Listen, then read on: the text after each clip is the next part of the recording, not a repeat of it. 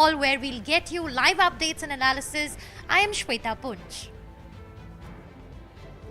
Hi there, I'm Sonal Mehrotra Kapoor here in Mumbai. With me is Mahalakshmi as well, and this is going to be the day that everybody is waiting for. It's not just about who wins this election, every seat counts. What's going to come out of these numbers? With the Prime Minister managed to make a dent down south? What will this mean for BJP? Will it go beyond this Hindutva party? All of that will be decoded right here on Moneycontrol. But because it is Moneycontrol, it's not just the political stock exchange, it's the actual one as well, ML. Oh, absolutely. And I think the mood of the market is extremely buoyant. Of course, after the big rally yesterday, today looks like, can we really, can things really get better? But that's something we will have to wait and watch. If there are any surprises in store, and I mean positive surprises, obviously the market's going to be even more excited. And the next few days, that excitement will show up in the Nifty numbers. But so far, nothing to crib about. Nothing to crib about. Just about less than half an hour from now is when the first ballot box opens, and we'll bring you all those details. Chandra and Shweta right there with all the numbers coming in live. That's right, Sonal. In about 20 minutes from now, we will start getting the fastest leads thanks to the might of the News 18 network, the magic wall that you see right here. Don't be surprised if you see one already for the NDA. That's the Surat seat, remember. The one that you see here is the Surat seat where there was a lone candidate from the BJP. The Congress nomination was rejected and 8 other candidates withdrew. So that's why you're actually seeing 1 out of 543. But in terms of the leads for the other seats, we will see that coming in just 20 minutes from now. And Shweta, unless every exit poll in this country has got it horribly wrong, it's going to be a terrific Tuesday for Prime Minister Modi and the BJP. Absolutely, Chandra. The big question, will Prime Minister Modi make history? We have to remember that in the past, it's only been Prime Minister Jawaharlal Nehru who's had 16 years in power. So will Prime Minister Modi make history today? A very, very fundamental question.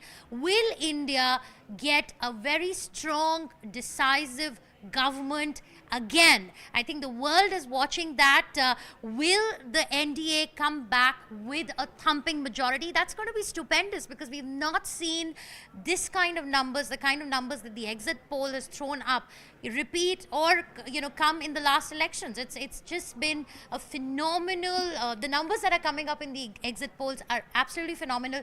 We'll have to just wait it out and see if we see a repeat of those numbers. Right, on that count, I also want to bring in Moneycontrol and Network 18's group consulting editor, Bodhisattva Ganguly. Bodhi, all exit polls have given a clear direction for the NDA and the BJP.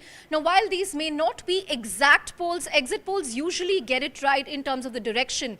But we have seen the opposition saying that these are Modi polls. A columnist from the Bloomberg yesterday also said these numbers were exaggerated. What do you make of it?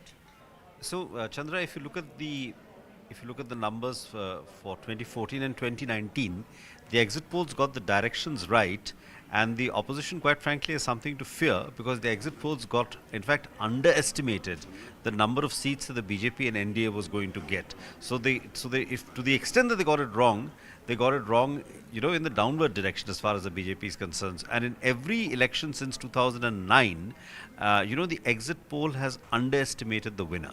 So we'll see shortly whether that same pattern repeats itself in 2024. But those are not, good omens for the opposition.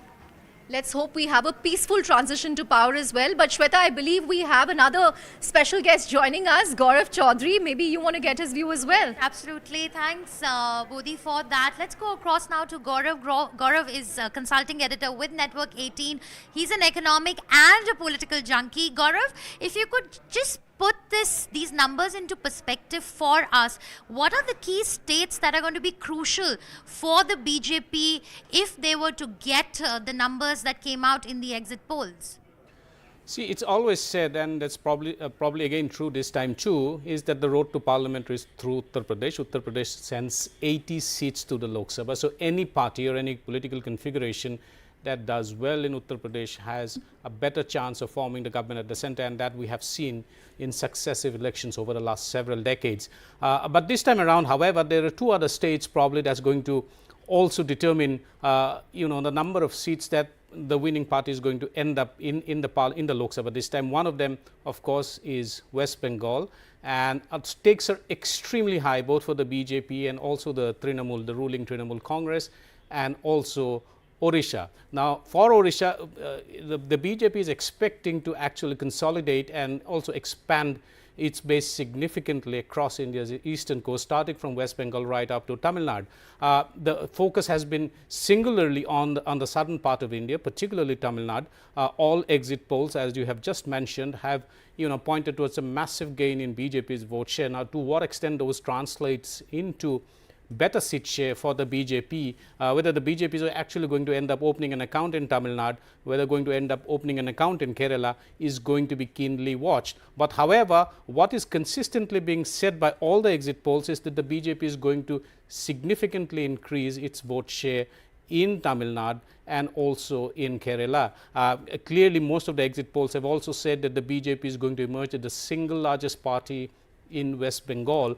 For all you know, 2024 for BJP could be very similar to what 2009 was for TMC, when it ended up getting probably more or almost equal seats to the to the left parties in 2009, and then went on to form the government in 2011. This could well be the case for the BJP this time around. Right. Thanks Gaurav for that. Let me also go across to my colleague Mahalakshmi, who's standing by in Mumbai. Mahalakshmi, you heard Gaurav. The point is that we are looking at the BJP making inroads into the southern belt, because that's where the BJP has not been able to really make their presence felt. But I'm just curious, the markets have been rallying so high, and brokerage reports have been coming out talking about the Modi stocks, Mahalakshmi. So what is exciting the markets? How significant are these numbers when it comes to the FIIs investing into the country, when it comes to foreign portfolio investors looking at India? Of course, these numbers are very important, Shweta, but let me tell you, the hard reality is even if the numbers were slightly a tad lower, but were above 300, the market would have taken it with both hands. It's not that the market would have really reacted negatively to a number that is less than 350. Of course, we had this initial conversation when at the start of the year, and when Modi started this 400, par kind of narrative started gaining ground. Obviously, everyone was very excited, and it would have looked like anything below 320 would have look like a losing mandate. But from the market's point of view, nothing really changes, because you can't do anything. You can't do anything at 350 plus that you can't do at 272 plus. So from the market's point of view, what is important is the policy continuity, which is what large investors, both domestic and foreign investors, are looking at. But obviously, a better number gives greater confidence. Sentimentally, it is more positive, and that's what we saw yesterday. Yesterday's move was essentially for the higher numbers. And today, again, if those numbers are not matched, maybe we will, get into a sideways sort of a movement because we've set the benchmark higher. But in a few days, that will also be recouped, because the market just cares about the 272 number more than the 350 number. Now, this is a very important point that you're making, Mahalakshmi, because while the market might not care about the exact numbers, each seat matters in this election. And let me bring in Gaurav at this point as well. Gaurav, just want to understand how critical is every number here. It's been assessed that 400 par or not could also determine what could be next for brand Modi.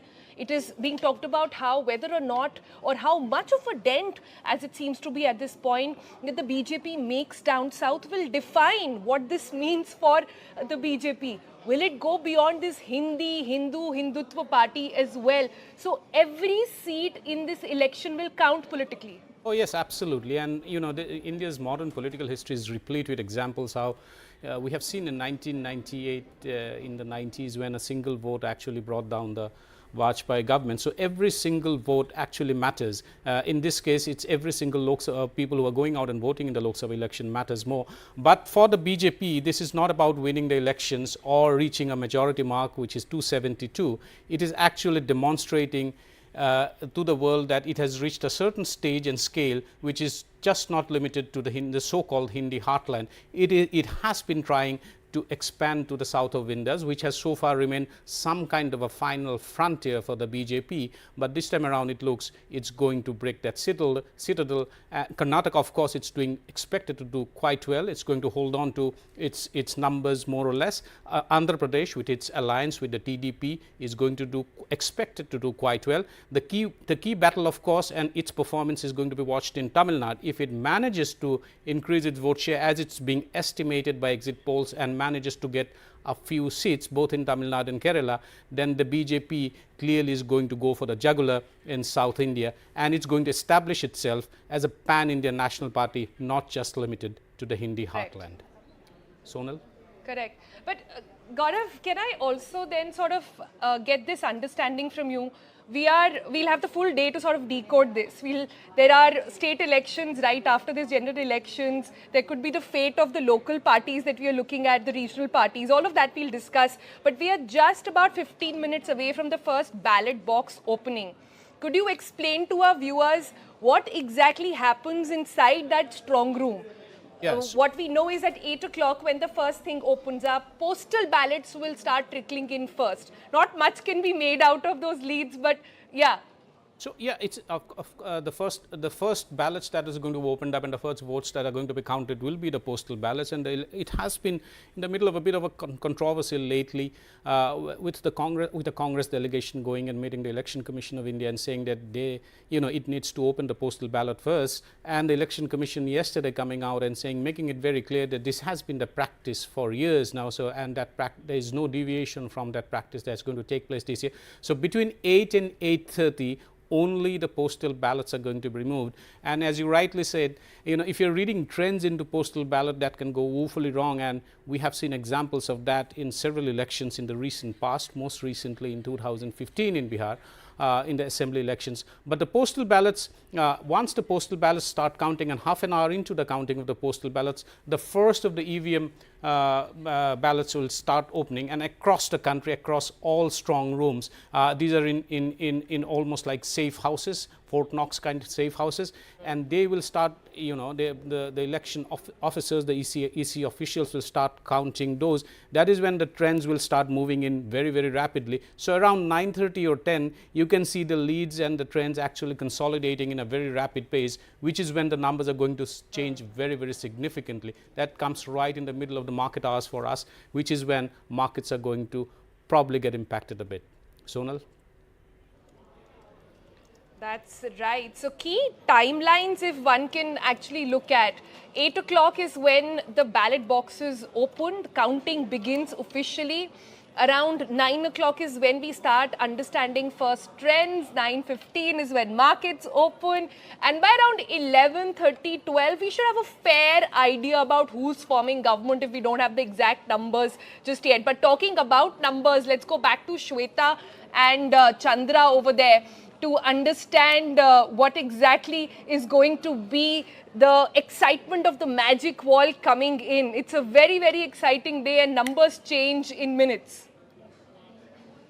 Absolutely. Chandra, you want to take our viewers through some of the numbers that we got in 2019, the tally for the NDA and the India Alliance for 2019. For perspective, to take us through the rise of the NDA and the BJP over the years. I think these are very, very crucial numbers to watch out for. Chandra. That's right. So Shweta, if you look at the magic wall right now, what you see is the 2019 Lok Sabha elections where the NDA ended up with 353 seats. And if you look at their vote share over the years, it's been steadily going up. So these are the numbers for 2014 when the NDA ended up with 369 seats. And then you had 2009 Lok Sabha elections, which was, UPA 2 then, where the NDA was a second party. But I think one visible trend trend over the years, Shweta, is that the NDA and the BJP by extension has been steadily increasing its vote share over the years. So in the last decade, it's gone up to 35, 37, and in this election, many people expected to even cross 40%. But vote share percentage, number of votes, that will come in only later during the day. In 20 minutes from now, we should get the first leads. So we will keep you posted on that. Importantly, we just got a market update. Now the GIFT Nifty is showing a gap up start above 25,500, which is nearly 150 points higher, indicating a fresh record high at open. So I think the markets already, Shweta, are in a celebratory mood. Will that translate to the ground? Are we in for some surprises? That's something that we want to wait and see. But I also want to quickly take it back to Bodhi for a view on what India Inc. expects from this election. Bodhi, in the run-up to the elections, whichever CEO we've been speaking to, they were very clear that they were expecting a Modi 3.0. That was almost factored into their plans. What will India Inc. expect in terms of reforms? What are the one or two things that the government needs to immediately do on the policy front? So I think India Inc., as you said, expects policy continuity, and that's why that most of them were expecting a Modi 3.0. So a number of things. I think they would expect stability on the tax rates. For example, there was this big corporate tax incentive which was given for new investments. Now that has actually now ended. I think ideally the government could look at extending it. There is a budget coming up in July. They would look at the implementation of the PLI scheme, which is the big sort of the marquee economic measure of this government, subsidizing a whole number of sectors, including advanced electronics and basically the new economy sectors. So how that rolls out.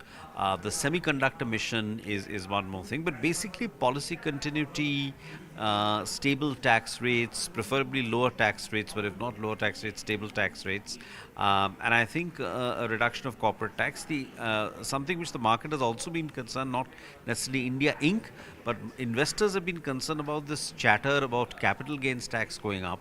I think it would be good if the government were to clarify that just as it has Prime Minister Modi has clarified, there's absolutely no intention of bringing in an inheritance tax or estate duty.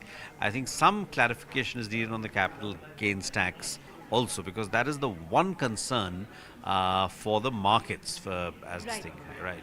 So I think largely the issue is really policy continuity, continuance of the marquee measures of the government. So that's what I think India Inc. is looking for, and basically, and I think further attempts to improve the ease of doing business. I mean, that's been really also one of the big initiatives of Modi 2.0. Right, so policy stability, no nasty surprises as far as tax rates are concerned. Those are some of the marquee measures that India Inc. is looking forward to. And as Bodhi said, they also want the government to double and perhaps triple down on the PLI scheme, which has seen early success. But Shweta, jobs, inflation, urban unemployment, I think those are some of the key things that the government has to address, because these are things that everybody is talking about. Absolutely, Chandra. And interestingly, the BJP has run a fairly positive campaign. They have largely focused on developmental issues in their campaign, which I think is in stark contrast to the campaign that the Congress has really been very aggressive about. Because we all remember about Rahul Gandhi's wealth redistribution promise. Also the caste census, Jativad. So if the exit poll numbers were to come true, it would be a clear indication of India rejecting that narrative. And if we look at the exit poll findings, and increasingly the younger population has looked at NDA as the government that can provide them with development and jobs, because I think India, if the numbers were to come true, and we'll know in just a little bit, the counting will begin very, very soon. Another 10 minutes from now, the leads will start coming in.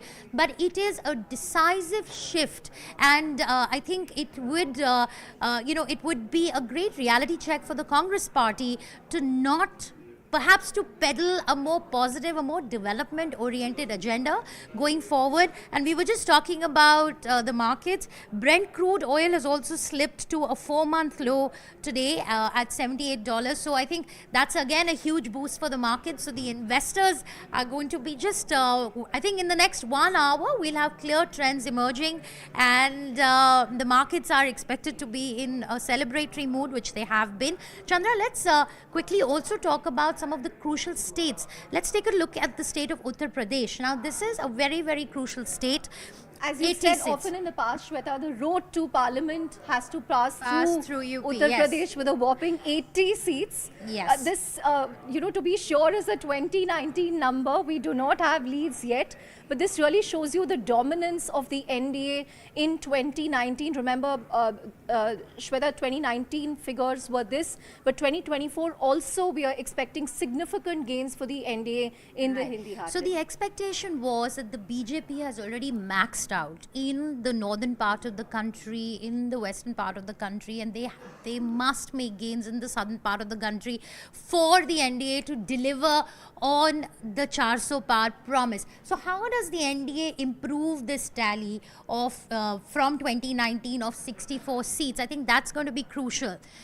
And let's quickly take a look, Chandra, in terms of if you see, it was a sea of saffron, in UP, and looking at the exit poll numbers. 2024, we'll have to see if the numbers start popping up in the next 10 minutes, Shweta. Yeah. But talking of, regions, I think we must look at the southern region. This is something that Gaurav has highlighted as well all through in terms of, how the south of the Vindhyas will vote for the BJP this time, because that is a big constituency that they are banking on. Significant gains in Andhra Pradesh, Telangana, possibly opening an account in Kerala, a few seats, 4 or 5 or 3 or 2 in Tamil Nadu, depending on whom you're talking to. I think the key in Tamil Nadu is going to be the vote share. If Annamalai's target of 20% vote share, if he's able to deliver on that, then that sets them up really nicely for the 2026 assembly elections in Tamil Nadu. But let's also take a quick market check with Mahalakshmi. Mahalakshmi, Gift Nifty has already opened with a gap up. Are we going to see day 2 of celebrations continuing in the markets?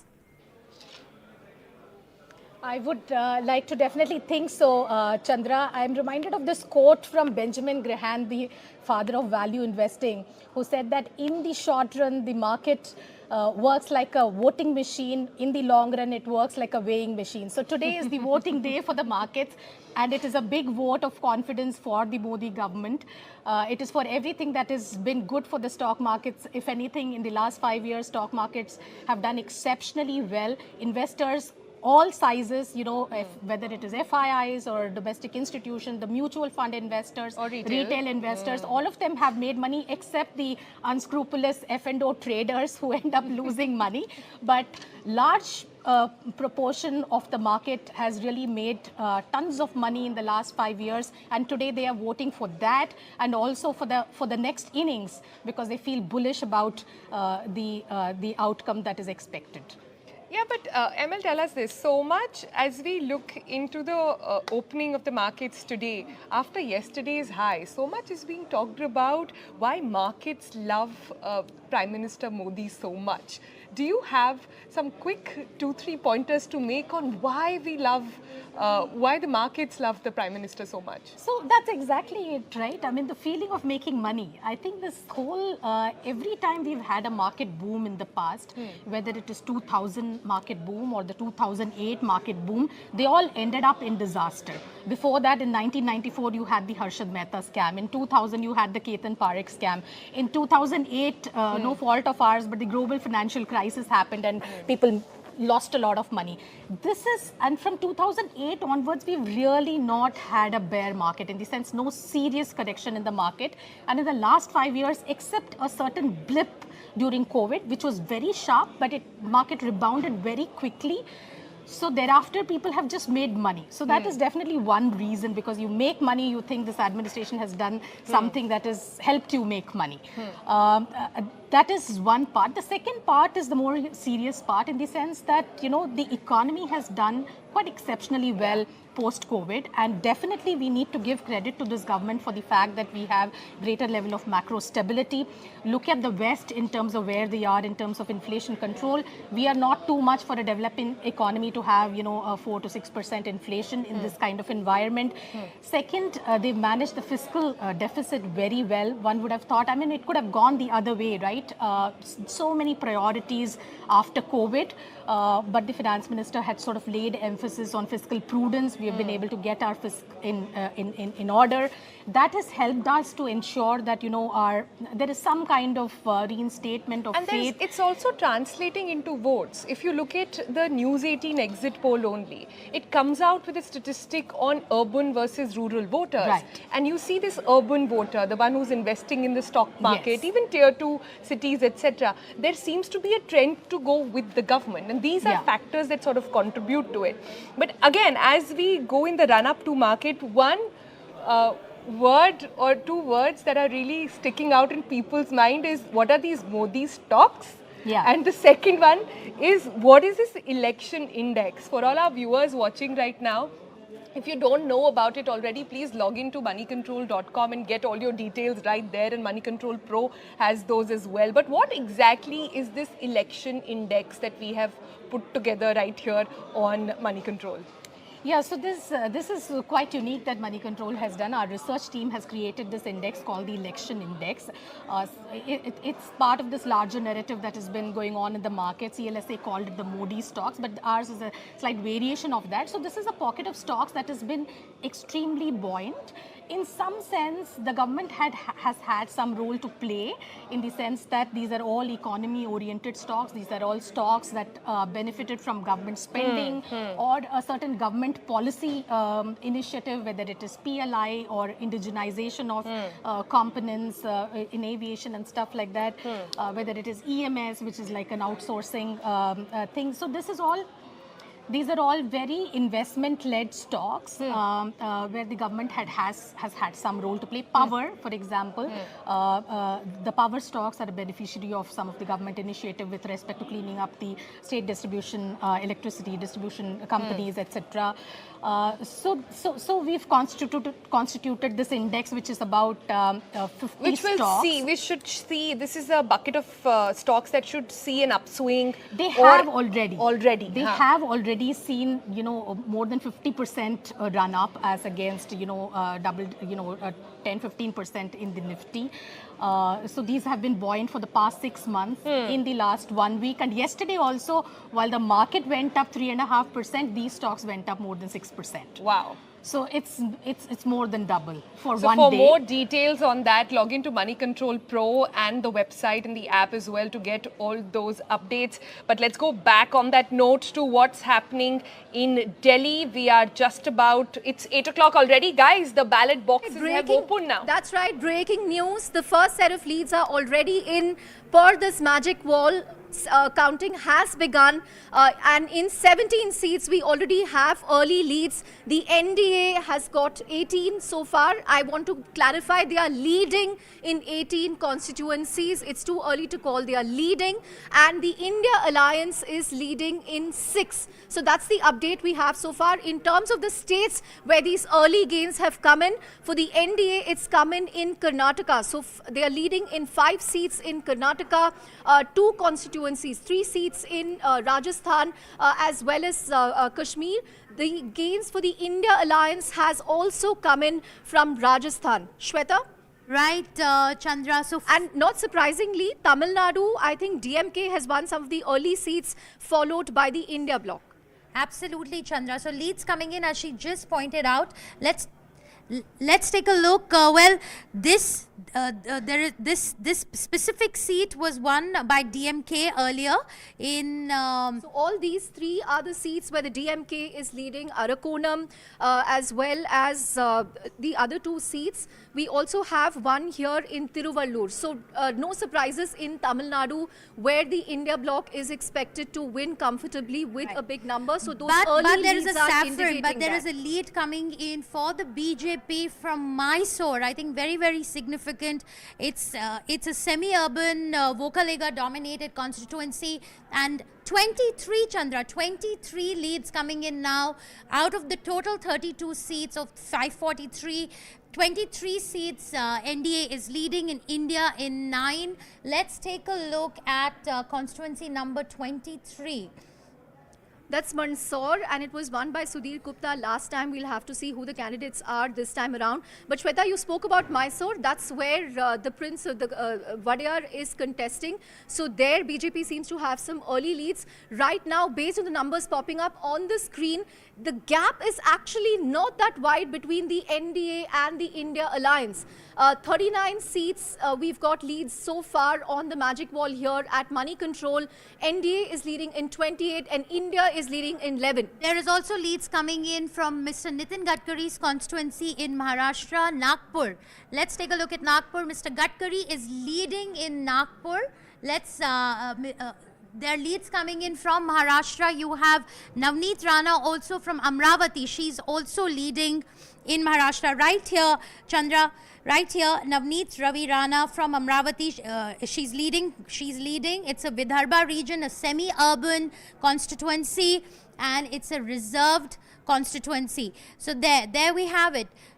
NDA, 38 seats. It's leading in 39 seats. India Alliance, 15 seats. So the gap has actually widened in the last 5 seconds. There was a gap of 10 seats in terms of the leads and the trails. But right now, the NDA 39, India at 15, 54 out of 543, a long way to go. But Gaurav, your first comments on these early leads, are they in line with what we are expecting? Any surprises? Is the India Alliance showing promising leads early on? Well, you know, if you go by what the exit polls had estimated, I think the early leads, these are very, very early days. These are postal ballot counts. And I think the NDA has clearly consolidated its lead in the postal count. But having said that, we need to keep an eye out after 8:30. But if these leads, if these trends hold, if these leads hold, then NDA seems to be racing ahead. But as I said, until 8:30 and beyond, I do not think we should read too much into the trends, but at this point in time in the postal count, NDA has 44 leads, 44. That's a significant number, and I think they probably are going to consolidate once the EVM votes are started counting. Right, thanks for that, Gaurav. In fact, we have the party view for you right here on the magic wall, Shweta. Now, going by this, let's go on to Mainpuri. Dimple Yadav is leading from Mainpuri in Uttar Pradesh. Dimple Yadav. But before that, let me just get the viewers a quick sense of the party breakup so far, Shweta. Sure. 43 seats out of 543. The BJP is leading in 29. As Gaurav caveated, it's not even 8:30 a.m. yet. Very early days, postal ballots are being counted. But right now, the BJP leading in 31 seats, Congress 6, DMK 3, JDS 2, SP 2, TMC 1. Surprisingly, JDS is leading in the constituencies they've contested in. They're contesting in 3 constituencies in Karnataka, which basically means the Prajwal Revana factor wasn't such a big factor, because remember, this also came out after the elections happened in Hassan and Mandya. But right now, we are very close to the 50-seat mark. There it is. There you go. 50 seats. BJP leading in 34. Congress 6. DMK 3. JDS 2. SP 2. So BJP has taken a wide lead in terms of the initial seats being counted. Right, the gap has widened considerably, Chandra. If you see, of the 51 seats, 35 BJP. We have leads coming in for Gajendra Singh Shekhawat of just 1 second. Yeah, we have leads coming in for Gajendra Singh Shekhawat's constituency right there. Jodhpur, he's winning there. It seems like he's winning there. We have it's a semi-urban constituency, and there you have let's zoom out a little bit. Let's just pull up the India view to see where all the BJP seems to be making gains. Very clearly, Karnataka, Kerala and Tamil Nadu, they are yet to open their account, but Karnataka looks promising, Maharashtra looks promising, Gujarat was anyway a safe state for them. Rajasthan looks promising as well. So this is where the early gains are coming, leads are coming in for the BJP. Right. Also Uttar Pradesh and Madhya Pradesh. So basically the Hindi heartland right now, you are seeing pop-ups of saffron, which means the BJP is leading in these seats for now as the votes are getting counted. Shweta, we have touched the 60 mark. We have touched the 60 mark. 62 out of 543 constituencies so far. The BJP leading in 46. Congress Chandra, let is me still just at come in 6. here. There's a lead coming in for Kangana Ranaut's constituency, Mandi. She's leading there. Right here, she's leading from Mandi. Kangana Ranaut is contesting for the very first time, and it's been a high decibel battle in Himachal Pradesh. It'll be interesting to see her in the parliament, if at all these leads do translate into real wins on ground. But at the moment, it's looking pretty good for an her. interesting trend, because Himachal Pradesh also had state assembly elections where the Congress staged a comeback, but right now at least Kangana seems to be leading there. Let's look at Jaipur. We have leads coming in from Jaipur. We have leads coming in for Jaipur, and it's looking like the BJP is winning. The leads are looking promising for the BJP. Jaipur, it's a semi the constituency, the rural part of the constituency. It's looking promising for the BJP. Right, and Shivraj Singh Chauhan looks comfortable as well. We are looking at Vidisha, number 18 here in Madhya Pradesh, where he's currently leading. So if you look at the Hindi heartland, this Hindi heartland, Shweta, broadly we are seeing pop-ups of 72 BJP. seats, 72 seats, Chandra. 72 seats, BJP leading in 51. Congress in 6, DMK in 4, Samajwadi Party. It seems like the Samajwadi Party is making a bit of a comeback of sorts this time around. JDS 2 and the rest of the parties at 3. So, Right, so what's important to note is we are at the 75 seat mark.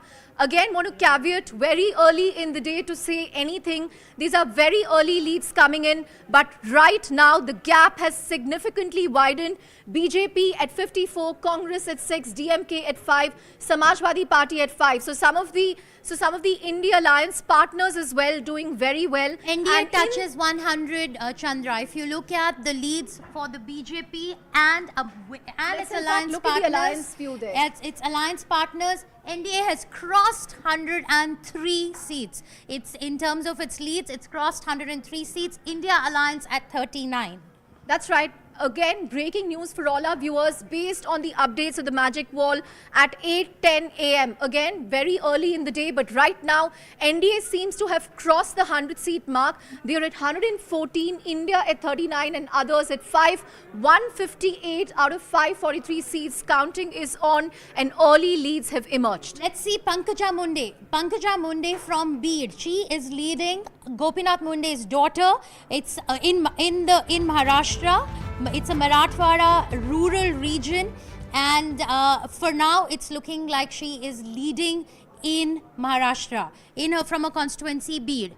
Right, let's also pull up the party view again to see how the BJP is faring. 62 seats now, Congress 9, DMK 5, SP 5. Let's pull up Tamil Nadu and see some of the constituencies where the DMK seems to be doing well. So this one right here is Thoothukudi. This is a VIP constituency. Kanimuri is contesting from Thoothukudi this time. It will be a safe win for the DMK here. Let's look at some of the constituencies in the northern part. Jagat Rakshakan from the DMK comfortably placed in Arakonam. We also have right here Jagat Rakshakan. We also have Shashikant Sendil from Tiruvallur, who's now leading. So right now, at least, we don't see a hint of the BJP or saffron So in NDA Kerala now and at Tamil Nadu. 135. NDA now at 135. India Alliance Alert at here, 52. we're very close to the 200-seat mark. We're at 193. And I think in a minute from now, we will be crossing the 200-seat mark where leads will emerge for 200 out of 545 seats. Again, important to mention here that these are just early trends. What we're showing right here are not the seats won by any party. These are early trends. It gives you a sense of which party is leading where. Gaurav, if we can get you quickly, we are very close to the 200 seat mark, 195 right now, NDA 136. Your perspective. Wow. So it now clearly appears that in the postal ballots at least, NDA is actually consolidating very rapidly. If these trends were to hold beyond 8:30 and when the EVM counts actually start pouring in from the rest of the country and from all across the country, this may not be that good news for the India Alliance, particularly Congress, which doesn't seem to be doing well at all. But that said, let's wait until for 1 hour at least to find out which way the trends are swinging towards. This could swing, the trends may not hold in the same manner that they're holding now, but if this were to hold, it's bad news for the India Alliance. Well, leads Shweta, coming we are in. in the national capital, so I have to ask you about Delhi. At least for now, 6 out of 7 seats, we are seeing leads for the BJP in early trends. That's right, Chandra, and it looks like Basri is trailing from the New Delhi constituency. Somnath Bharti is a veteran, and she was up against Somnath Bharti from the Aam Aadmi Party, and there's also a sympathy wave in Delhi because of Arvind Kejriwal's arrest. So Sympathy wave seems to be playing out only in one seat only in so one far. constituency. The others, however, BJP is leading. In 2019, it was a saffron sweep in New Delhi. 7 on 7 seats were won by the BJP. However, we'd like to add that these are only early trends, and Right. we'll know, but it's looking like a very On tight that note, fight. we have crossed the 225 seat mark. Right now, it looks like a one-sided contest. These are very early trends, but right now the NDA is leading in 157 seats, India in 62 and others in 8. Let me quickly pull up the party view to give you a sense of who's leading where.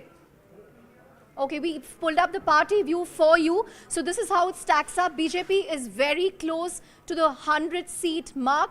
109 out of 543, BJP at 77, Congress at 13, SP 9. So interestingly, Shweta, the India allies seem to be doing well. Samajwadi Party has leads, DMK has leads, JDS is doing well, TMC of course, and AAP, I think that one is the one where Somnath Bharti is leading. Bharti is leading. Absolutely. Let's go across to Gaurav. Gaurav, what's your take on the early leads coming in? BJP leading in 79 seats and Congress in 14. The interesting insight that has come out from the magic wall and the numbers that you put out is the SP numbers. If they're leading in 9, that means it's come at the cost of a few, probably the cost of a few existing BJP seats. It would be interesting to see which are the seats that they're actually the Samajwadi Party is leading in Uttar Pradesh, because that is the only state that the Samajwadi Party is contesting with any degree of seriousness. And if they're leading in 9 at this point in time, then they may have done probably better than what the exit polls would have estimated. Right, let me actually pull up Uttar Pradesh for you, Gaurav. I don't know if you're able So to see. Akhilesh Yadav Gaurav is leading in his constituency. Akhilesh is leading. Let's take a look at the other constituencies then. So all the Yadavs seem to be doing well. Akhilesh Yadav, Aditya Yadav, and I think Dimple Yadav is expected to do well as well from Mainpuri. Yeah. Let's take a look at the seats where BJP is leading, Chandra. Okay, I think we'll go to the overall tally again here. So to get a clearly, sense of the Yadav family seems to be holding strong, and it's been like a the comeback for the NDA Samajwadi Party. That's right, the NDA in Uttar Pradesh, 49 out of 80 seats leads in, as far as 49 out of 80 seats is concerned. NDA leading in 34, India leading in 15. Let's see how the BJP is doing. So BJP is leading in 10 of those. So it seems like, Gaurav, if I can just tell you what we are seeing on the magic wall, of the 80 seats in UP, we have leads coming in, and NDA is leading in 34 seats. However, there has been a decline from 2019. So this, the thesis that the most of the SP seats probably would have come at the cost of existing NDA and BJP seats may probably be holding true. It's be interesting to see what the final numbers are, because the BJP and the exit polls were expecting that they'll do at least better than what they did last time, which was 62 seats, 64 seats eventually. Right, Gaurav. Gaurav, just coming in here, Smriti Irani is leading right now from her constituency, Amethi. It's a rural constituency with a 20% plus Dalit population, and she was up against KL Sharma, an old Congress hand from the constituency. And let's also look at I Rahul think we are Gandhi. yet to get trends from Rai Bareli. So Amethi, Smriti Irani is leading there right now. But Rai Bareli, which is number 36 in UP, we are yet to get trends. Another big VIP constituency in UP is Lucknow right here. And Rajnath Singh seems to be comfortably poised. He's leading in early trends, Shweta. Absolutely. Let's take a look at Pratapgarh. We have Sangam Lal Gupta of the BJP leading. No, he won the seat last time. We'll have to figure out who is leading this time around. Right. Let's do an all India. Let's do an all India roundup again to figure out where we are in terms of the seats getting counted. There you go, 228 out of 543. NDA at 158, India at 62, others at 8.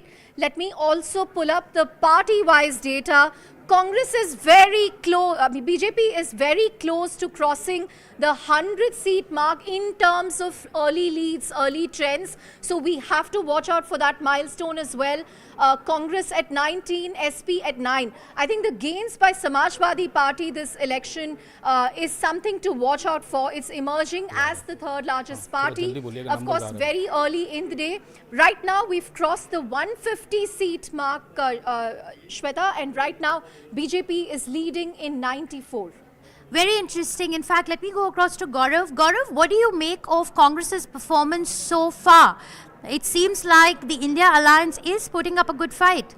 Alliance is putting up a good fight, but within the India Alliance, I think the Congress is not doing that, not doing that well on a relative scale, because if they're leading only in 18 out of the 62 seats that the India Alliance is leading in early trends, then the strike rate on a proportionate basis of the Congress is lower than what they would have expected, or within the alliance, Congress should have done the heavy lifting in terms of performance of results is concerned, but that doesn't seem to be playing out at this point in time, because 18 upon 62 is actually quite low on a proportionate relative basis if the Congress is to be the lead partner within the India Alliance. Right. Shweta, you've also pulled up Gujarat, and no doubts there. They are voting, at least based on early trends. BJP seems to be the dominant party here. Absolutely. The Modi Shah magic continues. Modi Shah continues to rule Gujarat. So there it's looking like a saffron sweep, complete saffron sweep. Delhi, Chandra, let's come back to Delhi again. 6 seats is where BJP is leading, and India Alliance is leading, continues to lead in the New Delhi constituency. Right. Let me also pull up Tamil Nadu. So far, we are not seeing any signs of the NDA and its allies leading in any seats. So far, India Alliance is far ahead in Tamil Nadu. Out of the 17, it's 17 out of 17, and let's see how the parties are doing within the India Alliance. DMK is on top at 8, Congress is leading in 1. So let's see the seat where Congress is leading. They are leading in Tiruvallur, but the other seats, including the ones being contested by Kanimori, all of them are being led by the DMK. Let's also look at Chennai. Chennai North is where Dr. Kalanidhi Veeraswamy won last time around. DMK is leading there. And Chennai Central, that's again a VIP constituency. It has Dayanidhi Maran from DMK's first family, and he's leading there as well. But it's very interesting, Chandra, this time around that the BJP is contesting in 23 seats in Tamil Nadu. I think that's very, very significant, because until now they've always been the smaller ally partner to the leading political party in the state. But this time around their whole strategy has been to make their presence felt in the state. Gaurav, if I can come across to you, depending on the numbers, and if the BJP does manage to make inroads into Tamil Nadu, it will be a very interesting turn for the BJP and its strategy, because this time around is the first time that they are not in alliance with any of the Dravidian parties. Absolutely, and interesting, because BJP is seeking to completely decouple itself from any kind of alliance and trying to play some kind of a second fiddle in any kind of alliance in any state. That's what we have seen, we are seeing in Tamil Nadu, and that's what we have also seeing what's happening in Punjab, because for the first time in Punjab the BJP is contesting against the Akalis. Akalis and BJP are contesting against each other, and again in Tamil Nadu the strategy seems to be very clear that the BJP has to make inroads, and if it has to surmount the so-called final frontier in Tamil Nadu, it has to do it alone. It cannot ride on the strength of an existing alliance partner, regional alliance partner. Interesting to see at the end of the day would be to what extent the AIDMK vote share, if they were in alliance, would have got translated into BJP. If the BJP manages to cross 20% vote share, as Annamalai has been saying consistently over the last few months, then BJP probably, it would mean a giant leap forward in the state politics of Tamil Nadu for the BJP. It's just 8:25, but based on early trends so far, we are very close to the 300 seat mark. Right now, based on early trends, NDA is leading in 191, India Alliance in 98, and others 10. Shweta, I'm going to ask you to stay on the screen because we are going to get to the 300 mark just in seconds from now. So at 299, 300, NDA has taken a dominant lead over the India Alliance. They're at 193. There you go, 301 seats. We have early leads in 301 constituencies out of 543. NDA 193, India Alliance 98. Let me quickly pull up the party breakup as well. So BJP is leading in 106. BJP is leading in 106 seats, Congress is leading in 23, Samajwadi Party 9, CPM 8, DMK 8, TMC 6. So this is how it's playing out. So, Shweta, I think we have an update for a VIP constituency in Uttar Pradesh. That's let's go to Raebareli, yes, where there's good news for Mr. Rahul Gandhi. Well, one would think so, and one would hope so. Let's take a look at what are we getting. That's number 36 here. From UP.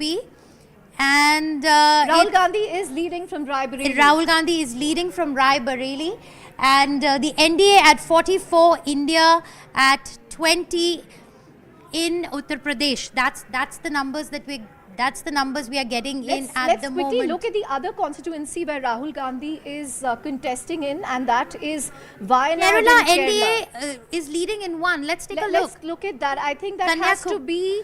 Oh my God, my that is Thiruvananthapuram. Rajiv A Chandrasekhar. high-profile triangular contest between Rajiv Chandrasekhar, Shashi Tharoor and Pannian Ravindran. This is going to be big, Chandra. This is going to be huge. Big. This is a big milestone for the BJP. If the BJP does manage to swing this seat, and it's a really tight contest, I've been speaking to the leaders and the party workers. It's been a tight contest between Rajiv Chandrasekhar and Shashi Tharoor. We have to remember that the last time around also Dr. Tharoor won with a very thin margin in this constituency. So this is a tough one, but very early leads coming in, Chandra.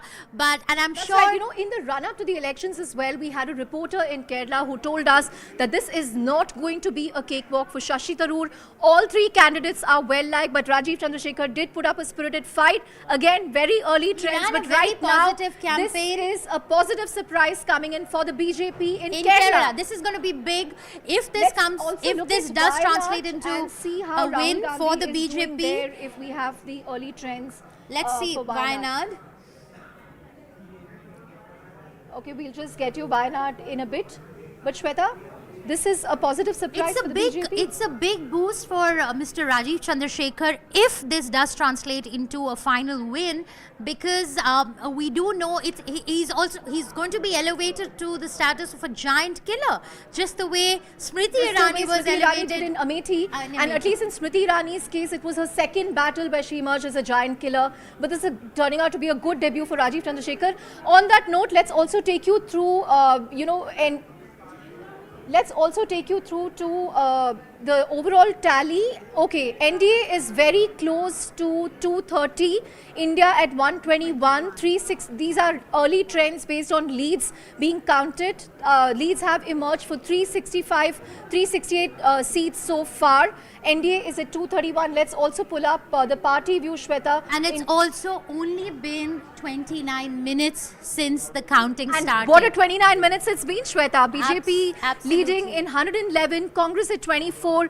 I think the surprise has been the Samajwadi Party's performance this time around. Absolutely. So there were questions being raised on the relevance of regional parties. There were questions being raised on the relevance of regional parties, but it looks like that the India alliance partners might be doing better than the Congress party. Let's go back to Uttar Pradesh to Before see. that, let me also get a quick word in from Bodhisattva Ganguly, the Network 18's group consulting editor sitting right here.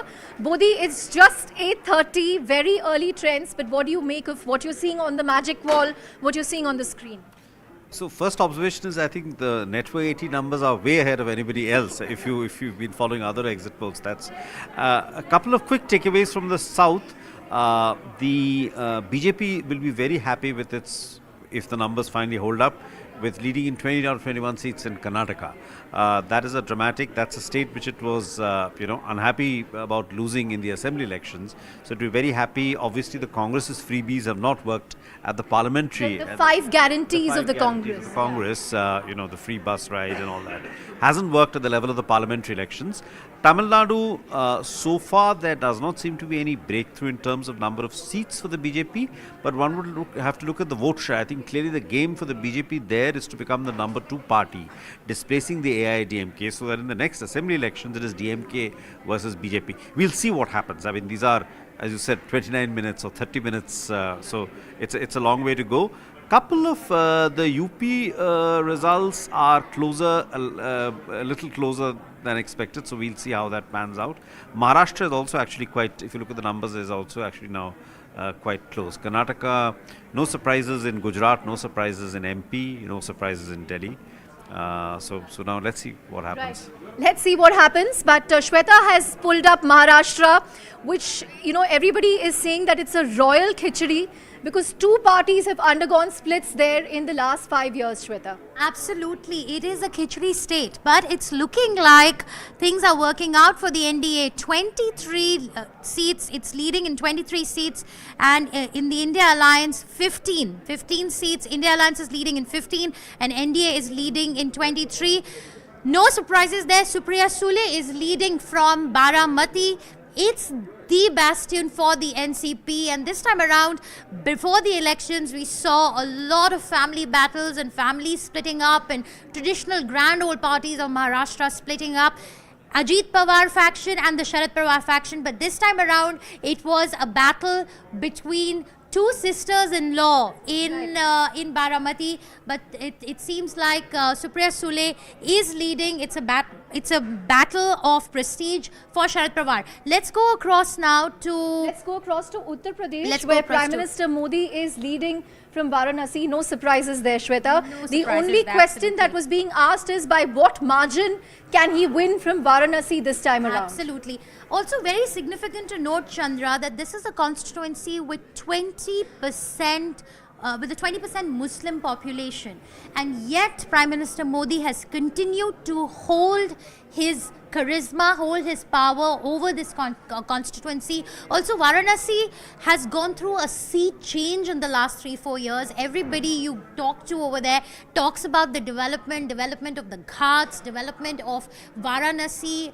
of building clusters for craftsmen in Varanasi. So Varanasi was earlier completely written off, and now it's been put on the global map of tourism, and a lot of the credit is given to Prime Minister Modi.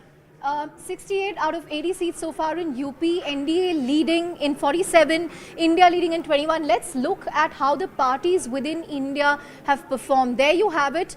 SP is leading in 10. Congress in 5. So they've actually made gains compared to last time, but I suspect they are eating into the BSP's vote bank, because this time it's been a very low-spirited campaign from the Bahujan Samaj Party. Mayawati opting to not go with either, I.N.D.I.A or NDA. So I think I.N.D.I.A might gain at the cost of the BSP, so that leaves a large question mark on the future of BSP and Mayawati's relevance as far as Uttar Pradesh politics and India politics is concerned. In fact, let's go across now to Gaurav to get a sense of what is his view about the Samajwadi Party. It's almost like the Samajwadi Party is making a very strong comeback in this election, Gaurav. Absolutely. I think this is good news for Akhilesh as a leader. It gives him an opportunity to re-establish himself within the within UP state politics and also nationally within the India alliance. Of course,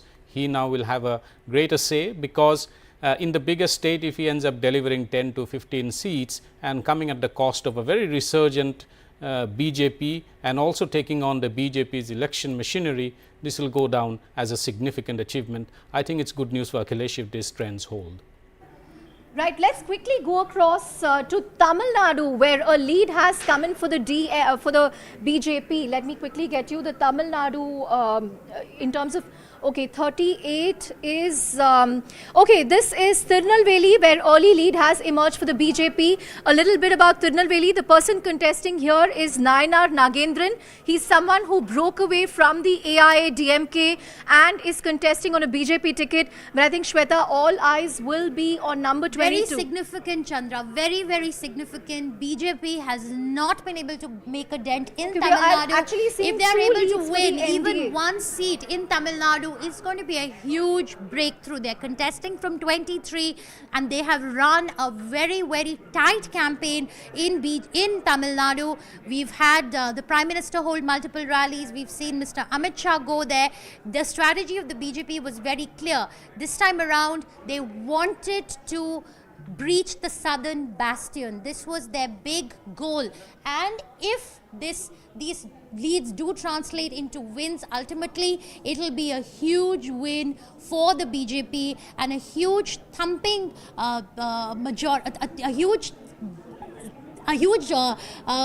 approval coming in for the BJP's strategy in the south. Right, NDA is showing NDA is showing one lead which is coming for the BJP from Tirunelveli, so they will be happy with that.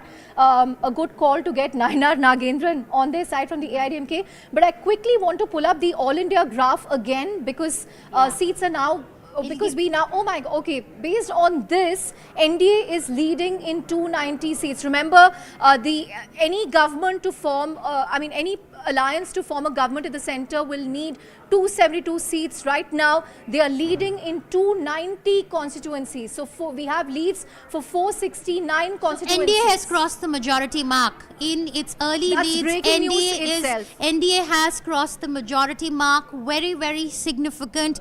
290 seats for the NDA. In terms of early leads coming in, it has crossed the majority mark.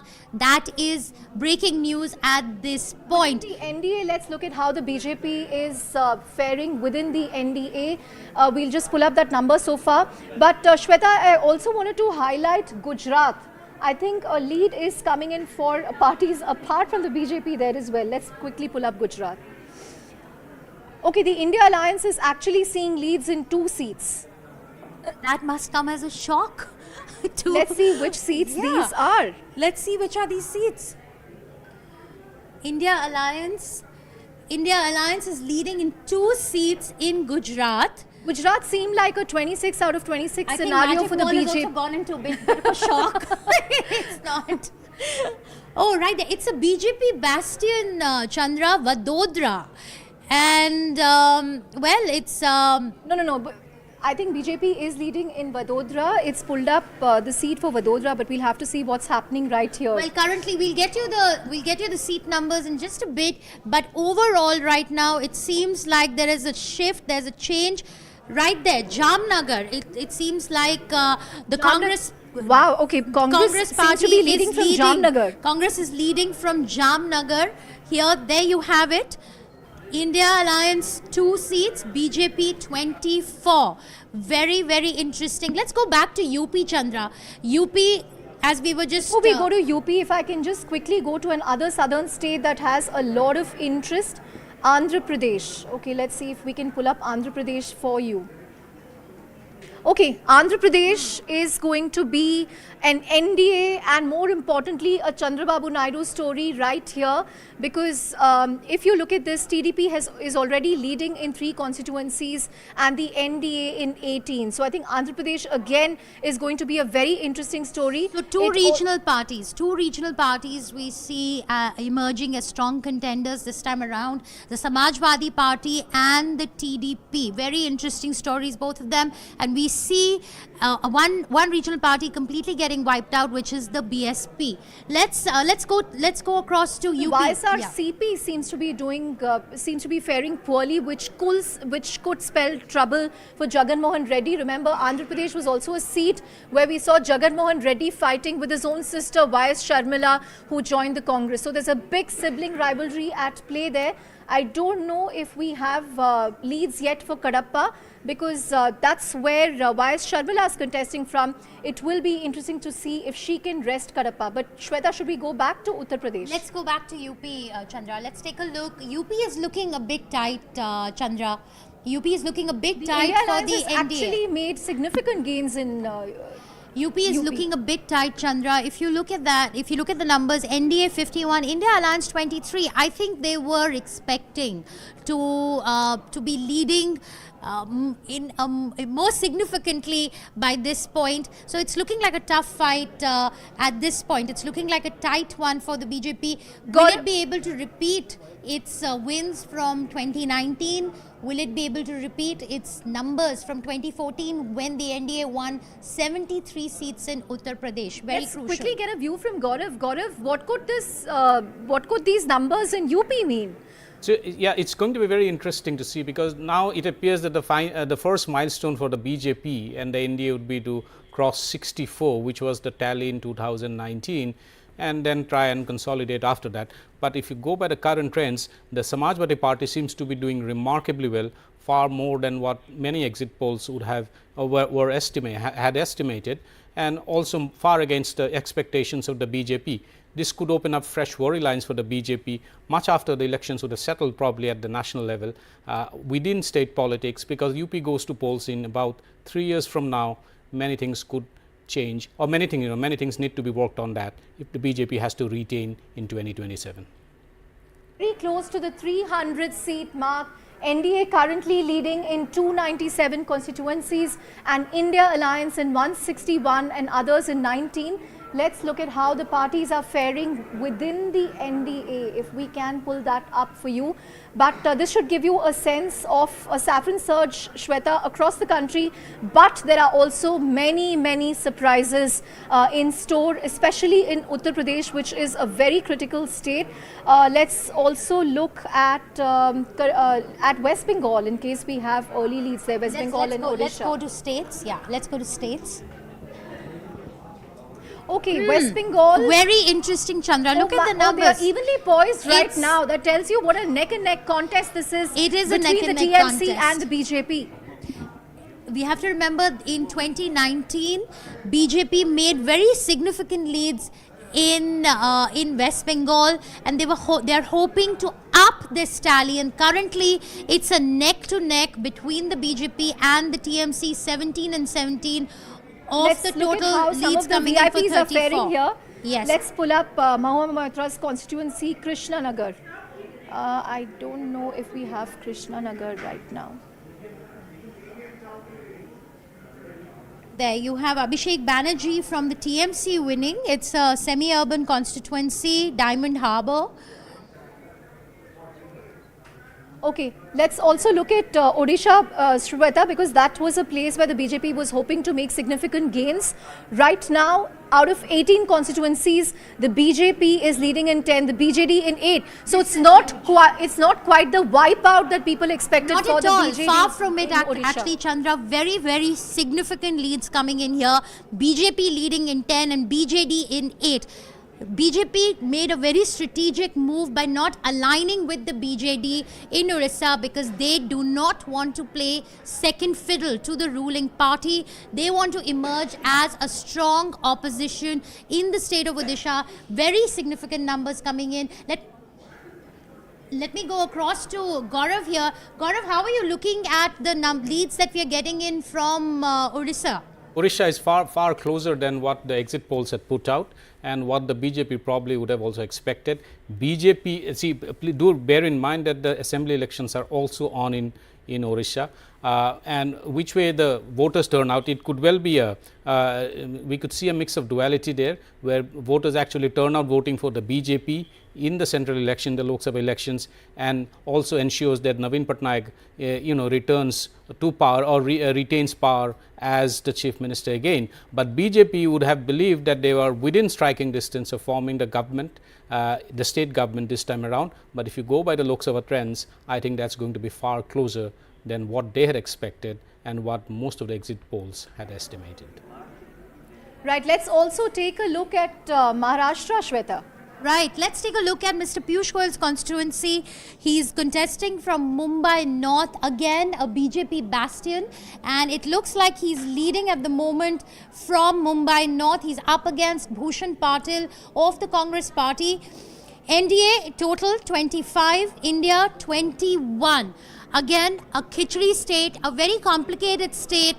And honestly, and again, it looks like a very tight contest between the NDA and the India Alliance, Shweta. It's not a walkover for either side. It's not a walkover. The voters, this is going to go down. This is going to go down to the wire. End. Yes, absolutely, absolutely. Within the NDA, let's look at how all the various factions are performing. If we can pull that up for you. Okay, we'll get you the party view in just a bit. But right now, NDA leading in 25, India in 21. So I think what's really emerging is it's not turning out to be a cakewalk for the BJP in many states. Odisha right now is evenly poised. West Bengal is evenly poised. Maharashtra again, 46 out of 48. Let's quickly go to and how we are faring on. UP is looking tight at this point. Very, very important. There was this expectation that it's going to be a cakewalk for them in Uttar Pradesh because of this whole double engine ki sarkar. Yogi is a very formidable leader in Uttar Pradesh. It's the Prime Minister's constituency. It's Prime Minister's representing Varanasi from UP. So it's a very complicated and it's a complicated state though, with all its castes. Significant leads emerging now, Shweta. If you look at 489, NDA is leading in 299 and India is leading in 171. Right. 300, NDA leading in 300 and India in 171. That's what we are. The party-wise breakup. Okay, the Congress is leading in 54, which was, 54, the DMK in 13, SP in 10, TMC in 10. So some of the Indie allies as well as the regional parties are actually doing very well this time around. BJP is very close to the 300 mark in terms of leads. It's touched the 300 mark, Chandra. That's breaking news coming in at this point. Let's just go back to the overall view. NDA has touched the 300 mark. It is leading in 300 seats at 8:47 a.m. And right there you have it. NDA 302, now leading in 302. India Alliance 170. Let's go back. Let's take a minute to absorb where these leads are coming in for the NDA. They've managed to hold on to some of their seats in Karnataka. So Karnataka is doing well for them. Maharashtra is doing well. Andhra is doing well. Odisha is doing well for them. The Hindi heartland is still voting for the BJP. They are also making gains in Himachal Pradesh and Jammu and Kashmir to some extent. Right, and let's in fact go back to see how is it looking in Haryana. Let's take a look at Haryana. It's looking like a tight walk between the BJP and the India Alliance. 4 seats. BJP leading in 4 seats, India leading in 4. That's a VIP constituency for you, Kurukshetra, where Naveen Jindal from the BJP is trailing. Yes. So, Shweta, that is not going to go down too well. The India Alliance is doing well in Kurukshetra. So see, we have to remember in Haryana, there's a huge hangover of the wrestler protest that happened. The Agniveer scheme as well. So these are the two and the farmer agitation. The farmer agitation has also weighed Haryana down heavily. So it's looking like a tough one for the BJP in Haryana. Also look at Gurgaon, where BJP seems to have an early lead. So Gurgaon again is an interesting battle. We have Rao Inderjit Singh facing off with Raj Babbar and Rahul Yadav Fazilpura of the JJP. So right now BJP leading in Gurgaon. So that's how Haryana is stacking up. 8 out of 4, BJP and India evenly poised. Let's now take a look at Kerala, Chandra, very quickly. Let's go back to Kerala and see if the lead continues for Mr. Rajiv Chandrasekhar. These are, of course, early trends coming in. It's only been 45 minutes since counting began, and we'll be bringing you live updates through the day. The early lead that Rajiv saw, that we are not seeing anymore. We'll have to see if it turns, because remember, this is going to be a close triangular contest. So perhaps the leads are changing every hour. But early trends at least showed some hope there for Rajiv Chandrasekhar. We'll have to wait and see how it's going to shape up going forward. And 10 minutes to go before markets open. And also, these are early trends. EVMs have just begun. Until now, postal ballots were getting counted. So we'll have more in just a bit. Right, there you go, Thiruvananthapuram 20. Right now, it looks like Shashi Tharoor is leading in Thiruvananthapuram. Let's go to Tamil Nadu, Chandra. Let's see how what's going on over there. The other state in the south. Okay, Tamil so Nadu. the leads continue. Okay, NDA is leading in two seats. They've gained from the last time we were in Tamil Nadu. So I think Tirunelveli is where NDA seems to be doing very well. The BJP's candidate Nayanar Nagendran is leading from Tirunelveli, but otherwise, as expected, DMK is expected to dominate the state. So NDA is holding on to its leads in Tamil Nadu. 2 seats, it's leading in 2 seats. India Alliance in 32 seats, and ADMK Plus in 2 seats.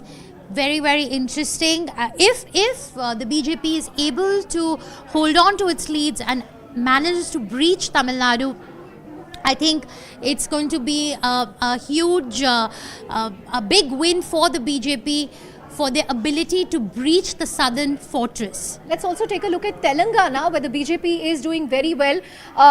The big story in Telangana is the decline of the BRS, something that we saw in the assembly elections as well, where Revanth Reddy of the Congress staged a huge comeback since the bifurcation of Andhra Pradesh into Andhra and Telangana. So right now what we are seeing in Telangana, the BJP is doing very well, leads in 8 seats, Congress 5 and the BRS 1. Let's look at one of the VIP seats, Hyderabad, where remember there is a high profile battle between Madhvi Lata and Asaduddin Owaisi. Let's also go across to Gaurav Chandra to get a sense of right now, how he is viewing these Owaisi numbers. is leading, but let's get in Gaurav's view as well. Gaurav, hi, if you can hear us, what are you making of the leads that the BJP is making in the southern region? So they seem to be doing on expected lines, at least in Tamil Nadu. Kerala the lead seems to have fallen off. What's happening is that the big story for the BJP in southern India seems to be, there are 2 stories to it. One is they're holding on to Karnataka, which seems that the Congress government's 5 guarantee scheme and etc. would not have cut much eyes with the Lok Sabha voters. But importantly, BJP is the lead party in Telangana, ahead of Congress and ahead of the BRS. The Telangana elections this time is also a story of the decimation of the BRS in the Lok Sabha elections. It's a 10-year-old, they have been in power for 10 years, and even after being in power for 10 years, and their politics was entirely based on the formation of the Telangana state. Having achieved all of this decimation is something that they will take down as a massive disappointment. But for the BJP, it's a massive step ahead. If they're leading in 8 seats in Telangana ahead of the Congress, which is in power in the state, and they've only recently won the election about 5 months ago, this is something that they will go down as a massive achievement for the BJP. But the BJP's worry lines, however, are beginning to appear in Uttar Pradesh, in the Hindi heartland that they were expected to sweep, leading with UP. Remember, Chandra has been talking about how the road to parliament is through Uttar Pradesh. This seems to be a bit of a bumpy ride for the BJP at this point in time. The battleground states of Odisha and West Bengal also doesn't seem to be playing out in the manner that the BJP would have expected. BJP, it's very neck to neck, very tight. In West Bengal, BJP would have expected anywhere between 25 to 30 leads by now, but that doesn't seem to be happening. So the TMC is holding on, although BJP at this point in time seems to have its nose ahead in the race. Odisha, clearly the BJP was expecting to sweep, and that is what most of the exit polls have across the range had predicted. That doesn't seem to be playing out now. But please do bear in mind, and Shweta, as you just mentioned, the EVM votes have just started counting. We can see these leads changing rapidly, and we have seen that these happening in several previous elections.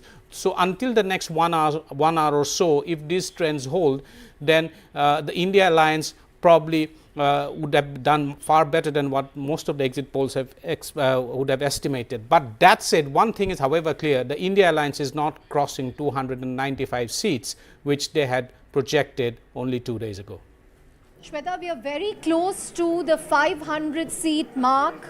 Early trends, early leads, as Gaurav said, anything can flip anytime, like what we saw in Thiruvananthapuram, that gain going away and Shashi Tharoor is leading again, but we'll come back to that because that's a triangular contest, very close. But Shweta, very close to 500. Breaking news coming in, Chandra. GIFT Nifty is below 24,400, very sharply down.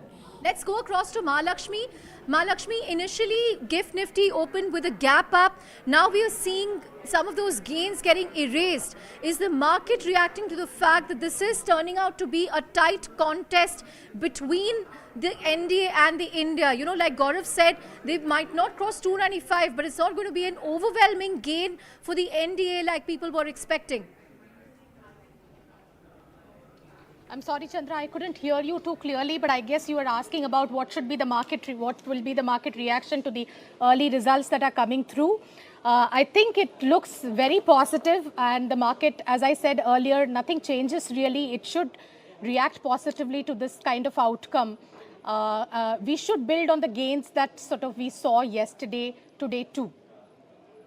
That's an interesting point, Shweta. Mahalakshmi is saying that the market will continue to build on the gains, but the gap down in GIFT Nifty suggests that the market is reacting to the fact that this is turning out to be a tight contest. Absolutely. Let's also Okay, we have Siddharth Pai as well joining us.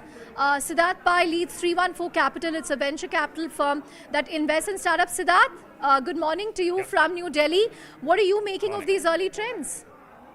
No, I think most of the early trends end up matching the exit polls as well. There seems to be that the country wants a continuity of the NDA government, for that matter, and the continuity of all the schemes that they've ended up actually espousing over time.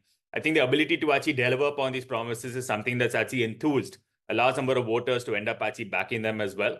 And that continuity of government is something that the Prime Minister has been speaking about, I think, ever since he raised a clarion call for this. And with regard to the markets being down, I think there are some people who are doing some amount of profit taking as of now. But once the numbers end up actually getting fructified, the market should end up actually picking up as well and end up actually seeing a rally that should actually begin, maybe by about later this afternoon. Right, Siddharth. Let's also quickly go to the leads that we're getting in. Taranjeet Singh Sindhu is leading from his constituency in Punjab. I think that's, again, a first-timer contesting from Punjab. And Punjab has been a difficult state for the BJP. They have not been able to really build on their gains. Ironically, the BJP started in Punjab, but over the years, over several decades, it's always been with the Akalis and with several alliance partners, which is why it's not been able to establish its presence as a formidable party in Punjab. But this time around, you're seeing the BJP make gains in Punjab, which is very, very significant. You have... Interestingly, is leading right now in 0 seats. Yeah. That also tells you about the state of play there. Absolutely. So clearly there's an anti-incumbency factor at play. And again, Punjab has been a Congress bastion, handed over to the Aam Aadmi Party, but the BJP this time around has decided to fight it alone in Punjab, and they're leading in 3 seats. Let's take a look.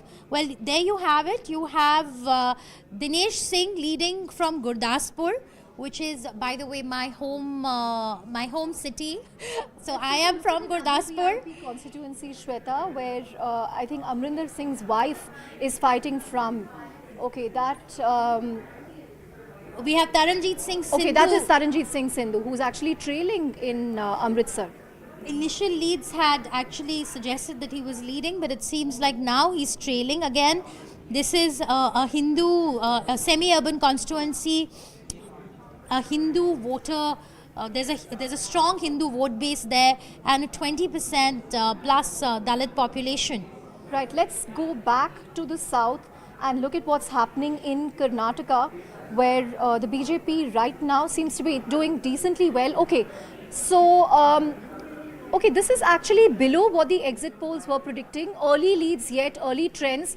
But the NDA is leading in 20 and the Congress in 8. I think most exit polls were expecting the NDA to lead in at least 23 to 25. So the NDA right now leading in, and let's look at this seat right here. I think the JDS is leading in Hassan and Mandya. There you go. Kumaraswamy, HD Kumaraswamy of the JDS, which is the BJP's alliance partner in Karnataka, is leading from Mandya. Let's go back to Kerala, Chandra. I think we have leads coming in for Thiruvananthapuram again. Okay, let's quickly go across to Kerala. There you go. This is turning out to be such an interesting race. It's a nail-biting election. It's looking like a nail-biting election. Let's take a look at Thiruvananthapuram. There you go, Thiruvananthapuram. Okay, well, just minutes ago, Thiruvananthapuram was, Rajiv Chandrasekhar was leading in Thiruvananthapuram. Now I think he's handed it back to Shashi Tharoor. This is going to go down to the last minute. Trends Chandra. in Thiruvananthapuram are changing every 5 seconds, but it's turning out to be a contest between Rajiv Chandrasekhar Let's go to and UP, Shashi Tharoor. Chandra. Let's go to UP.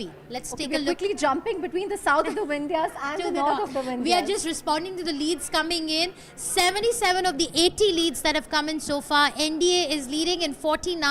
India Alliance in 27. Gaurav, let me get your thoughts in on this. It's looking like a tough one for the NDA. BJP would probably be disappointed with. They did not expect a sub 50 number going in at 9 a.m. in the morning. They would have expected a 70 plus number in leads and trends at this point in time. There's a lot of catching up to do. Even if the trends, even if the BJP actually consolidates quite a bit during the EVM count, this is still a huge gap that has opened up. I think the India Alliance has done far better than even they probably would have expected. Gaurav, that might have played on the minds of the voters, one of them being this whole reservation debate, the changing of the constitution and this concern that the BJP could actually do away with reservations. I think for some reason the BJP probably has not been able to quell those worries, and even though the Prime Minister has come out to categorically say, and Amit Shah has also come out to categorically say that the BJP will not do that, but I think that's played out very differently on ground. And then secondly, the Agniveer scheme, that's another point. And then Ayodhya Ram Mandir, one was hopeful, the BJP was very hopeful that the Ram Mandir effect will be felt in Uttar Pradesh, but I was talking to some people there and the locals were not very happy with the amount of redevelopment that had happened, and they felt a little shafted in the whole process. Maybe that's what's playing out on ground currently, Gaurav. Absolutely, and it now appears that the Ram Mandir was not as much of an election issue as the BJP probably would have expected, or many analysts and pundits were telling us that this could, swing the votes much to the BJP side. But what seems to be happening, and going by the maps that you have put out, is that there appears to be a significant Muslim Yadav consolidation in favor of the India Alliance. The social engineering for which the BJP was, the state unit of the Uttar Pradesh unit of BJP, as well as also the central leadership, had so effectively put together in terms of social engineering and trying to break the MY combination in favor of the BJP doesn't seem to be working at this point in time. So which way the backward cast votes are moving, at this point in time, it appears that they're moving back towards the India Alliance, maybe because of the Samajwadi Party and the Congress's repeated relentless focus on trying to come about with a caste census. Maybe that has had an effect, something that the BJP need to now really start thinking of. The whole picture for caste census has worked in UP. Chandra, you want to head back to I want to ML? actually head back to the markets. Mahalakshmi, if you can hear me, the gift nifty is now Okay, we'll come back to Mahalakshmi in just a bit. Right. But Shweta, as we speak, the gift nifty is below 24,400, very sharply down from the highs. If we can get in a view from Bodhisattva Ganguly right here, the group consulting editor of Network 18. Bodhi, the gift nifty has seen a sharp reversal. Early morning we saw a gap up. Right now it's trending below 24,400, very sharply down from the highs. what is the market's assessment at this point? So two things. One is I would not. So one, there's obviously profit taking. The markets rose very sharply yesterday. Look, Indian markets are overvalued, and we mustn't react.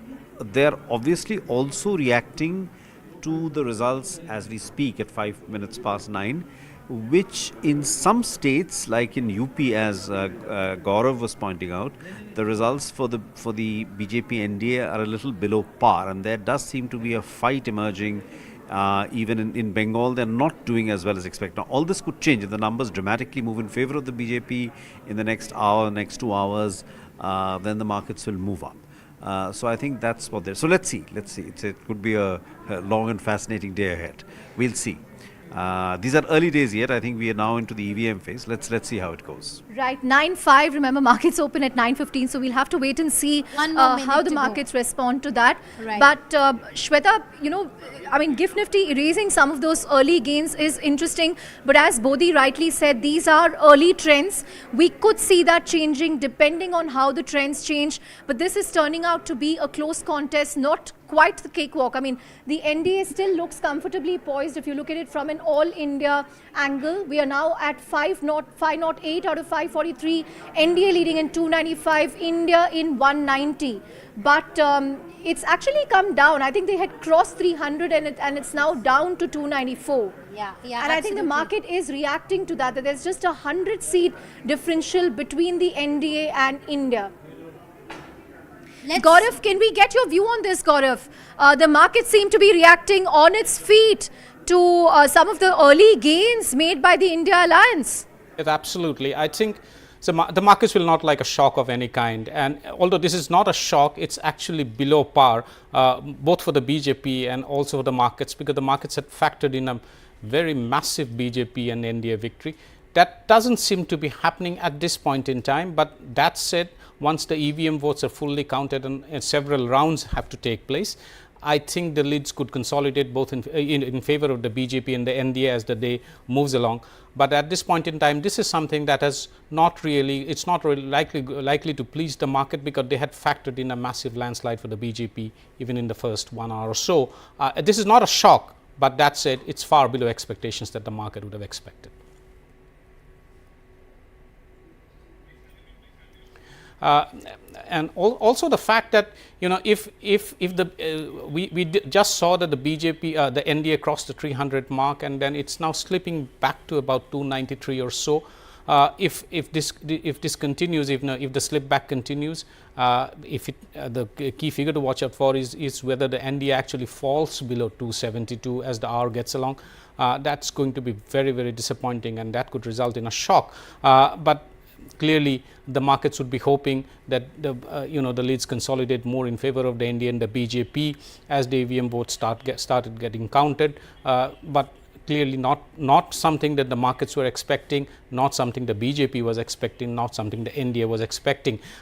We will have to see if actually the NDA at some point in the NDA figure falls below 272. How do the markets react? There could be some kind of a very volatile situation that could be entering into the market. But let's wait and watch until a few rounds of the EVM votes are counted, which is when we'll get to know which way the trends are actually moving on a far more consolidated basis rather than now. It's 5 minutes away from markets open, but right now I think the markets are a little nervous based on the early trends. But again, these are very early trends. We'll have to wait and see if there's a reversal. But this is turning out to be a very interesting contest. Let me quickly take you to Tamil Nadu, Shweta, because this was again something that the BJP was very bullish about, and in particular one candidate, Annamalai, who currently seems to be trailing in Coimbatore. So yes. Annamalai contesting from Coimbatore. Right here, he's trailing, and the BJP candidate is doing very well, Ganapati Rajkumar. We'll again have to wait and see if this turns out to be a neck-and-neck contest. All hopes by the BJP were on Annamalai. He was in charge of driving the BJP southern surge. The entire campaign planning was done by Annamalai, and he's trailing in his constituency of Coimbatore.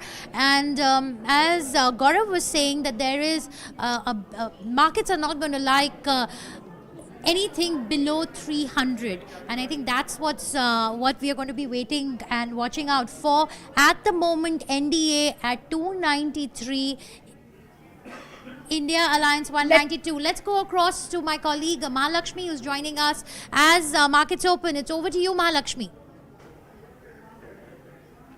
Thank you so much, Shweta. Obviously, you know, this is not looking good. The GIFT Nifty is given up some of the early gains that we saw in the morning. I think NDA below, below a certain number perhaps is not a good sign at all. 293 it's showing up on the board right now. Maybe that's not something that that the market will like. But the fact is also that, Shweta, the GIFT Nifty is not always an indicator of how the Nifty is going to behave. There could be a variance between the GIFT Nifty because it's a much smaller market.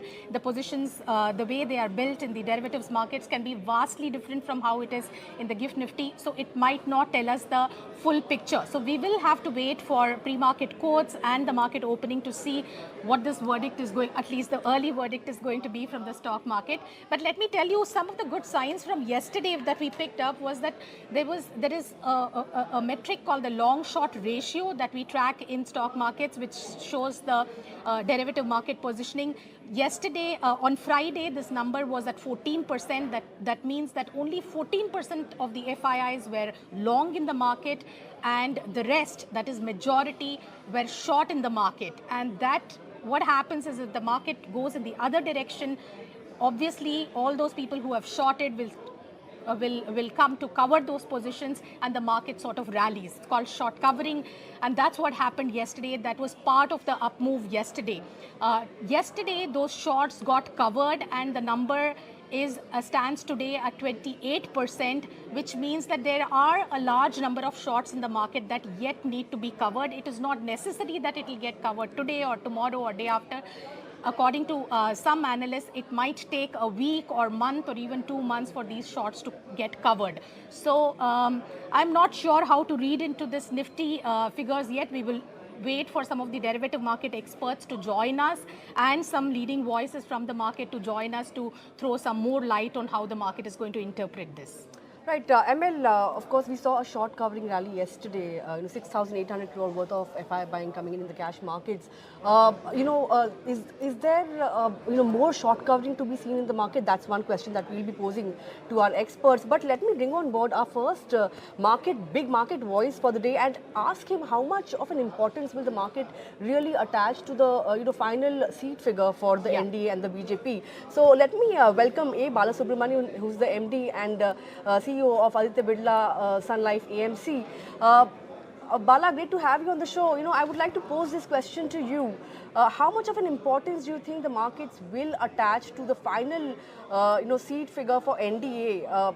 Anything above 325, do you think the markets will be happy with that and not attach too much importance to how much, majority the NDA wins with? Then the way I read is, I think just go by the exit poll result versus the actual outcome. There is a disconnect to some extent, to large extent, especially certain states like Uttar Pradesh, where the expectation is somewhere around 65 to 70. So as it's at this point of time, I think numbers seem to be even lower than that. And the overall numbers which are expected for NDA as a party, somewhere around 335, 45 numbers, anywhere around that level. So anything that falls short would probably put I don't think there will be a significant negativities that will come in the market, but definitely what has been the expected that big upside that could come on the base of the government getting formed, and that's something probably could take a break, given the fact that Indian market has been relative to the rest of the market is trading at higher valuations. Maybe any results that is lower than the expected as per the exit poll policy, the exit poll results definitely would have some kind of break in the market. I think that's where we'll have to see it. But I don't think the fundamentals of the economy continues to remain very strong. Once, of course, government gets formed, you'll probably see a significant continuity of what has been carried out already, and nothing will change. And broad fundamentals of the economy continues to show an improvement, whether it with respect to GDP growth or the fiscal improvement or stable currency policy, stable interest rate environment, stable inflation, and Make in India theme. All I think will continue to remain the focus area for the new government as well. I mean, nothing is going to change just because result is lower than expectations. Definitely, it gives some kind of higher leg room for people to think, yes, this thing can also happen. Therefore, should I pay a higher valuation for some of these companies in India? I think that's the only debate will come post the results. We'll have to just still wait and see. We have another more results to come. Right now, the numbers are purely on the basis of lead and trailing table. I will not just see the final outcome. Hi, Bala. Good morning. Good to have you on the show. So one question I wanted to ask is how much dry powder do you think mutual funds have collectively? Because in the last 1 month, we've seen so many NFOs.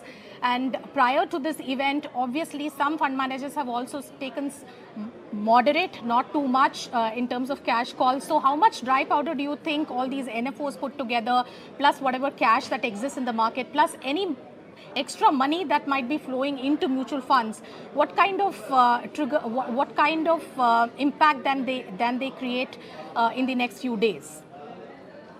I think from a cash level point of view, I don't think there will be a big issue. I just looked at the number last week on the basis of the previous month number, end of the number. The range was ranging from 2%, the least, and the highest was about 9%. And the average cash holding for the large schemes are roughly about 4%. Just imagine about 30 lakh crore size, or maybe 25 lakh crore size on pure equity, and just you take it as the ETF and index funds. Roughly about 36,000 crores kind of cash levels will be there in the mutual funds, all aggregate put together. Maybe about 40,000 crores cash will be there, aggregate put together. And second is SIP flows continues to remain very strong. Therefore, you will see the incremental flows coming in. As you rightly mentioned, even NFO collections have been pretty decent. Therefore, enough cash will be there for mutual fund to participate if at all there is any kind of pressure in the prices. So I don't think there will be any pressure both for the redemptions as well as the money managed to actually book profit and therefore increase the cash levels. I don't think that will happen. But if there is a correction, then of course people have enough money to go and buy as well. Even last few months, if you see, mutual funds have been the large buyers. At the same time, I would also assume the NFO collection which has come recently, they all must be in the process of deploying the money. Therefore, that demand could also come. So there is no official number right now is available, but I would assume the number could be anywhere around 3,000 to 4,000 crores kind of number, only for those funds who have collected the money recently. But otherwise, on aggregate basis, we should count roughly about 4 to 5% kind of cash level could be there for the entire mutual fund industry. Right, hang on, Bala, we'll come back to you. Just want to look at how the markets have opened up, and it's a fairly negative start. In fact, it's a 500-point gap down on the Nifty as we speak. The Sensex is down somewhere around 1,200 points or 1,300 points or thereabouts. Even the mid and small cap indices are seeing cuts of somewhere around 2% or thereabouts. Early in the morning, we thought that we will see another 300 to 400 kind of bump up on the Nifty, but then the trends on the GIFT Nifty started suggesting that we may open with a gap down, and that's exactly what has happened.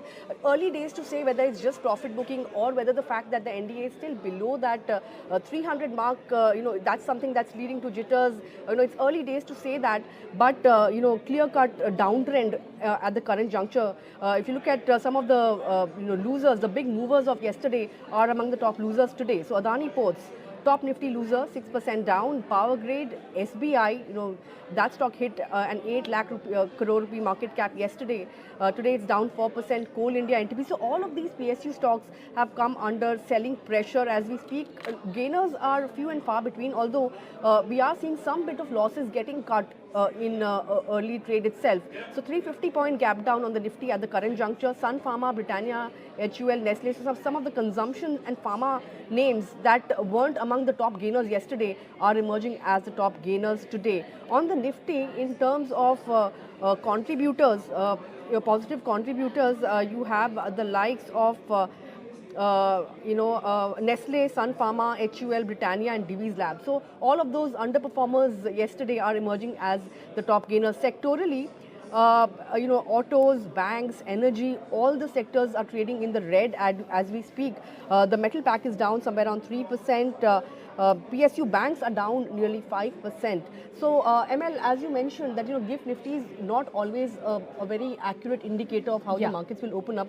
But today, I think we'll have to let go of that assumption. Right. And of course, as the session progresses, And as In fact, it's to the contrary. You know, the gift nifty was perhaps, the reaction was milder, and we have Milder, a yeah. far more exaggerated reaction. It's a sea of red. I mean, you're absolutely right.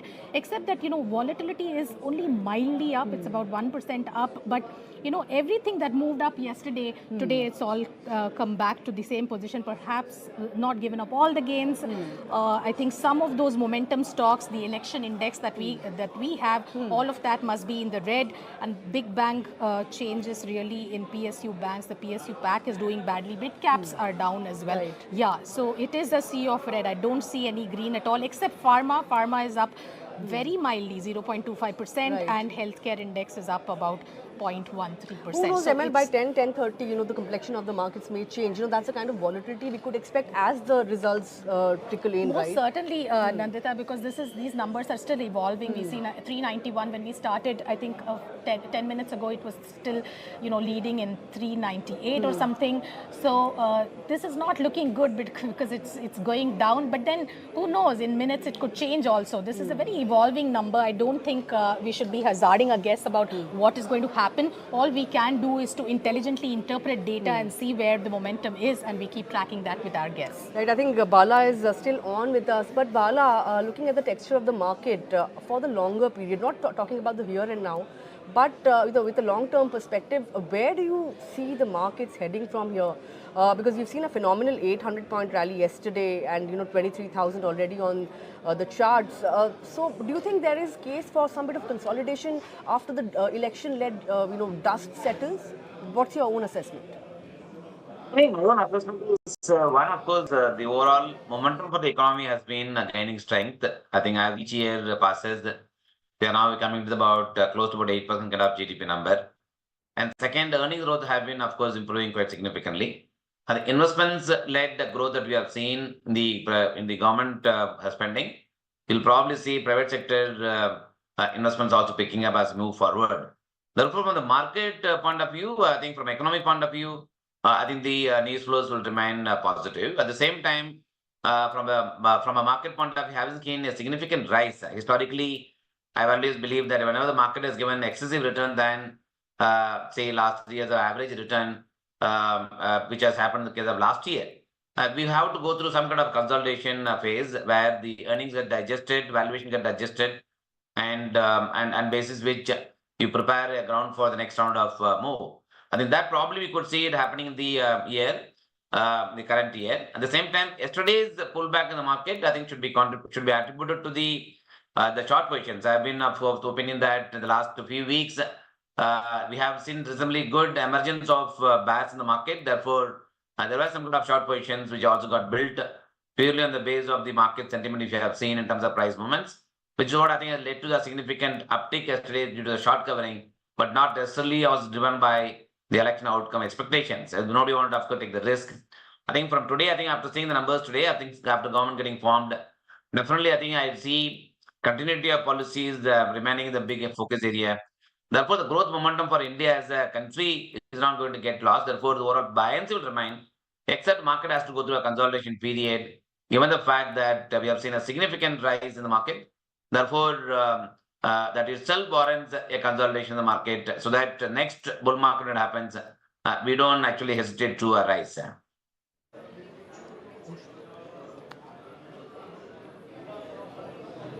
Can't hear you. It's gone. Can you hear me? Right. Bala, with that, thanks a lot for taking out time and joining in and sharing your thoughts with us. Hope to have a longer conversation with you as the dust around elections settle. But let me also bring on board Osho Krishan of Angel One to decode the market technicals as they stand at the current juncture. Osho, were you anticipating a weak start after the kind of up move that we saw yesterday? And what are the kind of support levels you'll be working with for today? Because right now, as we speak, we are 600 points down on the Nifty. So almost, majority of the gains that we saw yesterday seems to have been erased. Very good morning. First of all, I was not expecting such a strong fall in our market, but looking at the overall sentiments and overall outcome of the result one by one, phase by phase, So there can be some kind of wild swings that can be seen. But looking at the overall sentiment turnaround from very bullish to extremely bearish for the time being, I am expecting that these wild swings are there to persist for at least half an hour for the markets. After that, there can be some kind of consolidation. But looking at the developments that we have witnessed in the last trading session, then 23,000 put was having a very strong support, but that has not been seen anywhere close to the taking support, and now it has corrected almost to the same levels where we have started the week. So now I am expecting that around the same levels there can be some kind of volatility has already spiked up, so there can be some kind of more fluctuations that can be seen, and one should try to have some lighter positions in market. Do not be aggressive even by the fall that we can see as of now. Right, just about one gainer on the Nifty as we speak, or two, Sun Pharma and Nestle. But what would you do with an Adani group of stocks? Adani Ports is the top Nifty loser today. Contrary to what's happening today, it was the top Nifty gainer with 10% gains. Do you think this is a good, dip to get into these stocks? See, definitely, In fact, technically we the should ask counter that has seen of all the. yes, all the Also, I Adani think group that companies have question seen is a pretty very much. For all the Adani groups, you're saying, right? Not only Adani Group, I think my question is, for the entire bunch of stocks that went up yesterday and have been in momentum for the past, through this election period, the stocks in power, HAL, PFC, RDC, NTPC, all of these companies, defense, the manufacturing stocks, so, the so-called Modi stocks. What do we do with them, and where do you see these going today and in the next few days? see, On the overall, charts, what do you see? in last trading session also the average trading price movement for these counters were approximately 2 to 3%, but yesterday we have seen a very significant upsurge, so there can be some wild swings also on the downside. But looking at the technical developments, all the counters are still having a very positive technical development, so these kind of dips can be seen as a buying opportunity in many of the counters from short to medium term perspective. But we have to go through the fear, because these are all are based on the sentimental traits that are being happening for the time being. So one should stay sidelines for the time being. There can be some strong volatility associated in the market. Once it subsides by the second half of the trading session, then there can be a strong upsurge again can be seen in the market. So overall trend remains bullish. These are just wild swings that are expected to be there for the day. So after that, there can be a strong up move that should be continued in the near term. We know why there is this weakness now. The numbers are looking slightly worse than what it was a few minutes ago. 290 lead for the NDA versus 207 for India. So coming back to you, Osho, overall in a market like this, what do you suggest? I mean, today should we just ignore today? Should traders be today cutting their losses and say, hey, something's not working out, we should sit out this market? Or would you say it's time to venture out, at least selectively, in some counters? For the timing, definitely one should cut their losses and stay intact with the money that one can have. But again, looking at the overall opportunity, there are some of the counters which were in the watch list and has given a very strong breakout. So one should definitely try to gauge momentum in the counter once there is any kind of reversal that can be seen, because such kind of moves are based on the political agenda, political issue, and the outcomes. Once the outcome will be clearer one after in the second half maybe, then from there onwards we can see a very strong movement. So for the time being, it's better not to get into every dip to accumulate the counters, and wait for the markets to subside at a decent level. From there onwards, one can witness a decent up move, looking at the overall what political scenario is overall for our election outcome. So after that, one can definitely try to accumulate, but for the time being or for the day, better to stay light on the positions. Fair enough. Right, hold that thought, Osho. We'll come back to you. We're also joined by Sushant Bhansali, who's the CEO of Ambit Asset Management. Sushant, great to have you on the show. First of all, were you expecting this kind of a knee-jerk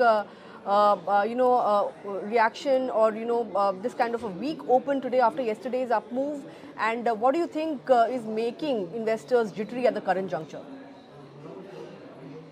Definitely, yesterday markets were on, I would say, booster after the exit polls. And right now, as we are seeing the early trends from the counting, and which doesn't seem to suggest that outcome which exit polls were suggesting. So definitely, there is a knee-jerk reaction from market participants.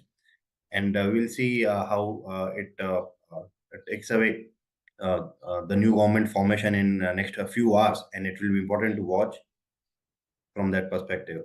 This is definitely a volatility day, and historically, election day always has been volatile. So people mostly, I would suggest to just stay away from markets for a few hours and then come back once the election results have been declared. I'm tying up the next. Keep away from the market for the next few hours, but for a longer term perspective, the kind of run up we've seen in the likes of PSU shares, defense, railways, all those manufacturing themes that have run up quite a bit. Do you think, it's a bit late to enter into these stocks? Do you think, investors who are just about coming into the market, they have pretty much missed the bus on this rally?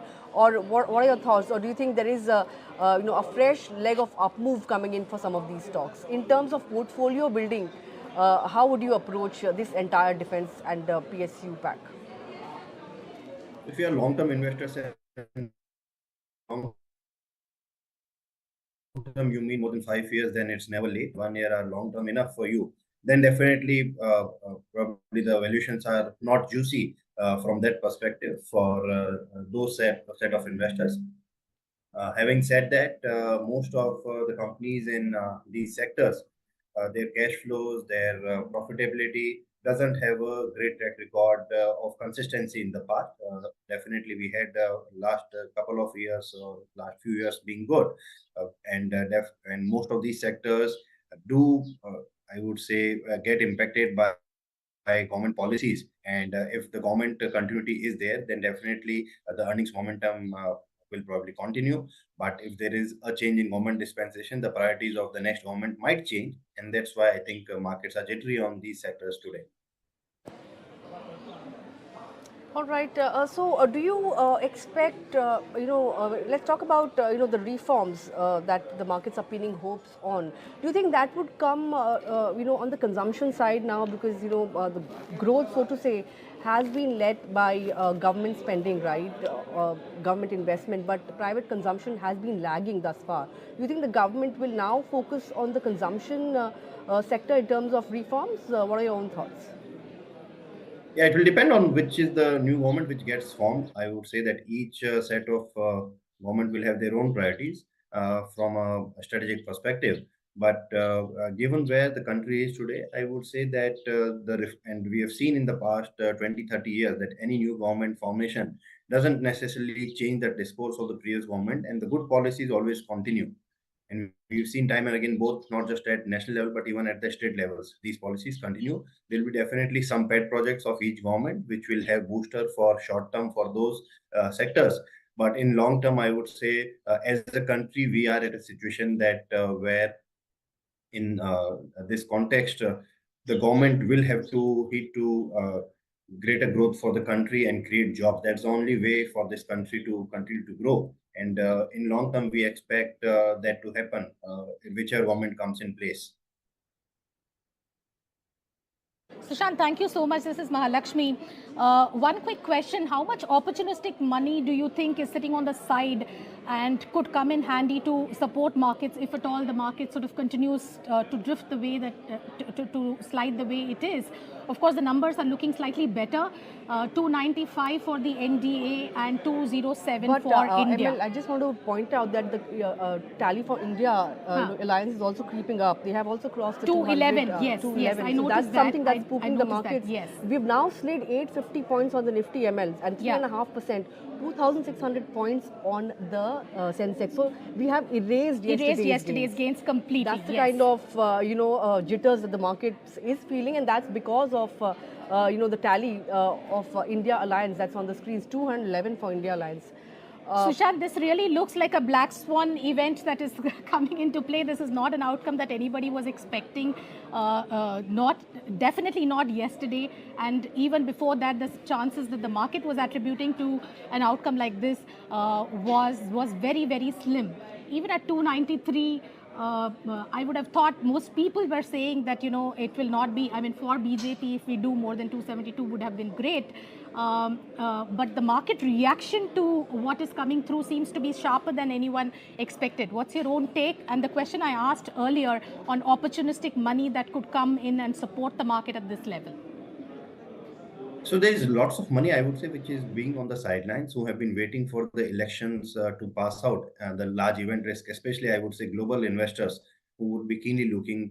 Domestic investors more on the ground definitely had more sense and probably were not that worried about election outcome. But global investors will definitely, because if you look at global investors, most of them are fiduciary responsibility money and not direct investors like domestic investors.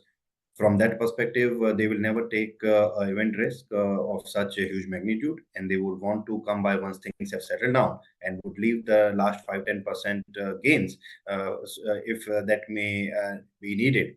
From that perspective, I would say there's lots of global money which is, I would say, is available, and they will definitely use this opportunity once they are comfortable with the outcome of the elections and the next set of government. From the perspective of short-term movements of NDA versus India Alliance, I would say right now the numbers are still in favor of NDA, and in our view, it doesn't matter whether it's 280 seats or 380 seats. As long as there is a continuity in government, the markets will, I would say, digest it after a few hours, definitely. But if there is a change in government, definitely there will be sector rotation which will take place, and we'll get more clarity next 3-4 hours. These are very early trends. I myself have sat in counting rounds. I know how it works, and it's too difficult to say right now. Definitely, there is some sort of comeback from India Alliance, which market was definitely not expecting after exit polls. All right, Sushant, with that we'll let you go and see, of course, touch base with you later on and see, in fact, where the next set of investments may come in. But let me also bring on board Deven Choksi, who's the Managing Director at DR Choksi FinServ. I think, ML, he's not through yet. So let's just take a look at what the markets are doing right now. 640 points down on the Nifty, 2,000 points cut on the Sensex. As we were speaking just a few moments ago that, the predictions for the India bloc were somewhere around 140 seats, right? And they have comfortably far crossed, better at 209. So that's right probably now. the risk of a negative surprise is something that is leading to such a knee-jerk reaction in the market. Of course, when we get our next set of guests, we'll figure out. I think another point to whether make is, whether there a is combination of BJP at 243, which is what is showing up on the screen right now, and 296, under 300 for NDA. I think that's not a very good combination, because that means that there will, the government will have to, or BJP will have to make some compromises in terms of portfolio allocation and stuff like that. I think a number like this at the end may not be easily digestible for the market, because that means that there will be some kind of ambiguity in what kind of government gets formed, what portfolios are with whom, and that will have a repercussion for later. It's not something that the market will definitely like. Right. Of course, we'll also ask our guests as to how much of a downside we can see on the Nifty if the BJP does, or the NDA doesn't come back with a thumping majority. That's what the exit polls were predicting, and that's how traders would have positioned themselves yesterday, ML. So, a lot of those positions may be unwinding at the current juncture as we speak. We'll have to see how things really proceed from here. But just want to give you a sense of what's happening in the market. The power index BSE Power Index has plummeted 6%. You have oil and gas index is also, which is down 6%. Also want to point out that crude has seen a big fall overnight. Absolutely. Brent has come down to $78 a barrel, and we were hoping for a positive reaction on the OMCs as well, which had already flown quite a bit in yesterday's session, but that's not happening. The oil and gas index is also down 5%. So, of course, global factors aside, everybody is just glued to what's happening in terms of the election verdict. Autos, bank, energy, FMCG, you see a sea of red. It's a complete Absolutely, and opposite I of what think was another happening important yesterday. thing to watch is the India VIX is already up about 18%, reflecting the change in sentiment and volatility creeping in. Do we have another guest with us at the current juncture? If we can get somebody to figure out, what is the floor, for the Nifty for today's session in particular. Is Osho with us as right now?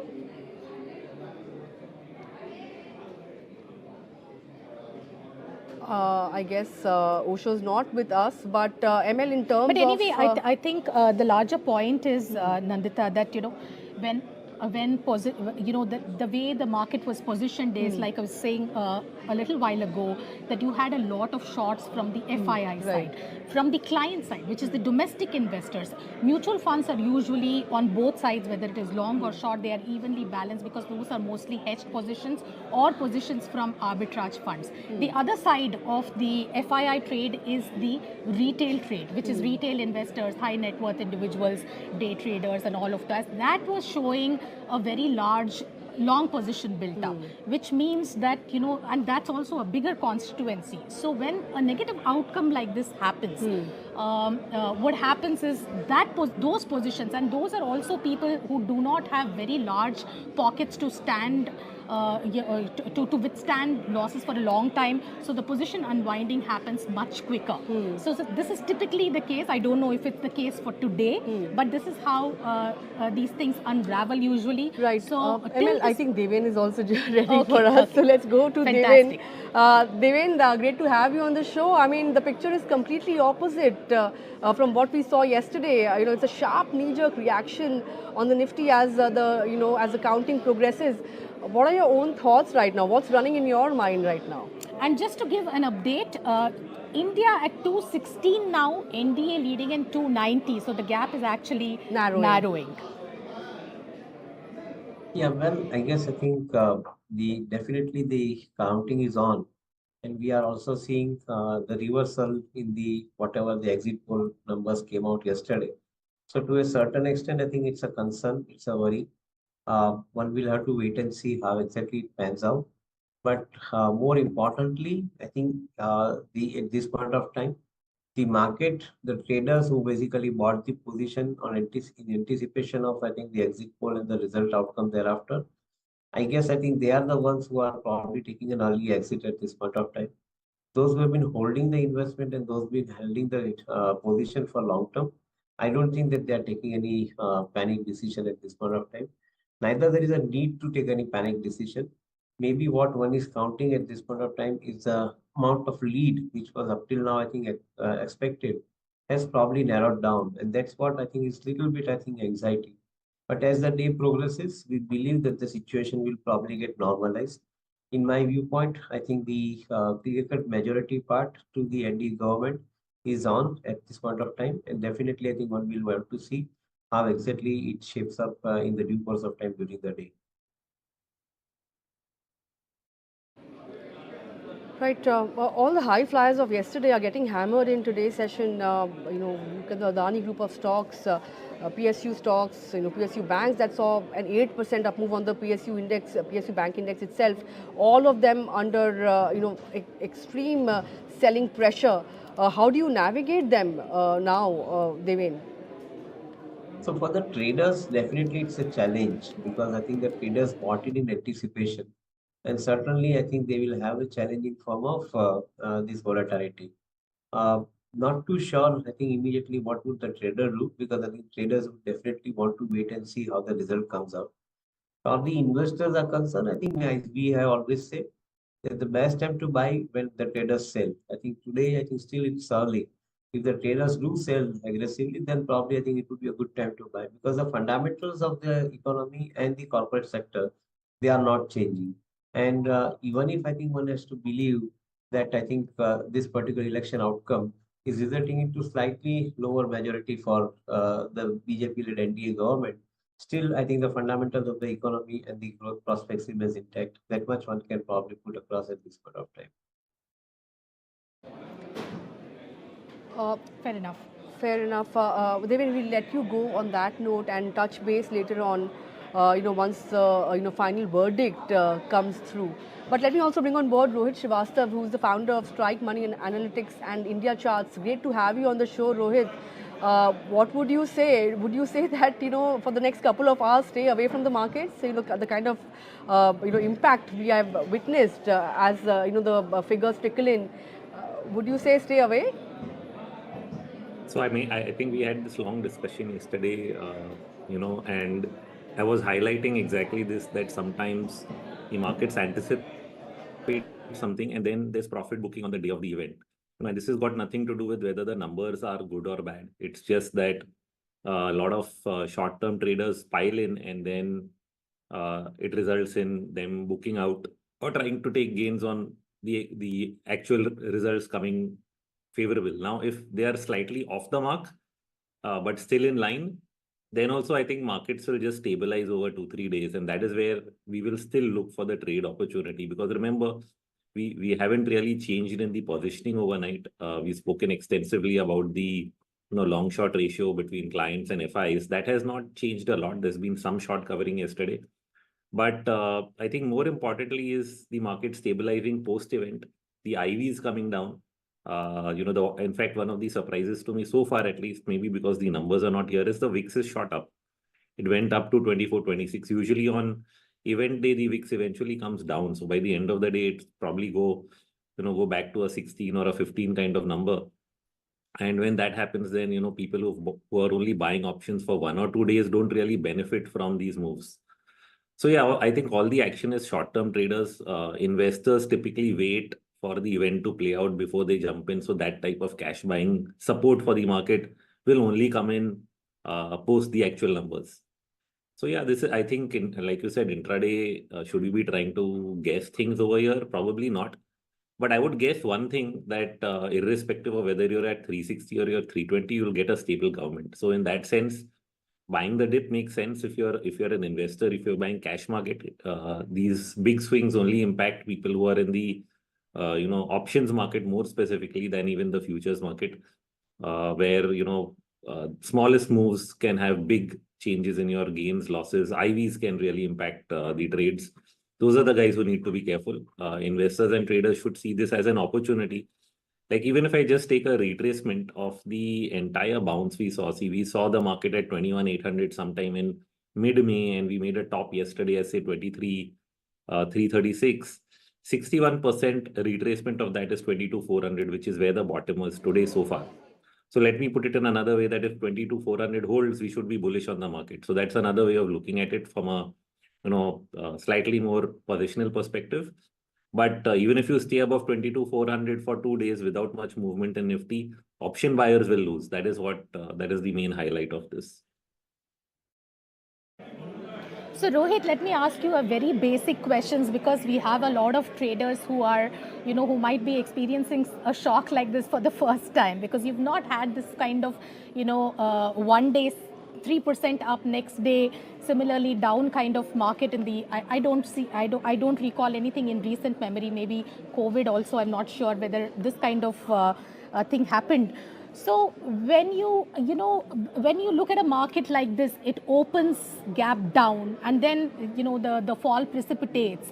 You are pretty much in shock. You don't know what to do, because this is not something you negotiated for. This is not how you are positioned. You are perhaps just thinking, what's going to be my upside and where am I going to cover?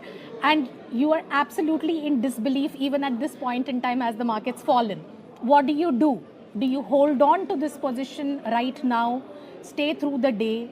Do you just cut it and say, hey, let me just get out of the trade, sit back and watch how this is going? So as I mentioned, the pain is essentially for the option buyers. For every other category, this is a point where you hold on, because like I said, 22 400, 61% may be a very good pivot level. And if we are already sensing that you'll get a stable government, irrespective of where the exact number is, broadly the market should stabilize around these levels over the next couple of days. The problem will be for, like I said, option traders who are looking at, a big move and then the VIX drops. Then even by Thursday, where you have weekly expiry, you may or may not really gain much. So that is so short-term option traders probably would need to, stay away or move out of their positions and rethink their strategy. But if you have a slightly longer view, then things are okay as far as if you're in the futures market, you're in the cash market, then I don't think there's much of a problem or too much downside from here is how I see it. The surprise could actually be that all the losses are taken back. So again, history is your guide. What happened in the last two elections was big volatility on the day of elections. Probably you didn't get the gap up on the previous day because the exit polls came probably a few days prior to the actual results itself. This time we had holidays in between, so probably there was a longer gap between the two. So on the election result day, say even in 2019, market went up 2%, 3% intraday. We closed the day negative. The surprise is that now we've opened to 2-3% down. So I'm just imagining at this point of time, we may be 3% down. End of the day, if the numbers are not bad, what if we recover a lot of these losses and close closer to the the start of the day? So that would be an amazing thing to see if it actually happens, because we do get election day volatility. Both previous times it was up and then sold off. This time we are starting down. For all you know, you'll cover back. So I think unless things are really out of whack in terms of the actual numbers, these levels will hold. So that's how I think about it. So what is out of whack is the question, right? Like right now I'm seeing 216 for the NDA, nobody was predicting, this is out of whack. 291 for the NDA. Now what is that number which you think can create greater downside from here on? We are at 22,400. From here on, what kind of cut could we see if this is the final number, hypothetically?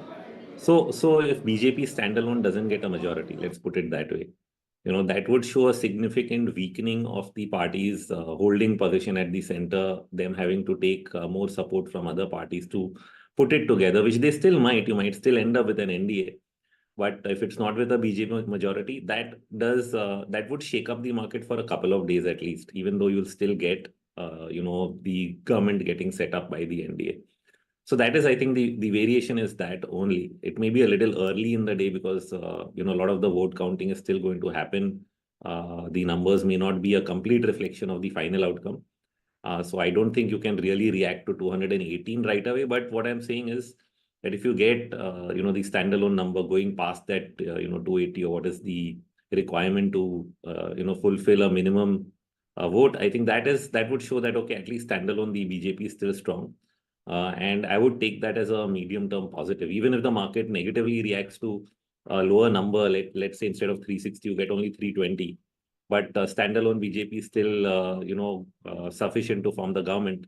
Then in that situation, you would really see the market stabilize after a couple of days. It may react negatively immediately to that idea, but stabilize afterwards.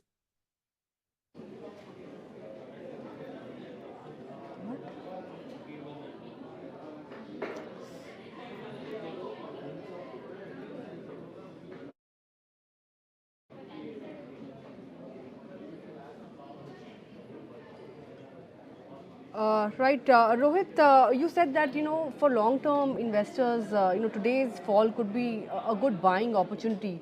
Could it also offer an opportunity for investors who are into overheated sectors to, look at sector rotation and perhaps get into sectors that haven't really performed all that well up until now? Rohit, before that, one question related to what you asked. You said, there will be a shake-up for the next couple of days. So what kind of downside do you see from here on over the next couple of days? And then, of course, you can take Nandita's question. Yeah, so we, like I said, we've already retraced 61%. That's 22,400. Let's say we extend that a little more.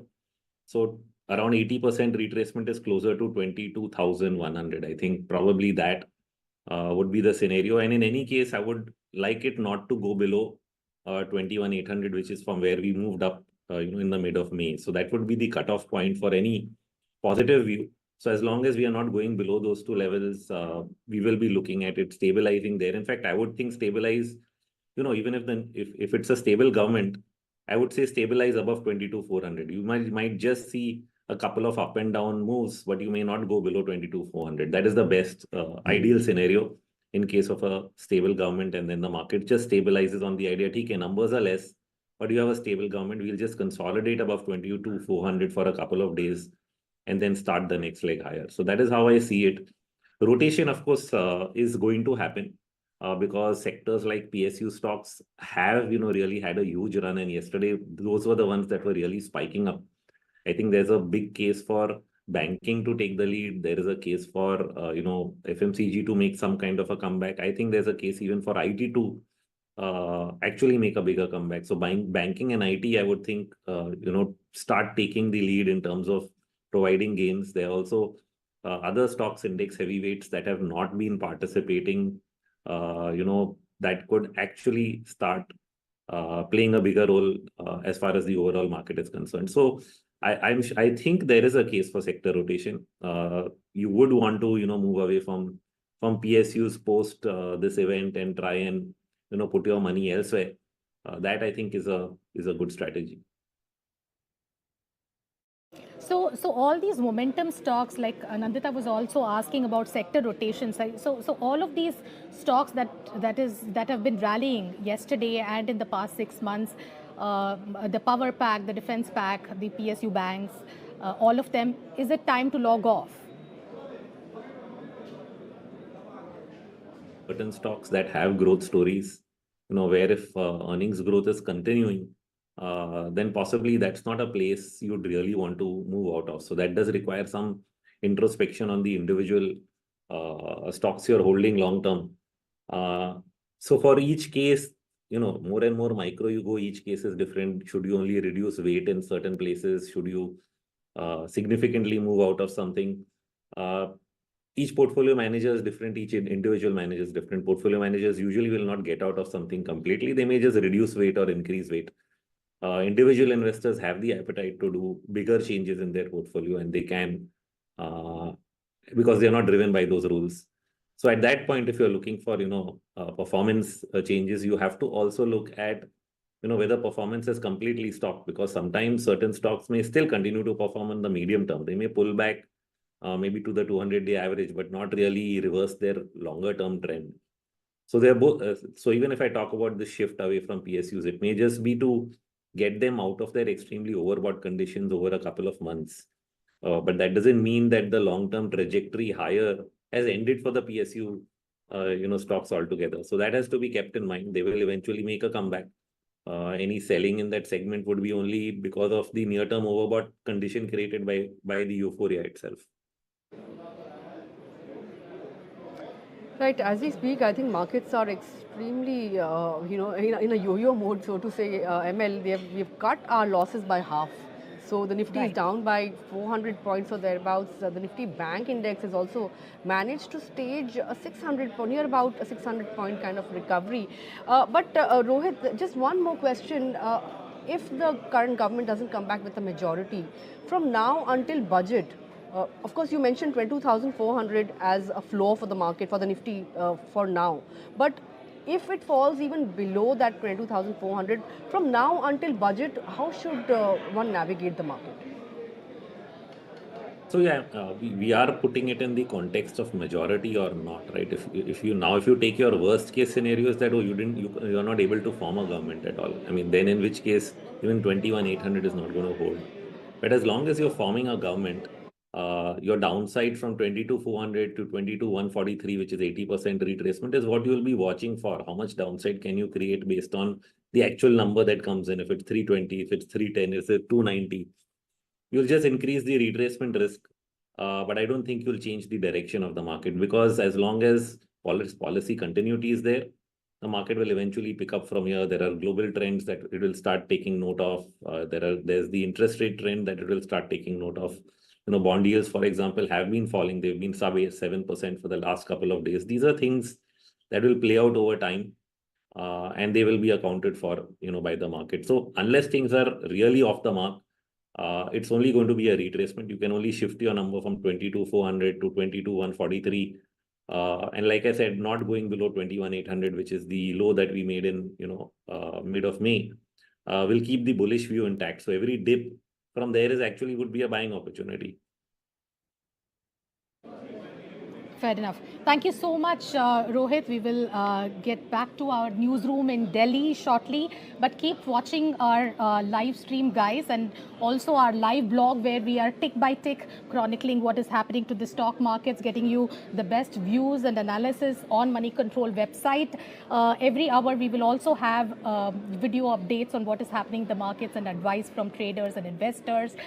Meanwhile, we will go back to Delhi for more updates on the election. Over to you, Shweta. Hello and a very warm welcome. It's counting day and we've been getting you all the top leads. Well, it's looking like a very, very interesting election, Chandra. I think we have an interesting day ahead of us. It's not looking like a walkover for the BJP as the exit polls had predicted. It's looking like a tough fight, especially for the BJP in the crucial state of Uttar Pradesh. Nobody was expecting that BJP would be looking at a very tough and a very tight rope walk in UP. Look at the leads coming in. NDA 45, India 34. Chandra, we were not expecting this. None of the exit polls warned us about this. No, I think the exit polls have to seriously rethink, what they have put out. But Shweta, again, remember, these are very early rounds of votes that are being counted. Absolutely. It's what, 10 a.m. Anything could happen between 10 a.m. to 11 a.m. and 11 a.m. to 12 p.m. But right now, the markets are very nervous, completely erasing the gains from yesterday. And I think UP is the story of this election. It's clearly not been a cakewalk for the NDA. Let's, in fact, look at how the India Alliance has performed.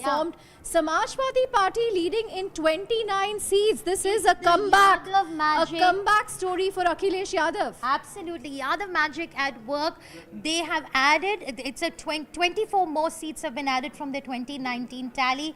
India Alliance in total, you see 28 more seats being added to their tally from 2019. These are, as Chandra pointed out, these are very early leads.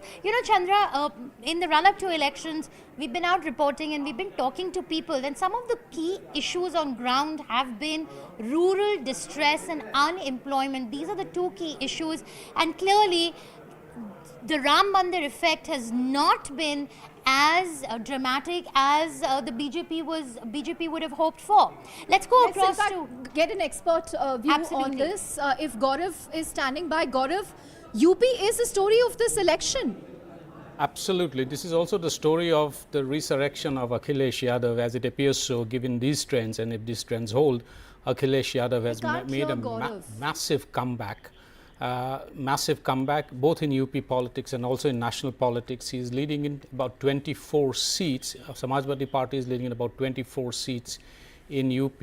And if these numbers were to turn true in the final analysis, a 24 member delegation in the Lok Sabha, 24 member strong delegation in the Lok Sabha would mean that he will clearly wield a considerable influence over policies and lawmaking, and if within the India Alliance, he will probably be one of the biggest constituents in the India Alliance, right after the Congress, depending on how many seats Congress end up getting in the final analysis. Clearly, this is a resurrection of Akhilesh Yadav, and with the state elections just about 3 years away, less than 3 years away, I think the BJP has a lot of work to do if it has to retain UP in 2027.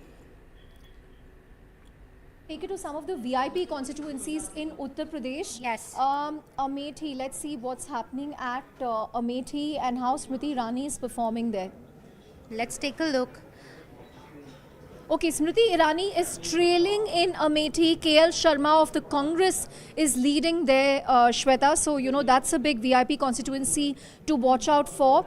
The Yadavs seem to be doing very well, be it Mainpuri or, some of the other areas where they are contesting from.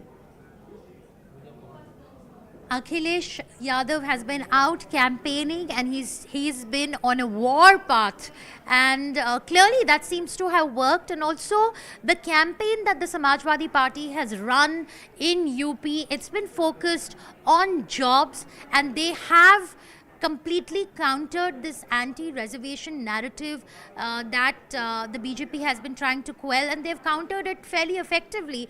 Clearly, this in this election, it is the resurgence of the Samajwadi Party. Chandra, you want to go across to Gujarat? Let's see what's happening there. Again, a BJP bastion. And there, in early morning trends had suggested that the BJP was looking at losing some of its gains to India Alliance, but currently it's looking leading like in all 26 it's seats. looking like a saffron. Again, as you said just an hour ago, it seemed like the India Alliance was making gains in at least 4-5 constituencies in Gujarat. But right now, it looks like a saffron sweep across the state. And this is what most exit polls predicted, that Gujarat is a state that the BJP can bank on. But let's look at a prestige state for the BJP, Chandra. Prime Minister Modi's home state, Amit Shah's home state. This is a prestige battle for them. And for them to lose any gains from this state would be a huge psychological setback more than anything else. Right, let's also look at Maharashtra, Shweta, because again, significant number of seats there up for grabs, 48. And right now, it looks like a neck-and-neck contest between the NDA and the India Alliance in Maharashtra. Within the NDA, if we can pull up how the various parties and their allies are doing. So BJP leading in 14, Sena, this is the Eknath Shinde Shiv Sena faction, which is leading in 14 seats, and the NCP, which is the Ajit Pawar faction, is leading in 2. So that's the overall let's graphic. go across now to Arun Anand, who's joining us. Mr. Anand, thank you so much for joining us. Your first key takeaway from these results, what are the key trends that you will be watching out for in the next few hours? I think I'll be watching out for, what happens in Uttar Pradesh, because that's an interesting trend. And so far, the India Alliance, they are holding to the leads which they have. And that has been the trend right since the beginning. But I think this trend could be reversed so I would be looking at, the trend in UP. I think that's a kind of a make or break kind of a state. So that's how I look at it. Right, Mr. Anand, if you look at UP right now, NDA leading in 44, India leading in 35, and within India, the Samajwadi Party seems to have made significant gains, leading in 30 seats, Congress leading in 5. Tell us about what the Samajwadi Party got right in terms of the narrative and what the signals for Akhilesh Yadav, and have these gains come more at the cost of the BSP? Have we seen a consolidation in the Yadav Muslim vote in Uttar Pradesh that's gone in favor of the India Alliance and the Samajwadi Party?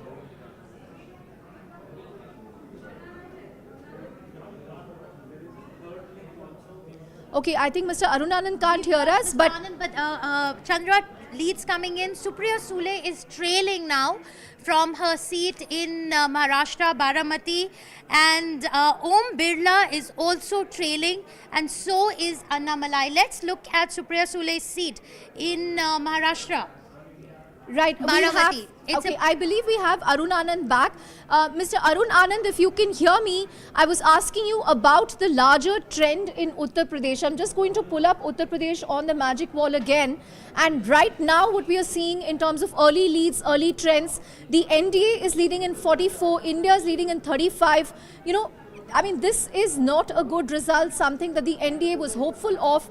And within India, if I have to put up party-specific numbers, Mr. Anand, Samajwadi Party leading in 30 and Congress in 5. So, Mr. Anand, if you can give us a sense of what you make of these early trends, what this means for the Samajwadi Party and Akhilesh Yadav.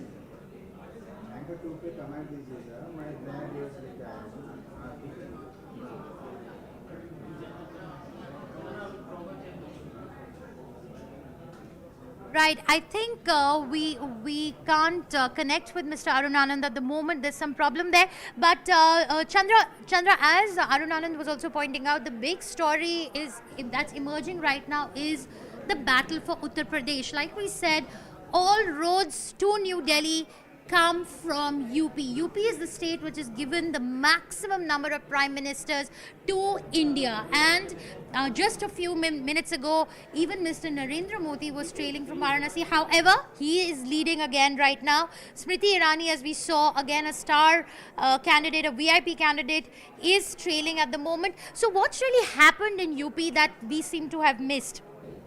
77, I think Narendra Modi is trailing again, Shweta. It would have been a shock if that trend didn't come back. That's interesting. Well, let's also look at Raebareli and Amethi. I think that's 37 and 36. Clearly, so Raebareli, another VIP constituency. Okay, this is Amethi. And Smriti Irani right now seems to be trailing. Stress, Chandra, has been a big story, and there has been concerns about demand being muted in rural areas, and I think that's what's playing out over here.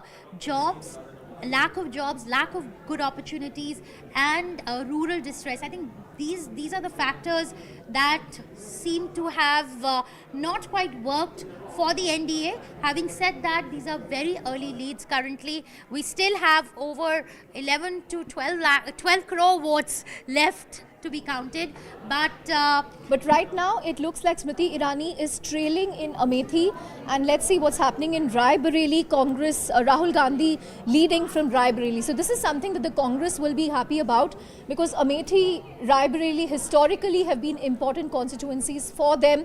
That is, if these trends hold out through the day, it will be quite the story if Congress is able to wrest both Amethi and Raebareli in Uttar Pradesh. But Uttar Pradesh clearly turning out to be the story this election. Absolutely. Let's go to Maharashtra.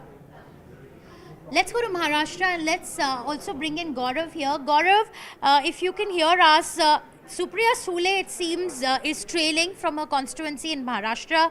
Then you have Om Birla also trailing, and you have Annamalai trailing from his constituency. Let's focus a little bit on Maharashtra, Gaurav. How crucial is this state, and currently with the trends that are coming in, what is the sense that you're getting? It's looking like a very, very tight contest. India Alliance 24, NDA 22. NDA has seen a loss of... They've lost, I mean, they are trailing rather, they haven't lost yet. Yeah, but they're looking trailing at losses, in 15 seats compared to last time. Absolutely. And Gaurav, if I can, give you a quick breakup of the NDA when we get that. I think we'll get that in a bit. Yeah. But if you can give us a sense of what you make so far as the Maharashtra numbers are concerned. It's pretty even Stevens at the moment. That is something that's gone completely against the expectations of the BJP. It is going to upset their, if this trends hold, which appears it could hold in the final analysis. This is going to upset their final math in the final numbers, because Maharashtra, they were hoping to do well, despite the fact that everybody was describing it as a khichdi state, because there were too many splits in existing parties, in existing allies. We saw a split in the NCP, we saw a split in the Shiva Sena, and for the first time Uddhav Thackeray and the Congress and the NCP fought together. The Ajit Pawar faction and the Eknath Shinde faction of the Shiv Sena fought with the BJP. The BJP believed that it had actually cobbled together or stitched together an alliance which was a winning alliance of sorts. That doesn't seem to be happening at this point. But the bigger worry, of course, is that if the BJP, if the NDA alliance... Can you hear me? If the NDA alliance... Right, Gaurav. Gaurav, just hold on to that thought. We have Arun Anand back with us. Arun, what are you making of the khichdi politics in Maharashtra and the khichdi numbers that we are getting out of there? Look at the tough fight that's being fought, that's being contested between India Alliance and NDA. You look at the numbers here right now, and we are looking at a very, very close fight. You have 26 for India and 20 for NDA. Maharashtra, unlike many other states, Congress, NCP, and both are very strong parties. Then Uddhav Thackeray's party, they also have a strong base. So the opposition there was quite strong. And but I would say it's though it seems to be a tough fight on the card, but we'll have to wait for the final results, because as you have seen in case of Baramati, Supriya Sule, in the morning, initially she was leading, then trailing, then leading, then trailing. But yes, this shows that, the way things are going, changing by every minute. So it seems that it's not a one-sided contest. It's a tough fight. Arun, if we can just interject here, I just want to give you a quick breakup. Congress is looking at 10 seats, which is nine more than what it got in 2019 at this point. Sena UBT at 9 and NCP SP at 7.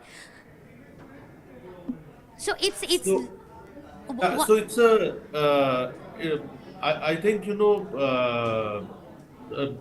they have put up a kind of the coordination mechanism between these three parties has worked. One. Second is that Sharad Pawar, I think, has played a key role in this thing. Sharad Pawar is known to be a key, politician of Maharashtra. He's also strategically considered to be very sharp. He's also played an important role in putting together the India alliance. So I think probably, the NDA, they will have to go back to the drawing board and do a rethink about this thing. But as I said, it's a little, a little too early to, predict the final results. Right. Arun Anand, if you can hear me, what do you make of Uttar Pradesh and what's the larger story there as far as Akhilesh Yadav is concerned? See, again, as I said, Uttar Pradesh, one thing is clear that it's unlike 2019 or 2014, it's not a one-sided contest because Samajwadi Party is holding on to the leads on the seats on which they have taken the lead. But I would say, again, it's a tough fight, but we'll have to wait for the final results. And yes, Samajwadi Party and India Alliance, it appears that they have been able to make a strong dent in Uttar Pradesh. And I think we'll wait for the final results. Let me also quickly go across to South India. We are looking at Karnataka right now. Out of 28 seats in total, NDA is leading in 19. That's a decline of 7 compared to last time. Congress leading in 9, which means they've made gains in 8 seats. Again, this is completely in contrast to what the exit poll suggested. And Shweta, I think the pulse on the ground got it right for Karnataka because many people felt that the BJP will end up losing at least 10 seats this time. And remember, Karnataka is just coming off a state assembly election last year where the Congress won. So I don't know if these are early leads, if they will hold on. But right now the Congress is doing well. Within the NDA, let's take a look at how the BJP is doing. The BJP has an alliance with the JDS this time. So BJP 17 and JDS 2. So JDS is doing well in Hassan and Mandya, going by what we are seeing on the screen right here. But I think, compared to previous elections where the Hindi heartland rescued the BJP, this time around it's going to be the southern states. Talking of the south, Shweta, let's also quickly check on what's happening in Andhra Pradesh. Okay, right there you have NDA 21, YSRCP, which is Jagan Mohan Reddy's party 4, and India 0. Absolutely, they're holding on to their wins in Andhra, but in Karnataka, again, not a very promising picture for the BJP in terms of what they were expecting. Let's go back. This is what Telangana is looking like. Since we spoke about Andhra, we'll have to speak about Telangana as well. The Congress taking the lead here with 8, BJP 7 and BRS 1. So I think both the BJP and the Congress have gained in Telangana at the cost of the BRS, which is in a decline mode since the assembly elections last year. So that's the big story as far as Telangana is concerned. Shweta, back to you. Right, let's go back to UP, Chandra. We have Pratima joining us from our Hindi bureau, and she's been studying UP very, very closely. Pratima, what do you think has happened in Uttar Pradesh? ये जो हम आंकड़े अभी देख रहे हैं, were you expecting these? इन आंकड़ों के बारे में मैं ये कहूँगी कि ये कहानी में ट्विस्ट है क्योंकि यूपी के 2 लड़कों ने कर दिखाया। जैसा कि वो कहते रहे हैं, ये आंकड़े जो भी हैं इसका मतलब है कि उन्होंने कुछ किया है, लेकिन इसमें एक बहुत बड़ा रोल प्रियंका गांधी का है क्योंकि अगर सीट शेयरिंग में कांग्रेस ने अपनी अकड़ कम नहीं की होती तो शायद ये नतीजे ऐसे नहीं होते।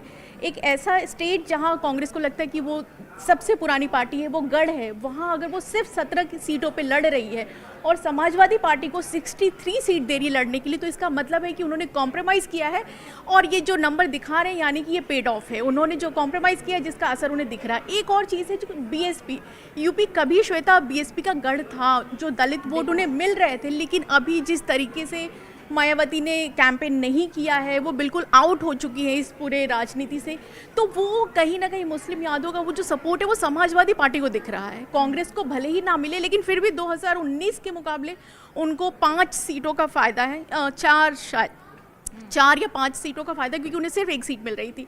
तो इसका मतलब कि उन्होंने जो भी स्ट्रैटेजी बनाई थी और बीएसपी ने जिस तरीके से भी अपना गेम प्लान किया, उन्हें उसका कोई फ़ायदा नहीं मिला। और एक और चीज़ जो हम कह सकते हैं कि राम मंदिर का कोई इम्पैक्ट नहीं दिखा। राम मंदिर बन गया, लोग वहाँ जा रहे हैं, लेकिन शायद वो वोटर नहीं है, वो राम के भक्त हैं। Thank you Shweta. Very insightful thoughts coming in from Shweta, there are Pratibha. 12 rounds of counting still left. So That's let's right. That's right. hold Yes. on to our horses Yes. and see Yes. what happens. Absolutely. But I just wanted to highlight 2 other VIP seats for you. I'm going to go back to Karnataka again, and this is an interesting VIP seat where we are seeing a reversal. So I just want to pull up Bengaluru Rural. Now that's where DK Shivkumar's brother, DK Suresh, is contesting.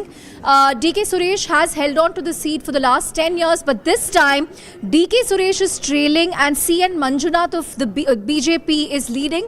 Now an interesting anecdote there, CN Manjunath is a very respected cardiac surgeon and also the son-in-law of JDS Supremo HD Deve Gowda. So that's an interesting face-off there, and right now at least DK Suresh is trailing DK Shivkumar's brother.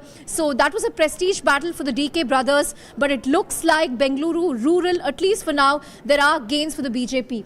One more VIP constituency, Shweta, this time in central India, Madhya Pradesh, and it looks like Nakul Nath is trailing in Chhindwara. Chhindwara, yes. Again, a Congress Interestingly, bastion. this was the only seat I believe the Congress won last time. This time, Kamal Nath's son Nakul Nath is contesting from Chhindwara, but he's trailing compared to the BJP candidate Bunty Vivek Sahu. So those were a couple of VIP seats that we wanted Chandra, to highlight. that's what for I you. love about the Indian democracy. I think it gives everyone a reality check, and I think most political parties would be going back to their drawing boards right now and thinking and rethinking what they did right and what they did wrong. Some very interesting set of results Madhya coming Pradesh in. right now looks like a saffron sweep throughout. 29 And a lot of the out credit, 29. and a lot of the credit for this also goes to Shivraj Singh Chauhan. And his Ladli Behna Yojana, which Ladli worked with Behna the women Yojana, voters. effective implementation of centrally run schemes in Madhya Pradesh. It's the delivery has been flawless, and you can see the result of that. So I think somewhere effective state leadership plays a huge role, and I think that's where the BJP perhaps needs to think about building or rebuilding their state cadres in a way that effective state leadership emerges. Let's go back to Gaurav Chandra on this. Gaurav, Madhya Pradesh, it's looking like a saffron sweep.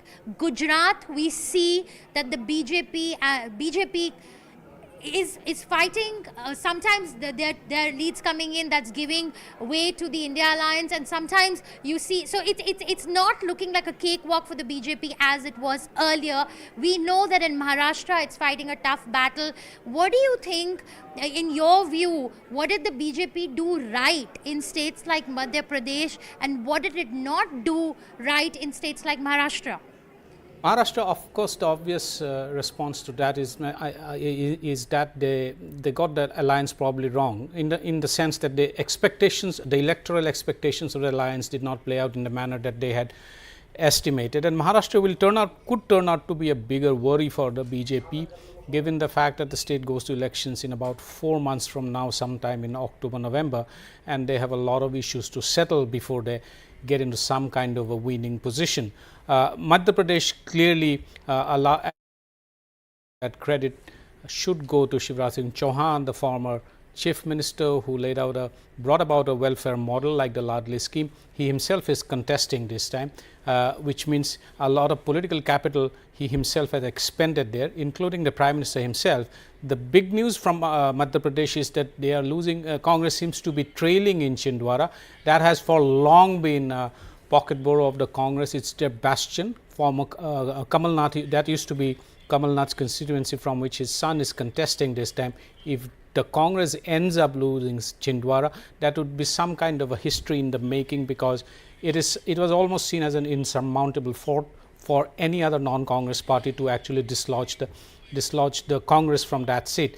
The story, however, in the Hindi heartland is also Rajasthan, where BJP actually rode to power in the assembly elections only 4 or 5 months ago, and now is fighting a very tough battle to retain. Last time they won 25 upon 25 seats. They are nowhere near close to that. They're probably around half of that level. That is something that is going to cause a lot of worry within the state unit. There were reports of infighting within the state unit of Rajasthan. Rajasthan also saw a relatively unknown face as the chief minister, and whether if this results hold and they do not do as expected, and if the results are subpar, do we see some changes in the state leadership in Rajasthan? These are questions that are going to arise over the day. But as Chandra said, we are only a couple of rounds have been counted. We are still about 12 rounds away.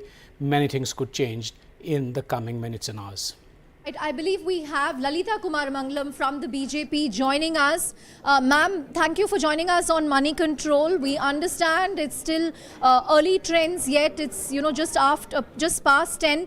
But based on what we are seeing so far, this is turning out to be a contest, a very tight contest, and the BJP has lost some ground in Uttar Pradesh. If you can give us your early assessment, what you make of these early trends. As you point out, these are very early trends, and a lot of the initial votes, if accounted, were postal ballots. Postal ballots are normally very difficult to judge, and there is a fair way to go. I think there's more than 50% of the counting that's still left. Yes, initial trends seem to show that the UPA has made some gains, but these are very initial. And there were places where they were at lead, now we are leading, and vice versa. So I think we need to hold our guns a bit and wait till at least about 12:30 or so, 1 o'clock. By then, we will know exactly what's more or less what is happening.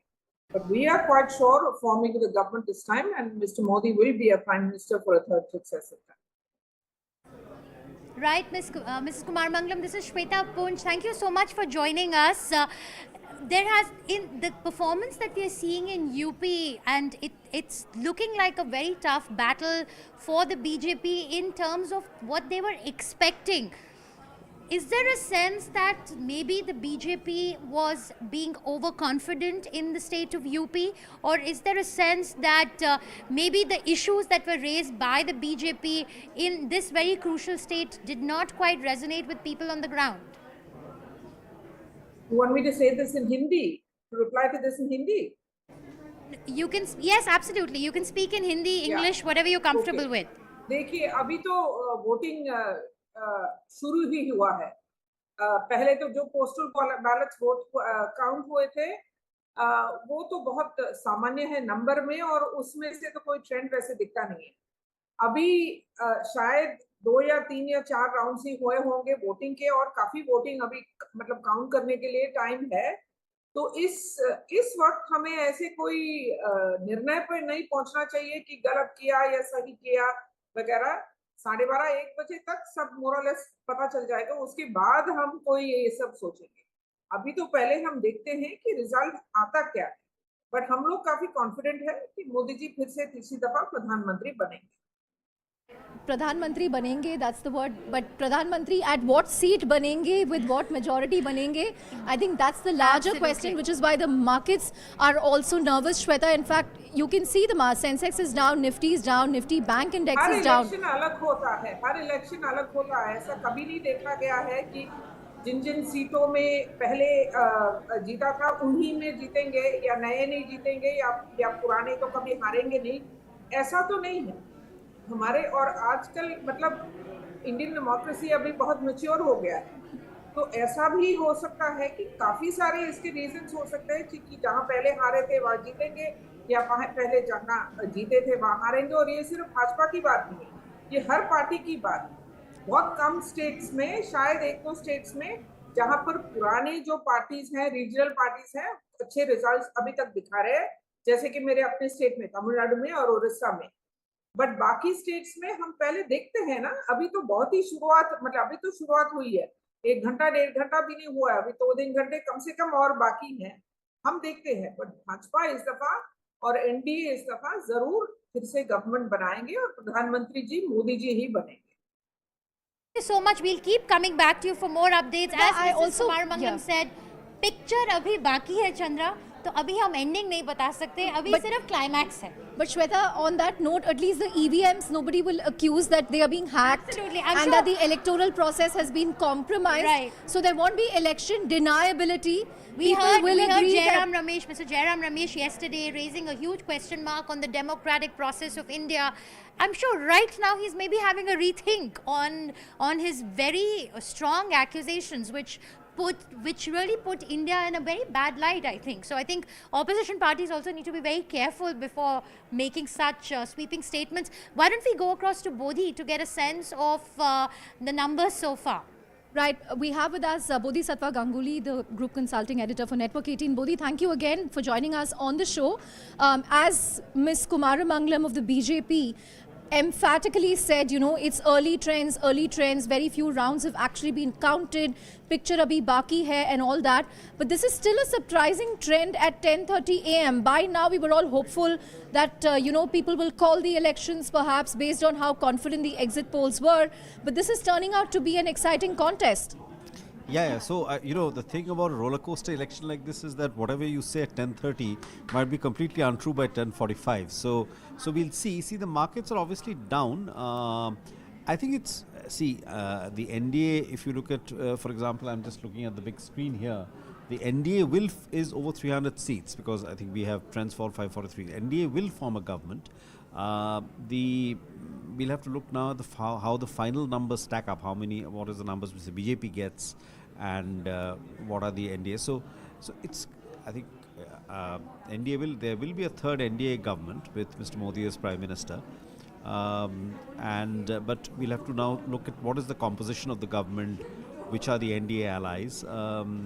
But yeah, it's been a mad 2 hours. Mad 2 hours for journalists. I mean, it was unexpected given the exit poll so far. But again, I would also say that this is early stage yet. I think in an hour or so these trends could change by 11. But by 11:30, 12, I think we will know for sure what is going to happen, and whether in fact the exit polls turn out to be right after all. But we'll see.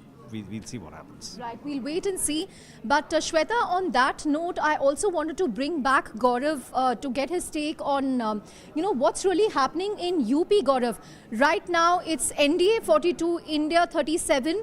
But, what does this mean for Yogi Adityanath in terms of his own political, the image he's had so far? What will this mean for Yogi Adityanath as far as the UP outcome today is concerned? Clearly, the BJP would like to believe that UP has been a big disappointment, and a lot was riding on UP to deliver the results that they were expecting. A lot was also riding on the double engine Sarkar, of which Yogi Adityanath has always been very proud of in delivering both welfare handouts, welfare programs for the people, as well as also restoring law and order in a state which has all along been notorious for very bad law and order for several decades. Now, if all of that has, and this come on the top of that, we also had the Ram Temple being inaugurated in the month of January, and that was expected to actually swing a large number of voters in favor of the BJP. So what was in January and February thought to be a done deal for the BJP, particularly in UP, has clearly come unstuck if you go by these trends. And a lot will then, a few questions obviously will be raised of the state unit, or what went wrong when the BJP will go back to the drawing board. But what happens to Yogi Adityanath, whether this is going to be some kind of a question raised on Yogi Adityanath's performance as a chief minister, I do not think so, because so far as the state is concerned, the state's performance and the economic indicators are concerned, I think he has more or less delivered on those fronts. It has got to do more probably with the social engineering, which the BJP may not have got as effective as it had done in 2014 and 19. But more importantly, I think the state unit will have to prepare for a resurgence of Akhilesh Yadav and an alliance in Congress, which would mean that they have to regroup and redraw their strategies ahead of the 2027 elections. But UP is also a story of the complete decimation of Bahujan Samajwadi Party and Mayawati, who was once one of the strongest leaders of the state and had at one point in time also had prime ministerial ambitions. The BSP is now nowhere to be seen in the state elections. That's an interesting point, Gaurav. As you said, this spells decimation of the BSP, which right now is leading in 0 seats. But Shweta, on that note, I quickly wanted to go through some of the VIP states in some of the states. So let me go quickly to Kerala, where we are back. To this Rajiv is a Chandrasekhar leading this again. is a nail-biting This election. is a nail-biting contest where the leads are changing every hour. It was Shashi Tharoor leading, Rajiv leading, Shashi Tharoor leading, Rajiv leading again. So this is turning out to be a nail-biting contest. Watch out for Kerala. The other constituency that I wanted to pull up is in Andhra Pradesh, and the VIP constituency here is Kadapa. Now, why is Kadapa important? There's a very interesting family battle that's on in Kadapa so if you look at Kadapa, Y.S. Sharmila of the Congress is facing off against Y.S. Avinash Reddy of the YSRCP. Now, Y.S. Avinash Reddy is one of the key accused in her uncle Y.S. Vivekanand Reddy's murder. So there's a major family battle going on here. But Y.S. Sharmila of the Congress right now has the edge as far as Kadapa is concerned. Kadapa again is a prestigious constituency for the Reddy family, because this was the bastion of former Andhra Pradesh Chief Minister Y.S. Rajshekhar Reddy. So that's an interesting battle. Just one more VIP constituency, and this time we'll go all the way to Maharashtra, where there is a Pawar versus Pawar ladai happening at Baramati, which again is very prestigious for the Sharad Pawar family. And here you have Supriya Sule versus Sunetra Pawar. So right now, at least, it looks like Supriya Sule is leading and Sunetra Pawar, who is the wife of Ajit Pawar, is trailing. So those are some of the key battles that we brought up for you. We believe Digvijay Singh is also trailing in his constituency in Madhya Pradesh. But Shweta, over to you. Right, Chandra, thanks for that. That was an interesting preview of the face-off that's happening. Yeah, let's I think Digvijay Singh is trailing in Rajgarh, and BJP's candidate is leading. Interesting. Let's go back now to the state of UP. I have with me Abhijit Majumdar joining us. He's consulting editor with Network 18. Abhijit, look at these numbers that we are seeing right now. NDA 44, India Alliance 35.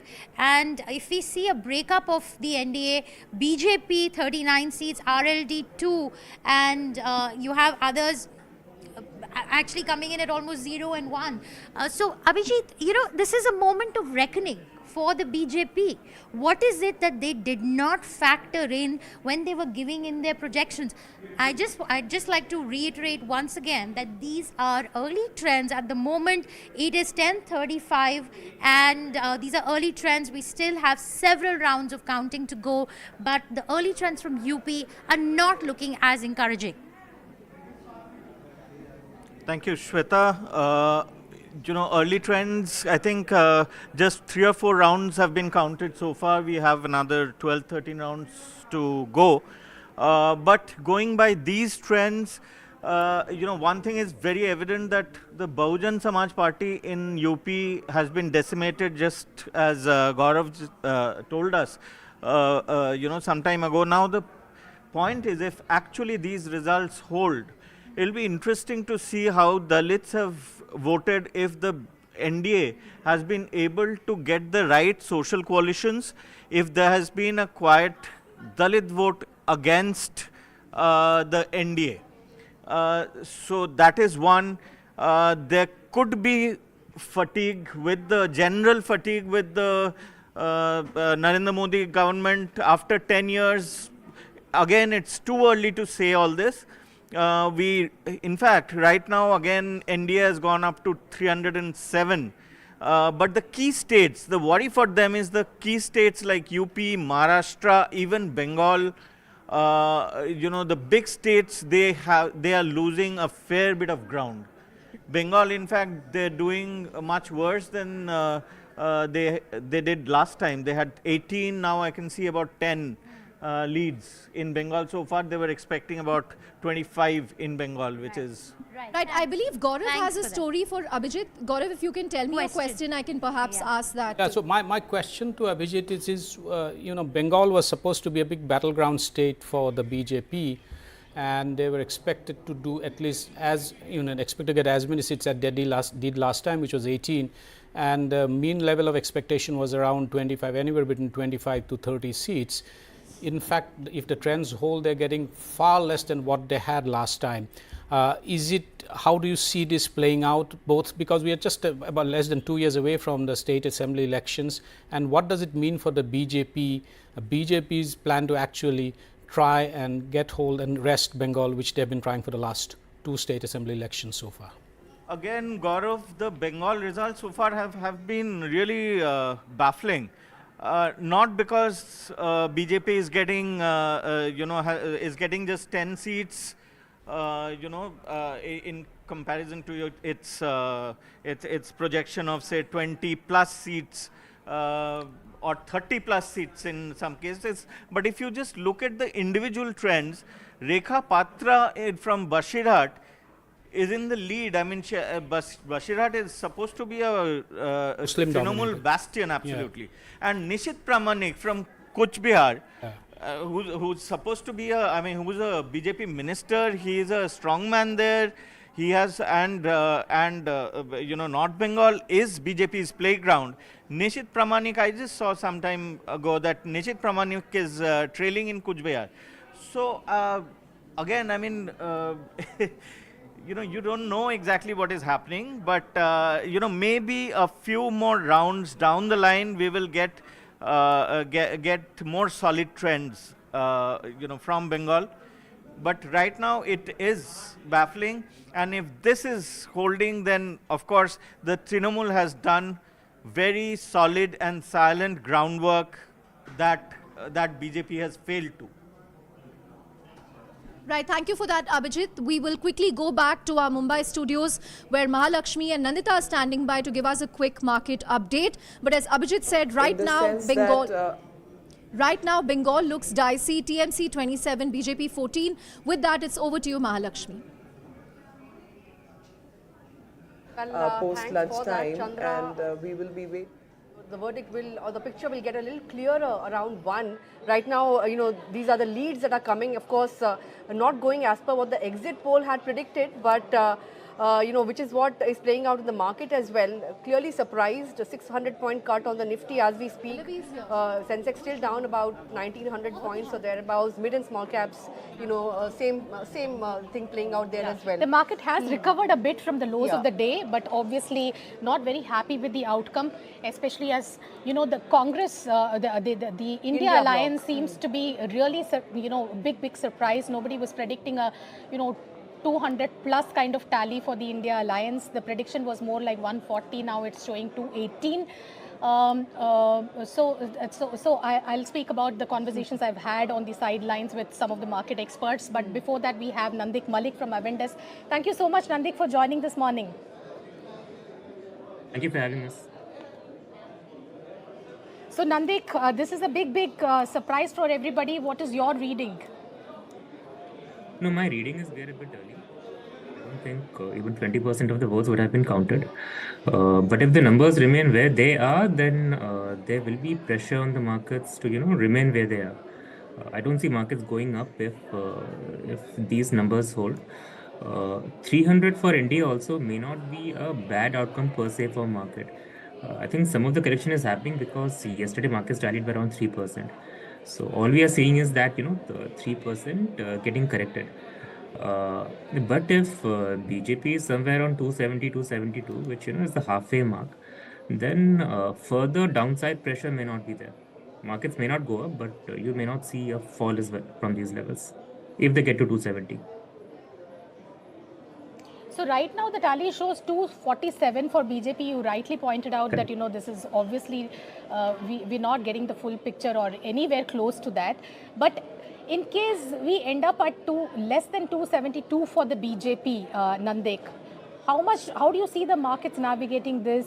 Do you think it will be a big jolt? How will the market react to it in the coming days? Today, of course, there will be a lot of position unwinding. There will be a lot of derivative led movements. But in the next few days, how do you see things panning out? If the single largest party is somewhere around 240, then I don't see markets going up. Markets may not go down as well because the positions already are heavy. In the last month, if you see, markets were inching lower when global markets, everything was going up. And FIRs have been fairly light on the long positions on Indian market. So there may not be excessive selling. So I think even at 250, 260 number for BJP, we may have status quo wherever markets are right now. But if the numbers are lower towards 220, 225, then I think there will be a sell-off from these levels. So you're saying we are creating a floor somewhere around these levels? Yes. If the numbers hold where they are, if status quo remains, if NDA is more than 300 and BJP is around 260, 270, then I think not much movement will happen. Very slight movement will happen around the present levels. Right. Right, Nandik, this is Nandita here. So if the BJP doesn't come back with a thumping majority, do you think the FII view will change in some way? Because as you rightly pointed out, they have been sellers for the most part of the year. In fact, in May, they have followed the sell in May and go away mantra. There was a short covering rally yesterday, but would they continue to stay away from India? Yes, so if they could continue staying away, the reason is there are two events happening together. So first is the Indian election. People also have to understand that China is very cheap at this point of time. So a fair amount of rotation trade can happen. It has already started, so good amount of allocation is happening towards China. If they don't come with a thumping majority, then the incremental flows may not start coming at the rate at which, let's say, it would have had NDA, let's say, been somewhere around 350, 360. But having said that, a lot of passive indices these days. So what they do is, for example, you will have an emerging market index, the JP Morgan bond index. We are getting included. So in these kind of indices, India's weight automatically will keep going up as the GDP increases, as multiple other factors like population, etc., keeps increasing. So those kind of flows anyhow will keep coming. Sure. Nandik, from what you see on the screen this morning, I mean the last time you saw, this morning we started with a long short ratio of 28%. So people were saying that we might this large short that still exists from the FII side will take quite some time for it to cover. It might not happen in a hurry, which means that there could have been more upside. But of course, the result is quite the opposite, and we are seeing a different kind of reaction. At this point in time, how do you see the derivative setup, and how much more technical do you think will the market dance to before it settles down? No, so today I don't think technicals, etc. matters. Today, all that matters is where the final numbers are. So you're right. Had the numbers been better, then there would have been a rally. But again, to the best of your understanding, I don't think more than 20% of the votes have been counted. So if towards the end or if in the second half the numbers start reversing, then you may see that playing out. It's a bit too early, but assuming that things are status quo, then markets can be here for a decent length of time. If I'll take that point. Only thing is that even this morning, I mean there is a huge long build up on the client side as opposed to the FII side. What are those? Of course, we will only get a full picture at the end of the day, but just looking at stock positions and, in all these counters that have run up very sharply yesterday, by looking at how the positions have moved, are you able to make out anything in terms of how much technicals will play a role in determining the outcome today? No, technicals won't play a role. Whether we end up with a 300 number, 320 number is definitely one thing that will drive a certain kind of audience to the market. But the bigger part is, how much of money is going to be taken off the table and what kind of positions at the client side and the FII side gets unwound today, right? So already decent amount of money had been taken off the table before elections. So that is the reason why you did not have a rally when the global rally was happening. That is the reason why, on the way down, if market remains where it is, you may not see too much of pain. Whatever retracement you will see will technically be a retracement of whatever upside the stocks had yesterday. So if stocks were up 7-10% yesterday, then maybe now they are down 7-10%. The main thing which will decide is, of course, the numbers. So if the numbers go down from where they are, then the sell-off will be faster. Fair enough. And in terms of stocks, Nandik, the pocket of stocks that we have seen a lot of traction in yesterday as well as before this rally is all these, power, defense, manufacturing, all these kind of stocks. Today also they are at the receiving end, including PSU banks. How do you see this pack from here on? Both from a very short-term perspective and also from a medium-term perspective. See, as of now, I think in medium-term perspective, if again, it's a function of what the final numbers are. I think that is by far the most important factor which will guide the medium-term numbers. Short-term, of course, whatever rally those kind of stocks had in the last 2 or 3 sessions, that will see a correction. So again, at the cost of repeating myself, it's all a function of how where the numbers are finally. Right.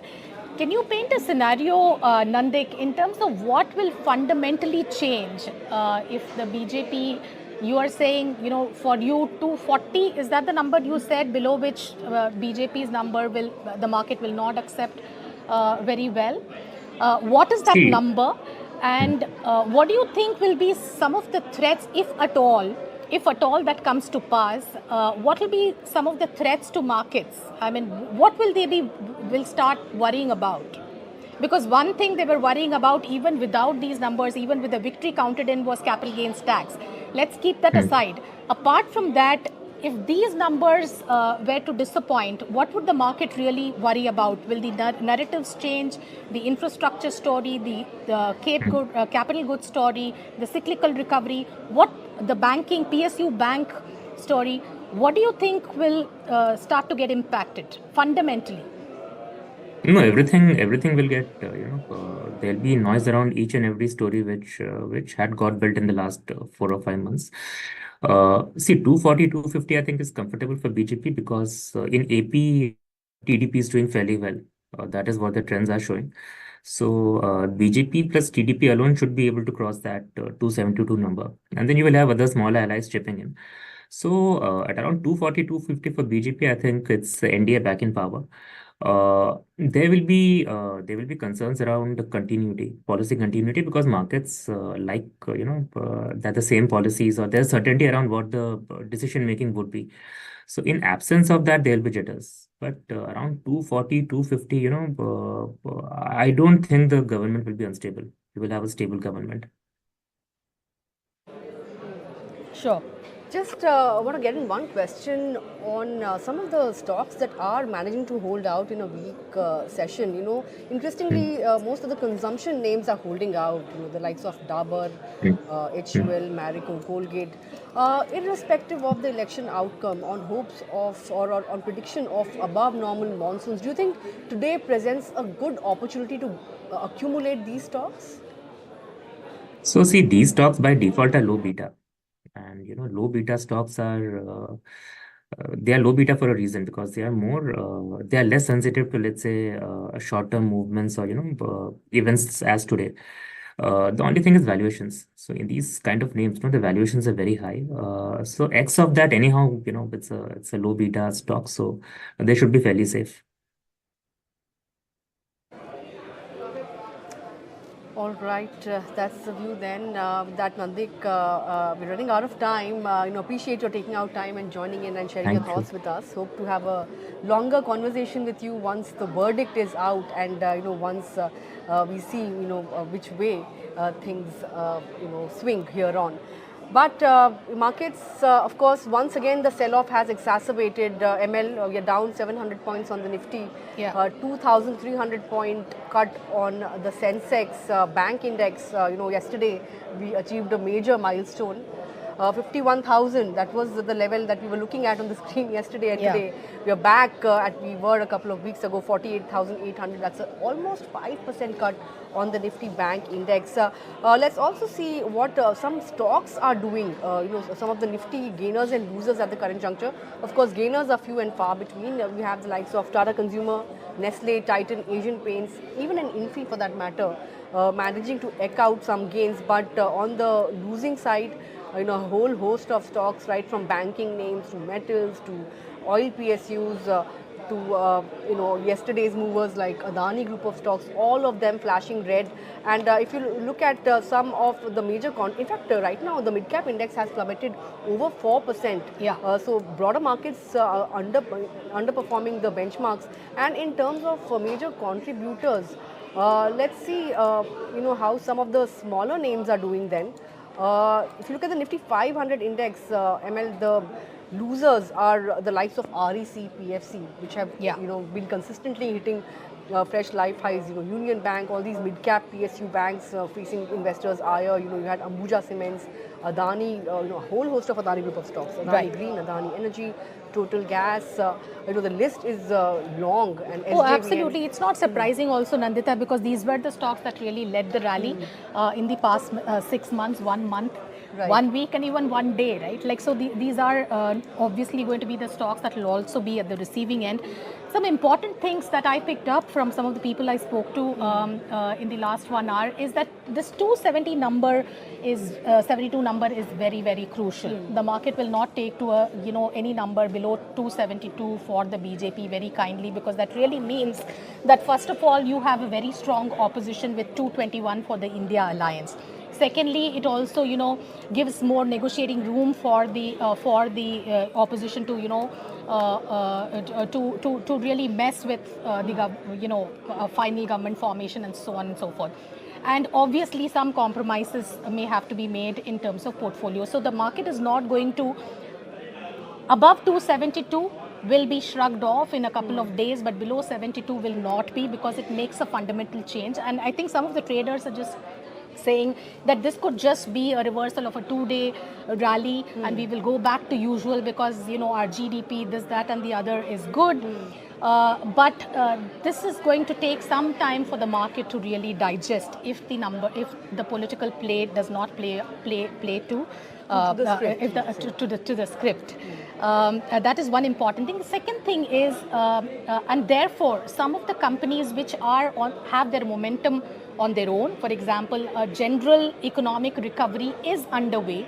A Cape Goods recovery is underway, so that could continue. But things that are very dependent on the government, government orders, government policy, government spending, etc., are going to be impacted. I think our colleagues in Delhi are standing by to take the coverage forward. Shweta is there, and Shweta, we are hovering around that 300 mark for the NDA and the India bloc at 221.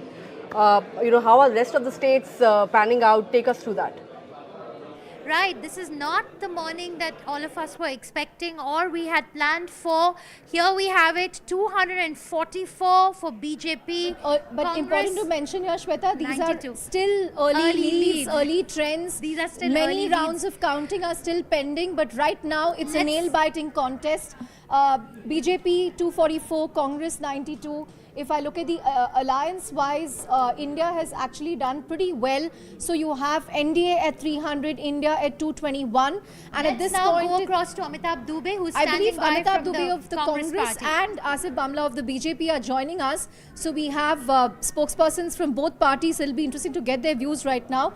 Amitabh Dubey, this has been a good performance so far by the Congress and the India Alliance. You know, what's working for you, and especially in UP, where the Samajwadi Party has made a lot of gains, at least in early trends. You know, this result, as it stands at the moment, is very much more in line with our expectation than were the exit poll results, which were a big surprise to us and to everyone. So frankly, we are quite relieved that reality turns out to be more in line with what our experience was. While campaigning, while taking our message out, we did the Bharat Jodo Yatra, the Bharat Jodo Nyaya Yatra. We interacted with lakhs and in fact crores of people. And the feedback we got was that the K-shaped recovery was not working for them, that Mehengai and Berozgari were serious issues, that Mr. Modi's image, and we can talk about that later, had taken a hit. The promises he had made over the last decade had not been delivered in the views of many, many people. And that's what you're seeing in this current result. So let's see what happens. UP in particular is, some states, broadly what we're seeing is that the India Alliance has made a big advance into northern India, in many states in northern India, which is what we were expecting. The BJP is holding on by making some gains in eastern India. But essentially, we have really broken through their citadel, which has held for them for the last decade in northern India. So this is very encouraging for us. And UP is, of course, the prime example of what we're seeing. Amitabh Dubey has constantly made this point about K-shaped. Yeah, let me actually pull up the Hindi heartland breakup for you here. 225 seats up for grabs in the Hindi heartland. NDA leading in 53 and India leading in 71. More importantly, the number of seats in which the NDA is leading has actually declined by 49. Most of those coming in UP, and India Alliance is actually gaining in an additional 58 seats compared to last time. So I think Hindi heartland is the story of this election, both UP and Rajasthan. Let's now go across to Pallavi over there. Pallavi has been camping and traveling extensively in UP. Pallavi, did you see this coming? Not in UP. I didn't expect these kind of numbers, frankly speaking. I mean, we knew that the Samajwadi Party was getting its mojo. And I think it was a good idea that the entire Yadav Parivar decides to contest. I mean, Akhilesh Yadav also contesting was a good idea, which actually, I guess, led to a consolidation. But this is huge, very good performance really for the Samajwadi Party. I never expected this kind of a good. Pallavi, you've also tracked the Congress Party very closely, I don't know for how many years now. And they were very confident even till yesterday. They were completely dismissive of the exit polls. And based on the early trends we are seeing so far, this wasn't posturing. They clearly knew something that the exit polls, that the polling agencies didn't. Absolutely. And I think the main factor which we were all been talking about is the silence of the voters. This time round, and that becomes a yardstick for the exit polls also. This time round, we noticed that the people were not very open about talking. They had made up their mind, but they clearly were not talking about it. So that silent vote or the silent factor is something which could explain why the exit polls have not been able to capture that kind of a ground reality. Absolutely. We have Asif Bamla also waiting with us from the BJP. Mr. Bamla, how are you feeling this morning?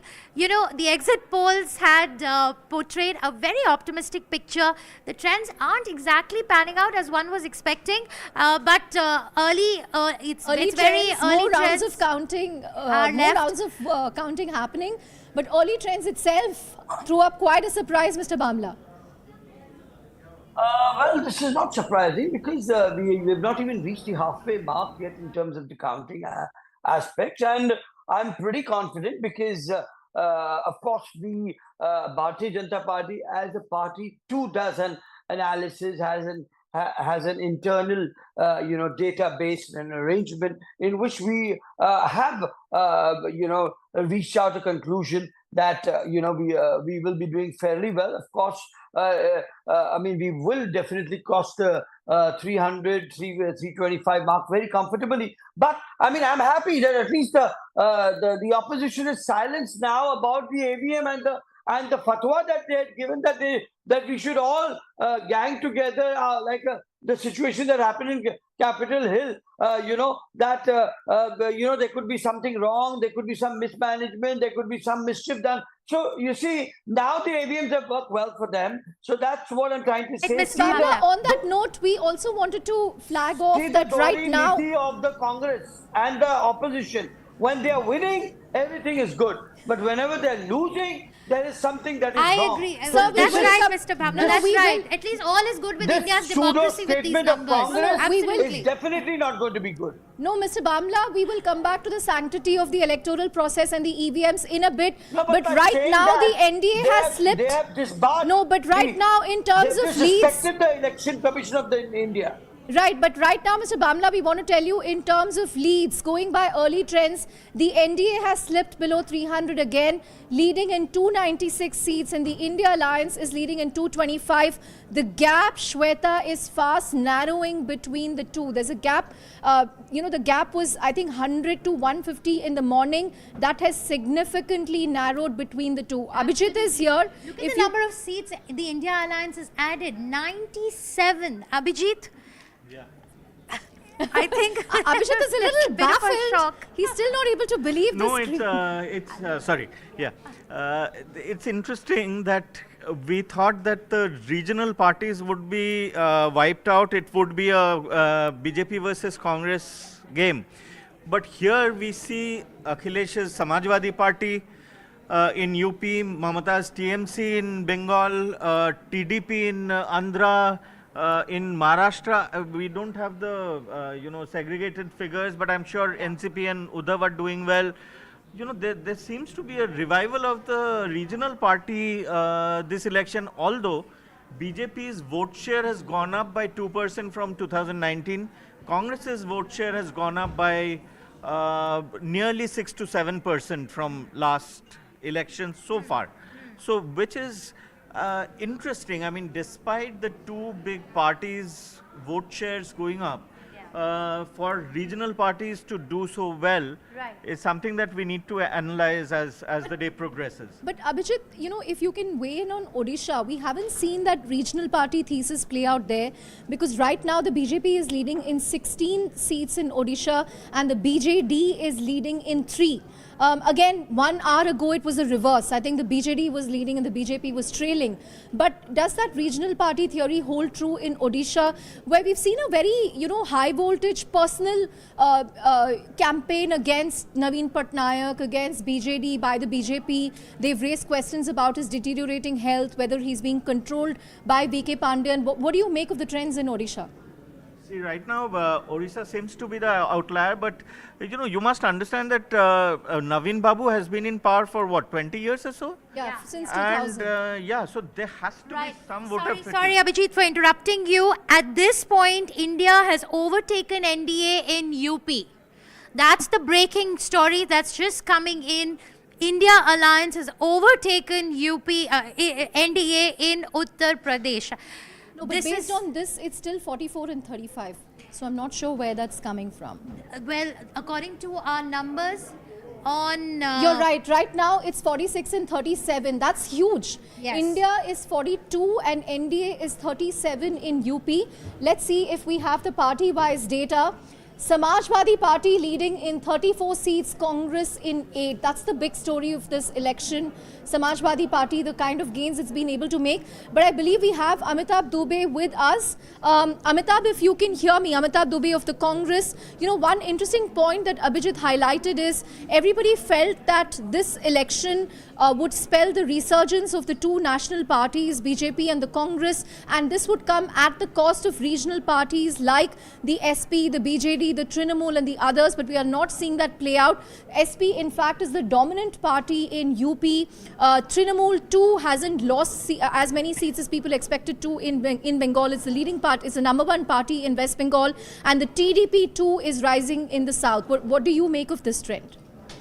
So this is really a resurgence of the alliance as a whole. I think the Congress, obviously, as you said, has picked up a vote share very substantially, as have the India allies. So you have to remember there's this pooling of votes going on. For instance, you talked about UP. Obviously, SP is the bigger partner, so they have got more seats. But what seems to be happening, we have to wait for the numbers, is that the BSP's vote share is moved to the India Alliance, or a large chunk of it has moved to the India Alliance, and partly because there were concerns in the BSP vote bank, the BSP support base, about the constitution, defending the constitution, that narrative. Now, this vote is much more comfortable moving to the India Alliance when the Congress and SP are together, given the history of the BSP and SP going back. So I don't think it's easy to separate SP versus Congress in UP. I think this is a move towards the India Alliance, towards the messaging of the India Alliance, and the promise of the India Alliance to deal with the issues that voters feel that Modi government has not dealt with. That note, Shweta, quick market check. Nifty is down now 1,000 points, erasing all the gains of the exit poll-led euphoria yesterday. Clearly, the results are making investors nervous because what investors want is some stability. And here we are seeing a head-to-head contest. We have no way to know how this will pan out, through the day, if the trends will change in the afternoon. But right now, the markets are voting with their feet. The Nifty is down 1,000 points. That's something to highlight. Shweta, let's also go to the south and see what's happening there. Karnataka, NDA 18, Congress 10. So the Congress has actually gained. Again, here, completely contrary to all exit polls that said NDA would get anywhere between 23 to 25. That hasn't happened. Let's look at Kerala, where the BJP was hopeful of opening an account. In fact, there are two BJP candidates who are leading in Kerala. One is Suresh Gopi in Thrissur, and Rajiv Chandrasekhar has again taken the pole position in Thiruvananthapuram. So that's an interesting contest in Kerala. Let me pull up Andhra Pradesh. So Andhra Pradesh, you have NDA 20, YSRCP 5, and most of the gains for the NDA here are coming from its alliance partner TDP at 14 Let's go to and Maharashtra BJP now, at Chandra. 4. I'll just wrap up the southern states in a bit. Telangana, again, we have Congress in pole position, leads in 9 seats, BJP at 7, BRS at 0. And finally, let's see how Tamil Nadu is faring. So there you clearly have the India Alliance taking a huge lead, leading in 36 seats, ADMK plus 2 and NDA 1. So the lone NDA seat, I think, was Tirunelveli, but right now we're not seeing leads there as well. Back to you, Shweta. Right. Let's quickly take a look at Maharashtra, Chandra. Let's take a look at what's happening in Maharashtra. India Alliance at 26 and NDA at 21. So at the moment, India Alliance is ahead of the NDA in Uttar Pradesh. It is ahead of India Alliance is ahead of the NDA in Maharashtra. Two very, very critical states. Let's go back. Critical states in terms of numbers, because UP has 80 seats and Maharashtra has 48. Let's go across. Let's go back to our Congress spokesperson Amitabh Dubey, who's still with us. Amitabh, Maharashtra numbers, you look at the India Alliance, it's gaining 17 seats this time around, and you've already seen the UP numbers. What is it that the Congress has managed to get right this time around, Amitabh, when it comes to either Maharashtra or Uttar Pradesh? So, both of these, as you know, are the largest states, and obviously they are having a disproportionate impact on the results that we see. In Maharashtra, when we were going through there with the Bharat Jodo Yatra, it was very clear that the sentiment of the people was against the machinations of the Modi government, breaking up the Shiv Sena, doing their washing machine, grabbing leaders, bringing them in. And, there's also some disaffection in the BJP about the fact that these tainted outsiders were pushing aside Karyakartas who had spent much time in that party. So there was clearly sentiment. Of course, it's an agrarian story in Maharashtra. There was agrarian distress. And the India Alliance worked very well, given the fact that there were three parties. The India Alliance worked quite well. So that helped a lot in Maharashtra. In UP, of course, as I mentioned earlier, the issues were very much there. But what is striking about UP, that it is the Hindutva heartland. It is the central point of the BJP's narrative, other than Gujarat, which is, more of a Moditva narrative. This was a double engine. I'd just like to come in here. Just hold that thought. The markets are very, very jittery looking at these numbers. And I think some of that concern is coming from the fact that the Congress campaign has been largely around welfare schemes, and that might get you the votes, but it's not necessarily good economics, and it's getting reflected in the equity markets.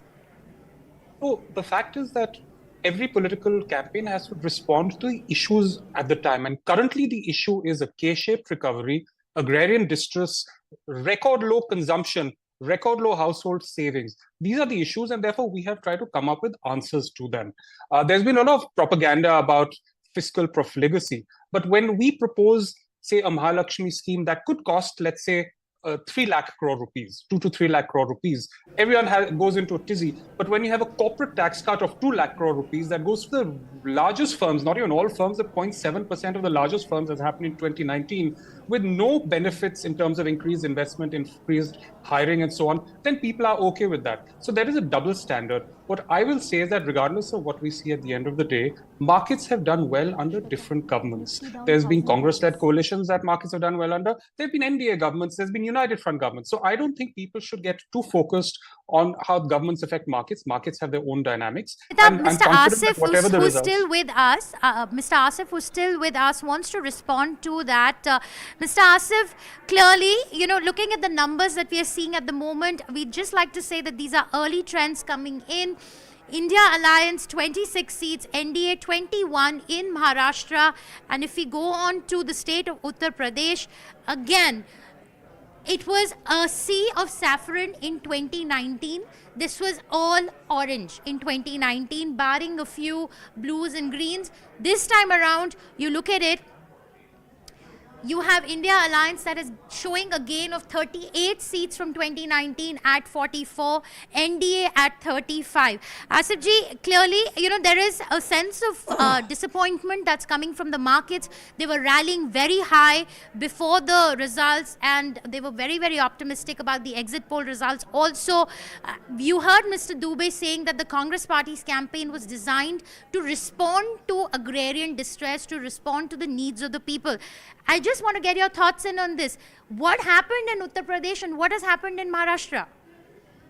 If you talk about agrarian distress, there are various schemes that the Honorable Prime Minister has, abdicated in his entire, in his entire term. अगर आप देखें तो नल से जल देखो, मुफ्त में अनाज बांटने का काम देखिए आप, किसानों को जो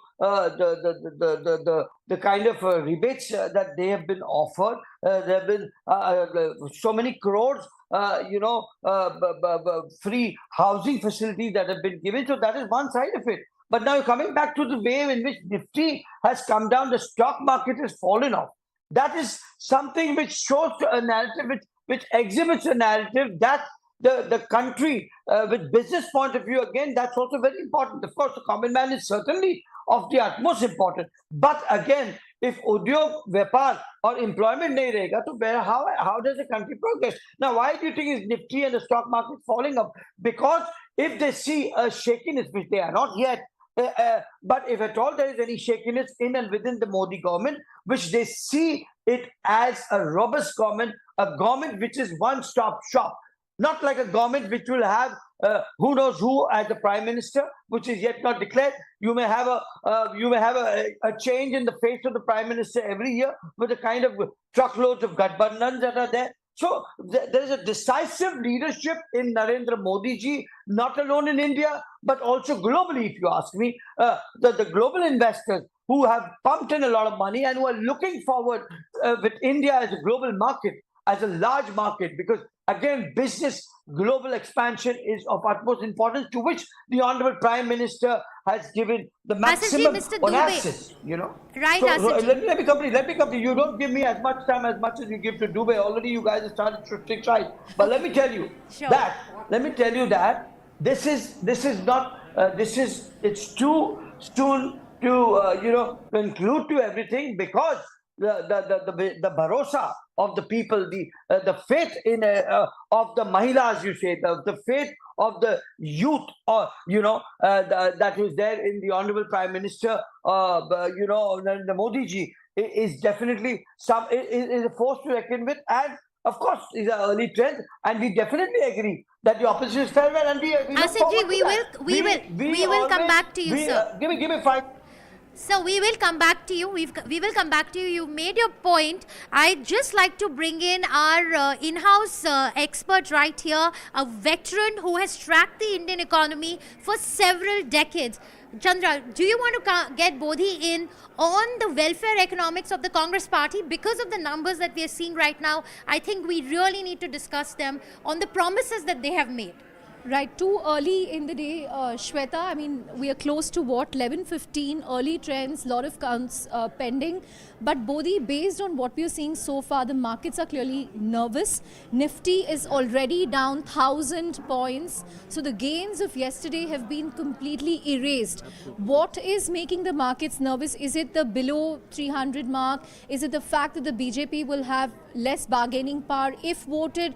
Or is it, you know, the fear of that Shweta said of welfare economics kicking in? Should the India alliance have a better chance here? So the Nifty is down 1,170 points as of now. So it's plummeting, and it's obvious why that is happening, right? I mean,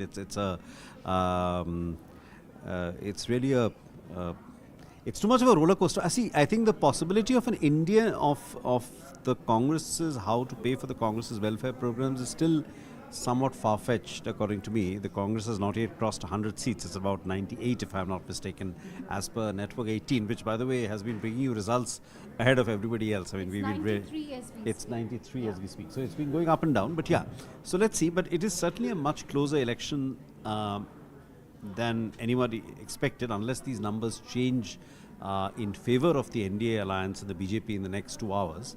But it is obviously much closer, and the markets are not liking what they are seeing. Beyond that, I think the situation is just too volatile for us to comment. So I think let's yeah. Let me also get in a word from Pallavi. Pallavi, you know, what do these numbers mean for Rahul Gandhi, his leadership? I mean, he was, you know, criticized so heavily for his comments, for his leadership style. But the fact that India has managed to stage a comeback, Congress is now 93. I think they've doubled their tally compared to last time. If you go by these early trends, will it vindicate Rahul Gandhi in a sense after successive electoral defeats? Well, I mean, he won't have to pack his bags and go on a vacation as he was taunted for. But, you know, it has been pretty much a Rahul election for the Congress party. It became Modi versus Rahul to a very great extent, though initially Congress did not want to do that. And in fact, the India Bloc's manifesto, not a manifesto, but India Bloc's thinking and program and that of the Congress party pretty much ran along Rahul Gandhi's lines. Now, for those who are very critical of his ideas of caste census, Agniveer, clearly that could have worked. I mean, we'll need to analyze what really is the reason what worked. But yes, it will be seen as a huge success story for Rahul Gandhi. He's standing within the party. And the ones who are his naysayers within the Congress party, I guess, will be silenced. What will this also mean for Priyanka Gandhi, considering Rahul Gandhi is leading in Wayanad and Raebareli at this point? There was buzz ahead of the elections that he might retain Raebareli and, you know, give up Wayanad for his sister. So how is that going to pan out? It will be interesting to watch which ones he gives up. It's going to be difficult for him to give up Wayanad also because it's Kerala. Seeing the good performance of the India bloc in Uttar Pradesh, maybe they can take that risk of Rahul Gandhi walking away from Raebareli, sister contest from there, and Amethi. In case, because as of now, it's just swing factors. Smriti Irani is sometimes going up, she's leading, she's trailing. Did that experiment of getting a family insider work in Amethi? That's also going to be a factor. But if it's Priyanka Vadra from Raebareli, the fact that the SP plus Congress, more the SP, has performed well in Uttar Pradesh, I think now they can afford to take that risk. Right. That's an interesting point. Shweta, on that note, I just want to go back to Uttar Pradesh and check Amethi and Raebareli, how they are poised currently. I think it's 20 or 36 and 37. We still have Amitabh Dubey also with us. Amitabh, you know, I'd just like to go back to the question that Chandra raised on a lot of credit for the performance in Uttar Pradesh at this point. These are again early trends, is going to Priyanka Gandhi. Do we see a more definitive role for her in the Congress party? I can't speculate on that. It's very clear that in this election, from our party, we had three top campaigners. We had Rahul Gandhi, Priyanka Gandhi, and of course, Congress President Kharge ji. These were our three lead campaigners. They all addressed very distinct. They all each has a distinct constituency. They have a distinct appeal, and they were on the front lines. So Priyanka ji is obviously one of the senior leaders, and what she decides is up to her. So it's no point me speculating. But clearly, we have, after a long time, made an entry back into UP. As you know, as a party, we didn't do very well in the last couple of years, although in 2009, we did very well. So for the first time, we've got a bunch of seats in UP. So I think this is very promising, and we have to build on it. So UP was very important, both from the electoral point of view and from the symbolic point of view. Shweta, let me just highlight here that the Congress is leading in both Amethi and Raebareli at this point. Smriti Irani is trailing in Amethi, and let's bring up, no, that is Raebareli. Okay, Rahul Gandhi is leading in Raebareli and Smriti Irani is trailing in Amethi. So did Congress's gambit of fielding KL Sharma, who's very, who's very close to the family, as Pallavi was saying, Pallavi, that seems to have paid off, and it will be sweet revenge of sorts if they manage to wrest back Amethi and Raebareli, because, this has a lot of significance for the Gandhi family. What do you make of that? At a closed-door meeting, when this whole talk was happening about Amethi and Raebareli ka candidate, Priyanka Gandhi Vadra did say that, none of us from the Gandhi family will contest. For Smriti Irani, KL Sharma is good enough. In case Smriti Irani loses, and I think it's a little unfair now to come to that conclusion because we're still waiting for the leads to come in. In case she loses, of course, Priyanka Gandhi Vadra would stand vindicated, but more than that, I think the Gandhis would have taken the kind of sweet revenge. Right. Let's look at the Muslims, Muslim-dominated constituencies. Just 1 second, Chandra. I have this open. Just look at the Muslim-dominated constituencies and how has the NDA and the India alliance fared in these constituencies. You look at the NDA, they have lost about 8 seats in the early trends so far from 2019 to now. NDA at 19 and India Alliance at 15, a gain of 12. This is how the Muslim-dominated constituencies are faring. This is 20% plus Muslims population. Let's look at the other filters. Let's look at 40%. Let's take a look at a predominant Muslim constituency. How is that voting? There, you have it. Predominant Muslim constituencies have largely voted for the India Alliance, and that's what it's looking like. So a lot of minority vote has also gone to the India Alliance, Chandra. So right. So that's where the votes are coming there's from. One interesting graphic that I wanted to pull up. Okay, I'm just going to pull up a filter on Hindi Heartland and how it's looking like right now. So if you look at the Hindi Heartland, 225 seats. Out of the 225 seats there, NDA is leading in 149 and India is leading in 75.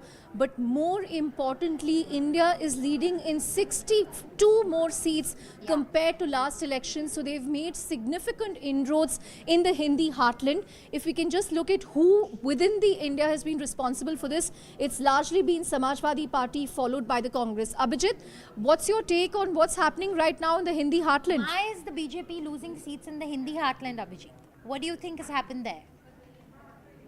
See, one of the reasons could be, as I said, the whole caste equation with, Dalits may have shifted to the India Alliance instead of, the ones that have deserted Mayawati may have shifted to the India Alliance.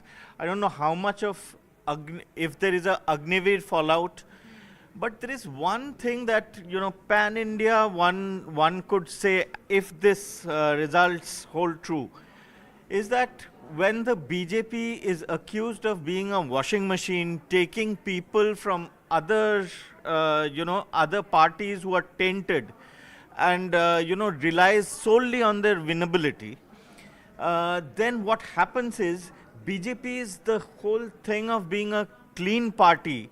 That goes because BJP is nothing without, Hindutva, development and, anti-corruption plank. So when that whole corruption thing is gone, then it's the horn of the unicorn is broken. It's just a horse. Right, absolutely. So, this time around, the BJP ran a very different campaign. Abhijit is right, and I've been talking to party workers. The enthusiasm amongst party workers was not as high this time around because of the number of tickets that were given to imports from other political parties. I think somewhere that had a demoralizing effect, and we cannot you cannot overstate the role of a party worker in bringing that voter to the booth and getting that person As to we cast that speak, vote. Shweta, let's look at the leads right now. Overall, India, NDA 293, so it's again slipped back below 300. India has built on its gains, leading in 228. So the gap between NDA and India is about 45 seats at this point, unless I'm mistaken. Amazing, Chandra, amazing. Like, look at the gains the India alliance has made. Nearly 100 more seats compared to 100 last time. more seats, 100 Abhijit, more I seats. also wanted to get your view on West Bengal. Again, here, some of the pollsters predicted that BJP would emerge the #1 party. Far from emerging #1 party, they've actually erased the gains of the last election. They are trailing in, the TMC has actually added to its tally here, going by early leads. What do you make of that? What do they get right? What do they not? More importantly, what do the Trinamool get right here? See, Trinamool, you must understand, has a tremendous cadre base, has demography on its side in West Bengal. It has, in every booth, they have enough number of people. So booth management is far superior than BJP. And even the BJP state chief, Shukanto Majumdar, is, I think, trailing. That's what I saw some time ago. So this, one would have thought that BJP has improved its ground presence, and at least in terms of signage, in terms of flags, in terms of posters, if you traveled in Bengal, it seemed that BJP has actually made, it has more physical presence. Again, early trends, we don't know whether this... Abhijit, let's also not forget that Mamata Banerjee ran a very violent campaign in West Bengal. We've seen a lot of violence in the run-up to elections, and you cannot downplay that. Yeah, and if this trend continues and BJP, gets fewer than 10 seats, one has to it has to blame itself for what happened in 2021. It should have actually done something about the absolutely wanton electoral violence that happened before and after 2021 assembly elections. It kind of, I would say BJP relied on public sympathy rather than ensuring that goons who perpetrated that were, brought to book. And so there could be a certain voter fear in West Bengal to go out and vote for the BJP or any other party, or for the CPIM or Congress. Knowing that there will be extremely brutal retribution. Also, I think the implementation of centrally sponsored schemes has not been as effectively done in West Bengal. If Gaurav is still there with us... Shweta, before that, one state that we haven't looked at is Bihar. Yeah. And here, surprisingly, they seem to be doing well so far. The BJP-JDU alliance has worked despite all the criticism of, Nitish Kumar being someone who paltofies every election. So here you have NDA, but here also, there's a decline in leads in 4 seats compared to last time. So the NDA is leading in 35 seats and India Alliance is leading in 5. Let's look at some of the VIP constituencies here. Let's also bring in Gaurav here on this. Gaurav, we had all written off Nitish Kumar pretty much, and also Chandrababu Naidu. I think these two leaders are making a comeback this election season. Yes, and like how? How, absolutely. Yes, in the run-up to the elections and even in the exit polls, to some extent, it was Bihar that was being, was a cause of nervousness for the BJP. That probably BJP's strike rate, BJP contested 17 seats, and they were expected to return 100% strike rate so far as their own seats are concerned. But the performance of the allies was something that had caused some degree of anxiety within the BJP camp. That hasn't seemed to have played out, and Nitish Kumar's JDU is holding on. So if BJP ends up getting about 35 seats out of total 40, the NDA gets up about 35 seats out of 40 in Bihar. It's more or less repeated the performance of last time. Last time they had 39 out of 40, so they're just about 4 down. Compare that with UP. I think the BJP's or the NDA's Bihar performance should be considered as quite commendable. And Nitish Kumar, who most had written off as this is his last battle, as last election, is going to play a significant role if as an ally and also probably as a kingmaker, so he can extract his pound of flesh when the BJP party goes and stakes claim to form the government, as also Chandrababu Naidu. And we saw that during 1999 to 2004 when the Vajpayee government was in place. Chandrababu Naidu was a very important ally in that government. This time around, it appears that has come back again into 20 years later, where Chandrababu Naidu again will be a big player in the government formation. But for Chandrababu Naidu and Nitish Kumar, the NDA's numbers would have been far shorter than 300 or thereabouts. Right, we've looked at Bihar. Let's also look at Andhra Pradesh, which Gaurav highlighted. So right here, out of the 25 seats up in contention, NDA is leading in 22, and Jagan Mohan Reddy has seen a massive setback. YSRCP leading only in 3, a decline in 19 constituencies compared to last time. This was largely expected. And you know, as Gaurav said, this is the comeback of Chandrababu Naidu, and how one can even call it vendetta for the way he was hounded by Jagan Mohan Reddy. I think the fact that he was arrested did not go down too well. In fact, Chandrababu Naidu also saying that, you know, if he doesn't do well this election, he will perhaps bow out of politics. Remember today, Shweta, there are also assembly seats that will be announced in AP and Odisha. So it will be interesting to track that as well, if there is a clear differential between how the people have voted at the state versus the centre. Let me quickly look at the BJP breakup here, NDA breakup. So TDP leading in 16 seats in Andhra Pradesh, BJP in 4. One VIP constituency that I wanted to pull up is Kadapa. Let's see what's happening there with YS Sharmila. Well, she seems to be trailing in Kadapa right now. Interesting trends coming up. Before we give it back to Nandita in Bombay on the markets, let's quickly also take a look at Kerala, and let's look at Thiruvananthapuram. I think leads coming in that Dr. Shashi Tharoor is trailing in Thiruvananthapuram. Let's quickly take a look.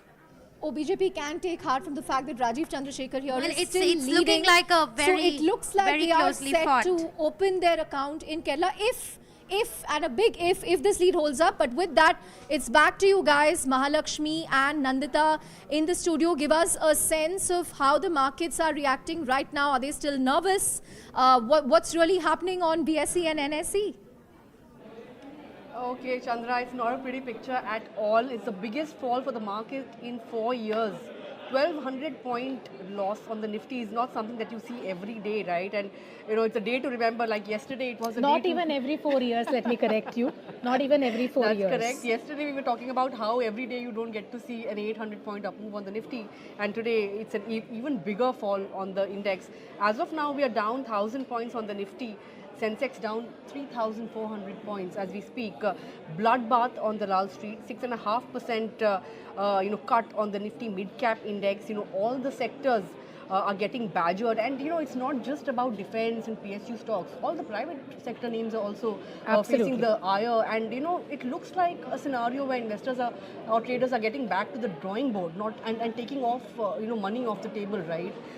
So yeah, I mean, absolutely. On a day like this, Nandita, this is what happens when big falls happen. Nothing gets spared. Even a bank like HDFC Bank, which is a non-performer of sorts, is down 4%. Kotak Bank is down. You know, these are quality banks which are already 11%. Extremely cheap, and yet you know they are not spared. So, and SBI was down, by the way, 15% some time back. Now it's recovered somewhat and come to I think 10% or 11% down right now. But yeah, across the board, it's a sea of red, and stocks that moved up a lot yesterday obviously have been at the receiving end and are topping the charts in terms of losers. Right, Emil, I think let's get on board our next set of guests and ask them what's going on in their mind. You know, the kind of badgering that we've seen in the market today. Joining me is Rahul Arora, who's the CEO of Nirmal Bang. Rahul, great to have you on the show. Not a very good, in fact, not a great day for the market, and given the fact that it is turning out to be a close battle and extremely opposite of what exit polls are projecting, right? So, looking at the screen, do you get a feel that okay, this is out of syllabus?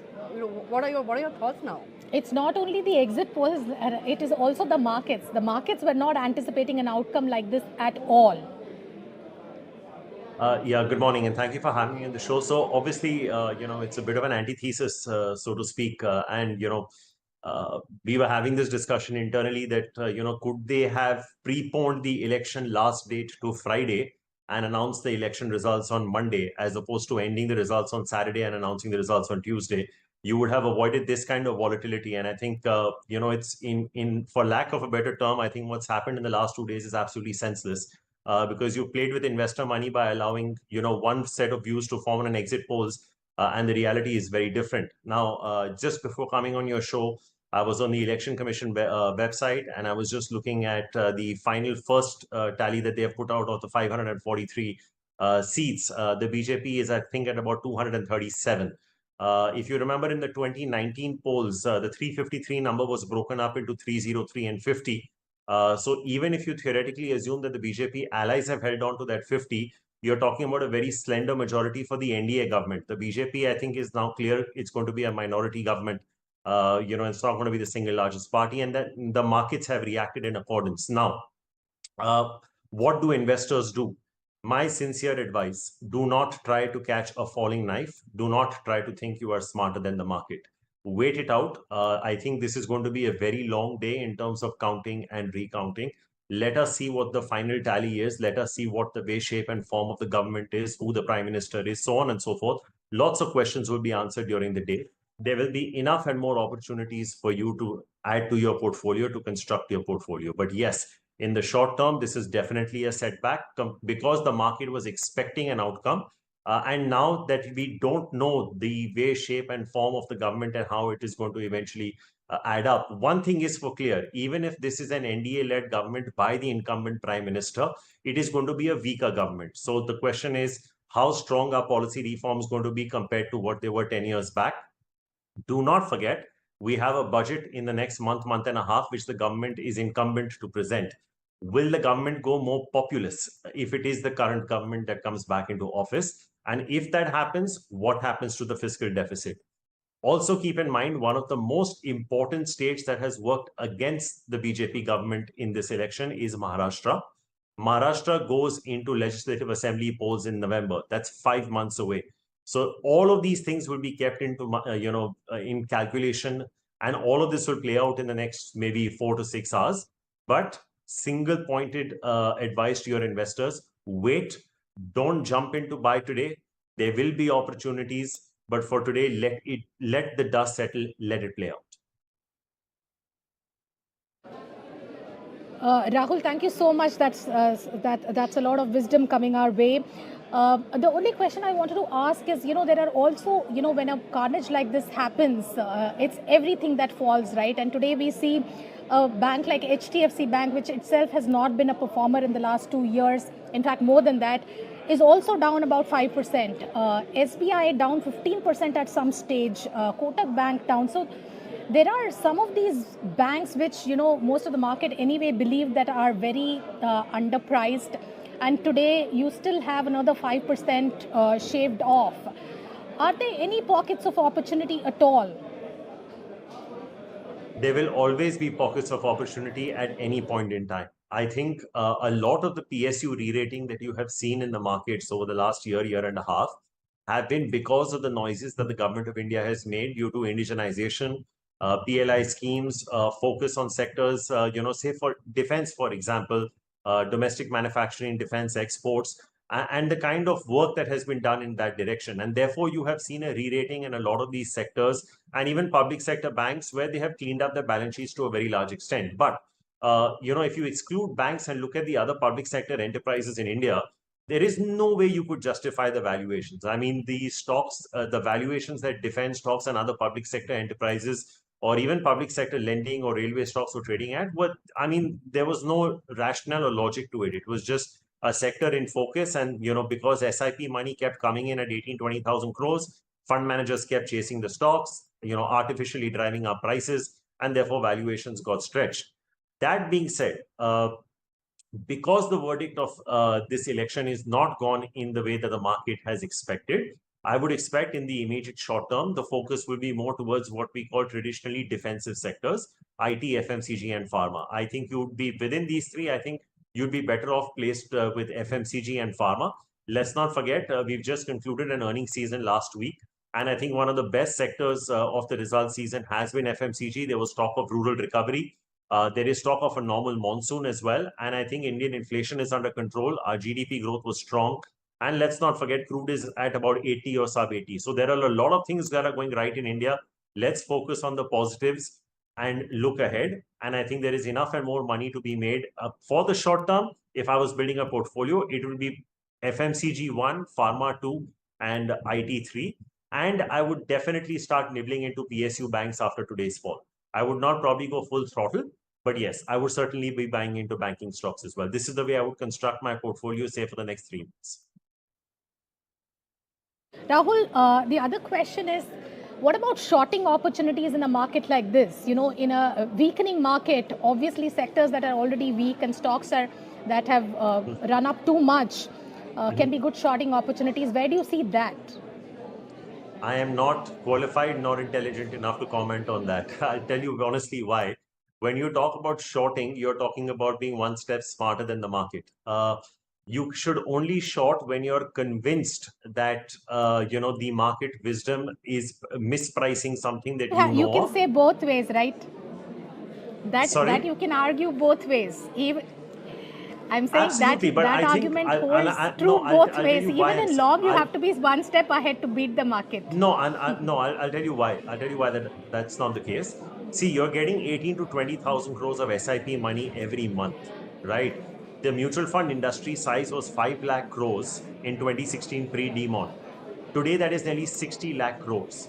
So obviously, when you're talking about going long, if the retail money continues to come into the market, obviously the bias is on the on the higher side. It's like, you're standing under a waterfall, the water is coming down. Would you bet at one point in time that the water is just going to recede its water flow and go up? That being said, I think not necessarily shorting per se, but we can be cautious, is that US GDP numbers have started to soften a little bit. The economy is showing some signs of cooling off. So we could look at IT being somewhat of a neutral sector. I think we could avoid defense stocks right now for the immediate short term. I think if you're looking at it 5 years out, you can certainly go out and buy some of these names. But I think these two specific pockets, I think can be potentially viewed as cautiously optimistic from now. IT can be a total avoid, but defense, like I said, if you have a 3 to 6 month horizon, I think you can wait. You probably should not be investing. But if you're taking a 5-year view, that's probably, I would look at nibbling. So not shorting, but like I said, maybe cautious on these two sectors in the market at this point.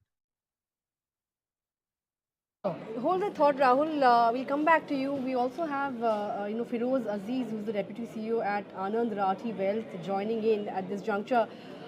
Feroz, great to have you on the show. Looking at the current scenario, not exactly a photo finish that, that the markets were baking in. 300 kind of number for NDA. That's the kind of scenario that emerges after the full counting is done. How would you really approach the market? Would there be a change in narrative? Would you say that the flow for the market will be much lower than where we are at the current juncture? What would you say to that? Like you said, the predictions of the exit polls seem to be a little different than what is transpiring today. So, of course, there is going to be some degree of disappointment in the market from the short-term perspective. Like you said, that 300, close to that kind of number. So government formation looks more likely, very, very likely. It's about the power of the government and the reforms with the rigor which reforms could be implemented over the next 5 years. So that's point one. Point two, in my opinion, I think markets should settle somewhere here and there, not too different, because after the state elections, before the state elections, Nifty was at about 19,500, 20,000 in December, just early December, 1st December. Then, of course, the general election got priced in. That's why we saw 23,000. Now, that's a surprise. So I would say a 5-10% downside from here is the downside, which is expected. If this is what now the current counting results actually transpire to be the final results, the leads transpiring to be the results, I would say not too much downside, 5-10% downside from here on. And markets over the last 10 years have fallen 10% by about 32 times. So that's market practice. 2 to 3 times every year, markets fall 10%. The whole scenario of a catastrophic fall is completely ruled out, in my opinion. So I would say that Nifty giving you 11-12% returns over the next 5 years becomes more and more certain. If somebody could pick up right mutual funds or create a portfolio making 14-15% and doubling the money in the 5 years period, that's still the long-term narrative which I would carry for my own portfolio and my large clients. Sure. Firoz, hi, this is Mahalakshmi. Two questions following from what you said. One is, how does this really alter the sentiment of the savvy investor, the high net worth individuals, the family offices, which have been big players in the market over the last couple of years, in fact, more than that. That constituency of investors, how do they take to this?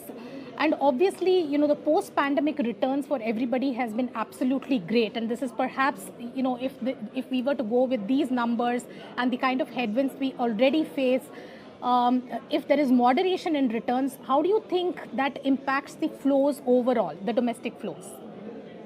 See, I think guessing anything now, just now, is something very complex, because it's all about those 20 seats this side, that side. The power of the government is going to depend on 310 or 270, 280, 290. Those 20 seats are going to decide. Having said which, to my mind, the more important bit from a current portfolio standpoint, I would say that the sentiment has got a little dampened. How do I calibrate, or what's the barometer of that? The synthetic futures of 6th June, which is the next Thursday expiry, synthetic futures are nothing but a same strike long of a call and a short of a put, is quoting at a discount. That implies that there is 30 rupee discount as we speak. This happens when there is shorting happening more than needed. The June spreads, as we speak, in the morning were 130 rupees.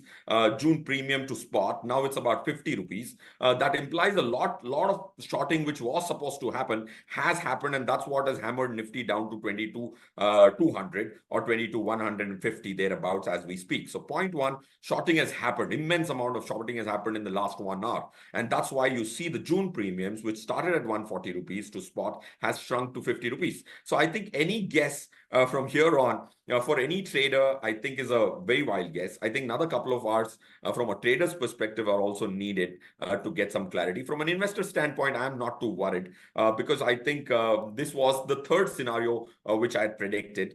So I would say 22,000 becomes the formation of Nifty, in my opinion, in a scenario somewhere close to 300, 305 for NDA. Fair enough. Right. Rahul, coming to you, you know, Firoz has just ruled out a very sharp correction coming in this, even if, you know, NDA doesn't or BJP doesn't come back with a thumping majority. Would you concur with that? Would you also say that, you know, 21,000 around could be a floor for the Nifty for the next couple of months, once the election dust settles?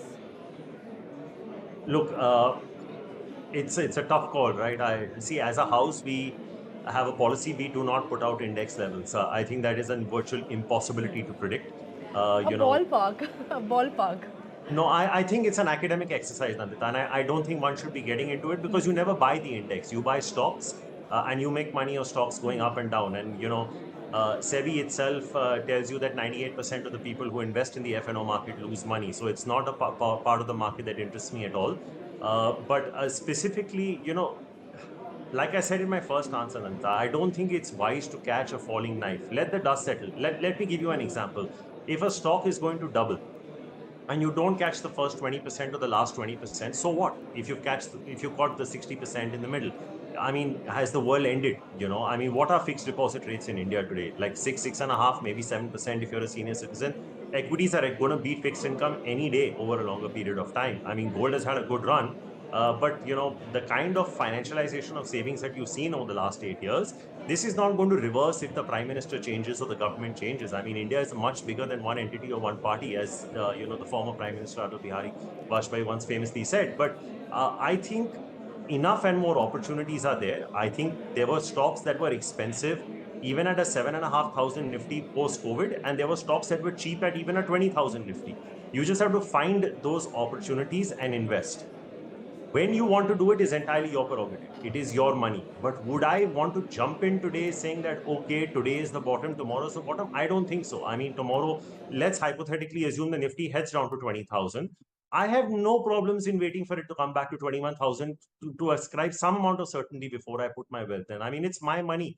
Nobody is holding a gun to my head saying, put the money in right now. I don't have that compulsion. Mutual fund managers sit on cash, and I'm sure they're going to go on cash, in very large numbers after today, themselves wanting to see what happens. But I think, getting into where the correction stops, and it's not just about points. I think, Nandita, it could get into a time-wise correction. What if you have a situation where for the rest of the year, the Nifty goes into a sideways movement for 20 to 22,000 in a 2,000 point range? It becomes so boring, right? I think you want a trending market either up or down. And, somewhere we're selfish, we're intermediaries, we're brokers. We need the markets to be volatile to make our money. But, that being said, we don't want investors to lose money. I think let's be a little more prudent and a little more rational, which is what I said in my opening as well. Wait for the dust to settle. Let the market rise. No harm if you've not got the bottom. Buy a stock 20-30% higher. But if your conviction is that if that stock is going to double, catch the rest of the 50-60%. I think the fun lies more in doing things that way. And if you don't want to invest directly, continue doing your SIPs. India is still growing at 7.5-8%. Our inflation is still in check. Our fiscal deficit for the moment is under control. Our currency is stable. Crude is under 80. There's a lot of things that is going right for this country. And like I said, I mean, who needs the FIs, right? We've got the index here on our own shoulders, from 7,500 Nifty all the way to practically 25,000. We've had it through FI outflows. If they want to join the party, well and good. Otherwise, we're here to stay. We're here to rock. And, the index will keep doubling over a period of time. When we started Nirmal Bang Institutional Equities, I remember the Nifty was 6,350.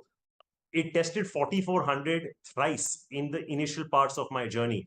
Just imagine a 6,350 Nifty going to 4,400. It's not the same as a 24,000 Nifty dropping to 20,000. That's far worse.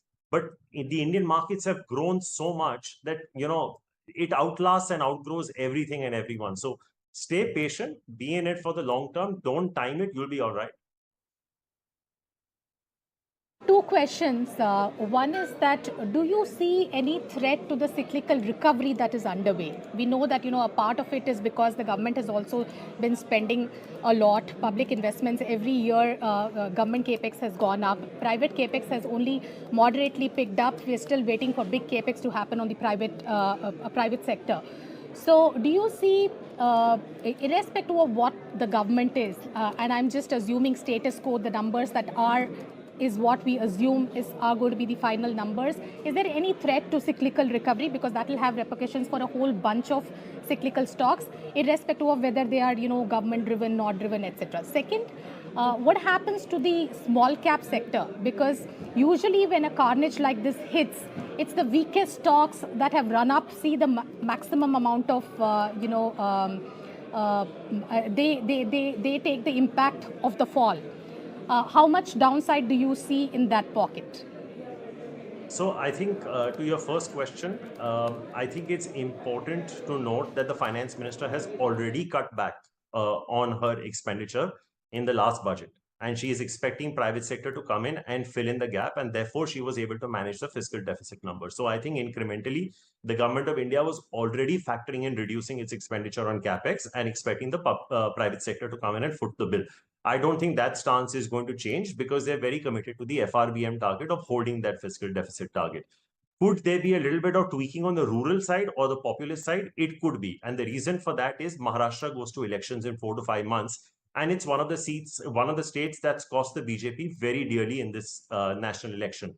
To your second point about small caps, one of the advice that I always give people is always invest in stocks that are liquid. Don't invest in tips. Don't invest on news. The problem happens on days like these when you invest in an illiquid small cap. There are no takers when the stock price falls down. The impact cost is very, very high.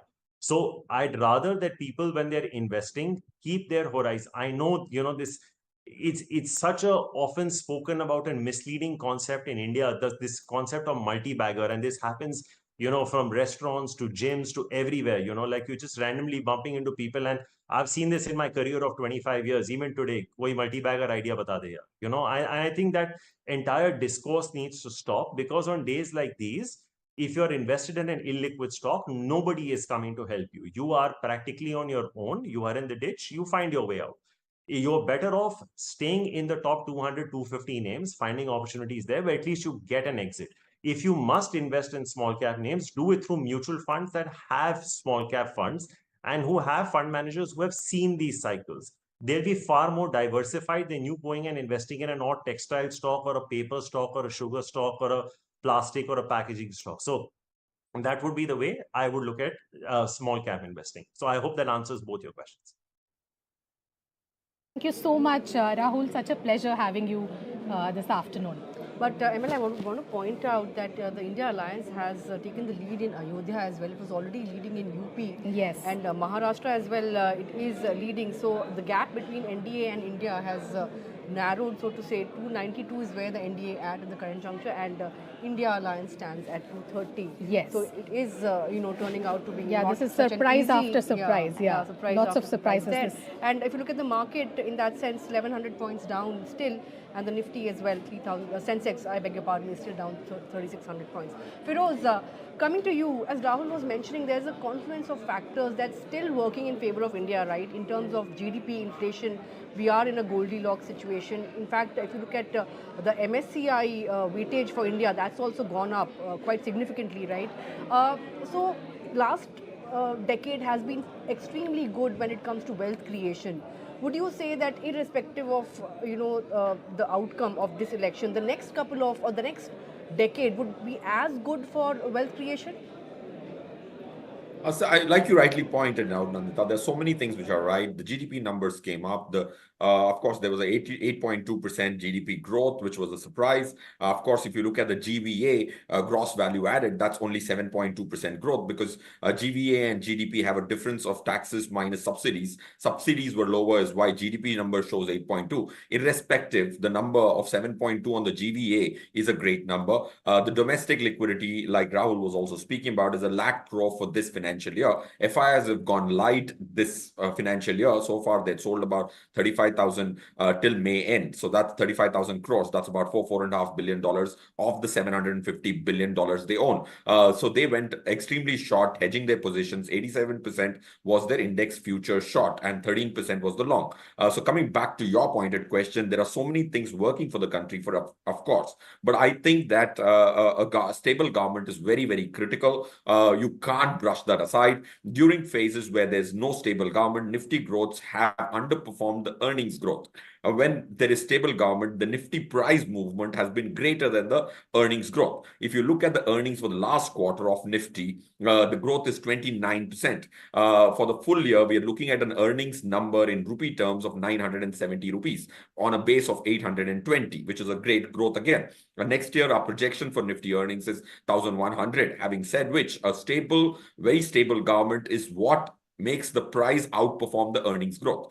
So I would say that it is an important function. If NDA does not have more than 305 seats, you could have a short-term lull. But the markets, like I said, could settle not really low. It might give away the gains between the state election and the general election. And I would not consider it as a catastrophic fall like we saw in 2004 or a supernormal rise like in 2009. So I would say that the movement is going to be muted relative to those extreme cases where exit polls during 2004 had predicted a thumping majority for Atal Bihari Ji's government, but that didn't transpire. So I think governments are critical. A stable government is very critical. There are several macroeconomic variables for the country, but a stable government is almost a necessity for prices to outperform earnings of any capital market.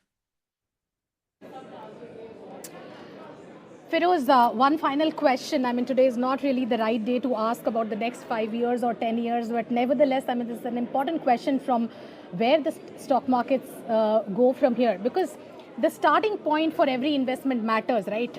So what the market will give over the next 5 years is a function of how much downside we see for the markets from here on.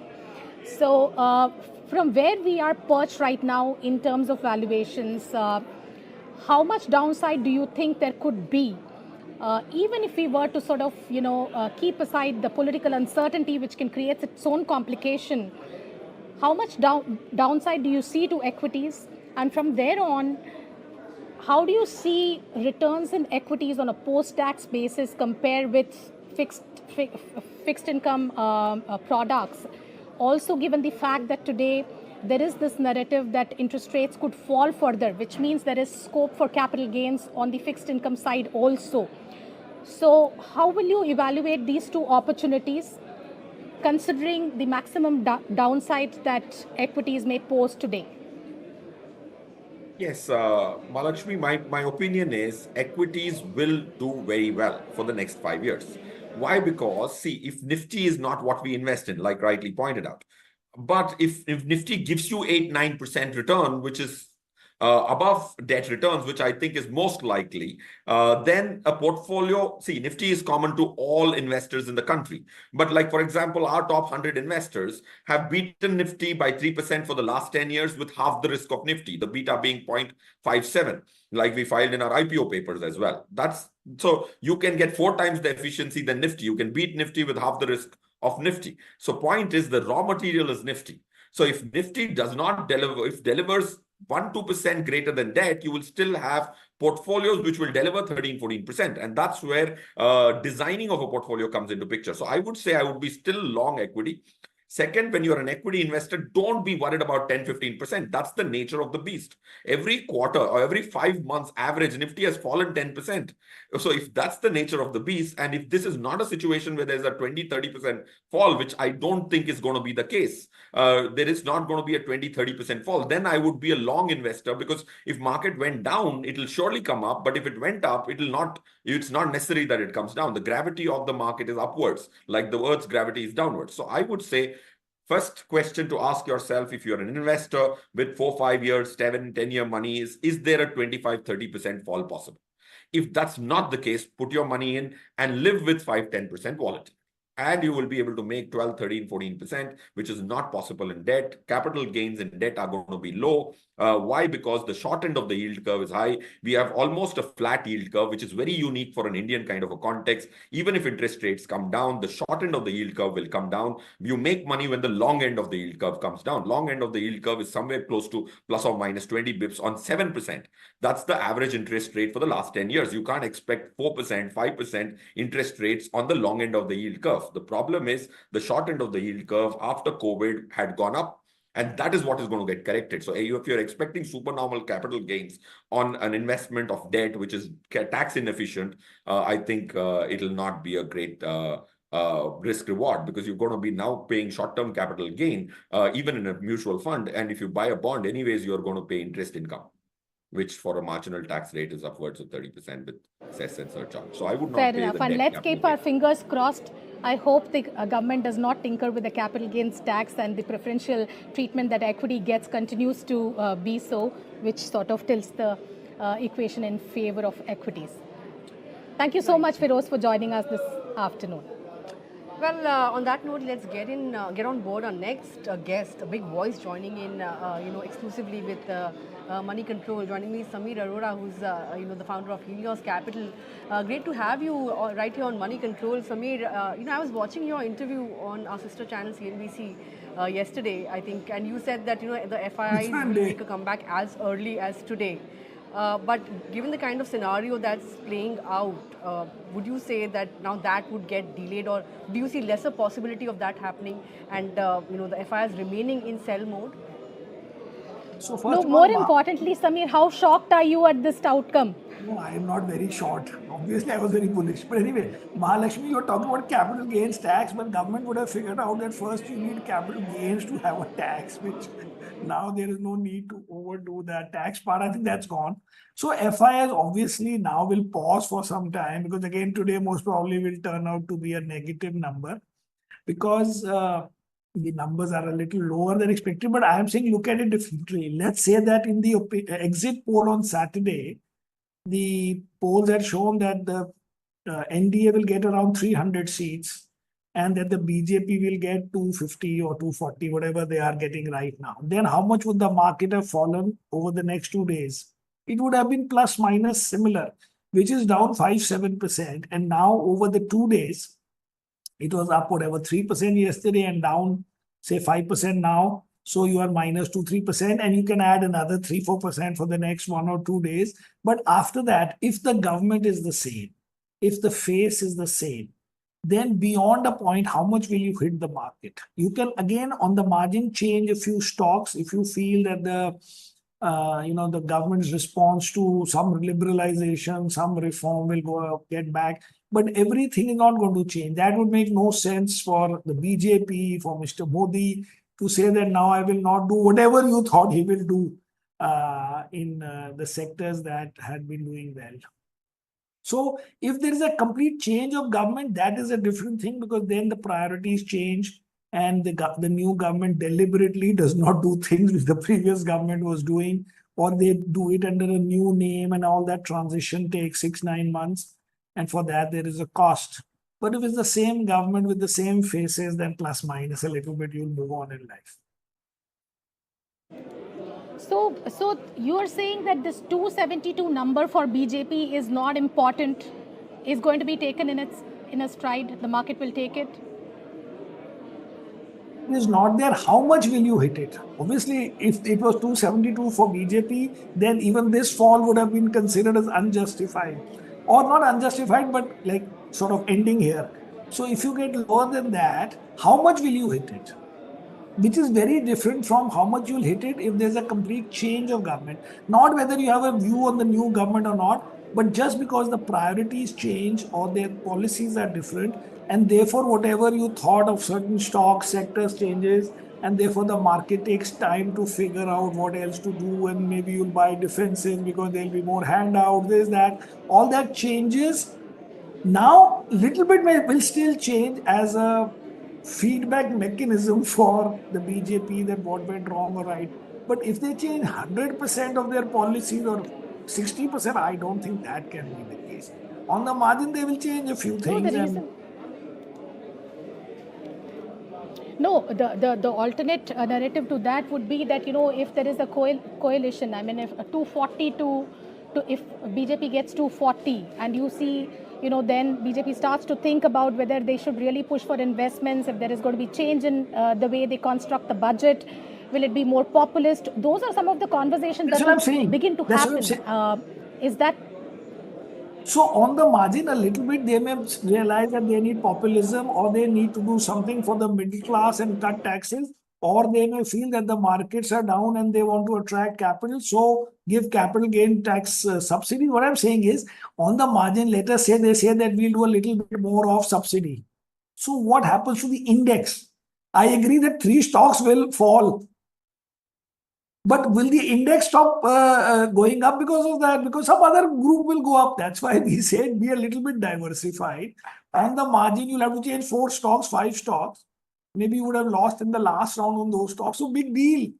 We are talking about the market first. That the market is not going to be tied down by these kind of things, because then instead of this, some other B stock will go up. Unless you say everything stalls. And also, how much will you change? Because some things were working and nobody was objecting. Was anybody objecting to India making more roads or giving more power, or that power is shortage, or oil and gas, that there was no price hike? But on the margin, let's say you give a handout and you give the same 8,000, 6,000 rupees to X crore people. So your deficit goes up 20 basis points, which, by the way, in this number last week came out that it was lower than targeted. And for next year, because you got the RBI, this thing, you are anyway starting with $25 billion extra. Now, let us say you spend all of that, and that is worth 0.7. So, what happened? What is so wrong beyond a point?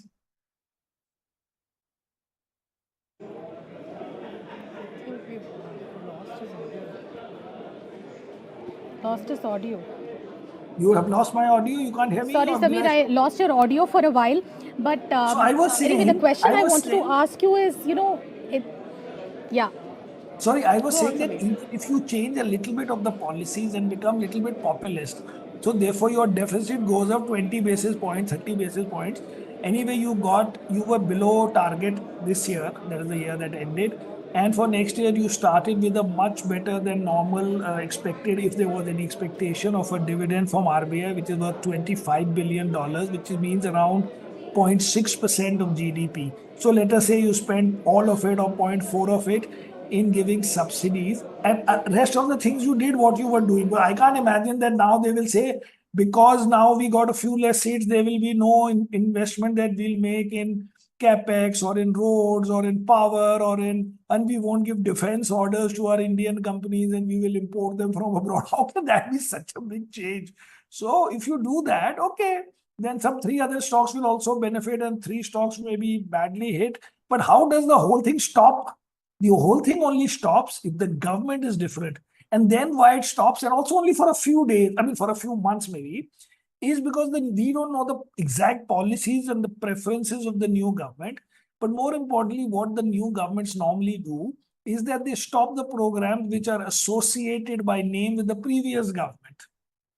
Because they, even if they want to, they also want to believe that road is good. They want to give it their own name. And they want to give that order again and things like that and, label it as their policy. So for that, you waste 6-9 months of life, and that is worth 8-10% because you are supposed to make 15% in a year.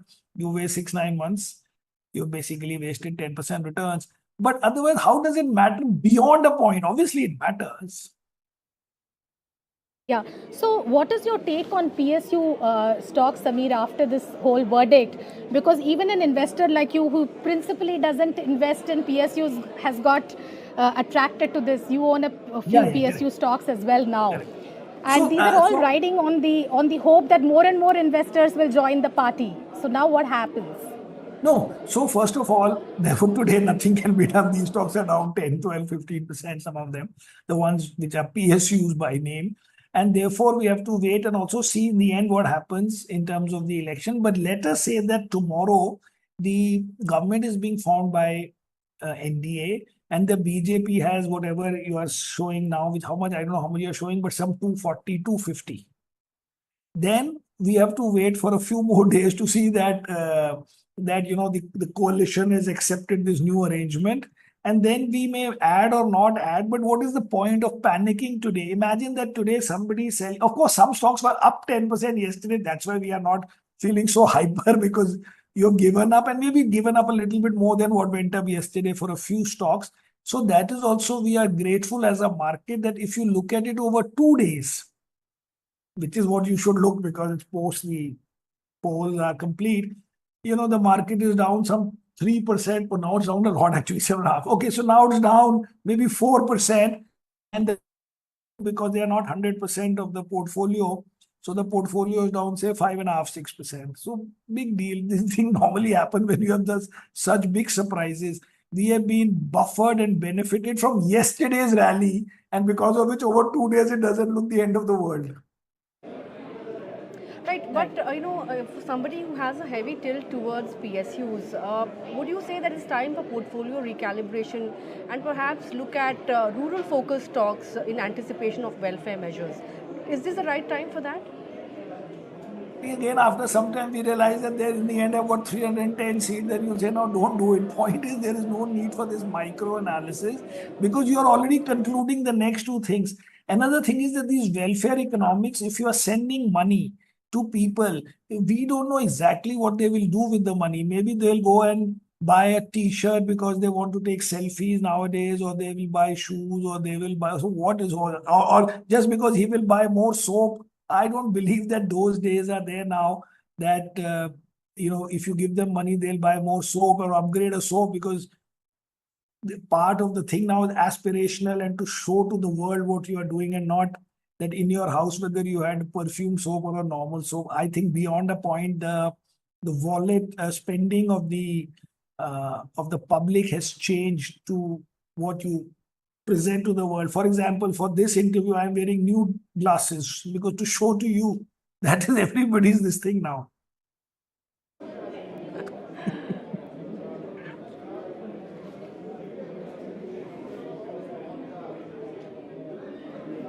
So Samir, how are you recalibrating your portfolio right now?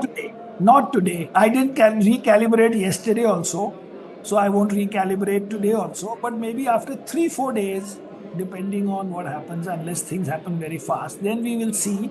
And bottom line is, if you have 35 stocks, you have to recalibrate 4-5 stocks and you are set for the new environment. That is the whole point that I keep making, that every stock doesn't have to be recalibrated. I don't have to recalibrate my financials. I don't have to recalibrate even State Bank of India, which is a PSU. I won't recalibrate my oil and gas PSUs. But okay, on the stocks where too much money was made too fast, like the defense stocks and one or two others in that, you can say, okay, make it 20% less or even blow it off, because anyway you have made 100, 200, in one case some 300-400% return. You can easily do it once you are ready to do it, because you feel that's the case, and you move on in life. In a 35-40 stock portfolio, if you change 5 stocks, you will be adjusted for whatever is the new environment. But today is not the day for that. It's not that fast that you sell something 15% down, buy something 3% up to recalibrate. We don't have to show that thing to the world that tonight they should see less PSUs and more whatever you want us to buy, rural stocks.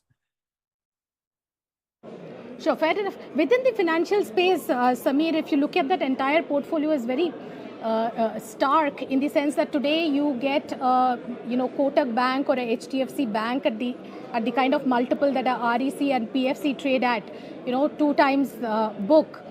And as we speak, I guess you own SBI was down 15% during the day, now perhaps recovered a bit and around 10-11%. No, that's what I'm saying. Don't look at it for one day. How does that? Look at it for 2 days. Yeah. That's what I'm saying. Because yesterday, part of our being able to be cheerful is because yesterday too much money was made, and now that and a little bit more is being given up. That is being given up. Fair enough. But overall, if you look at the pack, there is almost parity in some of the stocks, in private sector, because it's not performed and because this pocket has performed. How do you play that bet going forward? State Bank we like on its own, not because it's a PSU.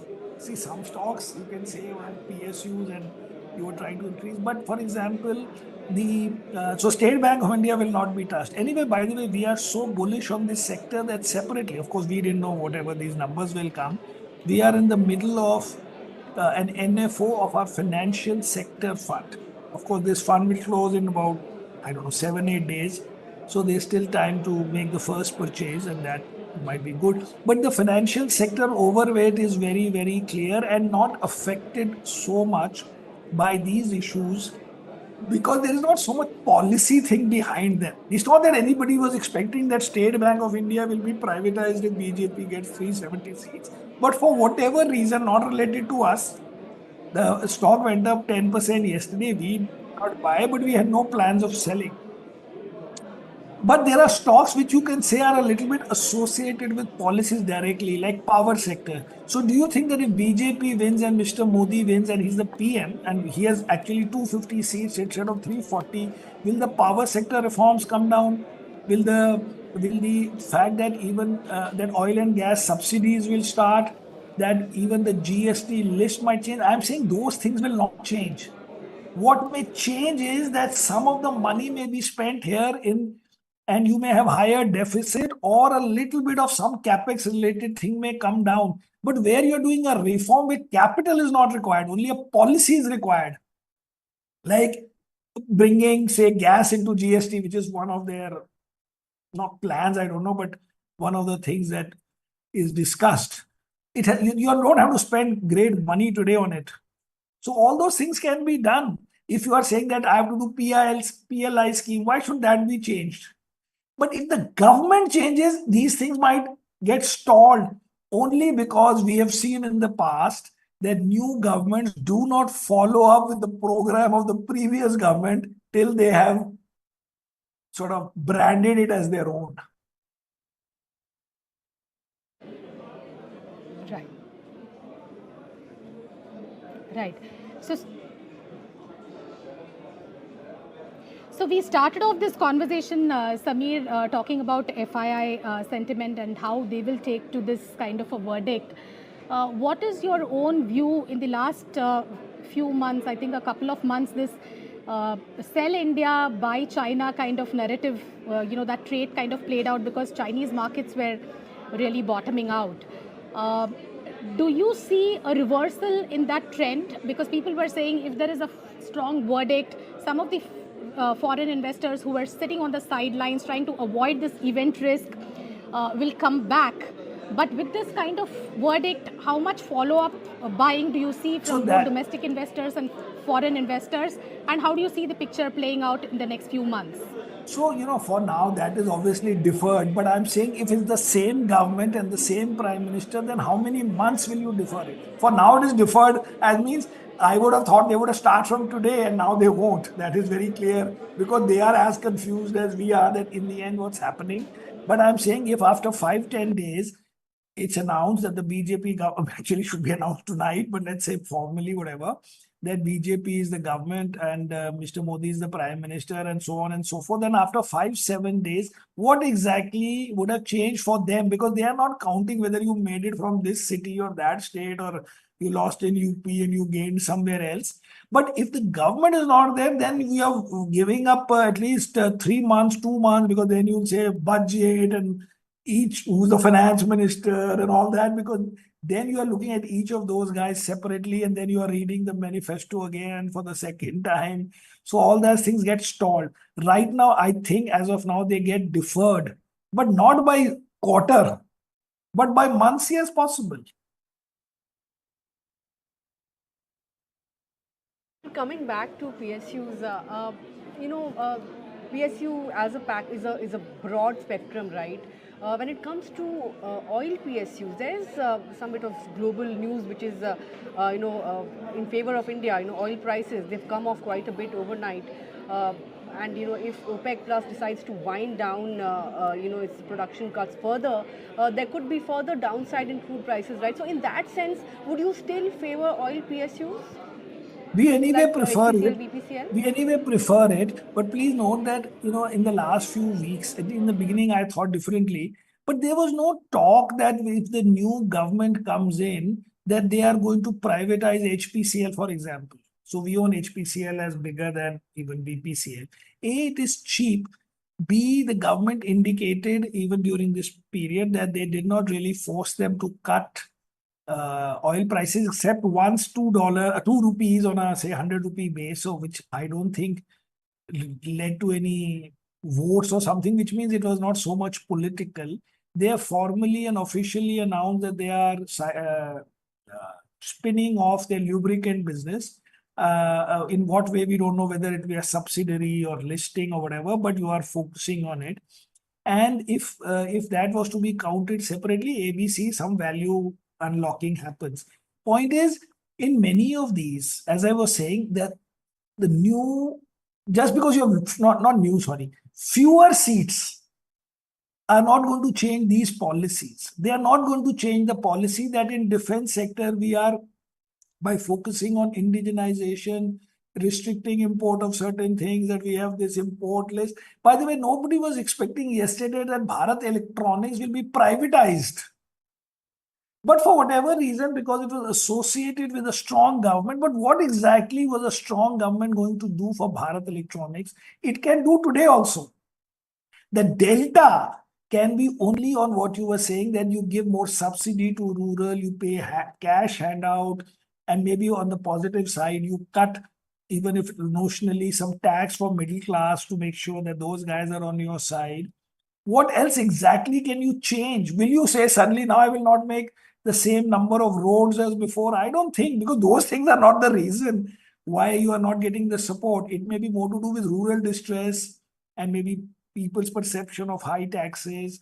And so those things, yes, you can adjust. And for that, maybe the deficit goes up a little bit, or some of the capex also can be reduced, but not, I don't think that, if suppose we didn't know that the fiscal deficit was, what was it, 5.6, but that was 5.9. Do you think anybody in our country would have known what it even means? One last question, Samir. Where do you see Nifty end of this month, end of this year? Yesterday, I thought, on day before, on Friday, sorry. I thought that the market, if it has a good exit poll, will be up 3%, which it was. And that for the month, it will be up 6%. Now, for the month, if it is down 6%, would be a good number, because that is a completely different day from. Sorry? So now 50,000 Nifty in the next 5 years, is it looking a bit far-fetched to say that now? No, see, I don't think they change. How do they change the 5-year numbers? By the way, you look at any 5-year period broadly, whether this government, previous governments, you make 13, 14% type number. By the way, if today the market now I'm seeing is down 8%, right? So if you start from tonight, you have this 8% relative to yesterday night. So to say from here, will it double? It looks easier than maybe from yesterday nights. The point is, over time, it pays. I have been around for 30 years. Over time, two things work, that equities work and you being little diversified works. That's the basic thing. Thank you so much for joining in, Samir, this afternoon. Well, ML, as Samir was pointing out, 8% down on the Nifty. Yeah. 1,890 points down on the Nifty. A 4-digit fall and almost a 2,000 point fall coming in on Nifty on in a single session. That's something which is unfathomable. And the Sensex is down almost 6,000 points. So the sell-off is only exacerbating. And if you look at the tally, nothing much has changed. Absolutely. 293 for the NDA and 229 for the India block. The major culprits today, of course, Adani group of stocks, all the PSU lot, Coal India, ONGC, and interesting to note that the India VIX index, the volatility index itself is so volatile today, right? Absolutely. At the start, it was hardly doing anything, and now it's up 40%. The interesting thing is, Nandita, this kind of fall, 8% fall in a single day, I think this generation of investors and traders have not seen. This has happened in 2008, this has happened in 2000. It used to be a frequent occurrence in 2000, limit up on the index, but in the last 15 years, it is absolutely unheard of. Even this morning, that is what I was saying, that this kind of circuit limit on the index is absolutely, new. 8%, another 2% we will be at the end Rohit of the... Srivastava is with us. Yes. Let's ask him where do we, or where do we stop? It's an almost 2,000 point fall on the Nifty, almost there, 1940 right now. Rohit, what are the support levels to watch out for in this kind of a market? Yeah, we are down to the 40-week average, which is around 21,350. We are almost breaking that as well. So this leaves very little room to keep finding supports. It's becoming a free fall. We can keep coming up with the next number and the next number, but in a free fall, the only thing you do is you stay out and wait till it stabilizes. I think that is what it's beginning to look like. This must be coming as a rude shock for a lot of domestic traders and investors, Rohit. I mean, give us some sense of the quantum of money that must be scrambling for margin calls at this point in time, because on the client side we had huge amount of long positions built up. Yeah, so definitely on the futures side, because the options do tend to get squared up, and there's a premium constant. Now, if I give you another data point, out of all the sentiment indicators I look at, there was only one which was completely out of whack. And probably we discussed it once a couple of months ago. And this is the ratio of the total futures open interest to the index. Now, the reason I take a ratio is to balance it out for the amount that the index itself has gone up. So we actually want to know whether people are excessively buying over and above the amount the market has gone up. Now, this ratio had crossed the level that it had seen at the top of the 2008 bull market and the 2018 peak for the mid caps. It had crossed that already in the months of March. So that is pretty long back. And since it had done that back then and it stayed there for such a long period of time, we are beginning to wonder that whether that excessive bullishness in the futures market looking like overdone was really a good signal or not. Now, in hindsight, it looks like that's the only thing, that's the only red flag that we had on all our indicators, saying that something is in excess, and this bad news, which is slowly flowing in, does put the futures traders who had extremely large positions in a fix. Now, there was a lot of unwind also, because on expiry, which was just 3 days ago, we did see a huge cut in the futures open interest, though it didn't go below the ratio levels I'm talking about, but there was a huge cut. So I'm sure a lot of people gave up their longs a couple of days ago, but again, the levels are still high. So I think it will create a problem. Brokers are messaging. I've got a couple of messages saying keep enough margin, blah, blah, blah. Not that I'm long on any futures right now. So, but if they are sending those messages, yeah, that fear is now beginning to sink in, that if there's not insufficient margin, then margin calls and then subsequent selling in stocks would pick up. But let's see. I would still want to see, end of the day, what do these numbers look like? Do they change? Many times we have seen, because what percentage of count have you completed so far? I mean, if you're still at just 20% of the count and we are panicking, what if the numbers change at 60% of the count? So that's going to be an interesting day through. But definitely this is not what we started out looking for. I was looking for a correction today, but not this severe. Sure. Thank you so much, Rohit. That's all we have time for right now, but we will pick up the threads towards the end of the day during closing. Thank you so much for your time today. Well, with that, I think, our colleagues Chandra and Shweta are ready in the Delhi newsroom to take us through, what the numbers are throwing up at the current juncture. Over to you, Shweta and Chandra.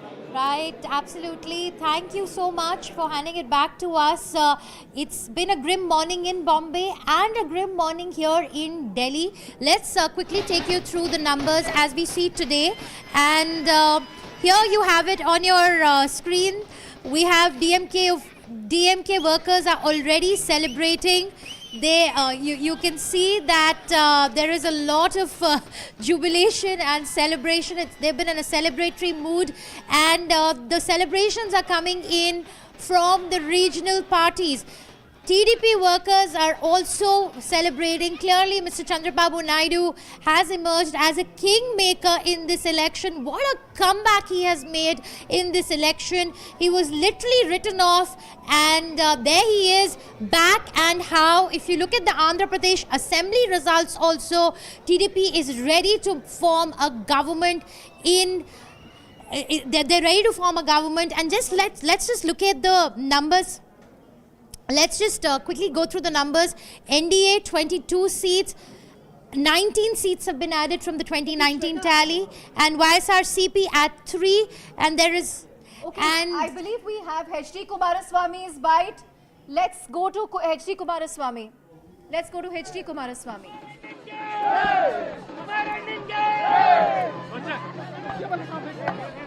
Okay, let's look at Karnataka, and I have no... Okay, JDS is leading in 2 constituencies. The constituency of Hassan and Kolar. That's right. So these are Vocaliga dominated constituencies, and H.D. Kumaraswamy is leading from Mandya. Let's look at where else the JDS has made gains. They are also leading in Kolar. Now, very important to mention here, in Karnataka, the BJP was fighting from 25 seats, the JDS from 3, which is Hassan, Mandya and Kolar. Now, the constituency to watch out for is Hassan. That's where Prajwal Revana is contesting from, and I think he is trailing in Hassan. So JDS is leading in 2 out of the 3 constituencies it's contested in, which is Mandya and Kolar. Mandya, of course, where former Chief Minister H.D. Kumaraswamy is contesting from. Okay, let's also now quickly go across to Mr. Ram Pratap from the Samajwadi Party, who is joining us. Mr. Ram Pratap, it's been a good morning, a great 4th of June for you, especially for the Samajwadi Party. We've seen the party make a very, very strong comeback. Just take us through, the kind of planning and the kind of positioning and the messaging that the Samajwadi Party went to the voters with, that is clearly connected with the people of UP. Thank you. Yes, it's certainly been a great morning for us at Samajwadi. And we are a very, very grounded organization with a huge cadre base. And having been in the UP specifically, we understand the pulse of the state, and for last several years, we could see that there was an anger developing amongst the population because of issues which were real, and these real issues are related to poverty. Some of the poorest districts in the country actually come from Uttar Pradesh, unfortunately. There was so much of rampant unemployment, uh, large chunk of our youth actually joined the army, and the new Agniveer scheme that was launched was a big issue with the youngsters wanting to join the army. And issues of inflation, issues of agrarian distress, issues of stray cattle. And now, in the middle of all this, BJP built up a campaign which was centered around just one personality. And also, they were talking about issues which were not impacting the people on the ground. And I think this time around, the vote that Samajwadi Party, under the leadership of Shri Akhilesh Yadav, has got this time is for bringing out the real issues, and people want those issues to be addressed rather than being given pipe dreams in election after election after election and nothing much changing on the ground. In fact, based on the magic wall that we have here, Samajwadi Party is actually emerging as the third largest party in terms of the leads that we currently have after BJP and the Congress. So the BJP is leading in 240 seats, Congress in 93 and the Samajwadi Party in 36. On that note, I believe we also have Sujata Paul of the Congress joining us. Ms. Paul, if you can hear me, what do you make of the leads that we've seen so far, and the Hindi heartland, which was traditionally a BJP bastion? Congress, Samajwadi Party have been able to make meaningful inroads, whether it's UP, whether it's Rajasthan, and even 2 seats in Gujarat, where you're currently leading. The Janta is the Janardhan, and the Janta Janardhan have rejected the divisive politics of hatred of the Bharatiya Janata Party and the Vyaktivadi politics of the BJP. Because when you start worshipping one man, then it is no longer a democracy. It is obviously dictatorship. India has always been and proud to be a democracy, and nobody ever can stand with a dictator. So the fact remains that if the Hindi heartland is seeing a rejection of Mr. Modi, it is a rejection of Mr. Modi's kind of politics. And of course, he is going to be sent back to Gujarat. Because when you look at what is happening in Uttar Pradesh, you see that people are coming out in large numbers to tell him, to give him that message that we stand for this country. It is from Uttar Pradesh that he wanted to polarize the entire country using the Ram Mandir. But Bhagwan Sri Ram always stood for the right. Bhagwan Sri Ram is guiding us all. And that is why Mr. Modi is going to be shown the door. Right. Sujata ji, I just want to come across and ask you a question about the Priyanka factor and the Mahila vote in Uttar Pradesh. Priyanka Gandhi was campaigning very aggressively, and she is a very good communicator. Her connect with the people on ground is fantastic. Would you credit a big chunk of this victory to her? Absolutely. Not just to her, but even Rahul Gandhi ji, who the people of Uttar Pradesh have seen walking 10,000 kilometers. But Priyanka Gandhi ji, the way she campaigned across the country, and she looked after the entire campaigning in Raebareli and Amethi, clearly shows that she stands for the ideals of this country, and women see those ideals in her. And that is why we all come together as women to make sure that the divisive, hateful politics of the BJP is rejected. When you talk about Priyanka Gandhi ji, she has been single-handedly, handling the entire campaign in Raebareli and Amethi. So when you see her, you know that she means business. She is the one who has said that, yes, it is the women who deserve not just 5 kg of, rations, but also a place in policy making. She is the one who has actually brought empowerment of women in the correct sense of the word to the women of India when she fielded 40% of the candidates during the assembly elections, as women. We might have lost, but that doesn't mean that the beginning has not been made. And women voters is what Mr. Modi has relied on. Let me just finish, please. Mr. Modi thinks that if you give them free ration, they will vote for you, because then you are trampling them under your feet. But The women of India want to know what Mr. Modi did for their children, for their jobs, for the price Right, rise which is Sujata Paul, I'm sorry, and that but is we why have... he's been rejected. Right, I'll have to interrupt you there. Sonal in Mumbai. Sonal, if you can take over, I believe you have a question for Ram Pratap of the Samajwadi Party. That's right. Thank you, guys. And what a day it's been. What a morning. We're just hitting about noon, and the election results that we are seeing right now, even the leads, very different from how the day started. So my first question really to Ram Pratap Singh of the Samajwadi Party. Ram Pratap ji, पहले तो बहुत मुबारक, क्या बहुत बेहतरीन results निकल कर आए हैं. And second, I want to understand, what did the SP do differently this time around? Your alliance with the Congress failed miserably when the assembly elections had happened. But now when the Lok Sabha elections cut to them, it seems to be coming together very beautifully. Is it a factor of the entire Dalit vote actually shifting from the BSP? Is that the only factor, or is there something else? What did you do right? So this time round, I would like to take you to our manifesto. And our manifesto, which was released in April, talked about संविधान और अपने हक की लड़ाई के बारे में बात की, संविधान को बचाने के बारे में बात की.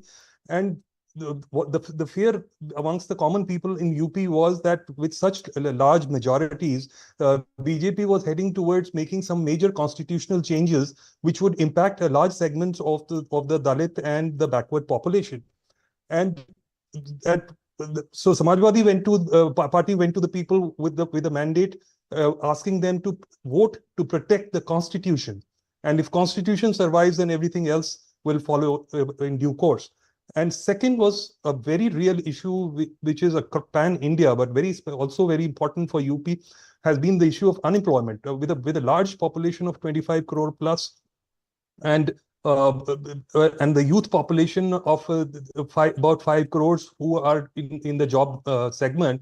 Unemployment is a very, very big issue, which this government has not been able to address both at the center and the state. And here I would like to add talks to a UP voter, Ram Pratap Singh, when one talks to a UP voter, one didn't know which way to look at, because at one hand there were schemes which were being rolled out by the central government which seemed to play a role. But if the schemes are really playing out, what does that tell you? That means that there is a gap that has to be met. Same question to Sujata Paul then of the Congress party. Ma'am, how are you reading this? Is it actually the Dalit factor in UP that has made all the difference? The fact that BSP has completely been swiped clean and that voter base has shifted, and BJP could not capitalize on that?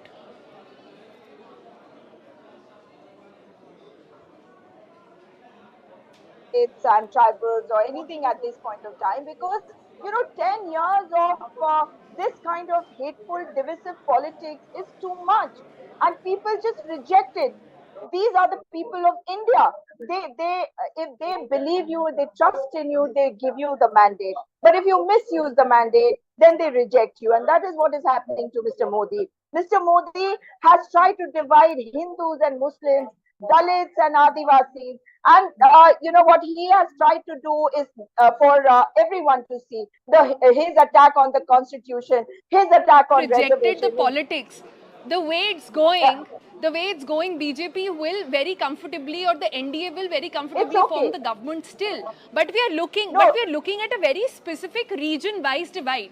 What you're looking as the results that are coming out, what's getting very clear at this point is that every region has voted differently on different issues.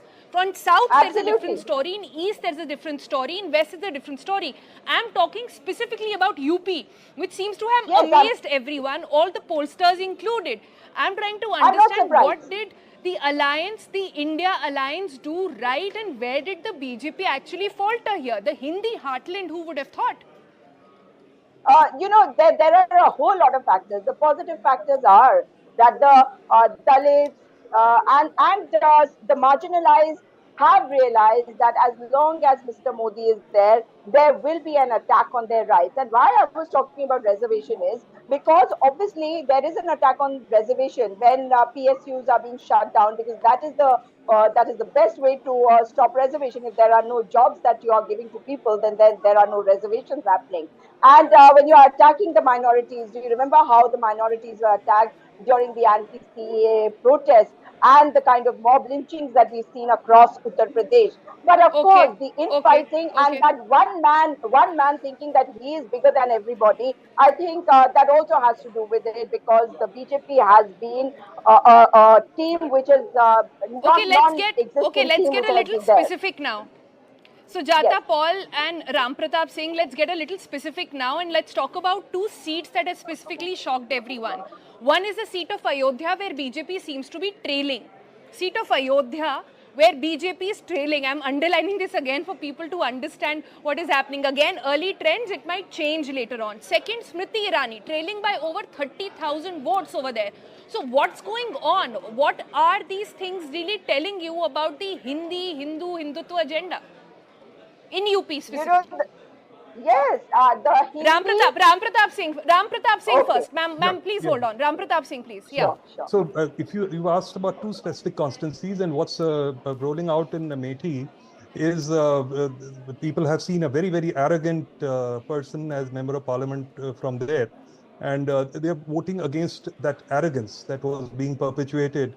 And in Ayodhya, what you're seeing is the sentiment on the ground that Ram temple सबके हैं, राम भगवान सबके हैं, परंतु राम को राजनीति में ना घसीटा जाए.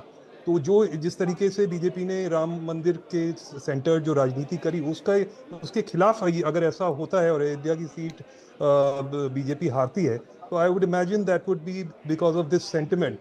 But going back to your previous question, that if I have to pinpoint two key issues for the success of the India alliance in UP, then I would say number one is what people who are worried about, that the constitution might be amended and the Dalits would lose their privileges, or the backwards would lose their privileges enshrined in the constitution for them. Number one. Number two, youth across the spectrum, across caste and religion, have seen a tectonic shift from BJP towards the India alliance, because their issues were not getting addressed by the BJP government. And then here I would like to add, in some of my earlier discussions, I said that there seems to be a double anti-incumbency. What BJP kept saying, double engine ki sarkar, I feel there is a double anti-incumbency here, because certain people and segments were unhappy with the delivery of the state government. And at the same time, a larger segment of voters were also unhappy with the policies of the central government. So both these things put together led to a large shift of voters from BJP to the India alliance. Okay, hold on, sir. We also have Aman Sharma joining us. Aman, hi. I'm not sure if Aman can hear me, but the question clearly, Aman, is this. One is the Dalit vote. The other has been the murmurs doing the rounds between, how the double engine Sarkar in UP was actually working. There were also murmurs of whether or not RSS completely sort of bagged the election in UP. Are those factors going to be looked at now? Because what's happening in UP, I don't think anybody really deciphered. The the pollsters, leave them aside, but the rest of them also, we are just waking up to what's unfolding there. Well, Sonal, I think Uttar Pradesh is a true horror story for the BJP of this election. Nobody expected this. In fact, even in 2019, when the Samajwadi Party, the Bahujan Samaj Party and the RLD were together, BJP had managed, the NDA had managed to win 64 seats. For the first time, in the last 10 years, the opposition alliance is now winning more seats than the NDA in UP. The SP and the Congress together could end up near 41, 42 seats. Imagine 8 seats being won by the Congress after it was wiped out in the last assembly elections. Only one MLA of the Congress in the last assembly election. Now Congress winning 8 seats. The Samajwadi Party winning 35 to 36 seats. The BJP finishing lesser than the Samajwadi Party is a complete shocker. Big seats like Smriti Irani is trailing from Amethi. BJP is trailing in Faizabad, which has the Ayodhya seat. BJP's big reverses in the entire eastern UP region. This is also the bastion of the BJP. The chief minister comes from Purvanchal, from Gorakhpur. All the major seats in East UP. Aman, but why? Can you take us through what happened? What went wrong with the BJP campaign over here? Well, Sonal, are the murmurs about not all is well between Yogi Modi, or not all is well on how all the sort of resources of BJP backed the election? Is there more to it? Right, Aman, if I can add to that, you mentioned Faizabad, right, where Ayodhya is located. This was where the Ram Mandir Pran Pratishtha happened just 6 months ago. And for BJP to trail, in that place, what does that say? Did they not see the undercurrent? And, you've kind of visited UP extensively in the run-up to the elections. What did you sense from, what people were saying on the ground? Or this time, as, another colleague, Pallavi, said, there was a concept of a silent voter who did not mention these things in exit polls, things that really matter to them, whether it's price rise, whether it's unemployment, whether it's the Agniveer scheme and other things. So, did the Mehengai issue, the basic Rozgari issues get the better of the BJP? Did that trip up BJP? See, obviously, there were these undercurrents. People were unhappy about unemployment. People were unhappy about inflation. But many people still said that they will vote in the name of Mr. Narendra Modi. What has happened, I think, in UPC, we need to remember that UP is a deeply caste-driven state. When the caste arithmetic really matters in the state, and though this time I feel that with the SP and the BSP separately, the BJP thought it had a caste advantage in the state, but there's also this underlying feeling in UP of dominance of, I would say, Thakurwad politics, because the chief minister is a Thakur, and there is this dominance of Thakurwad politics, which I think has also, in a way, offended many other communities, the OBC communities, which have been a strong votary of the BJP, and that is showing in this result. The required cohesion, I would say, between the center and the state BJP in this election, I think was wanting. There were these murmurs that Yogi Adityanath and the central BJP leadership are not on the same page on many critical issues, including the choice of candidates in Eastern Uttar Pradesh. Eastern Uttar Pradesh being the chief minister's bastion, there were these murmurs that he wanted certain candidates which were not happened, and maybe the full effort was not put by certain sections of the BJP in the campaign in UP, the RSS included. So this means that this is showing in these results. This is a big setback, Chandra and Sonal, because I would like to tell you that Samajwadi Party, even under Mulayam Singh Yadav, has not been able to win so many Lok Sabha seats in UP ever. So Akhilesh Yadav, दो लड़के ने करके दिखाया basically. दो लड़कों ने करके दिखा. See, one thing was very clear in UP this time. See, the alliance also had how it has come about. The Muslims in UP were very, very clear this time that they will vote for the Congress party. They wanted to vote for the Congress at the national level. They thought even when the Congress loses, we will still vote for the Congress. The Samajwadi Party was very smart to ally with the Congress, to unite the Muslim voter, and I think with the MY combination of the Samajwadi Party and the Congress, it has worked wonders for them. Congress winning 8 seats in UP is a miracle. They were reduced to 1 assembly seat in the last assembly election. Absolutely. Right. Aman, on that note, let's also go across to Anurag Thakur, one of the first key BJP leaders who's reacted to the results. Let's listen into what he had to say. Bharatiya Janata party ने हिमाचल प्रदेश में जो रुझान अभी तक दिखते हैं चारों सीटों पर, भारतीय जनता पार्टी भारी बढ़त बनाए हुए है और फिर एक बार चारों की चारों लोकसभा सीटें आदरणीय नरेंद्र मोदी जी भारतीय जनता पार्टी एनडीए के पक्ष में दिख रही हैं। हर बार हिमाचल ने 100% रिजल्ट दिया है, इस बार भी हिमाचल ने 100% रिजल्ट दिया है। बाकी कैसे देखते हैं आप कि एक बार फिर से मोदी सरकार होने वाली? निश्चित तौर पर देश भर में एनडीए लीड कर रहा है और मुझे पूर्ण विश्वास है कि जब शाम तक पूरे नतीजे आएंगे, स्थिति स्पष्ट होगी। भारतीय जनता पार्टी एनडीए फिर एक बार, तीसरी बार मोदी जी के नेतृत्व में सरकार बनाएगा, क्योंकि देश को स्थिर और निरंतर सरकार चाहिए, एक ईमानदार दमदार नेता चाहिए, और आज जो दुनिया की उम्मीदें भारत से हैं, उन पे खरा उतरने के लिए ये निरंतरता और स्थिरता बहुत आवश्यक है। और जो देश की अर्थव्यवस्था लगातार आगे बढ़ रही है, उसको और गति देने के लिए, विकासात्मक कार्यों को गति देने के लिए इस सरकार का, एनडीए की सरकार का फिर से सत्ता में आना आवश्यक था और जनता ने उसके पक्ष में मतदान किया। आंकड़े सबके सामने आ रहे हैं और मुझे लगता है जब तक पूरे आंकड़े आएंगे, शानदार रिजल्ट एक बार फिर होगा, क्योंकि तीसरी बार सरकार बनाना अपने आप में कई बार चुनौती होता है, लेकिन असंभव को भी संभव करके दिखाएंगे। एक तरफ इंडिया ब्लॉक भी काफी खुश नजर आ रहा है, उनको लग रहा है कि उनकी भी काफी इंप्रूवमेंट हुई है पहले से, और उनकी भी एक मीटिंग होने जा रही है, कैसे देखते हैं? देखिए, जहां एक और भारतीय जनता पार्टी 250 सीटों पार करने दिख रही है, वहीं दूसरी ओर कांग्रेस अभी 100 सीटों के आसपास भी नहीं दिख रही। अपने आप में काफी गैप है और कुल मिला के जो हमारा एनडीए गठबंधन है, उसको भारी बढ़त बाकियों से बनाई हुई और आगे भी बनी रही। असंभव को भी संभव करके दिखाएंगे. That was Anurag Thakur, Union Minister of Information and Broadcasting. He looked rather grim, and it has been a bit of a sobering morning for the BJP leaders. But good news coming in for Ravi Kishan, who is leading from Gorakhpur. That's the trend that we've just picked up on. But beyond the national election results, let's go now quickly to the assembly election results. And I think that's where the BJP can take some heart, right, Abhijit? Right, Shweta, in a otherwise dismal morning for the NDA at the Lok Sabha level, but in the two key assembly elections, we see that there is a sweep in Andhra, where BJP, of course, is a smaller partner, but it's led by TDP and Pawan Kalyan's party. And in Odisha, BJP is the single largest party of.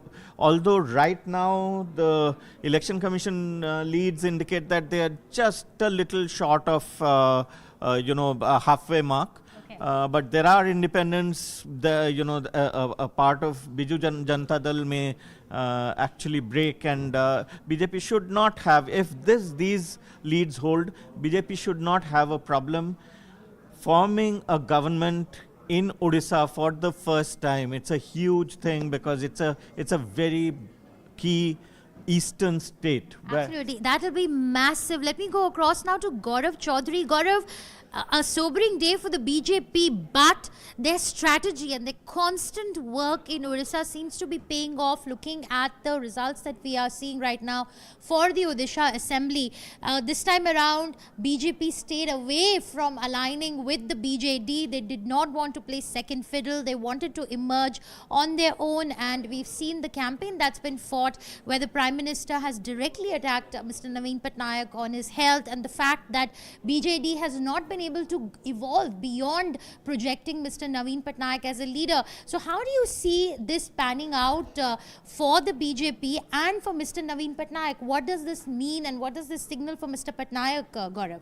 First of all, I think BJP is right within the striking distance of forming the government there, winning the assembly election. So it's gives them a massive toehold into the politics of India's eastern coast, which they have been trying for quite some time now. The last Lok Sabha election was probably an indicator and signaled the BJP's intent, and they had worked very hard on that on the ground. The rank and file was galvanized towards this target of trying to form and win the assembly elections and trying to form the government in 2024, which they seem to be within striking distance now. If these trends were to hold, BJP is probably going to get its first Odisha is going to get its first BJP chief minister and government. It's going to establish a massive footprint on India's eastern geography. From the northeast to Odisha, only with West Bengal continues to remain an insurmountable frontier at this point in time. So right from Odisha to right from northeast to Assam to Odisha to Andhra Pradesh, along the coast, the BJP's imprint will now be well established. Andhra, of course, is something that the BJP was hoping to form the government along with a resurgent Chandrababu Naidu. Chandrababu Naidu has done something at the age of 73, 74, which many would not have been able to do in Indian politics. He has done something which he had last done in 1999, about 25 years ago. 20 years later, he again comes back with a thumping majority in the state assembly elections, and is also has emerged as one of the strongest allies of the BJP and the NDA configuration at the center.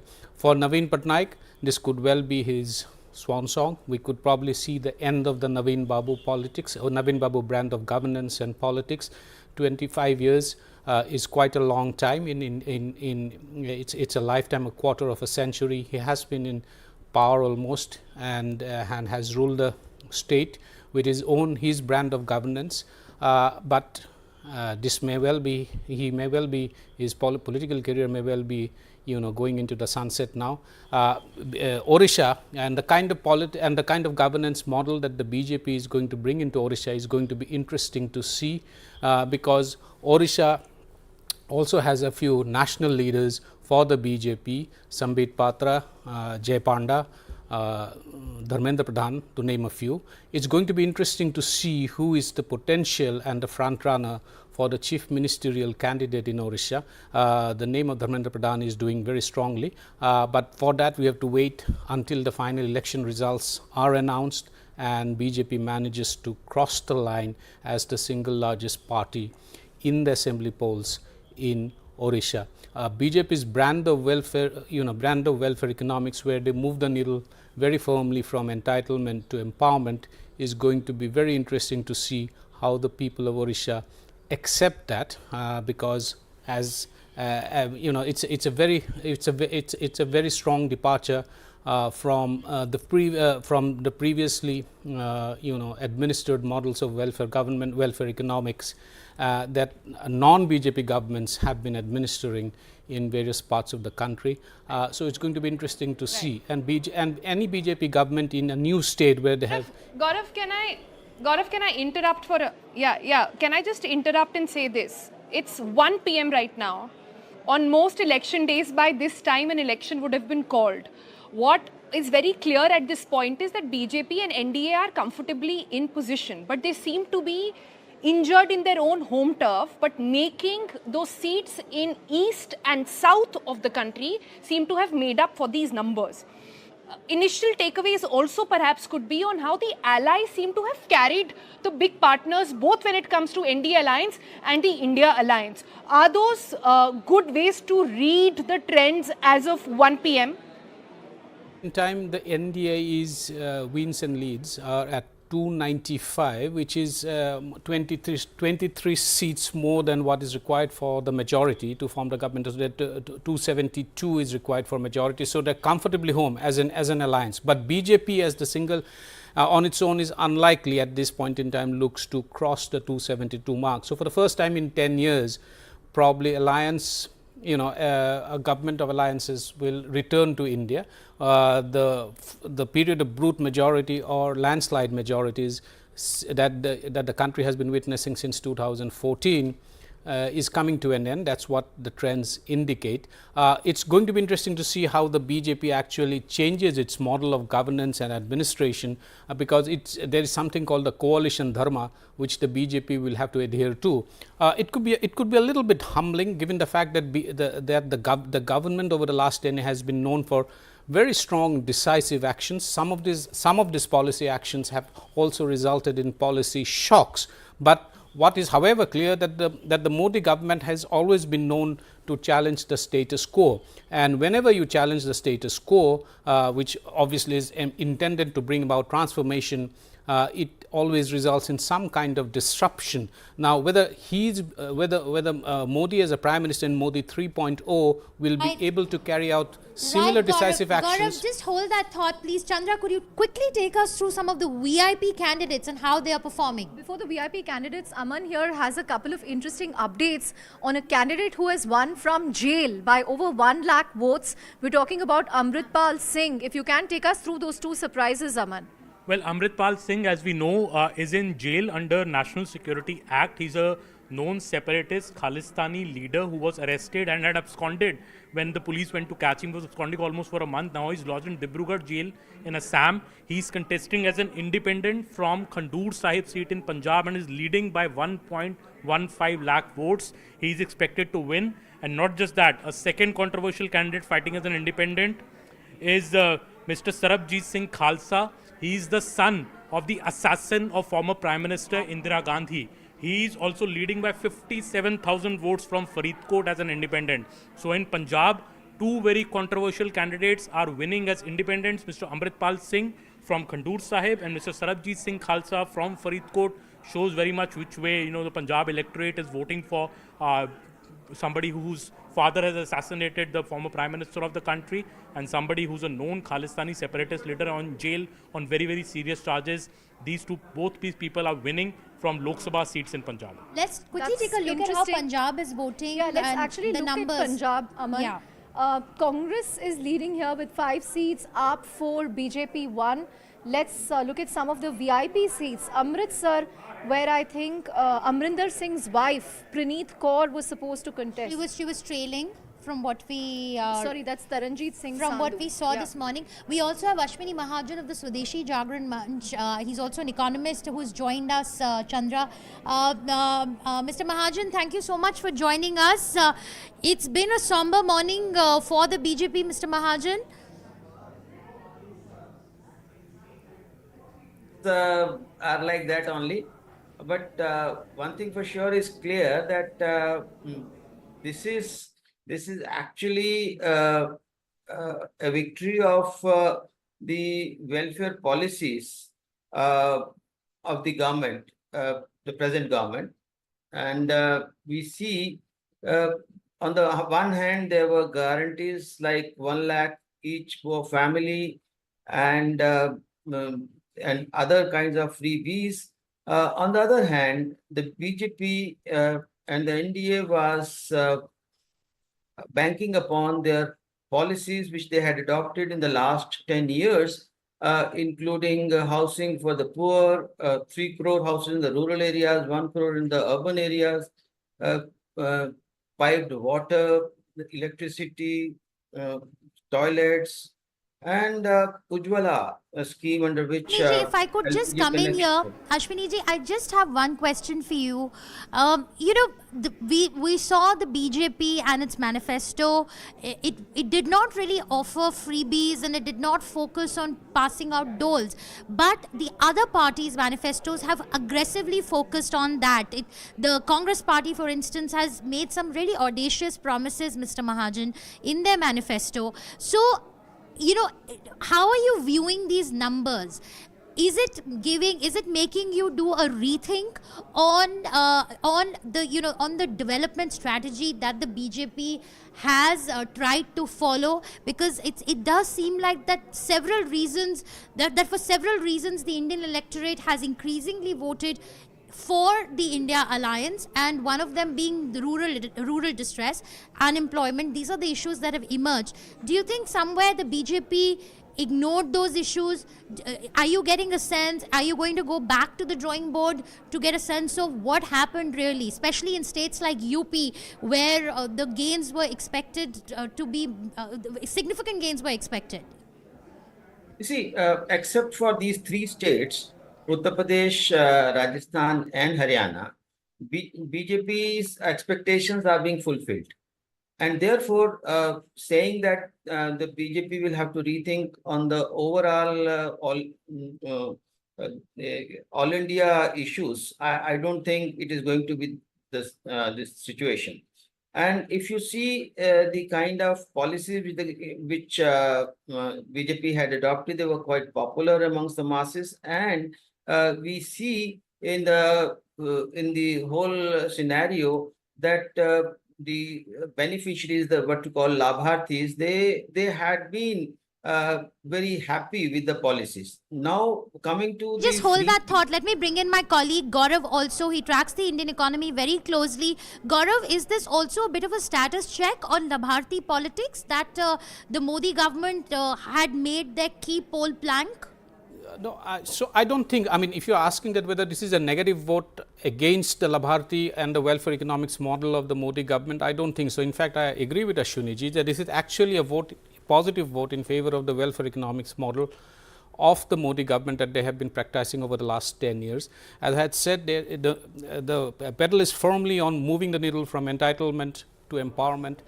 Throwing money at the hands of throwing money to people is certainly not empowerment, that is entitlement. And what the Modi government has been done, if you look at the programs and policies over the last 10 years, is clearly determinedly focused on empowering people, which is why it has been a slow moving variable, because most of these the benefits of most of these will be intergenerational, and the results of which are now beginning to come through. I think it's not a signal against the economics of the Modi government. This mandate could well be a signal for something to do with the social engineering or other factors. But on the economics model, I don't think this is a mandate against the economic policies of the Modi government. Shweta? Right. Thanks, Gaurav. Let's quickly go across to Clyde, who's joining us, the NCP spokesperson. Hi, Clyde. Looking at the numbers that we are seeing right now, it is a resurgence for the NCP as well. And how are you looking at the developments that we've seen so far this morning?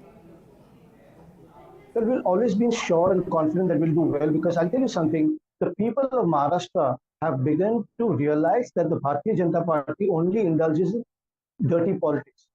What they did was they broke parties, they broke families, and they kind of tried to clear the opposition completely. But we stayed there firm with our Honorable President, Mr. Sharad Pawar, and we started completely, working.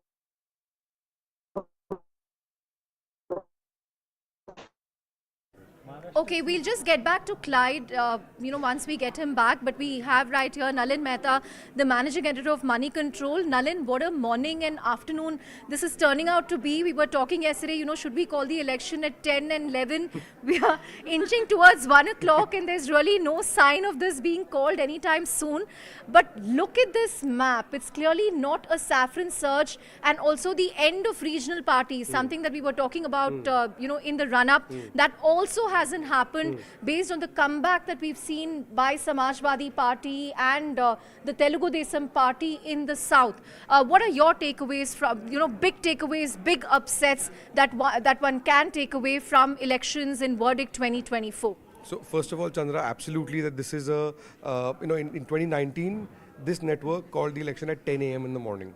Right, so this, and we're not going to be calling this for a long while now, at least till late in the evening. So there's a lot of voting still, a lot of counting that still has to happen. In terms of takeaways, the biggest and clearest takeaway of this election is there's a clear message here for the BJP. And that message is fundamentally about that you can't take people for granted. And that message is about a course correction. That message, I think, is similar to what happened in 1967 with the Congress. If this BJP that we've seen for the last 10 years, the only comparison to it has been the 1950s Congress, which was predominant and absolutely the boss of everything it surveyed politically. But in 1967, there was a clear message by the electorate. The Congress came back to power, but it came back with a much reduced majority. It lost several states, and there was a clear message of discontent. That message is coming through because this is happening in the Hindi heartland, which is the fulcrum of the BJP's advances of the last 10 years, right? So the BJP, and why I'm saying that is that 1967 is a good comparison because the BJP, after 10 years, is still the single largest party. It still, at the moment, is retaining, actually it's increased its vote share compared to 2019. It's roughly around 38.6%, 39%. There was about 37 point something percent last time. So you are increasing your percentage, but the Congress has gone up by 7-8% from 19% to somewhere around 25% right now. So there's a very clear message here. Now, the real story is, the second takeaway, I think, is that there is no one clear pattern across the country in the way that you saw in 2019 or in 2014. Different regions have voted differently. So, for example, Madhya Pradesh. Now, one of the things that people were saying before this was that in UP, if things go down, it will go across the Hindi heartland and so on and so forth. This time, the Hindi heartland has voted differently. Madhya Pradesh is a clean sweep for the BJP, even more than last time. Alan, I just want to come in here. Would you give credit to Shivraj Singh Chauhan's governance also here? Do you think a strong state leadership has contributed to these numbers? So there is no question that Shivraj Singh Chauhan was very much at the heart of the resurgence of the BJP in Madhya Pradesh in the last assembly election that we saw. But in many ways, this is looking to me like the new Gujarat. Right? Gujarat also there's a clean sweep. Right. But Rajasthan, the Congress is completely. Pull up Rajasthan right here. Yeah. Rajasthan, look at this, the swaths of blue across that, a gain of 10 for the India Alliance. People were expecting 5 or 6 gains, that's 10 or 11. Haryana is, look at Haryana. Let's look at Haryana. Haryana, exactly. So the India Alliance is actually ahead.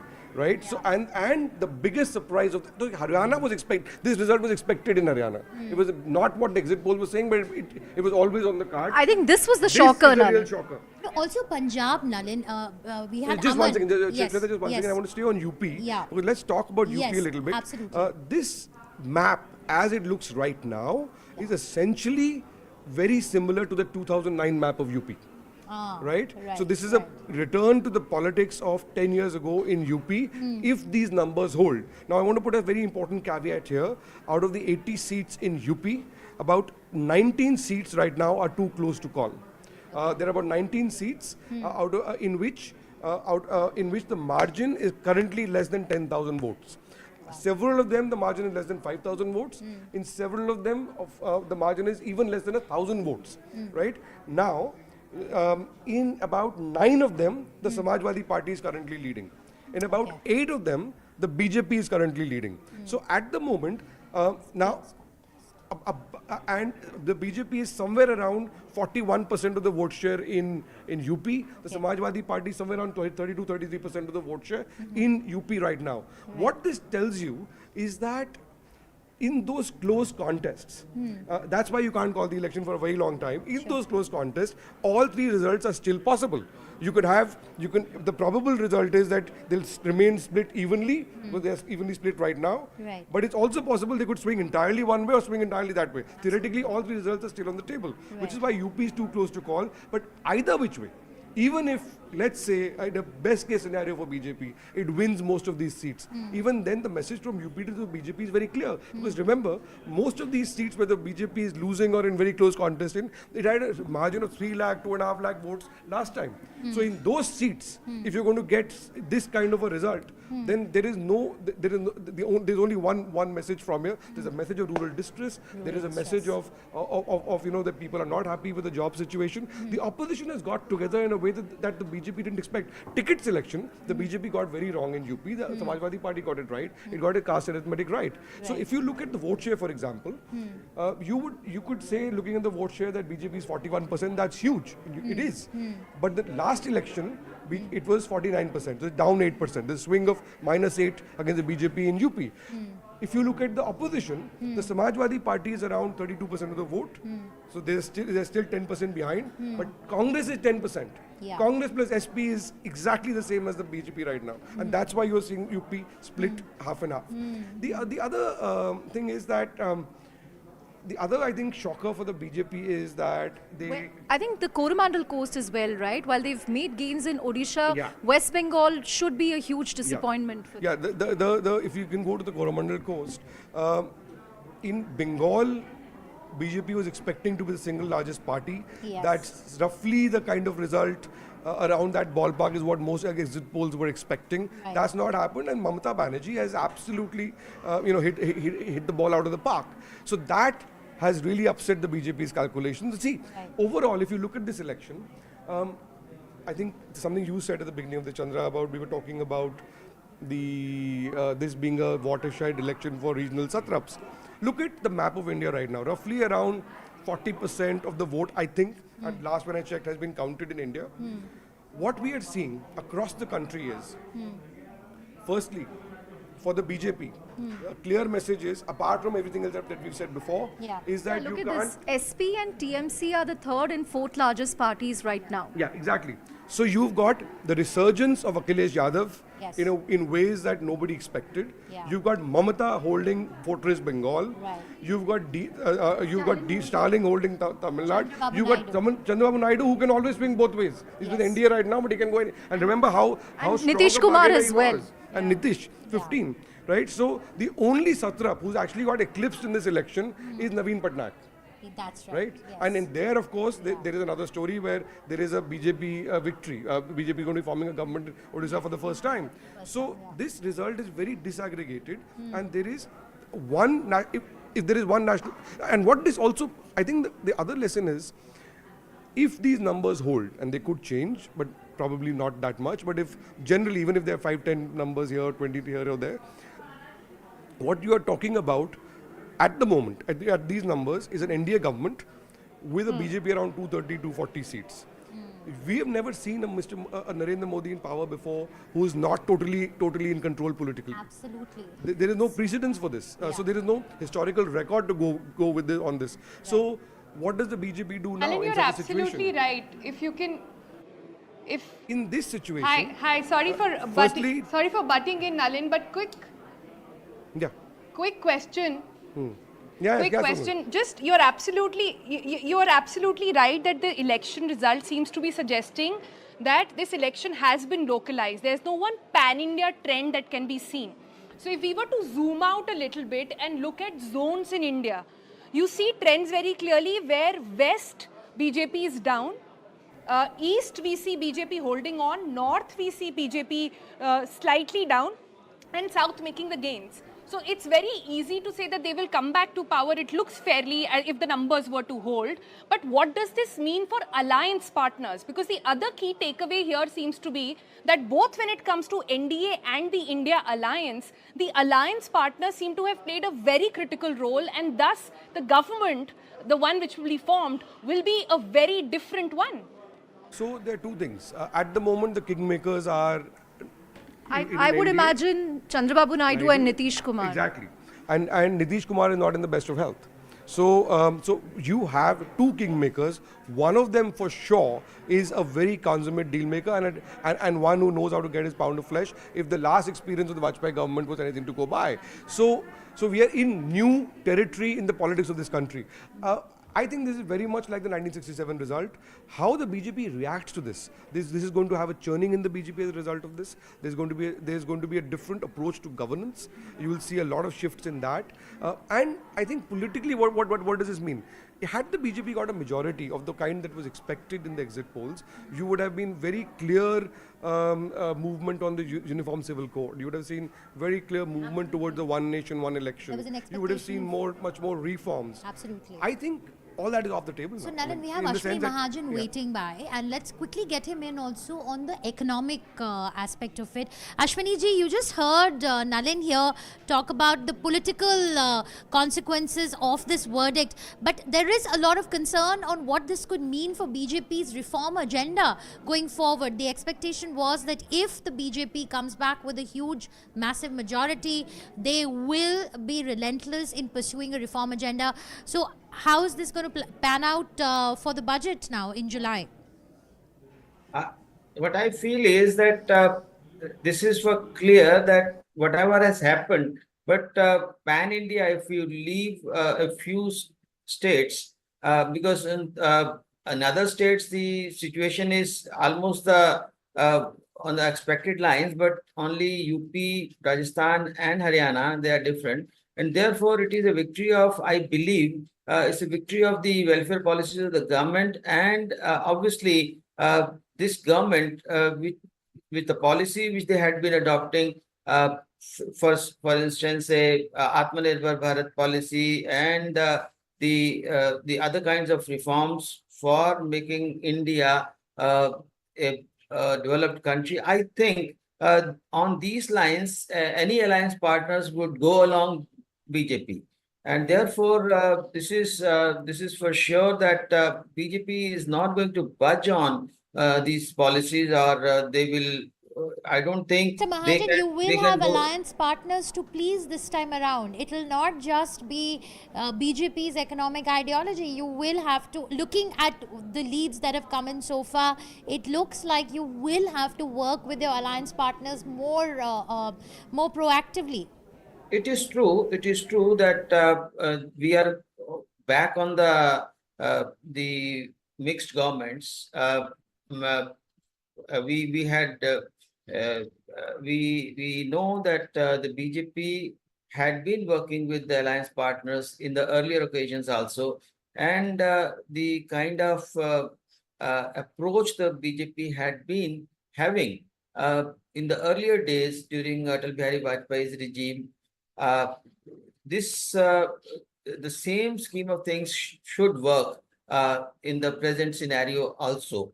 I think when you go on the welfare agenda, making houses for the poor, or giving benefits to the poor, free ration to the poor, these are some of the policies which no alliance partners can object to.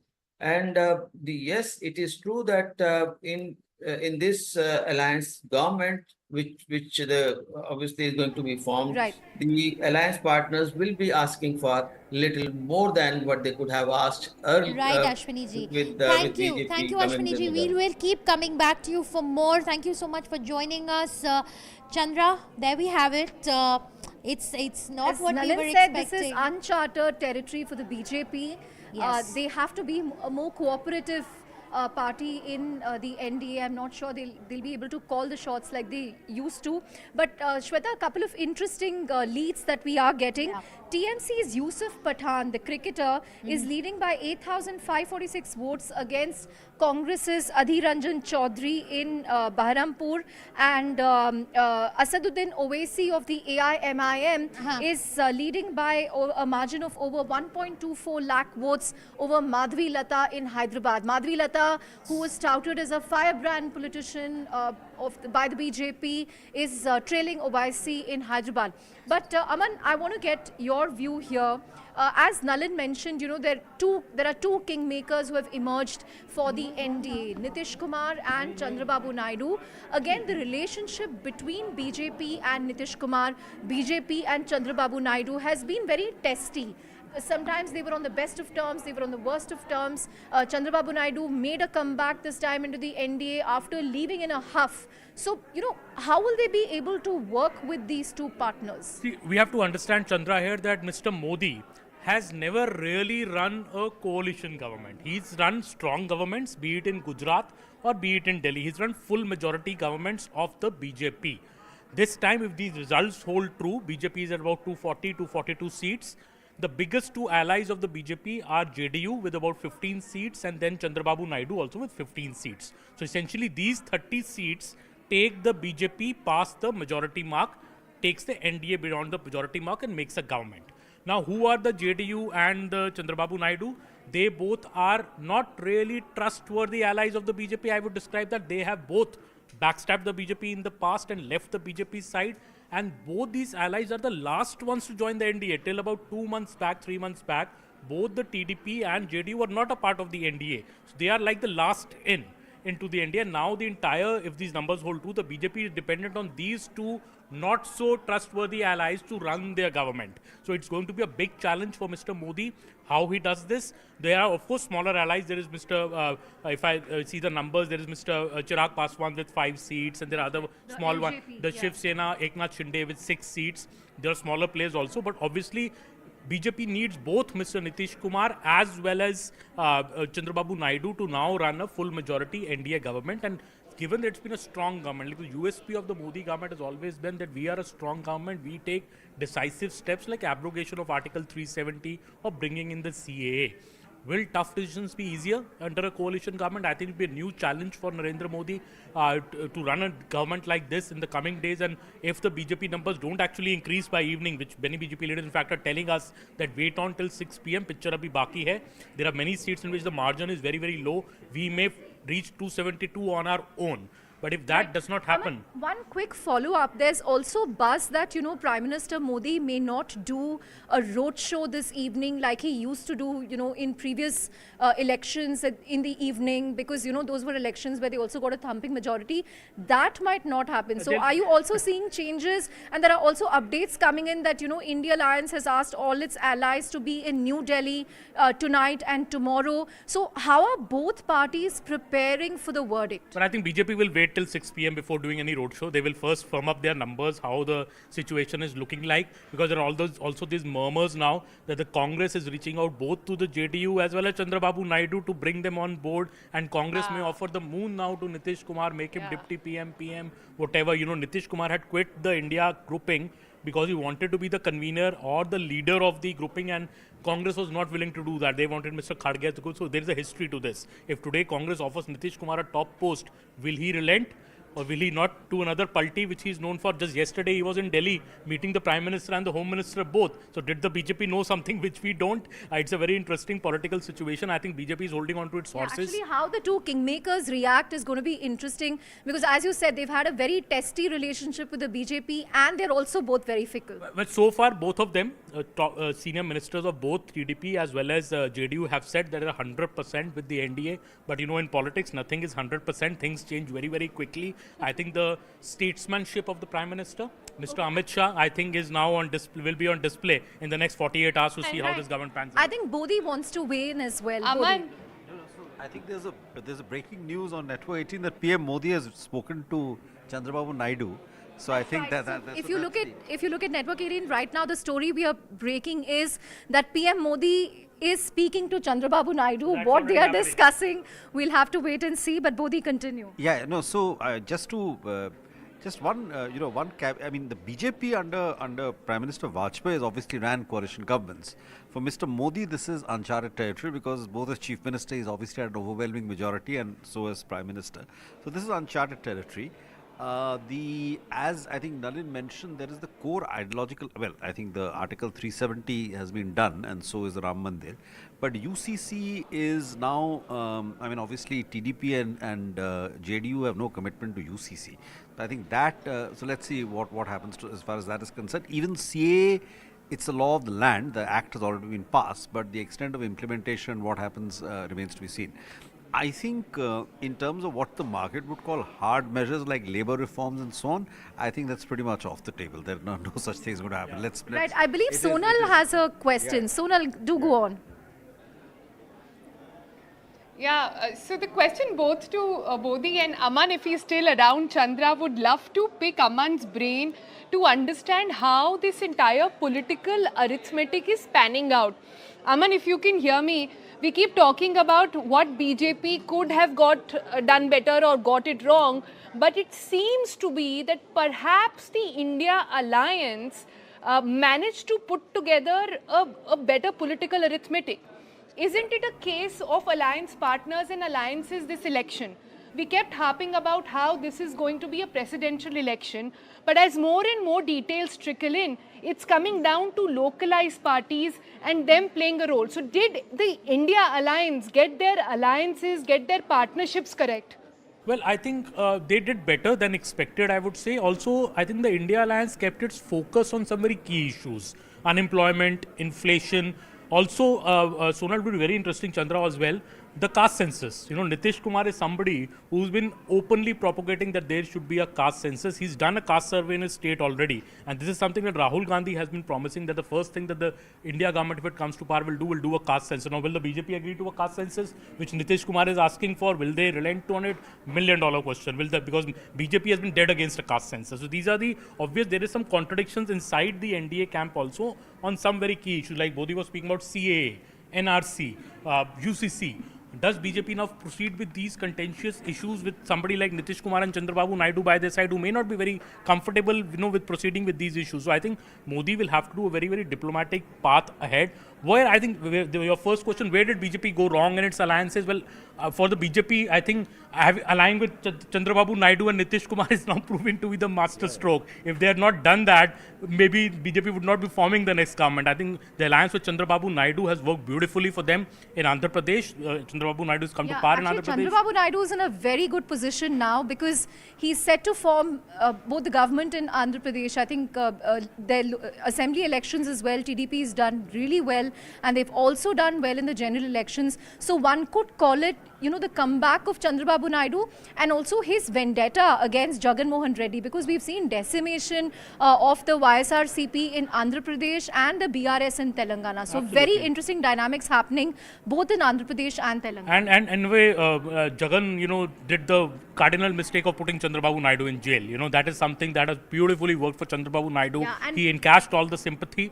And Jagan, I think, also was drawn into a rivalry with his own sister, right? YS Sharmila. So he was battling that, plus the sympathy wave, as you said, with Chandrababu There Naidu. was on the ground, Chanda. It was very clear in the state that there was strong anti-incumbency against against Jagan Reddy. It was a matter of fact that who will encash that anti-incumbency? Will it be TDP and BJP separately? Did they want to take that chance? They didn't. They allied, and so they together encashed that anti-incumbency. So it's worked well for both of them. BJP, I think, needs Chandrababu Naidu now more than ever. But Chandrababu Naidu, I must tell you, and Bodhi will also tell you that he's a very, very tough negotiator. He will be a big problem for Narendra Modi government. He will extract his pound of flesh. So will Nitish Kumar. We are already hearing these reports that Congress is ready to offer deputy PM post to Nitish Kumar if he comes on board. So all this is becoming very, very complex. I think we'll have to wait 24 to 48 hours to know what exactly is going to happen. Bodhi? Chandrababu Naidu may be the original reformer if you go back to his record in the 90s. When Hyderabad was called Cyberabad, Yeah, and exactly. Bill Gates visited Hyderabad first. He's the original reformer, but I'm sure he'll demand, and indeed so would Nitish Kumar,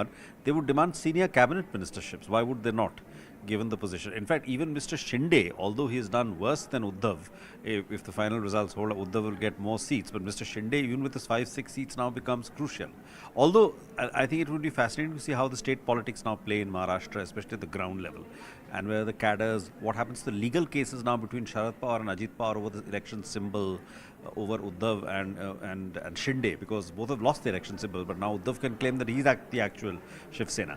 So those are, but that's a side issue. The big thing is really that whether Prime Minister Modi will be able to run a real coalition government. In many ways, Aman, you will remember this looks like India of 20 years ago, Yes. from the UPA era or even the 1990s, with very strong regional parties with 25, 30 MPs in parliament, something which had disappeared in the last two parliaments.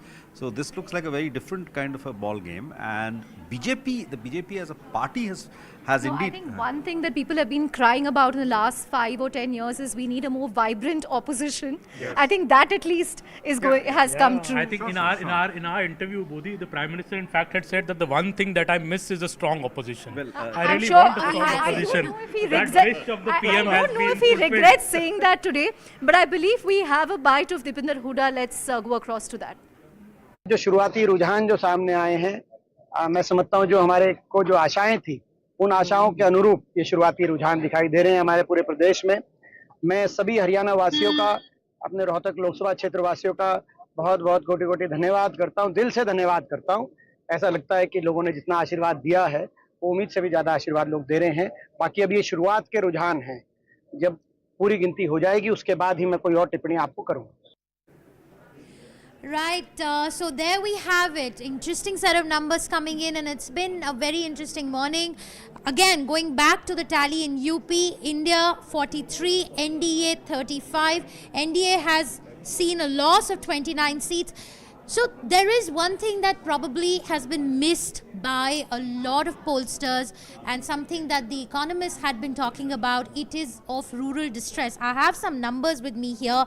If you look at the GST collections per person of Uttar Pradesh ranks at number 16, and one reason for that is low rural consumption. The fact that the agricultural economy was actually growing, the term that the economists have used is at an anemic rate. So the fact is that while there has been a lot of talk about industrialization, and Yogi Adityanath has been talking about making UP a $1 trillion economy and getting industry into the state, what perhaps was overlooked was the fact that the farmers, there was a great degree of farmer distress which was not taken into account. Then we also have the fact that unemployment and the Agniveer scheme, there's been a fallout of that. That's not gone down very well. And thirdly, the Ram Mandir factor has not quite worked out as the BJP was hoping for it to work out. In fact, I was talking to a few people in Ayodhya, the locals. They were unhappy about the fact that they were being made to move out of their homes, and there was a lot of displacement happening while a lot of hotels have opened up, but that's not necessarily created jobs for the locals. And I think these are the narratives that the Samajwadi Party has managed to capture. Let's quickly just go through some of the key states and let's see what's happening. That, I think, Shweta, we have a bite from Hema Malini, who, remember, contested from Mathura, And Salman Khurshid And of the Mathura, Congress. and she's leading from Mathura. Let's Hema go across Malini, to that. yes. Let's take a listen. It's a good day for actors, I think, with Hema Malini and Kangana leading. Absolutely. अभी अच्छे मतों से आप जीत रही हैं तो मथुरा के लिए क्या प्राथमिकता रहेगी आपकी? अभी भगवान की कृपा, श्री कृष्ण की कृपा से हम जीतेंगे ज़रूर। जीतने के बाद ये पूरा मथुरा वृंदावन पूरा ब्रज के लिए जो सेवा करने का जो मैंने बोला हुआ था वैसे ही मैं करूँगी। यहाँ का अच्छा से टूरिज़्म बने, बहुत सब कुछ बहुत बढ़िया बने।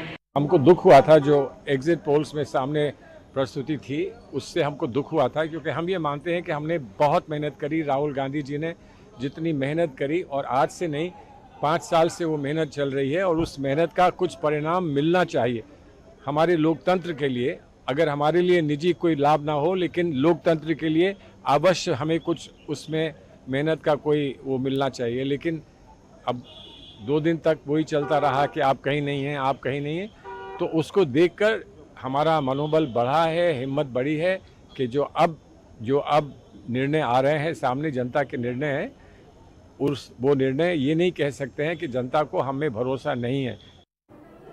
There we had it, Salman Khurshid. The Congress leadership is coming out and talking. I want to talk about the state of Punjab, again a state where the BJP has been unsuccessful in making inroads. And the irony of the fact is that the BJP's early days, its origins actually can be traced back to the state. But over the years, Punjab has been a state that's been elusive for the BJP. It's always allied. It's always found alliance partners in the state. This time around, they decided to go alone. And look at the numbers that we are getting in. BJP is running into negative, no gains whatsoever in the state of Punjab, and AAP is looking at a gain of 2 seats from 2019. 3 seats is what it is leading in right now, and Congress party in 7. Let me go across to my colleague Gaurav, who's standing by. Gaurav, why is Punjab such a complicated state for the BJP? The northern part of the country is a code that BJP has cracked,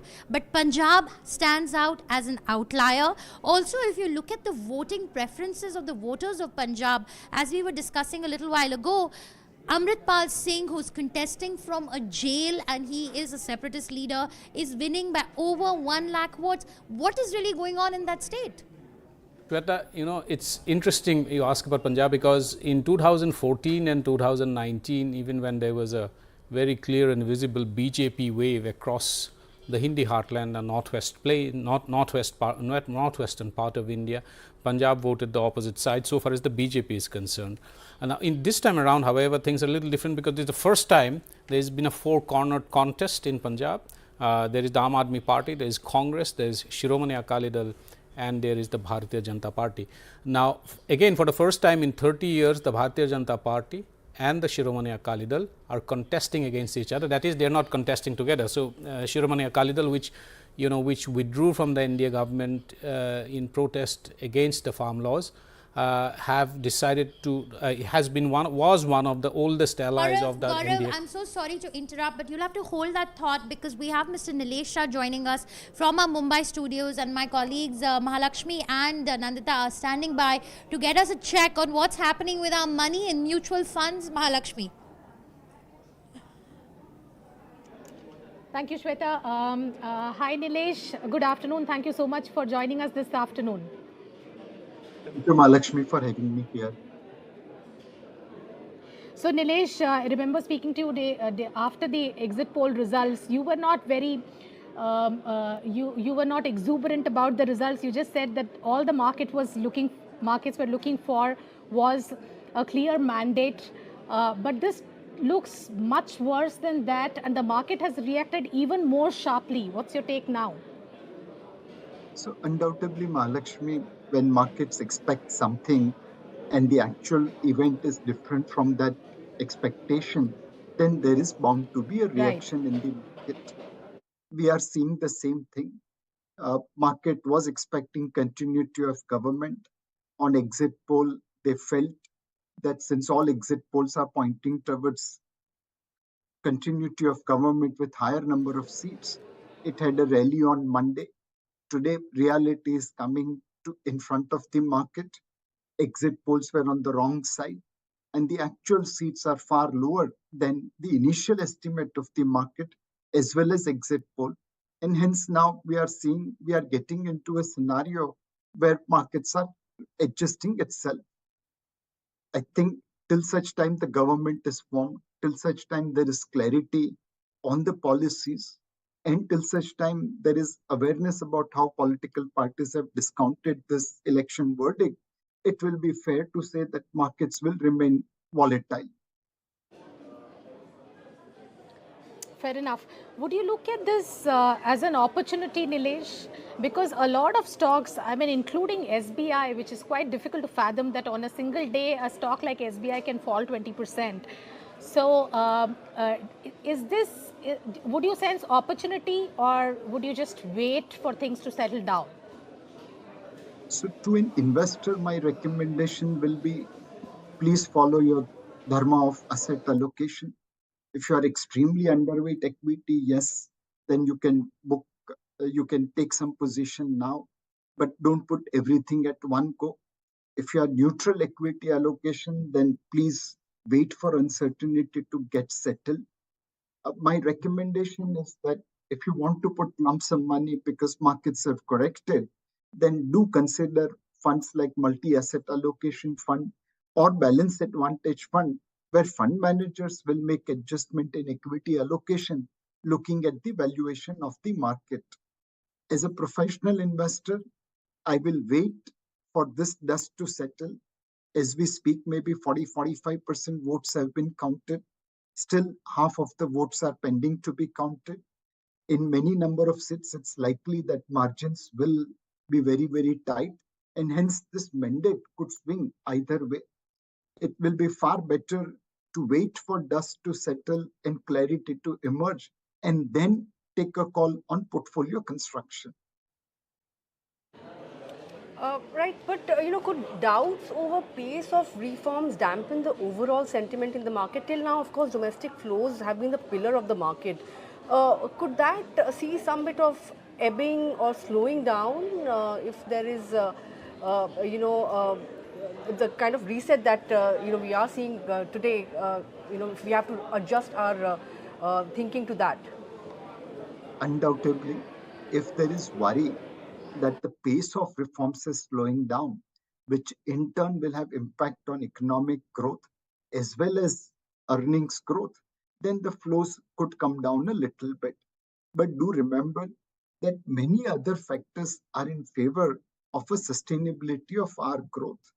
We are in a good momentum with 8.2% GDP growth for FY24. Today, oil prices are down as OPEC has proposed to increase supply over next 12 months, and they still have bigger production cut continuing. Our peers are also going through serious upheaval. Russia is engaged in Ukraine. Brazil has a communist government. South Africa has coalition government formation under process right now. China is stuck with real estate bubble, and Taiwan. So for global investors also, despite current volatility, India remains a long-term destination. So there are many factors which are in our favor. For FY24, for the first time, corporate earnings, Nifty 50 earnings came ahead of initial estimate at the beginning of the year. Normally, analyst estimates are high, and then it gets adjusted over a period of time. But this year, actual earnings of Nifty 50 came almost at 1,000 rupees for FY24, 3% higher than what was at the beginning of the year.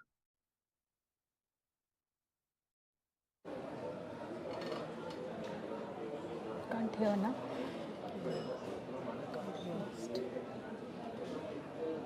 Can't hear.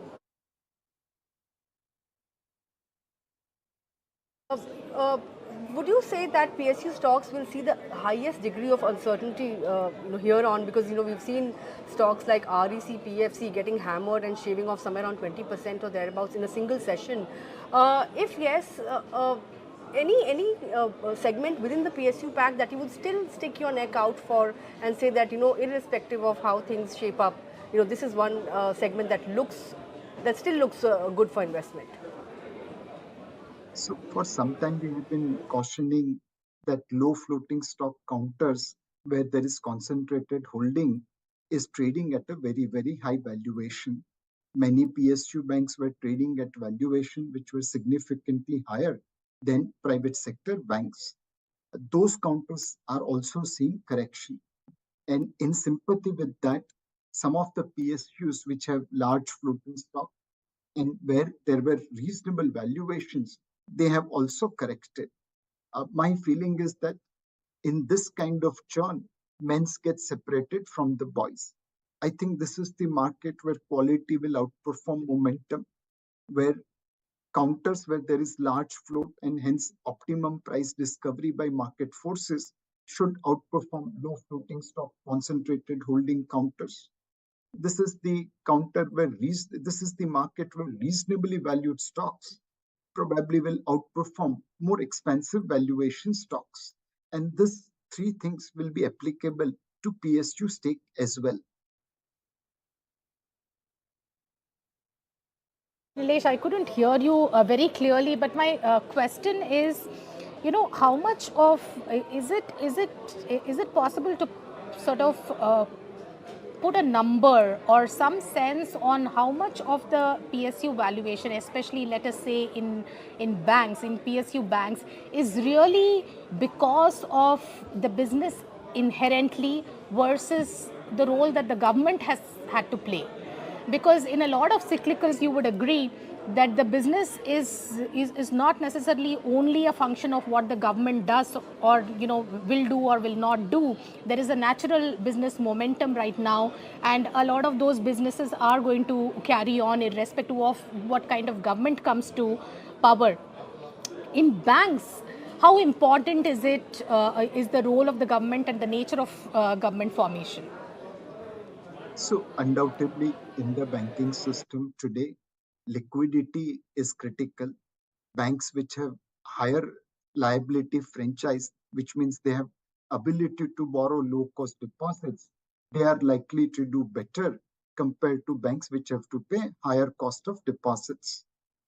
PSU banks obviously have very high liability franchise, and they should be in advantageous position vis-a-vis other banks.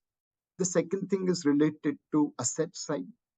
Today, thanks to cleanup by the system, we are seeing that NPA levels have come down reasonably, and there is better transparency on banking balance sheet. So my guess is that today there's not much to choose between a good governed bank and not so good governed bank. Almost there is a kind of movement towards center. Here now, what will be most important is their valuation. Banks having good liability franchise, banks having good credit deposit ratio and good credit culture, and available at reasonable valuations will be a better bet. I think this should be applicable between PSUs versus non-PSUs. We think there will be certain PSUs where despite today's correction, there is room for more correction as their valuations had gone very high. But after today's correction, there will be certain PSUs where valuations have become reasonable. Nilesh, really, given the speaking, his volume is gone. Right, Nilesh, last question really. Looking at today's sell-off, what kind of a target would you set out for Nifty? I know, you're not into giving targets, but still for the here and now, and for investors who keep a short time horizon, what kind of a target should they look at from a 1 month perspective, and even for 2024 itself? Where would you see Nifty heading? I'll make it even simpler for you, Nilesh. From here on, will we end up in the positive territory by the end of this month, by the end of this year? It's always difficult to predict market in the short term. In the past, my track record has been so miserable that now I have stopped giving such kind of quotations. all I can say is that if Nifty is lower than today's level at the end of the month, it will be a good opportunity to add to your portfolio for an investor. For traders, all the very best. Please follow your dharma of stop loss and try to follow that stop loss religiously so that you can trade. For investors, every correction will be a great opportunity to buy. Our long-term story remains intact.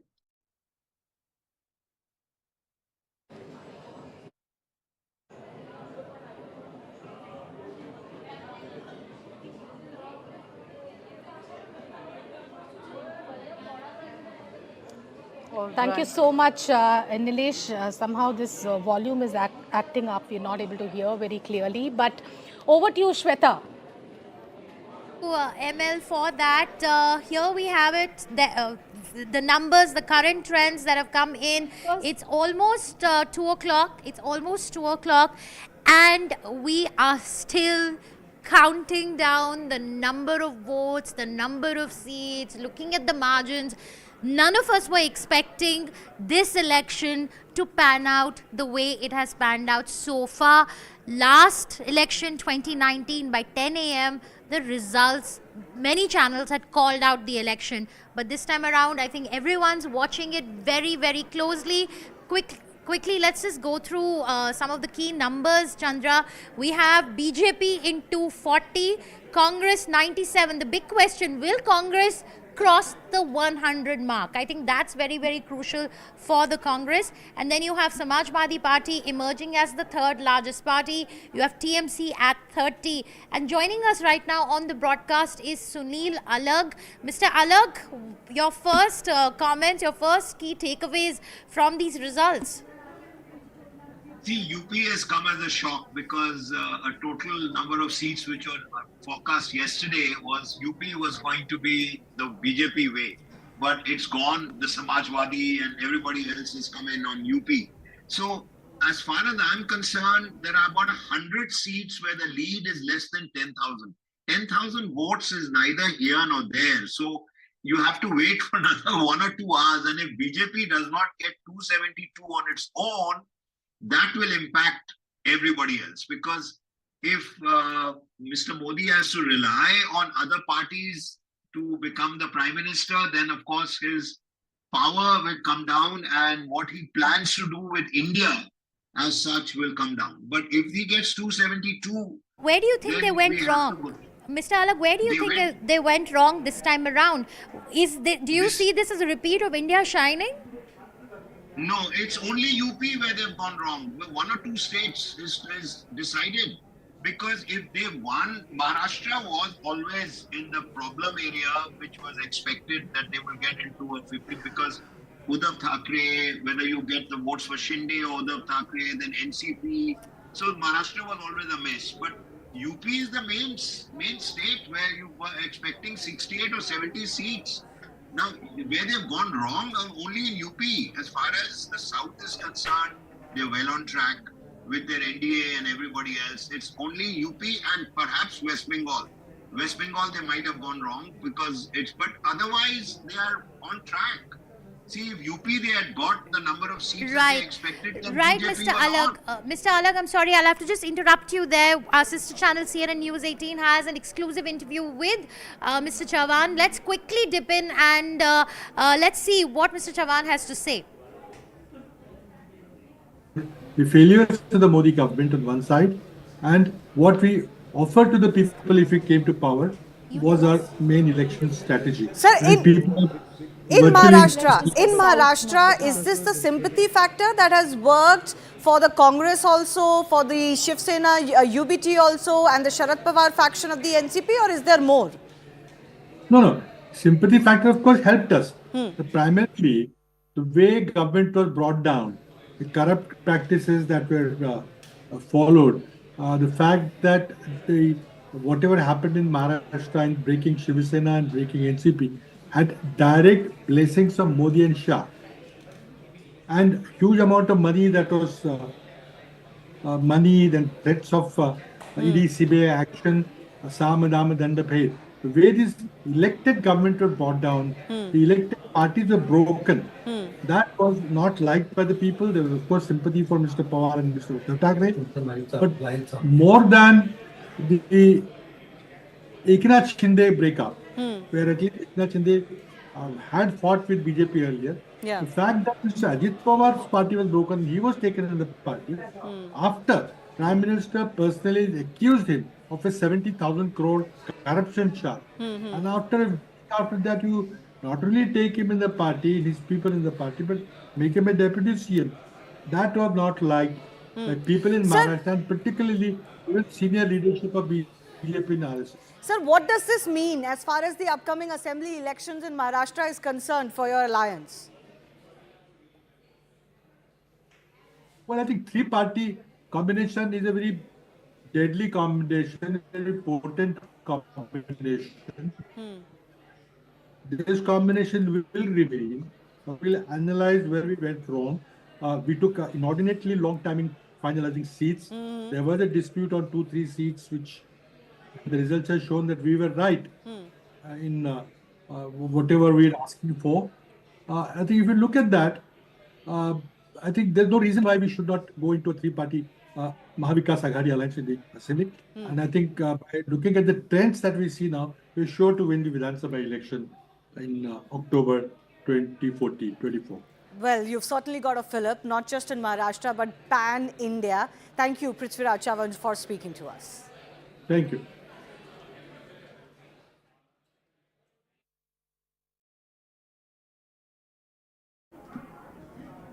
Right, you heard out from Prithviraj Chavan there. But now let's look at some of the key states on the map and what really impacted the BJP and their calculations and what worked for the India Alliance. We have Nalin here with us.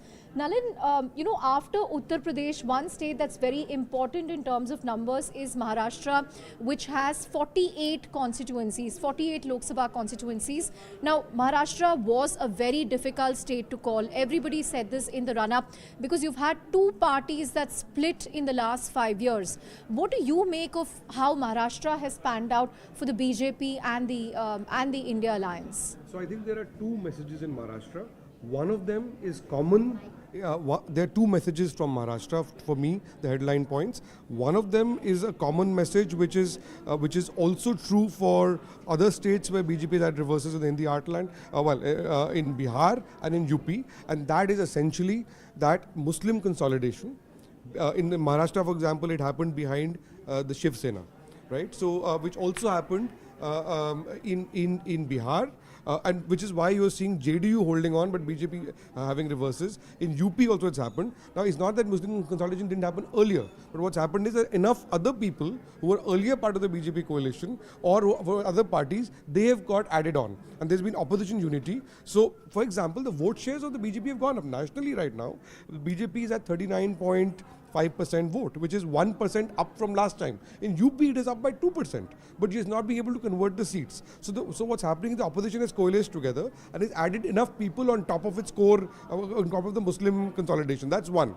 That's one message. The other message I think in Maharashtra is very clear, which is the message purely of Maharashtra. People have rejected this Jod Tod Ki Rajniti. This whole thing of, you know, you break this party, you bring that, what happened with Ajit Pawar, and this whole politics of the washing machine, if you like. I think there was a clear sympathy thing with Uddhav, and that has played out. The important thing is you have an assembly election due in 6 months. So if these results hold, then you're going to have a very different result in Maharashtra and the assembly election. You also have an assembly election in Haryana, where again the same thing has happened. Yeah. Which is an interesting point, Shweta, which essentially means that the BJP will not be in power in 5-6 key states where there is a lot of industry, very industrialized states which contribute a lot to the GDP. Right. Whether it's Maharashtra, Karnataka is already with the Congress, Tamil Nadu. Telangana is with the Congress as well, Tamil Nadu is not with the BJP. So some of these states that are highly industrialized. Economic powerhouses. I just want to pick Nalin's brains on this. Nalin, if we could just look at the Dalits, you know, if you look at the numbers, India has actually added to their tally from 2019 and NDA has lost. So Dalits have also moved towards There is a very clear thing that went through to Dalit communities around the constitution. That we encountered everywhere we traveled in this election. This idea that the constitution could be changed. When one moment there was talk of 400 par, this idea seeped in a lot in Dalit communities. In fact, that is why you saw the Prime Minister constantly from somewhere around phase 3 talking constantly about that there are two things he added new, right? One was the message on Muslims, which is a polarizing message, and the second one was about Dalits, saying that there's going to be no change in the constitution. That was a response to that. So the Dalit vote, by the way, one more thing has happened with Dalit vote. Mayawati has collapsed. Yes. Right? Yeah. So earlier, when we saw a Mayawati vote, which was roughly nationally around 17-18%, going down to 12-13%, also that's roughly the ratio in UP as well, that percentage would normally go to the BJP, or was more likely to go to the BJP than to the opposition. Right. This time what's happened is that the erosion in the Mayawati vote has been much more than in previous elections, and most of these Dalit voters who have left the BSP have not gone to the BJP, it's gone to the opposition. I'm just curious, Nalin, why didn't the BJP try to work with the BSP in this election? Didn't they see this coming?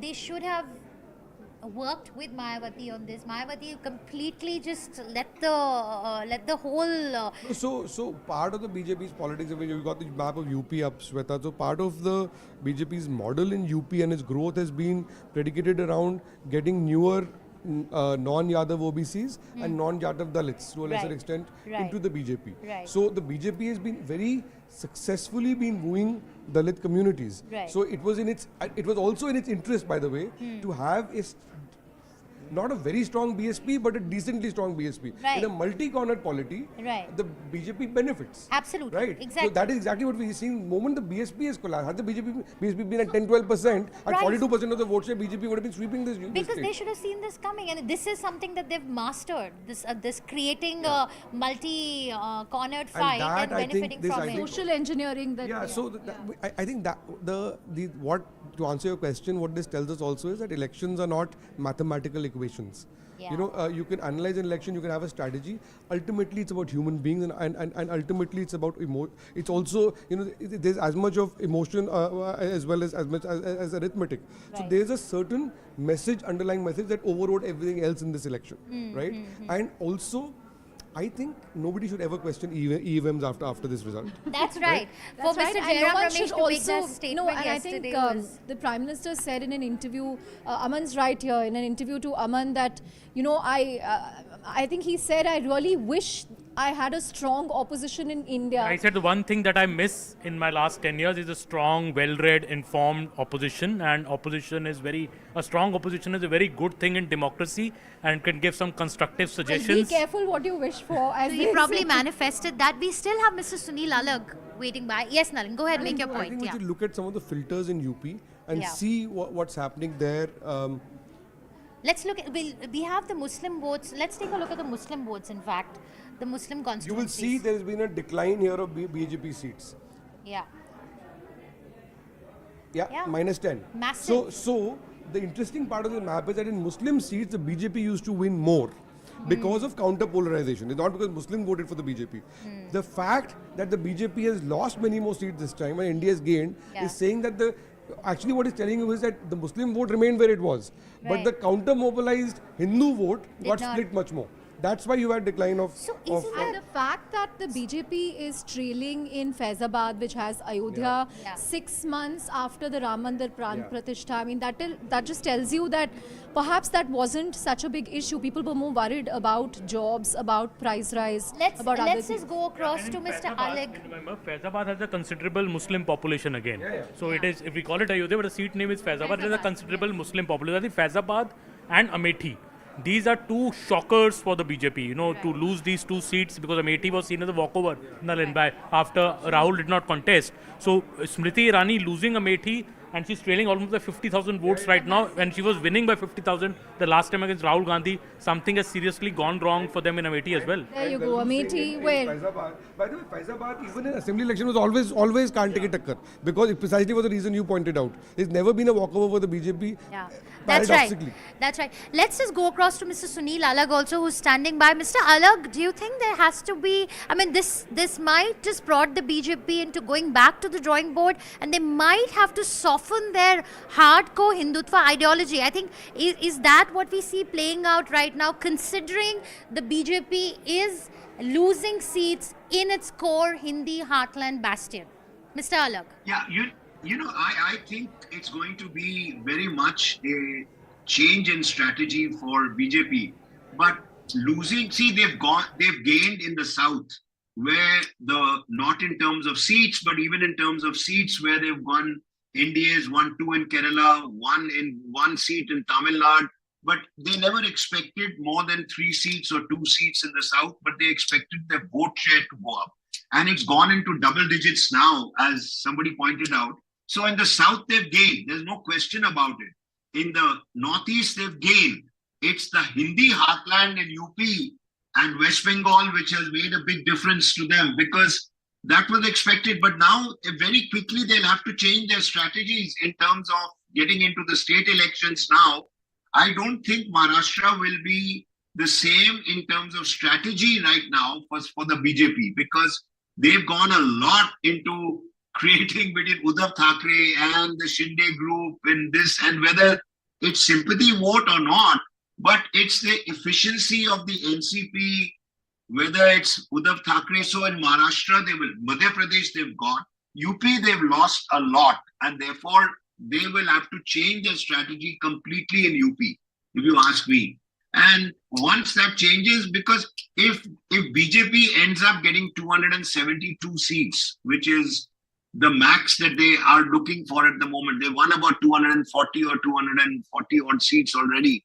But in terms of leads, because 100 seats have only 5 or 10,000 votes, losing Amethi, losing Raebareli in UP, they'll have to change their strategy completely from what they've got. But I don't see Modi not becoming Prime Minister. And this time around, when Modi does become Prime Minister and him being there, even I don't think the strategy for India will change. It's just that the speed with which they were going and doing things, maybe that will change. But I don't think the direction that India has taken will change. And Modi will still be Prime Minister, whether one likes it or not. I mean, he will ensure that he gets a third term, whether 272, if BJP gets 272, then he won't have to rely on outside parties. But maybe they will be given positions and outside parties if he doesn't get 272. Because 300, they've crossed the 300 mark already. And the NDA group, they've crossed the 300 mark, and 240 something is BJP. So we'll have to wait for an hour or two, and then we will see. But Mr. Modi not being Prime Minister is out of the question for anyone. Mr. Alag, thank you so much for that. We'll of course come back to you in a few hours once we have a clearer picture. Now let's go back to Nalin. Nalin, let's just look at how some of the tribal belts have voted for the BJP. Let's take a look. There are 47 reserved seats for tribals in India. Yeah. The BJP won out of the 47 reserved seats. No, this is tribals 20%. Look at the reserved seats for tribals.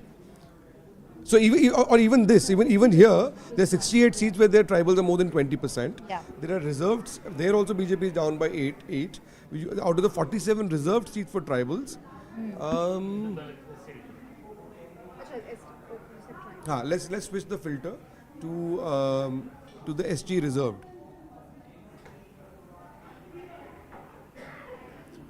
Magic Wall is also in a bit of a shock today. It's been a long day. It's been a long day, yeah. So BJP is down, NDA is down 9, and that's mostly all BJP. Just click on that and see what the BJP breakdown of that is. Yeah, that's 25, right? 25, so because the allies have hardly fought any of the tribal seats. Right. BJP is down 9. Yeah. Now, in 2019, the new social coalition of the BJP tribals were a very clear part of it. Draupadi Murmu's becoming president. That's right, yes. All This of is a that big was message, a knock-on yeah. effect of that. Yeah. But if you look at the BJP's Council of Ministers, you look at the seat selection, you look at its support, the tribal movement has been a very crucial part of its strategy, including in the Vidhan Sabha elections, which just a few months ago. There was, if there was one common theme across Rajasthan, Madhya Pradesh, and large swaths of those states, there was a tribal movement. Now here BJP has lost ground. I think there's a secular shift across Dalit seats also. Look at Dalit seats now, and you will find a similar number. What explains this trend in the tribal seats, Nalin? Why are they moving away from the BJP? So I think what's happening here, and I would love Aman to comment on this, that Aman, my sense of what's happening is that first let's look at the Dalit number and then I'll make a point on this. So this is Dalits seats which are more than 20%. Look at the reserved seats for Dalits, which is around ST reserved. ST reserved. Yeah, look at ST reserved and deselect Dalits 20% from the top. That's about 84 seats, I think. Yeah, that's about 84. Again, the BJP won the majority of these seats last time.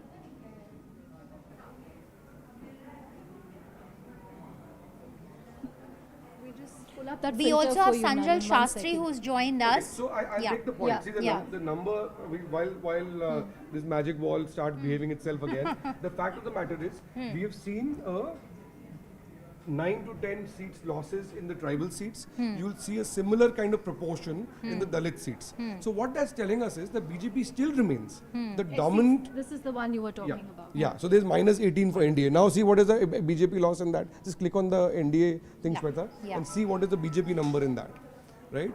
So. Okay. All right, let's give the magic wall a break. Also, I think also to do with the fact that this whole Congress campaign that Congress has crossed the 100-seat mark. Congress crossed 100. This whole campaign by the Congress party, I think that if they get 400, they will change the constitution. When you traveled in villages, there was a point on the ground that the Dalits and both the tribals felt that this reservation may go. This reservation may be fiddled with.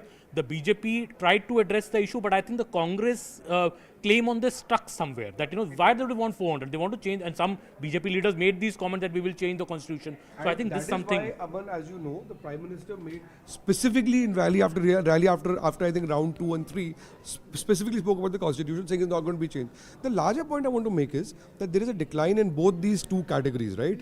But even then, the BJP remains the single largest party in these two categories, which is different from before. So you are seeing a message where Dalit voters and tribal voters are not rejecting the BJP en masse. They're not defecting entirely, but they're leaving enough for the BJP to be damaged seriously. Right. Also send a message across ki don't mess with So what this means, I mean, I think what does this mean? And this is where I would like Aman to come in, because I think what this means is that there is not a core erosion in these vote bases, but there's enough dissent and discontent, right? Which is what this number explains.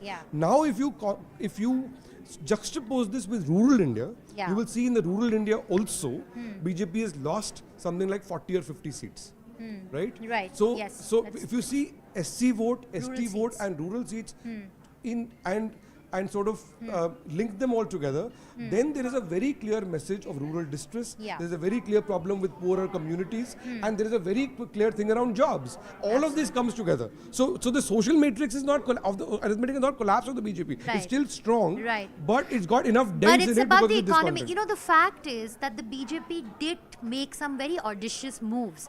Demonetization, implementation of GST, which really unnerved a lot of MSMEs. It was additional compliances for them. Then we had COVID, 2 years of COVID. So somewhere I think there was a sense that, and then for inflation management, they banned the exports of rice and several varieties of rice and onions and tomatoes. That has hurt the farmer community in Maharashtra, in UP. So all these factors seem to be playing out.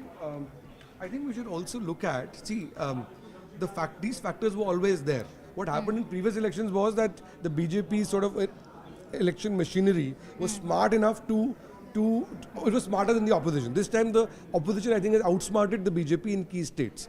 Right? So Also, let's maybe look people- at, that's why I want to look at one metric, Chandra, if you can bring this up, of where the BJP changed MPs. Yeah, let's take a look at that. This was a very clear part of the strategy in 2019, where about 150 odd MPs, Aman would change 2019, Yeah. this time about 120 plus, right? Yes. Somewhere around that number. So let's look at the strike rate of the BJP in these states, in these seats. So 84. This strike rate, as far as I remember, it is lower than what it was in 2019 for the same metric. And very few MPs, if you see, Nalin here was changed in UP. Yeah, a exactly. state which required it because there was Exactly. a lot of anti-incumbency against the MPs of BJP in UP.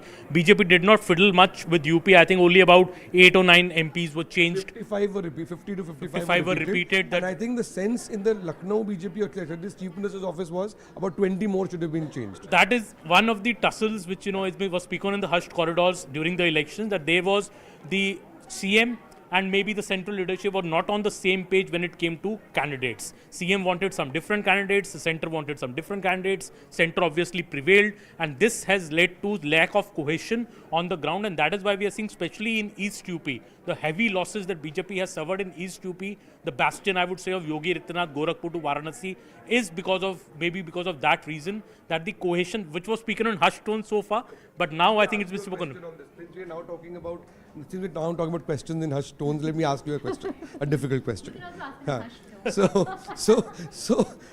See, one of the things that Kejriwal said was about Amit Shah, and the second claim was about that Amit Shah would become Prime Minister, and you're actually voting for him and not the Prime Minister. And the second was that Yogi would be removed in 2-3 months.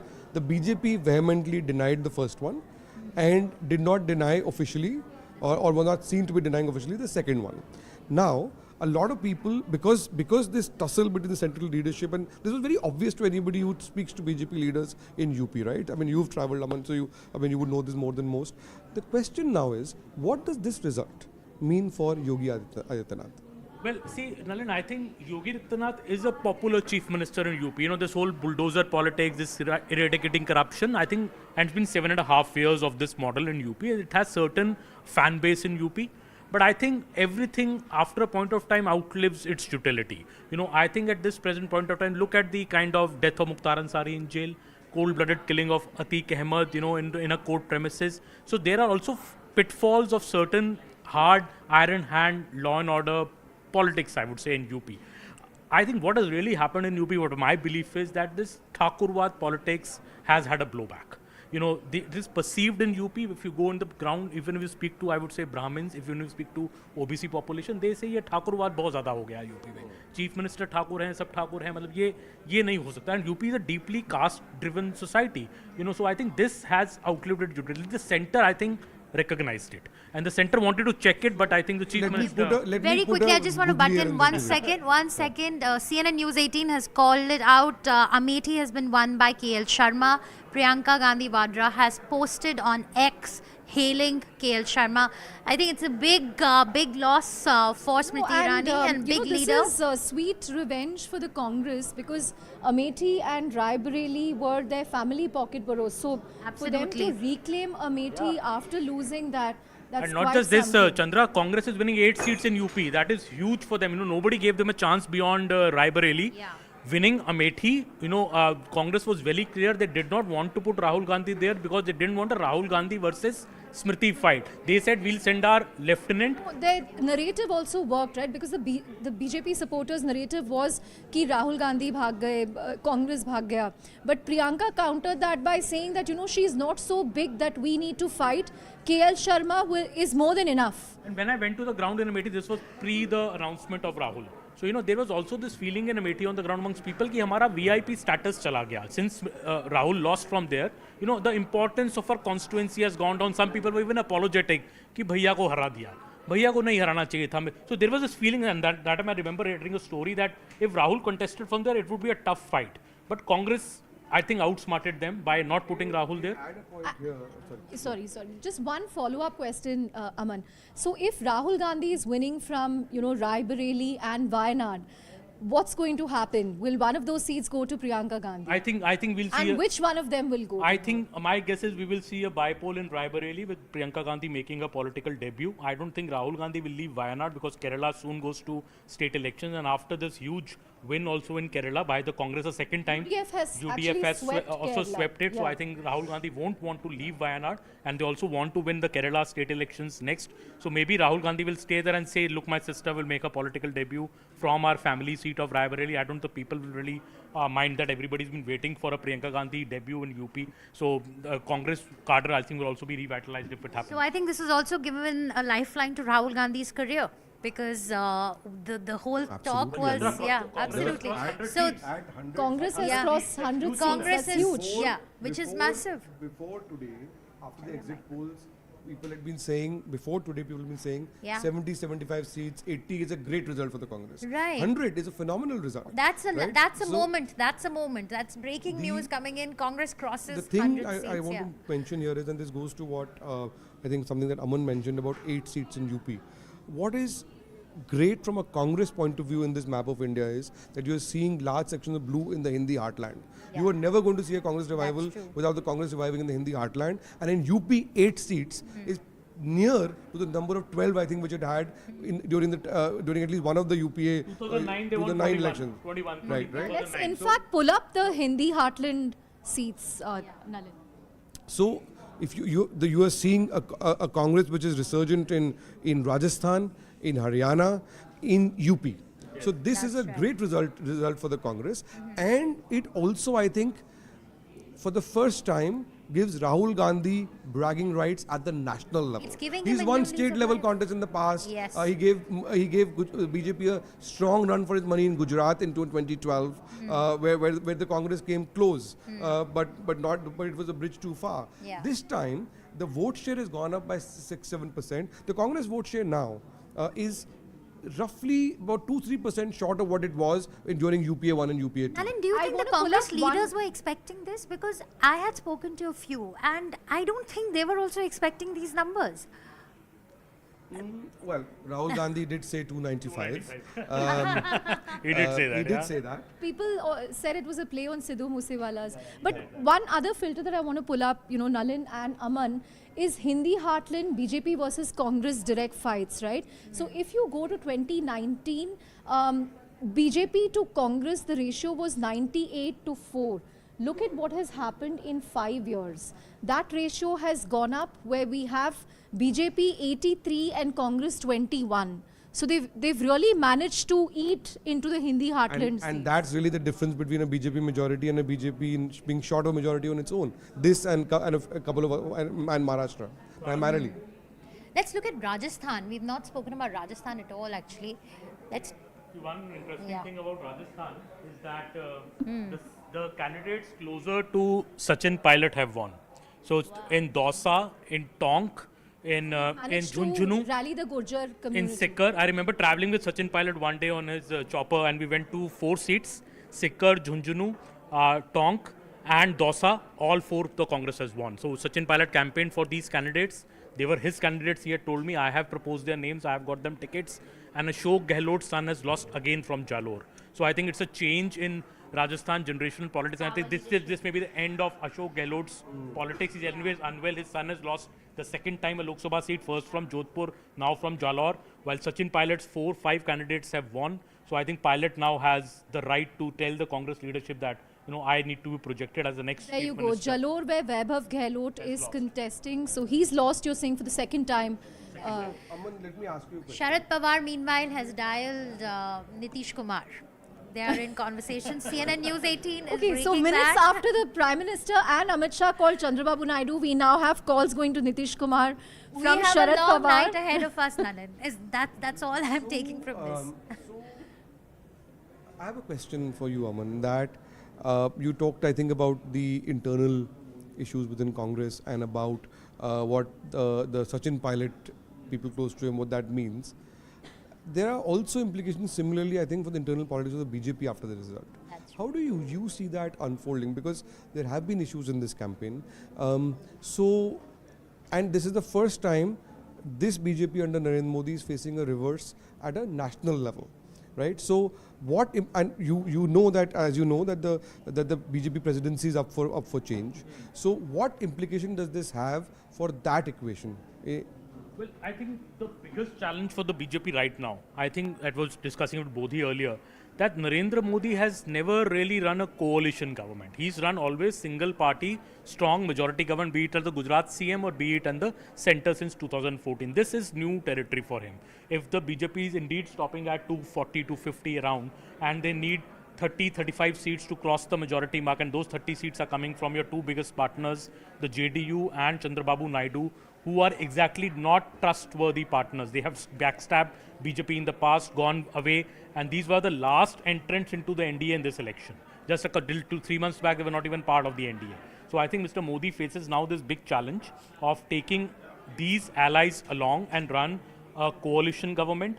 What happens to his big radical ideas of one nation, one election, UCC, NRC, will these all go in the cold storage? Can Mr. Narendra Modi even operate like that? Because he runs a strong, decisive government. His whole USP so far has been that the era of coalition, family, dynasty-run parties is over. I run a strong single majority government. We take big decisions. But now, will we be able to take the big decisions as PM? Because you are dependent on somebody like a Nitish Kumar, whom you don't know which political somersault he will do tomorrow. Now we have Sharad Pawar calling him, and what if the Congress offers him the Prime Minister's post? So what this also means, this probably also has implications for the new Council of Ministers. Assuming this number stays, and this is a long day ahead of us, and assuming there are not that many changes in this number, you will have a BJP government, you have an NDA government with a sub 272 score for the BJP. So what this also means, I think, is that you will see a return of a lot of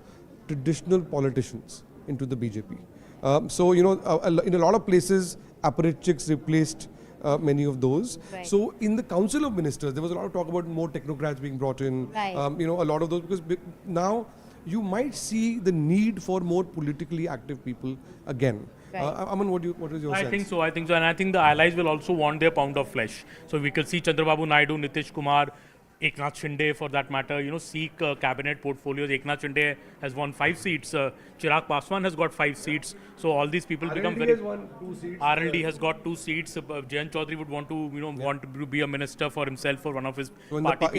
In the more strategically, the more infrastructure ministries, for example, you will see a tussle for ministries. It'll be a tussle, and so far, as I was saying, Mr. Modi had a very free hand in running the government. He did what he wanted to do. Now it's a very complex situation. Mr. Modi will have to maybe, I would see some changes, become more diplomatic, become more endearing to his partners, and it's a tough task. And I would suggest his brand of politics, it would be difficult for him to run a myriad coalition like this, especially because your two biggest allies are not so trustworthy.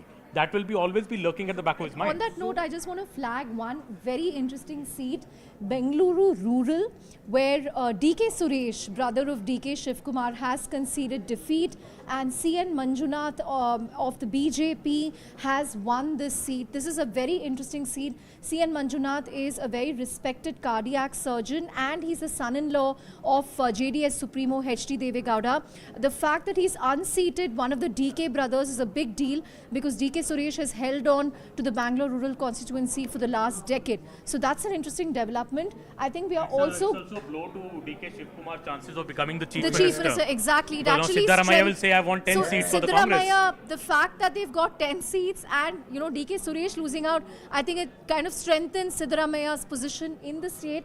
I think Bengaluru Central as well has thrown up a surprise, where Mansoor Khan, who was up against PC Mohan, is leading at this point. So that's the big surprise coming in as far as Bengaluru is concerned. However, Bengaluru North, Bengaluru South, very predictable. Tejasvi Surya and Shobha Karanlaje are leading. Back to you, Shweta.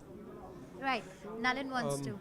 So one of the things that I wanted to, I think what's very clear from this verdict is that, let's say the number remains at where it is, theoretically speaking, then even though you have an NDA which is past the majority mark, you now have for the first time a structural instability in this government, which we have not seen in last 10 years. Yeah. In fact, I don't think it is out of the question. Again, a lot of politics has to be done, there are a lot of imponderables. I don't think it's out of the question that that in 2 years' time you may see another election. Wow, I don't think we should rule that possibility out. theoretically speaking, because now for the first time you will have like we are in unfamiliar. This is uncharted waters, like Aman is saying. So while there is this is, by the way, the worst case scenario for the markets. This is the death scenario. The markets are Counting on stability. Yeah. So The markets have voted with their feet today. The Sensex is down, Nifty is down. So the biggest fall problem, in last 4 years, yeah. while you will have a majority mark for the NDA, if these numbers hold, this you will require compromises and adjustments which are very contrary to the public persona of Mr. Modi's politics. So which brings a certain strain of instability in the and also you have a very strong opposition, and essentially you have a split in India, right? You see the vote shares, right. BJP is around 41% or 39% nationally. Right. Opposition together is so now you have two real split parts in India, right? So Split, yeah. You just see saffron in the middle, and then you go down south towards the western part. Also, it's a complete gains of the regional It's a very parties. colourful map now. Yeah, look at the gains the regional parties have managed to make. It's truly going to be a very vibrant opposition, a very noisy democracy. I think this has three implications. First is the contentious, the ideological positioning of the BJP on the Uniform Civil Code. This requires much more caution. You may not see that now. The one nation, one election. Right. And also on delimitation. The debate on delimitation will now be much more vociferous. Absolutely. Because now you have many stronger regional parties. Also the issue, I think, also of the caste census. Like the major issue that the Congress has made about this entire election, caste census, increasing reservation. That has also been the stand of Nitish Kumar, that there should be, he did a caste survey in his own state. So how will the BJP now say no to a demand of a caste census when your most important ally in Nitish Kumar has always been demanding the same, and opposition may also put pressure on you to get it done. Why are you hiding it, running away from it? I think the new government has a host of challenges now, and as you said, a lot of new politicians I would see coming in and trying to muddle the waters for Modi government, and Narendra Modi has a tough task ahead. I have a question, Aman. May I ask a question? Yes, please, absolutely. I'm sorry to interrupt you. No. The question I have is, see, in the past, the default reflex of the BJP has been, and this happened in election which lost even in the pre-Modi era, when you have an electoral reverse, the default reaction is we strayed away from the core, and that's why we had reverses, right? Now in this case, it went very close to the core in this election, and yet it's had a reverse. So so there are two options for BJP now, right? Politically speaking, either you adopt a larger language of consensus, adjustment and so on, or you double down on the core things. What do you see happening? I think doubling down would be a bit tough now. See, this government is run by essentially Mr. Modi and Mr. Amit Shah. They are the two top lieutenants. Both their working styles are pretty similar. If Mr. Amit Shah had to roll out the CA, he had to roll out the CA. There would have been 100 objections, but it was rolled out. Now, how do you handle such a situation? Because I believe, and I was told reliably by top government sources, that in the first session of the parliament, the government wanted to lay down the one nation, one report in parliament and get it rolling done. Now it will not be possible. There are at least 17 parties of the opposition who had objected to one nation, one election. Even to Ramnath Kovind, he has noted down that in his report. So you already had a testing time in the Rajya Sabha for the first term of the Modi government. Now the Lok Sabha is also very closely contested. It will be difficult to push through contentious legislations and also. Right, on that note, Aman, we'll have to toss to Mumbai because Mahalakshmi and Nandita have Shankar Sharma with them. So let's see what Shankar Sharma has to say. He's historically been a bit bearish. I wonder what he has to say about the election outcome today. Thank you so much, Chandra. Hi, Shankar. Good to have you. Very strong objection to whoever introduced me, saying that traditionally I've been very bearish. I don't know from where you get that. In 20 years I've been bearish twice, 2000 and 2008, but that's like 15 years ago. So, I mean, that's not a accurate term to describe me, just to put that thing on record. But, what's come out, and frankly, I've not... Sorry, go ahead, Mahalakshmi. What's your question? Right. This is Nandita here, Shankar. But, going by what's happened, now, given the fact that what we've seen today is in stark contrast with what the exit poll was throwing up, right? So do you think now the markets will take some time to wrap its head around what has happened, or would you say that it's just a 2-3 day phenomena, and it will be business as usual, perhaps maybe as early as next week? So to be honest, I've not followed the minute-to-minute thing because I'm in Europe somewhere. I don't have live TV here. So what is the latest number that you're seeing that you can just quickly tell me? NDA has 289 seats, BJP 235 out of that, and the India bloc has 236. But it's still work in process, right? It's not like final. No, this is not final. This is not the final output. Okay, Yes. so it could still be plus minus 20 seats either way or whatever, something like that. Okay, so with that number, let's say for the moment assume BJP or the NDA ends up with 270, 280, and these guys end up between 230 and 250 or 245. It's a completely different googly from the markets. Something that obviously none of us expected. Exit polls were completely off. I mean, that's very clear now. Given all that, the markets for a while to come are going to be extremely nervous, because even if the NDA forms the government, it's going to be a very weakened BJP within the NDA, which means that a lot of the things that they have been kind of assumed that they're going to happen will not happen.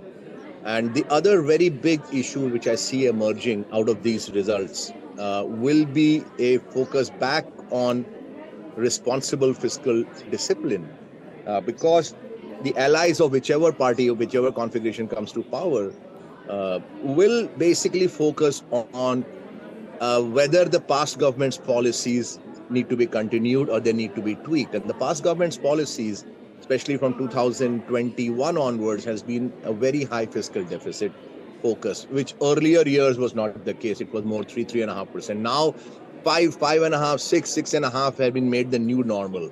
So whichever new government comes to power will now need to recalibrate this high fiscal deficit situation and see whether we need to continue with this or we need to roll it back.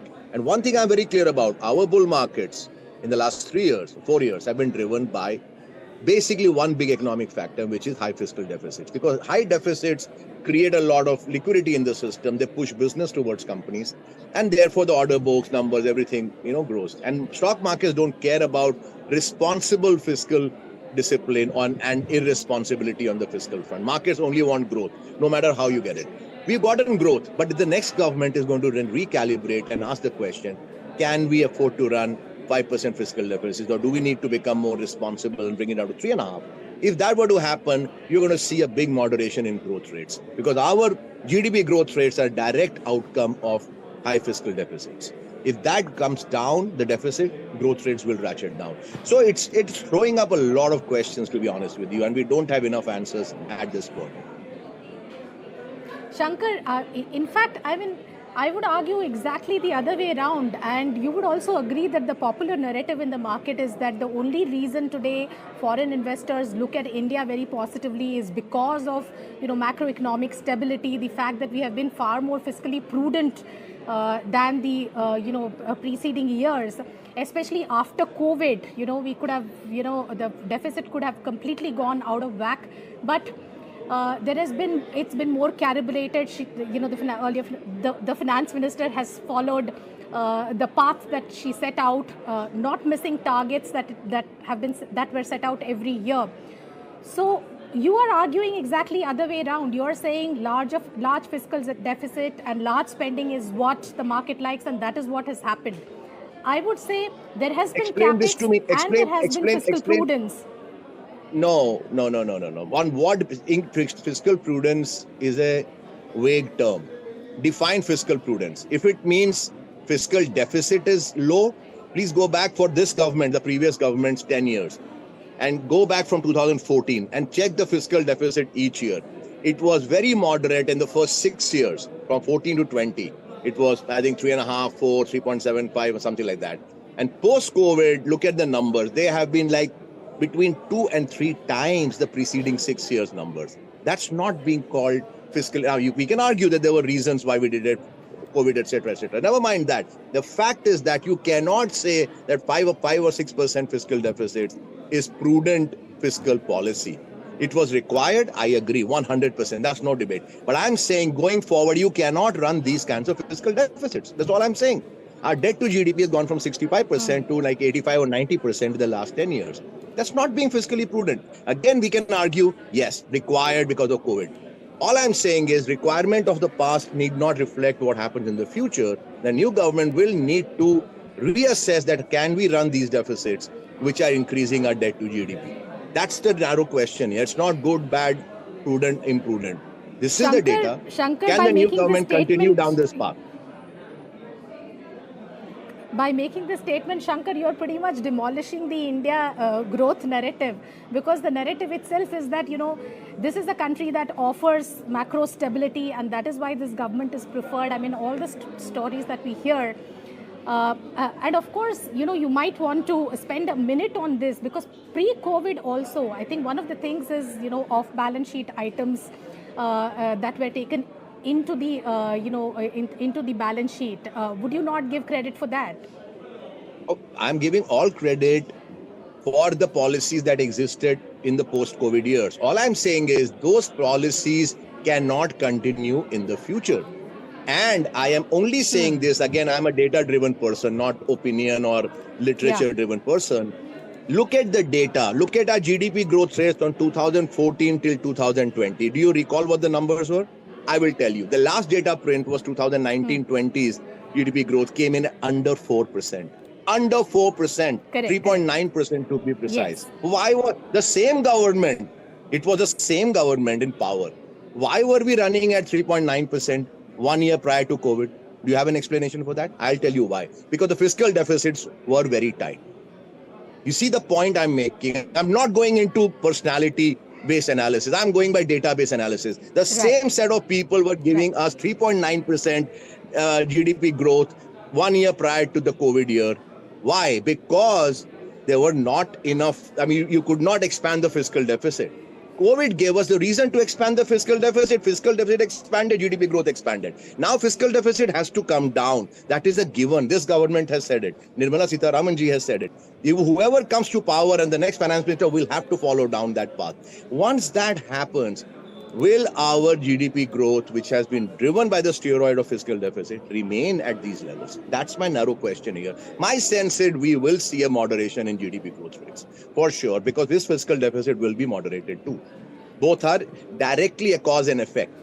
That's all. It's not correlated. It's causal in relationship. So that's all I'm saying. Forget about fiscal prudence and what foreigners look at India for. India has always been a shining star in the world of equity markets after the US. 35-year return, they tell you that India is the number 2 best performing market in the world after the US in dollar terms over 35 years. So if foreigners have always loved India, I don't think we have had any sustained period of outflows from foreigners. It's not that suddenly they've discovered India. From 93 onwards, they've loved India year after year after year. So nothing has changed in a foreigner's point of view. All I'm saying is, going forward, will the equity market's performance remain what they were or not? My sense is we might be in for a bit of a wobbly patch, given the macro and now the election outcomes that we have seen. Right. So how do you slice out the impact of the government? You're saying that, fiscally we will need some kind of moderation, which will have inevitably some impact on GDP growth. Is there a way for us to slice out and say the market was trading at a, say, 10% premium or a 20% premium for this government versus, any government? My view is this. I'm very, very clear and unequivocal about it. My bet is on this country and not on any party.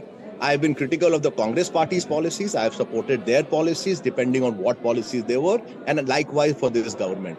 I carry no torch for X party or Y party. I carry a torch for this nation. And my view is this: India will grow irrespective of who is in power. Even coalition governments of the past have delivered fantastic numbers, both on equity market returns, as well as on fiscal prudence, as well as on GDP growth. So there's nothing to say that suddenly we have a doomsday scenario and that, X party going out means everything is, doomed and, we have to now start, literally burying the bull market.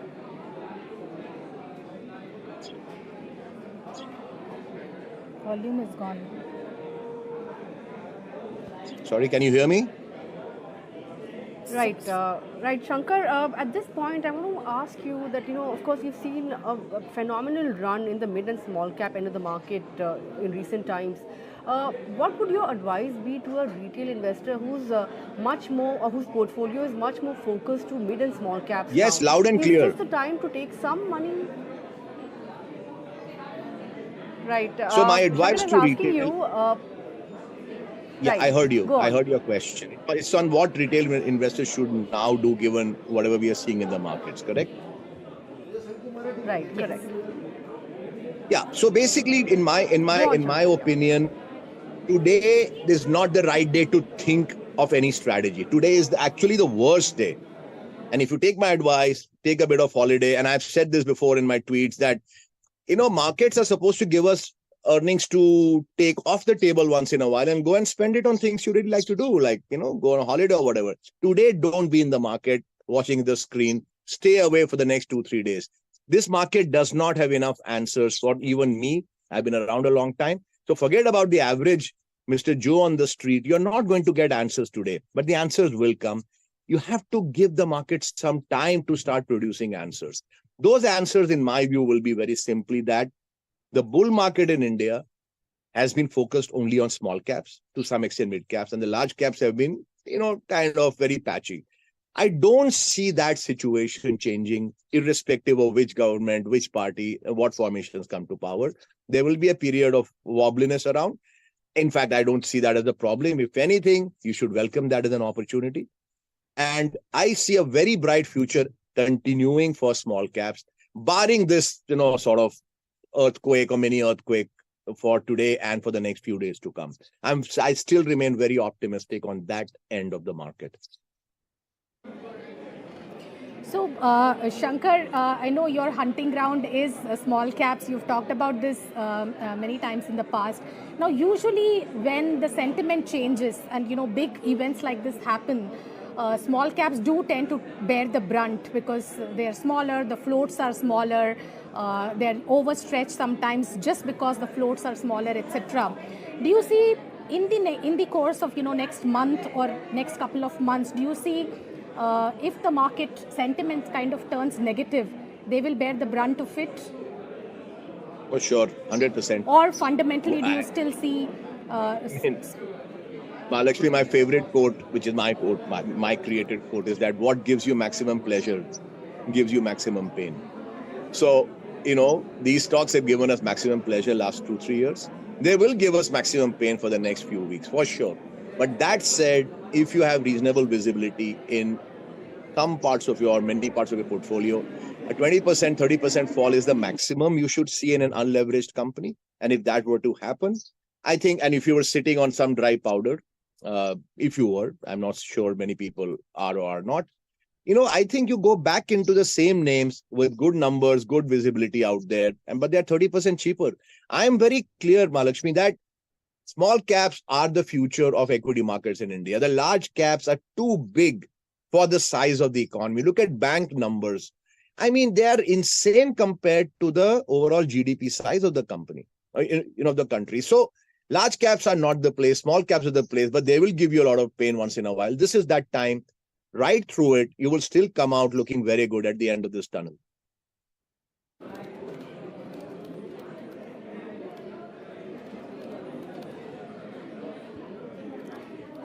Shankar, I don't know, when you say large caps are too big, I'm just wondering, what would you say about all these, magnificent seven that are going up in US? $1 trillion companies continue to be multi-baggers. But that's a conversation for another day. One last question on FII sentiment.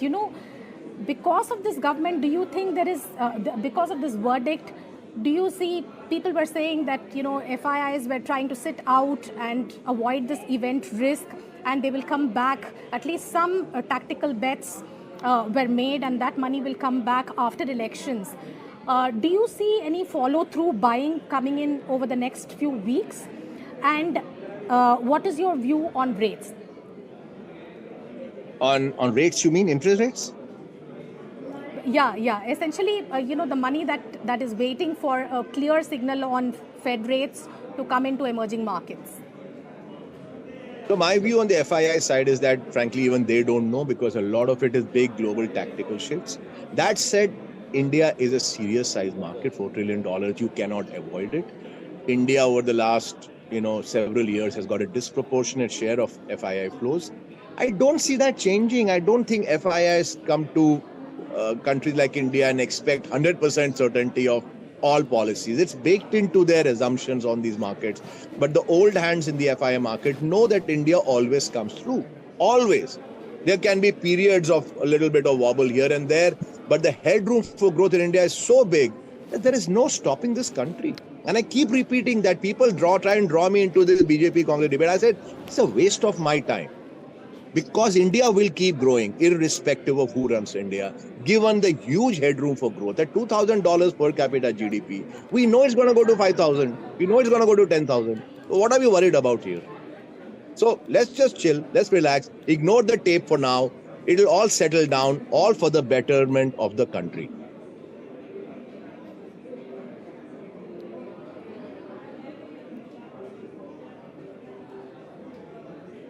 All right. Thank you so much, Shankar, for joining in. Thank you so much.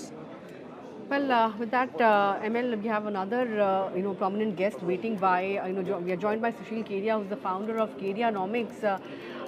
Mr. Kedia, great to have you on the show. Looking at the markets, the extent of sell-off that we've seen today, of course, we have clawed back from the day's lows, but still it's a 1,000-point cut on the Nifty.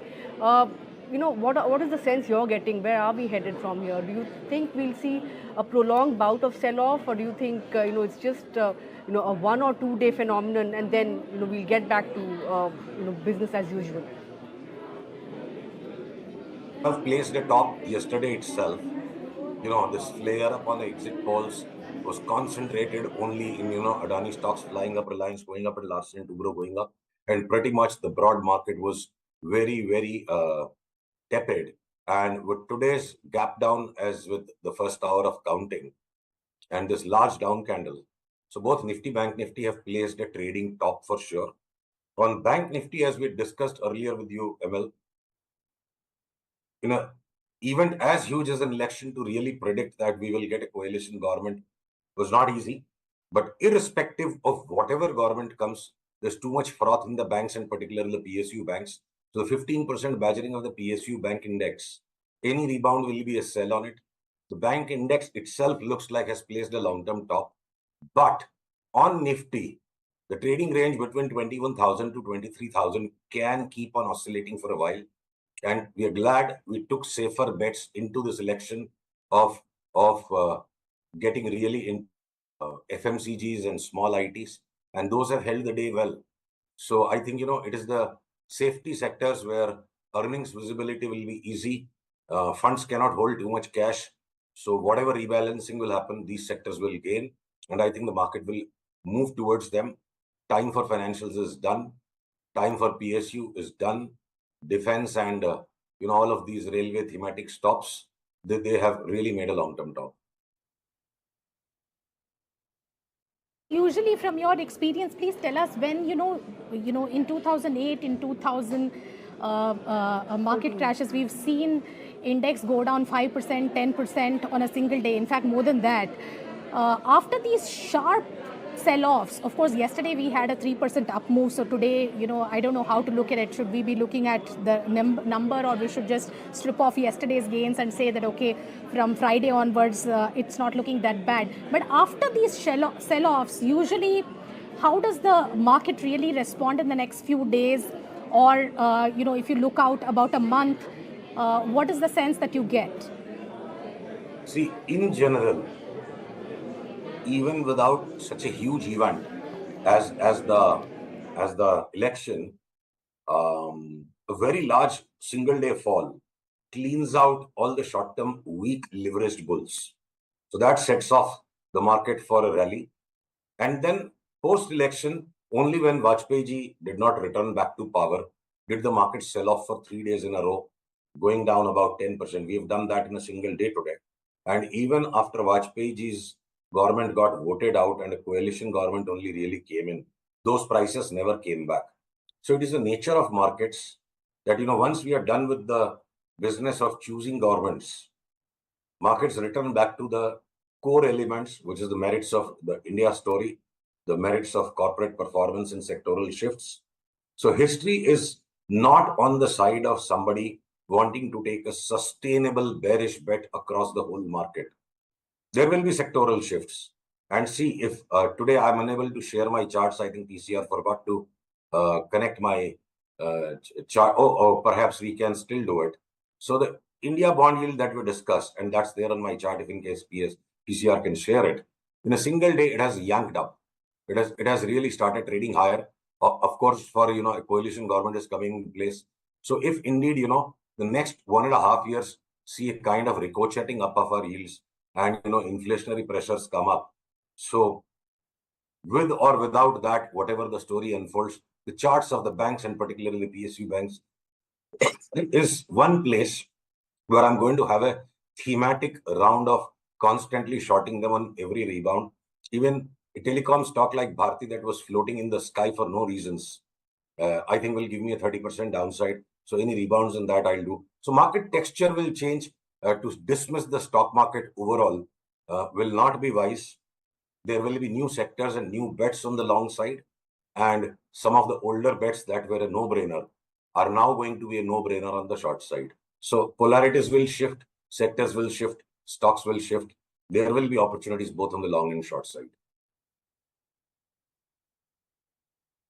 Last week after the exit polls, when we spoke, you were, even at that time, without this verdict, you were quite bullish, but you were saying that the sector rotation will be at play. And you were saying all these momentum stocks that have gone up, you would definitely at some point be bearish and shifting focus to FMCG, IT and other pockets that have not done well. Now, I guess it was a no-brainer, ML. If this government would have got a strong mandate, everything would have gone up, so even IT and FMCG would have gone up. And because they had not performed so far, and relative valuation indices would have made them attractive. And now with this fragile mandate, the place to hide is IT and FMCG. So with or without a strong government coming in, the charts were already telling that all the glamorous stocks were already done. And now that, the glamorous stocks have suddenly the floor taken out from under them, they are falling far sharper than we had anticipated. So people who have these stocks, I mean, will, you are saying that the top has already been called, right? Sorry, I didn't catch the last line. For a lot of stocks, like, I'm saying for a lot of these stocks, HAL, PFC, REC, Bharat Dynamics, Mazda, I mean, a whole bunch of them, right? So yes, for all of these, you are saying that the peak stocks, is already... The PSU railway defense stocks had become too fashionable to the point that the Panwala had bought them. There is nobody left to buy them. Everybody who had to buy has bought them. Even if a good, strong government would have come, they would have fallen, maybe slowly. Now they have fallen very fast. So every rally or any rebound that comes in the market, I think one should just get out of them. Right. And please. So where are you spotting opportunities other than the sectors that you mentioned? I remember last time you had called out media as well. So within the media pack, anything that you feel is a good opportunity on days when we see big sell-offs, and even the pharma pack for that matter? See, the pharma pack, the challenge is we don't see any signs that one needs to disinvest out of the mid-cap and the smaller pharma names. And Dr. Reddy's and Sun Pharma and even Divi's Lab now continue to be very heavy on the market. So the large pharma... anything, yaar. Neither the... Am I audible? Is my audio coming through? Please go ahead, Sushil. Yeah. So the large pharma continues to, remain very toppy. Any rallies in them will again, expand our shorts on them. Mid-cap pharmas, we will not disown. We'll continue to ride them on a 6-month horizon. And in terms of, any new ideas to add, maybe say if a DLF starts, going back and closing closer to the days open today or maybe tomorrow, we will maybe look at some new selective ideas in real estate still, cement names still. So let this dust settle down. One thing is clear, our conviction that financials will get definitely punished has come through too fast.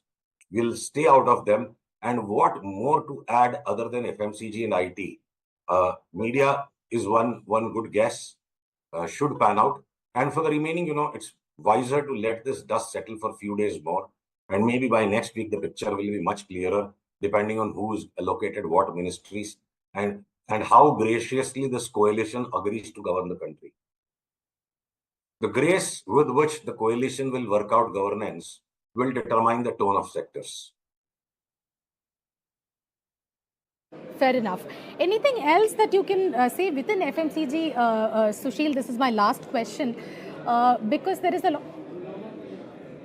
Yeah, please go ahead. Usually, when you talk to fund managers. Sushil, can you come on camera, please? We don't have the bandwidth to show the chart, so we would like to have you on the camera. No, I am very much on the camera. Your PCR needs to switch off my charts. I'm very much on the camera. They have to do the switching. Okay, Sushil, one last question. My chart, sure. One last question, which is, within FMCG, are there any pockets within consumer segments that look particularly good on charts? Because when you look at, talk to fund managers and so on, the feeling one gets is a lot of them are still averse to buying these stocks because valuations continue to be fairly high. Anything in particular that the charts foretell? See, as far as the valuation story goes, once the momentum comes in, valuation concerns will get abandoned. Very old adage, very old saying that Radhakrishnan ji Damani gave. Peddar Road पे घर Peddar road के भाव पे लेना पड़ेगा, धारावी का माल धारावी के भाव पे मिलेगा. दोनों के valuations कभी same होंगे नहीं. What remains rich will remain rich. So there are going to be good reasons now for even higher P ratios to fight. Safety is being sought. So Titan is something that we are looking to add now on our long bets.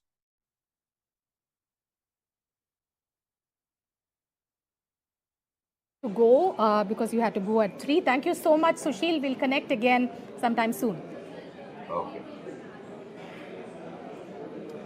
Well, I think we also have Nilesh Shah of Envision who's waiting by. Nilesh, good to have you on the show.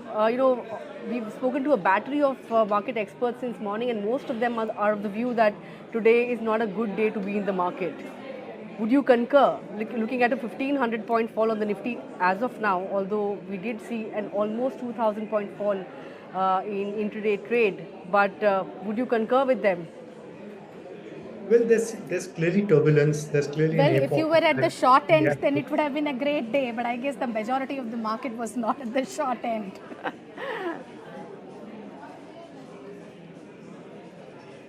Go ahead, Nilesh. Okay. No, I mean, obviously there is turbulence, and we have hit a air pocket in terms of the market direction. My view is short term will essentially there's going to be plenty of uncertainty as the contours of the new government basically kind of get more clearer. That's something which probably could take a few days, maybe it will take a few weeks, and maybe an outer limit could probably be till we see the union budget kind of come out in July. So so it could be anywhere between now to basically mid-July is when essentially there would be a fair bit of uncertainty. And so I think it will obviously be an adverse environment, but maybe that's wherein the opportunity will lie. So maybe today may not be the day to put in all your money to work, but surely, yes, I think you need to essentially start nibbling into stocks that you like, companies which will do well, irrespective of how the policy environment shapes up. So I think it might just be a good day to start nibbling and be ready to kind of be investing in different tranches between now and maybe till July or August. But going forward, Nilesh, would you expect positive returns for the year? Because this has been quite a jolt, because exit polls were suggesting something which was starkly opposite to what's happening right now, right? So can investors expect positive returns, or do you think it would take some more time and perhaps we could see some bit of prolonged sell-off in the market going forward? So, well, it depends on what you look at the year. Is it the calendar year end, or is it essentially the financial year? I think the financial year we've just begun. And so to that extent, there's still kind of another maybe 9 to 10 months to go. And therefore it's quite possible. I don't see the earnings on an aggregate basis to kind of fall below the mid-teens at least. And if that be the case, it's quite possible to kind of end up with a reasonably good year. It may not be as good as last year has been, but it's quite possible that we may still end up. Nilesh, sorry to cut you off.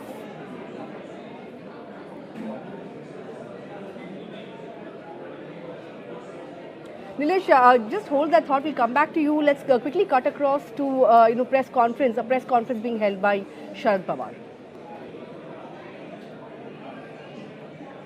महाराष्ट्राच्या जनतेची सेवा करायची खबरदारी घेऊ एवढंच या ठिकाणी मला सांगायचं आहे. उद्याची बैठक ही दिल्लीला आज संध्याकाळी ठरेल आणि ती झाली तर त्या बैठकीला माझी उपस्थिती असेल. आज काही टेलिव्हिजनवर बातमी आहे किंवा मी चंद्रबाबूंशी बोललो आणखीन कोणाशी बोललो याच्यात काही तथ्य नाही. मी काही कोणाशी बोललेलं नाही.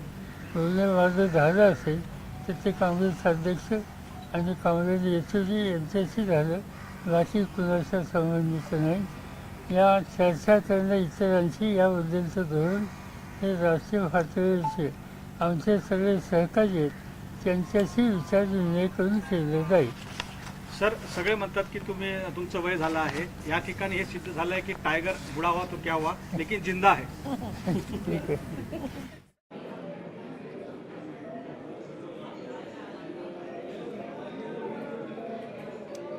All right, Nilesh is still with us. Then Nilesh, sorry to cut you off, but looking at today's market, do you think it's an apt time to look at portfolio recalibration? Because of course we've seen stark reaction coming in on PSU stocks, but FMCG stocks on the other hand, a stock like HUL is up somewhere around 5 to 6% in a massively weak market. Do you think this is an apt time to rotate into some of these underperformers and look at stocks like HUL, ITC at the juncture? Yeah, in the short term, clearly the FMCG sector is poised for outperformance. Clearly, that's clearly a defensive kind of a trade. That's been the conventional wisdom. And so to that extent, in this environment where we probably will be in a risk-off mode for a few days or a few weeks, it's quite possible that the FMCG sector, which has already started to kind of display outperformance, will probably have an extended period of outperformance. In addition to kind of the defensive nature of that trade, the fact that crude oil prices have started to fall, that will essentially lower raw material costs, that will expand margins, and it will basically help earnings grow at a much faster clip. And third, of course, is there are already green shoots in terms of rural spending. That's clearly the mainstay. That's probably the growth frontier for these consumer staples. So I think on the whole, FMCG seems to be a good place to be in, at least for the short term. Nilesh, if you were just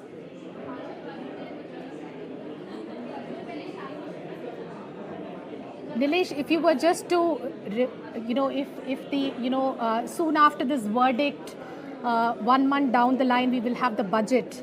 And if this government were to sort of introspect and think about how the next budget should be, anticipating that, is there anything that you can do, not today, but over the next few days? What kind of recalibrations would you look at in your portfolio? You talked about FMCG, but anything that you would take away for the infrastructure capital goods pack, which of course is at the receiving end today. What are the other pockets that you would hide in? Healthcare, for example, again a defensive but not so defensive. Will the market start to look some of the export-oriented companies, because so far the narrative has been only domestic-focused companies, because this is where the growth was supposed to be. Will the market start to think about other opportunities from here on? Well, the market has been extremely broad-based. I mean, of course, there are different time zones during which some sectors outperform, some sectors underperform. But essentially, I think India has always been an extremely well-diversified, well-broad-based market. So I clearly think there is really no dearth of opportunities from a sectoral perspective. You will continue to see, investors being spoiled for choice in terms of the kind of sectors that they can look at. Apart from FMCG, I probably think there's a good chance for pharma and IT to kind of outperform, given that they probably are the most immune to any policy changes. So clearly think that these three essentially sectors will kind of be that defensive trade or the risk of trade, or probably relatively immune to any policy changes. The second essentially is basically the long-term compounders. Within that, we clearly believe the whole premiumization story around consumer companies, around discretionary spending, that has a strong chance to kind of regain momentum. So that's one additional area. There have been a set of financials, including private sector banks, specialized credit plays, and then very niche opportunities within the overall financial kind of theme, which is essentially began to play out in India. That's something which will remain very high compounders for very, very long periods of time. So that again remains a very interesting opportunity. The area which will be most vulnerable in the short term will essentially be around energy, manufacturing, infrastructure, capital goods, and PSUs. I think in this space, probably PSUs, I think the risk of them underperforming for long periods of time, I think that risk, could come to the fore. And therefore, probably in this environment, it's best to avoid them. But the rest of the fact, things like the power sector, the energy sector, the manufacturing sector, infrastructure sector, capital goods, capex, I think post this period of cuts in their stock prices, I think that sector will regain momentum, because I think that opportunity is for real. The growth momentum is yet significant, and we're going to see many, many years of growth out there. So post a price correction, I think that sector will also again look as attractive. Exactly the question I was about to ask. I mean, I'm just looking at the Nifty 50 performance right now. NTPC down 15% still, Coal India down 15%, Power Grid down 15%, ONGC 13%, SBI still 12%. So these are companies with solid businesses. I mean, there might be a speculative element in some of these stocks, but a power generation company, a fossil fuel company, these are very, very solid businesses. But a 15% cut in a day, how do you explain that? There is essentially the business, and then there are the prices and the valuation, right? So obviously, I totally agree with you. These are solid businesses, but they had gone up sharply in recent months, and especially in the last maybe 1 or 2 years, on the back of expectation of a very, very steady, solid government with a majority. And with significantly better levels of governance, more clarity on policy, and maybe more policy impetus ahead. I think with what we are seeing today in terms of the mandate, it doesn't look like that a single party is going to have a majority. And therefore, in the absence of a single party majority government and having kind of a coalition government, that additional reason or the icing on the cake for PSUs doesn't remain. And therefore, they become more vulnerable to any kind of policy changes. So I think one has to be very careful, one has to be very watchful, and have more clarity in terms of what kind of a coalition government we are going to have and what's going to be the policy priority of that coalition government. So I think till then, probably it's best left to avoid PSUs. While the businesses continue to be very good, the leadership continues to be formidable, but I think as stocks, they will remain vulnerable. Nilesh, that can be said of a whole bunch of other sectors in infrastructure also. For example, cement, everybody was talking about cement as a very good growth story, especially because of our infrastructure story. But then those also are exceptionally, richly valued.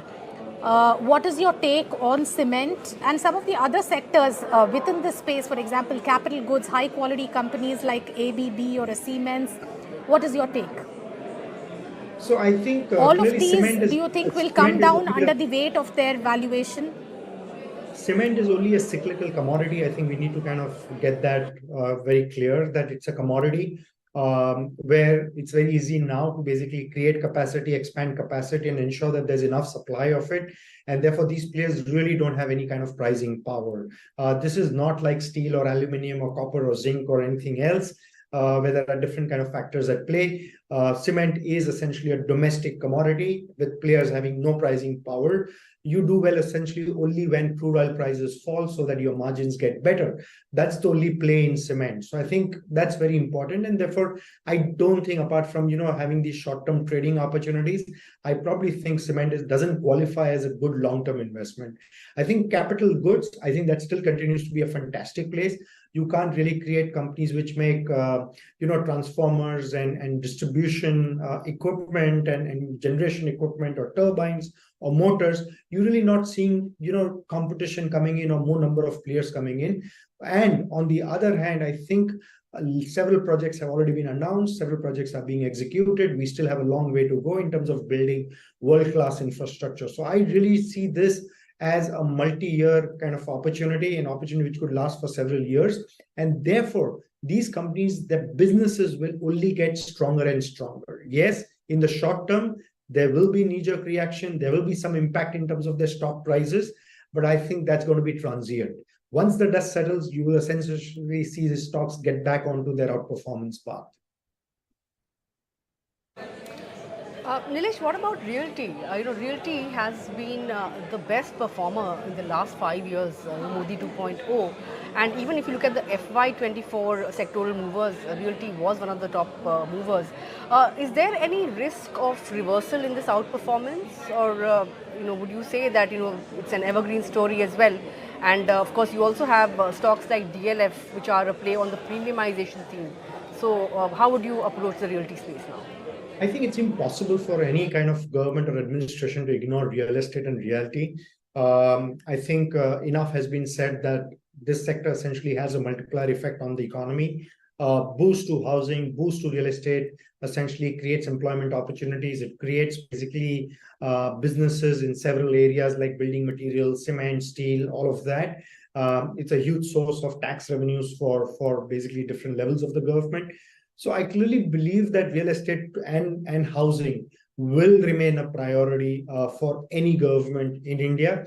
So I clearly believe that this sector also is poised for secular structural growth.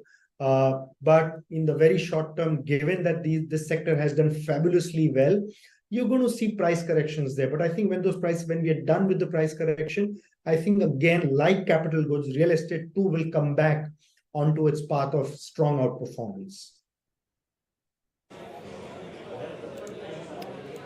Right, Nilesh, with that, I'm afraid we're running out of time, but I appreciate you taking out time and joining in and sharing your thoughts, with us this afternoon. But I look forward to having a longer conversation, once the dust around election settles and, we see how things really pan out moving forward. But let me also bring on board Chandan Taparia of Motilal Oswal, who's joining in this afternoon. Chandan, just about 10 to 12 minutes to go for markets to shut shop for the day. And, we are below that 22,000 mark, although we have clawed back from the day's low, but it's still a near about 1,400 kind of a point kind of a fall on the Nifty. How are you approaching things now? What is it looking like from here on? Yeah, so we have seen a change in the sentiment in the market as it started on negative note and then it gradually drifted to us 21 to 81. However, it witnessed some recovery, but net to net it is closing below all key levels. So sentiment and structure is slightly turning lower, which indicates that upside may be kept. But we need to keep in mind that some change in the political structure or there is the reason, but somehow in long term, the market itself will show its power. But as of now, if you look at the price sentiment, I believe it is very important for Nifty index to surpass 22,500 zone. Why 22,500? Because that is the low made on Friday, the day after that we witness a gap of opening post the exit poll outcome. So it is very important for index to move towards 22,500. If it manages to do, then only the short-term stability would be back. Otherwise, we can retest the recent lows. So market will be in broader range as volatility index itself has seen a big spike. The India VIX rallied by 30-40%, and on closing is up by around 25-26%. So higher volatility will continue to keep the volatile swings. So not in hurry, but keeping the 22,500 as a key barrier. Now looking at the stock specific, I believe one has to be very selective in this scenario. Again, I have positive on the selective FMCG name. I believe FMCG could provide some sort of cushion and stability. So one can look at the name like Dabur, Marico, or Godrej Consumer Product. So talking about Marico, it has been holding well, giving a breakout from its fallen flag pattern. So with support of 595, one can see an upside move towards 650. One can look at Hiromoto as well. We have positive on the selective auto name, and Hiromoto is one of the strongest name of late. So with support of 5180, we can see an up move towards 5600 level. So looking for two ideas from auto and FMCG with the view that some sort of low beta and stability we need to look. And already mentioned about the levels of Nifty that is likely to be in between 21,300 to 22,500 zone for next couple of days with some volatile swings in between. Chandan, what about PSU banks? I mean, with after a 14-15% fall, what should one do with the likes of an SBI? Yeah, so if you look at the PSU bank, it really rallied well all the way to 8,000, but it's down by 15% for the day towards 6,800 zone. So the entire sentiment has turned because the PSU was one which really rallied well in last tenure. And now most of the PSU banks are getting it as index itself is down by around 15%. But I believe that long-term safety is there. I believe SBI could be a counter. Near 720, 731 can accumulate for an upside move towards 850. So not looking for trading, but yes, if someone is looking for 2 weeks to 4 week kind of view, then this stock can see some decent recovery from the lower levels. I'll stick with the selective name like SBI. I don't want to touch other name including PNB and all where structure has changed. So I believe some sort of volatility or profit booking may be there, but SBI may be a bargain hunting name which could provide some sort of support based buying and cushion in this market setup. Chandan, how do you view the power pack? Because that is, in the Nifty pack, the entire bunch of power stocks there, NTPC, Coal India, Power Grid, all of them are right at the bottom of the pack. And then, of course, we will come to the Adani pack also. Tell us, what do you see there? So Nifty Energy Index is down by around 12.5%. And you notice that on last trading session, these 2-3 sectors really done well with the view of the strength in the ruling party. Your Nifty Energy headed high, or PSU or CPSC or power or other sector really done well. But major profit booking is there because most of the positions were being built there. Looking at the Nifty Energy and Power, I believe some sort of profit booking may extend. However, most of them were forming a positive setup, but now the sentiment and price pattern has deteriorated. So NTPC may be one counter where I'm looking for bargain buy near 300 zone. Not looking to buy now, but if it comes near 300, I believe this stock can provide the move to us 360 kind of level. Apart from that, Tata Power, another name, could turn volatile. I don't want to comment on the Adani group of companies, which really has seen a sharp swing headed to 1600, back to 1200, and now finding some sort of pressure. So my suggestion is better to avoid these names, but selective power name, you can go for bargain buy. If you are a trader, then I totally suggest don't touch these counter. But if you are an investor, then I think these names you can select with the view that you are ready to hold for next couple of weeks to couple of months and ready to accumulate for an upside move towards 15 to 20%.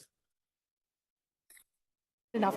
Another absolutely high flyer stock, Hindustan Aeronautics. How do you see that? Because this is a stock which, fundamentally over the last few weeks, in fact 2 months, there have been such huge upgrades. Some of them have initiated coverage, some of them have given double upgrades. So this is really an action stock. Yeah, so if you look at HL, and I'll say that the defense, railway, power, energy, PSU, these were in the limelight. Till yesterday, most of these stocks were doing well, but now this is the change in the entire sentiment. Till yesterday, we were totally liking, or everyone was talking about this power, defense, but now the way things have slightly changed, I think there is a sentimental effect is hitting the name which you are talking about.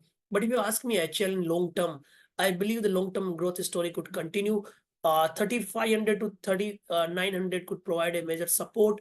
However, it may take time, but slow and steady, it has potential to head towards 5,000. And if I talk about this name, it has really done well in last couple of months. In last 6 months, it really do well from 1,800 to all the way to 5,400 zone, and now it is finding some sort of supply. So I think let it cool down towards 3,800 to 4,000 to accumulate if you are looking for long positions.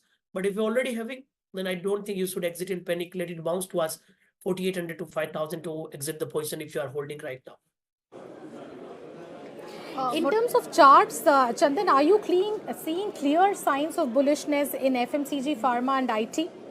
Because those seem to be the natural hiding places, at least fundamentally. They are defensive. They are not, pockets that have seen a lot of exuberance in the past few weeks. And our other experts are, of course, recommending these three as places to hide. What are the charts telling you? So if you ask about the clear chart, charts were quite positive till yesterday in all the indices and most of the sector which you discussed. But chart is something, but sentiment and momentum is very important to get the grip in the chart studies. So if you talk now about FMCG, I think yes, chart setup is slightly finding some stability. At one time where your index is down by 5%, Nifty FMCG up by around 1%, and I believe people always look for margin of safety and money to hide somewhere to get some sort of stability with lower beta. So Nifty FMCG is one place, and I think there is the reason that why you see the buying interest in Nifty FMCG. I believe some or other stock will find the liquidity which may out from the name which are finding pressure. So FMCG could be one name where people can take the bargain buying. So I believe some sort of buying interest could be there. And if you ask in FMCG, I can go with the name like Marico. Marico could see some sort of price pattern. Technically speaking, it is holding well, no major volatility. From last couple of days when index rallied, it has been consolidating. So some sort of stability is clearly visible with support of 595. One can look for an upside move to a 650, 660. You can look at the name like Godrej CP holding well. If you look at the price pattern, there is no reaction of the market decline. Clearly, resilience is visible in the name. So with support of 1,300, one can see an up move towards 1,400, 1,420. You can look at the Colgate Palmolive. Same sort of positive to inbound behavior is clearly visible. 2,650, 2,700 is the higher range of support, and because of that, it can head towards 2,900 level. So definitely some sort of place may be there for your portfolio or for your money to locate or reallocate. And now if you talk about the Nifty IT, here I'm not much comfortable, but FMCG can provide some sort of cushion. I think you should look for that angle, and you can look for some sort of buying interest. Your view is for a couple of days to couple of weeks with lower, with better margin of safety with lower drawdown. Fair enough. One pocket of stocks we haven't touched at all, Nandita, today is these digital stocks. At one point in time, I think even Zomato was down more than a 10%, and right now I'm seeing that it is ending almost flat, just about 1% down. So this again has nothing to do with the government. Of course, you can always argue, overall boom, consumer, etc. But largely, this business is not to do with the government. Has nothing to do with what is happening today. Are these also pockets that you would recommend? Will these be impacted by sentiment? Will there be a perverse buying in these counters? Can you please go?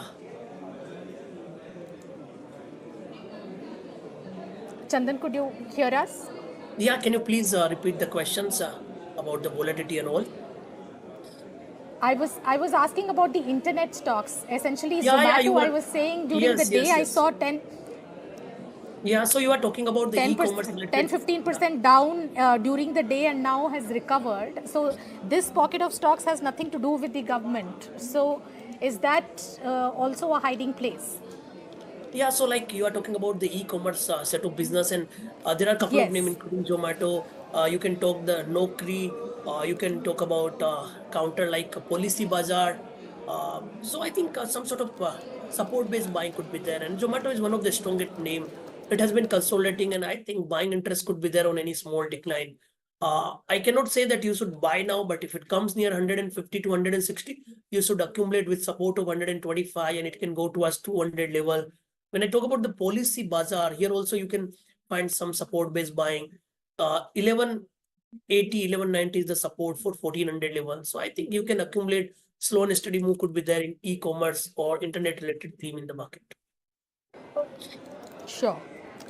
All right. I think the markets have shut for the day. Of course, we have clawed back or regained some ground from the day's low, but still a 1200 point cut on the Nifty and a 3900 point cut on the Sensex. So 5 to 5.5% kind of a downtip when it comes to the benchmarks. Cut is deeper across the broader end of the market. So mid-cap index is down somewhere around 8%. Look at the Nifty Bank index, lower by about 8% or thereabouts. In fact, the Nifty PSU Bank index, I think, that's something that's shed somewhere around 15%. Of course, PSU stocks have seen a badgering, and none of those stocks have been spared. So the likes of SBI shedding 15%. In fact, Adani Group stocks also deserve mention. Adani Ports down in excess of 20%. Other PSU names that are big laggards on the index are ONGC, NTPC, Coal India, SBI. Other names, cap goods names like L&T, and in fact even oil PSUs like BPCL, Tata Steel. So a host of stocks under severe selling pressure. But FMCG stocks, of course, managed to see buying interest. So the likes of HUL, 6% up in such a weak market. Britannia, Nestle, all these Tata Consumer, all these consumption names found takers today. Aside of that, you had Hero Moto, some tech names, TCS, HCL Tech, Tech Mahindra. These managed to hold out, and so did some pharma names like Cipla, Apollo Hospitals, and Divi's Lab. Looking at today's close, Chandan, what kind of level would you watch out for on the Nifty for tomorrow morning? See, let me tell you that India VIX is up by around 23%, and volatility is not cooling down. Post the market movement of the day, it spiked. So because of that, wild swing could be there in the market. As mentioned, that I'll closely look at the two level. One will be 22,350 to 22,500 zone. If market manages to hold above the same, then all the stability will be big. While on the downside, the today's low is going to be the major support, that is 21,281. So wider range could be there, 21,281 to 22,500 is going to be the broader range to play. However, it's very tough to play such kind of wider range. So in that scenario, you can opt for strategy initiating bear put kind of spread.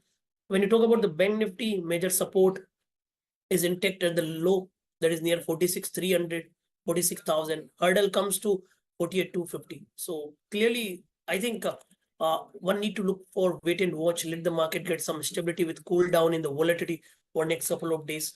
But yes, stock wise, you can look for selective FMCG, few auto name, few internet base, or few beaten down IT name to trade in this market.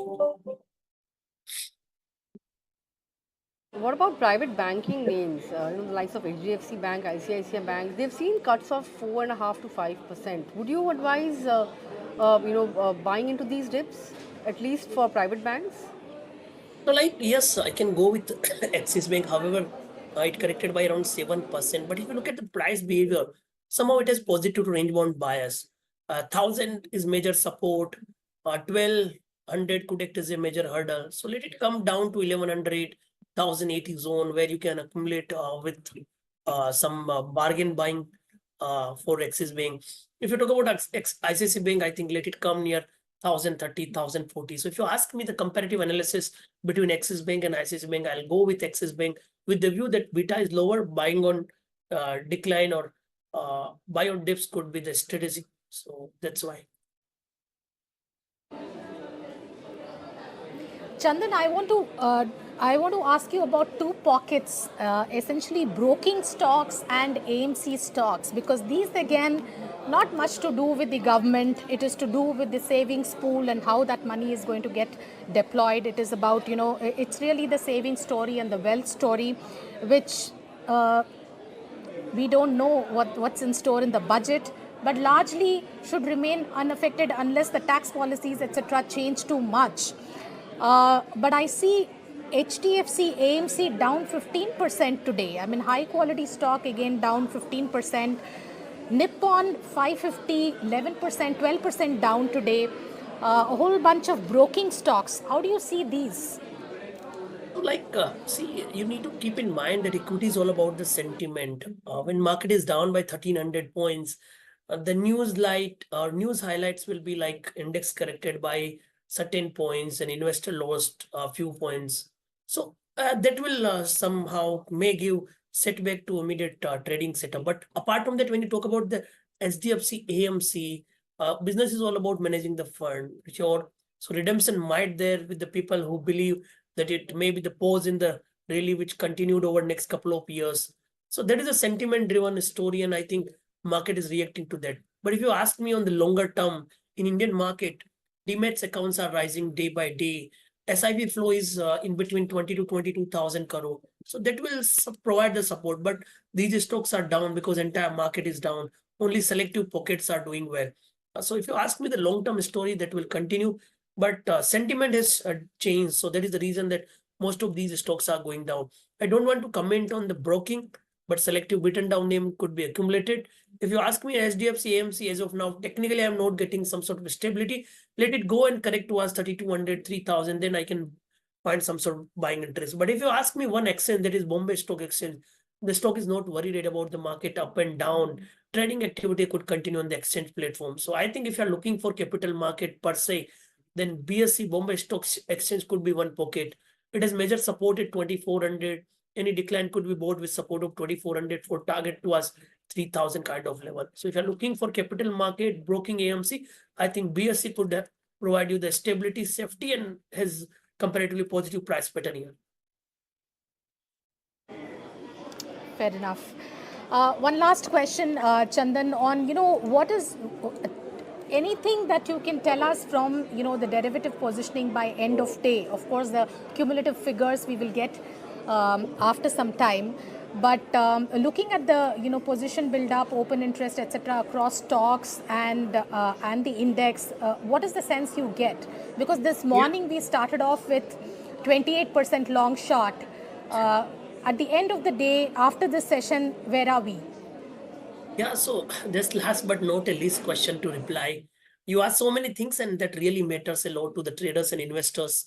So if I talk about the derivatives data setup, first we need to look at the India VIX that is up by around 27%. I think this is the recent spike in the India VIX, and higher volatility could kept upside and volatile swings in the market. Now, if I look at the FI long short ratio, I'm closely tracking this data from last couple of years. From last 2.5, 3 years, this FI's index long short ratio is working well. On the lower level, it goes to 8 to 15%. On upside, it goes to 75%. A couple of days back, like 3-4 days back, it drifted to 13% and then recovered to 25. I believe it can again go to 13 to 15%. But at the same time, if it comes near 8 to 10, I believe that can provide as a contraindicator. But one need to keep in mind that FI's long short ratio is important to watch, but nowadays major participation is happening from the client and the retail side. So that also we need to keep in mind. But as of now, if I look at the early data setup, Nifty has seen the built-up of short position. In fact, the same with the Bank Nifty. FI's long short ratio has turned lower. India VIX is down. We have seen significant call writing. So data are slightly negative because price behavior is indicating on the lower side. So I believe some more sort of decline could be there. And then you may find the level where short may like to cover their positions. Sure. All right. With that, Chandan, I'm afraid we're running out of time. Thanks a lot for taking out time and joining in and sharing your thoughts with us. But ML, we also have another prominent voice waiting by to discuss the market setup. Joining us is Prashant Khemka of White Coke Capital Management. Great to have you on the show, Mr. Khemka. Looking at the setup, the kind of panic selling that we saw in the market, what are your thoughts as to where we are headed from here? Would you say some semblance of normalcy would return in the next couple of days when there would be more clarity on how the coalition government will be formed? No, I do think so. See, today, obviously, the market was very volatile depending on what the indications were on the seat count. Yeah, from yesterday, where it was very euphoric on the back of exit polls and the actual results being considerably different or substantially different. obviously market had to make this adjustment. Now, assuming the results stay where they are, that would suggest a stable government. At this time, it seems obviously in politics, it's very, very difficult to predict anything. But assuming that the government forms over the next few days and gives a semblance of stability for 5 years, then I think the market should then put the elections behind, and from there on would depend on how the new government with the new ministry makeup and all. Budget, for example, would be a major event now, even more so than what it would have been thought of just last week. So people would parse through every comment in the budget to look for continuity of the policies. And if we see that the policies are by and large being continued, obviously there'll be tweaks to the policies. But if by and large the direction is the same and the pace is not much different, then the market should start behaving like it does in normal times. Prashant, great to have you this evening. We were speaking about a lot of things yesterday with a very different set of presumptions and assumptions. Today it's an absolutely different scenario. Yeah. So how hard is it for you to put a number to what is the kind of premium that Indian markets really are getting right now because of this government? I remember that, when Morgan Stanley first put out the report sometime last year, on elections, they said that the market is already pricing in continuity. Of course, it will depend on the final level just before the election, but there could be a 30-35% downside if this government did not come back.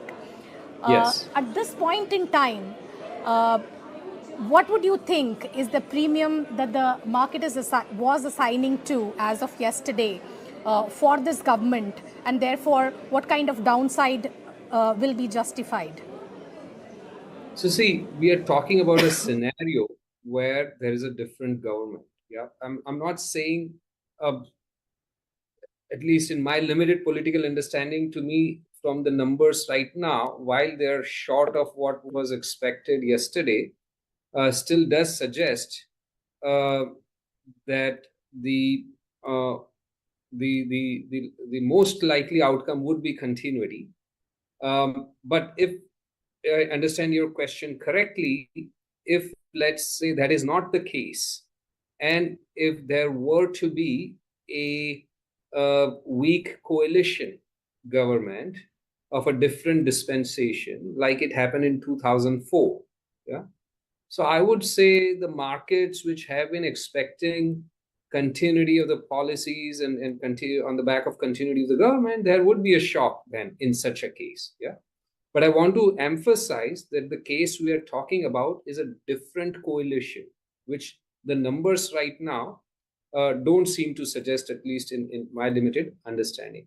And then that shock can be somewhere in the 25+% range, maybe somewhere between 25 to 35%, because right now where we are trading at is about 21 times because you asked as of yesterday. So as of yesterday, we were trading at about 21 times forward. And when there is such a shock to the system, it's not at all, if there were to be such a shock to the system, right now there isn't, doesn't appear to be such a shock to the system. But if there were to be such a shock to the system, then it's not unrealistic or unreasonable to expect the market multiple would slide below 15 times. Okay, so 21 going below 15 times, call it 14. If you were to pick that number, would be suggesting a third of the down from. Obviously, that's just a very hypothetical worst case scenario for the market in the near term. And from there, it would depend on what kind of government is formed and what policies they project. So that is really the outlier case that we are talking about, which is the India bloc-led coalition. But what about, status quo, which is 230. I don't see the exact number right now, but 240 that's odd pretty seats much- for yeah. the BJP and a 296 shade for below the NDA. 300 for the NDA. Yeah. For that government, where could the PE, what kind of PE will be justifiable? I think where we are right now is in that ballpark. Maybe, a lot depends on how the next 5-10 days, what's the makeup of the new cabinet, what are the initial statements in terms of policy continuity. But assuming no sharp shocks there or disappointments there, which I'm not expecting, I would say where we are right now, we lost about 7% today, if I'm not mistaken. You can always few percentage points, 5 percentage points here or there. You can't really fine tune in the equity markets there. But I don't see any material double-digit leg down or anything like that even from here. If there is these results, what these results suggest would translate into a stable government for the next 5 years. Sure. Prashant, in any case, I think today is the wrong day to think about and talk about valuations, because it's so much of it is psychology and sentiment driven, right? So in the next 2 to 3 weeks, do you think fund managers, large fund managers and fund houses like you will recalibrate their strategy and see if they can move some money away from stocks that had a lot of momentum? Not that they don't have great growth stories, some of them do have strong growth stories, will move away and into defensives. Could that be a tactical bet that could play out over the next few weeks? Certainly. So let me be, try and be describe correctly, translate what I'm thinking on this. If we were, and managers who are very extended in those segments of the market, heavily invested in those segments of the market, which were in vogue over the last few months or even years, on the back of several things, including the price momentum in those stocks, certainly they would recalibrate. Now, we as a team, we tend to have a fairly balanced portfolio from a risk management perspective. We don't extend ourselves on any particular theme or any particular set of sectors as part of a theme, and don't go overboard in one direction. Yeah. So we don't feel the need. Our team, I don't think, feels the need to recalibrate. We are not going to go like massively out of what we already own in these segments. And to begin with, we are not massively into these segments. A fairly balanced portfolio, and it would continue to remain so. And for several fund managers out there, it would likely be similar. For some managers, it would be different, who might have extended themselves quite far on this theme. And retail investors would have to rethink, because I think a lot of retail investors who joined the party over the last few years, and we all know the numbers, a lot of retail investors have entered the market over the last 2, 3, 4 years. All that they've seen is these are the stocks that rally, and that's all that they've invested in. They'll have to possibly recalibrate and have a more balanced portfolio, which is a good thing.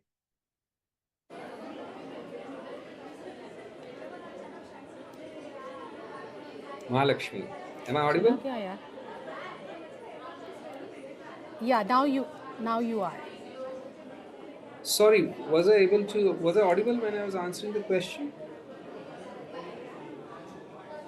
Sorry, I lost you for a bit. I broadly understood what you said, Prashant.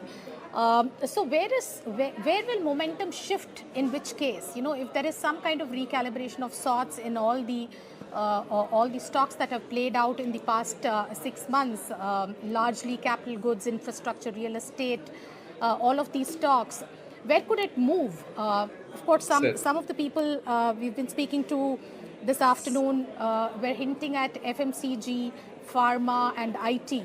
But I know that there are a lot of investors who also feel that FMCG valuations continue to be quite elevated. So that's not recipe for good compounding over the next few years.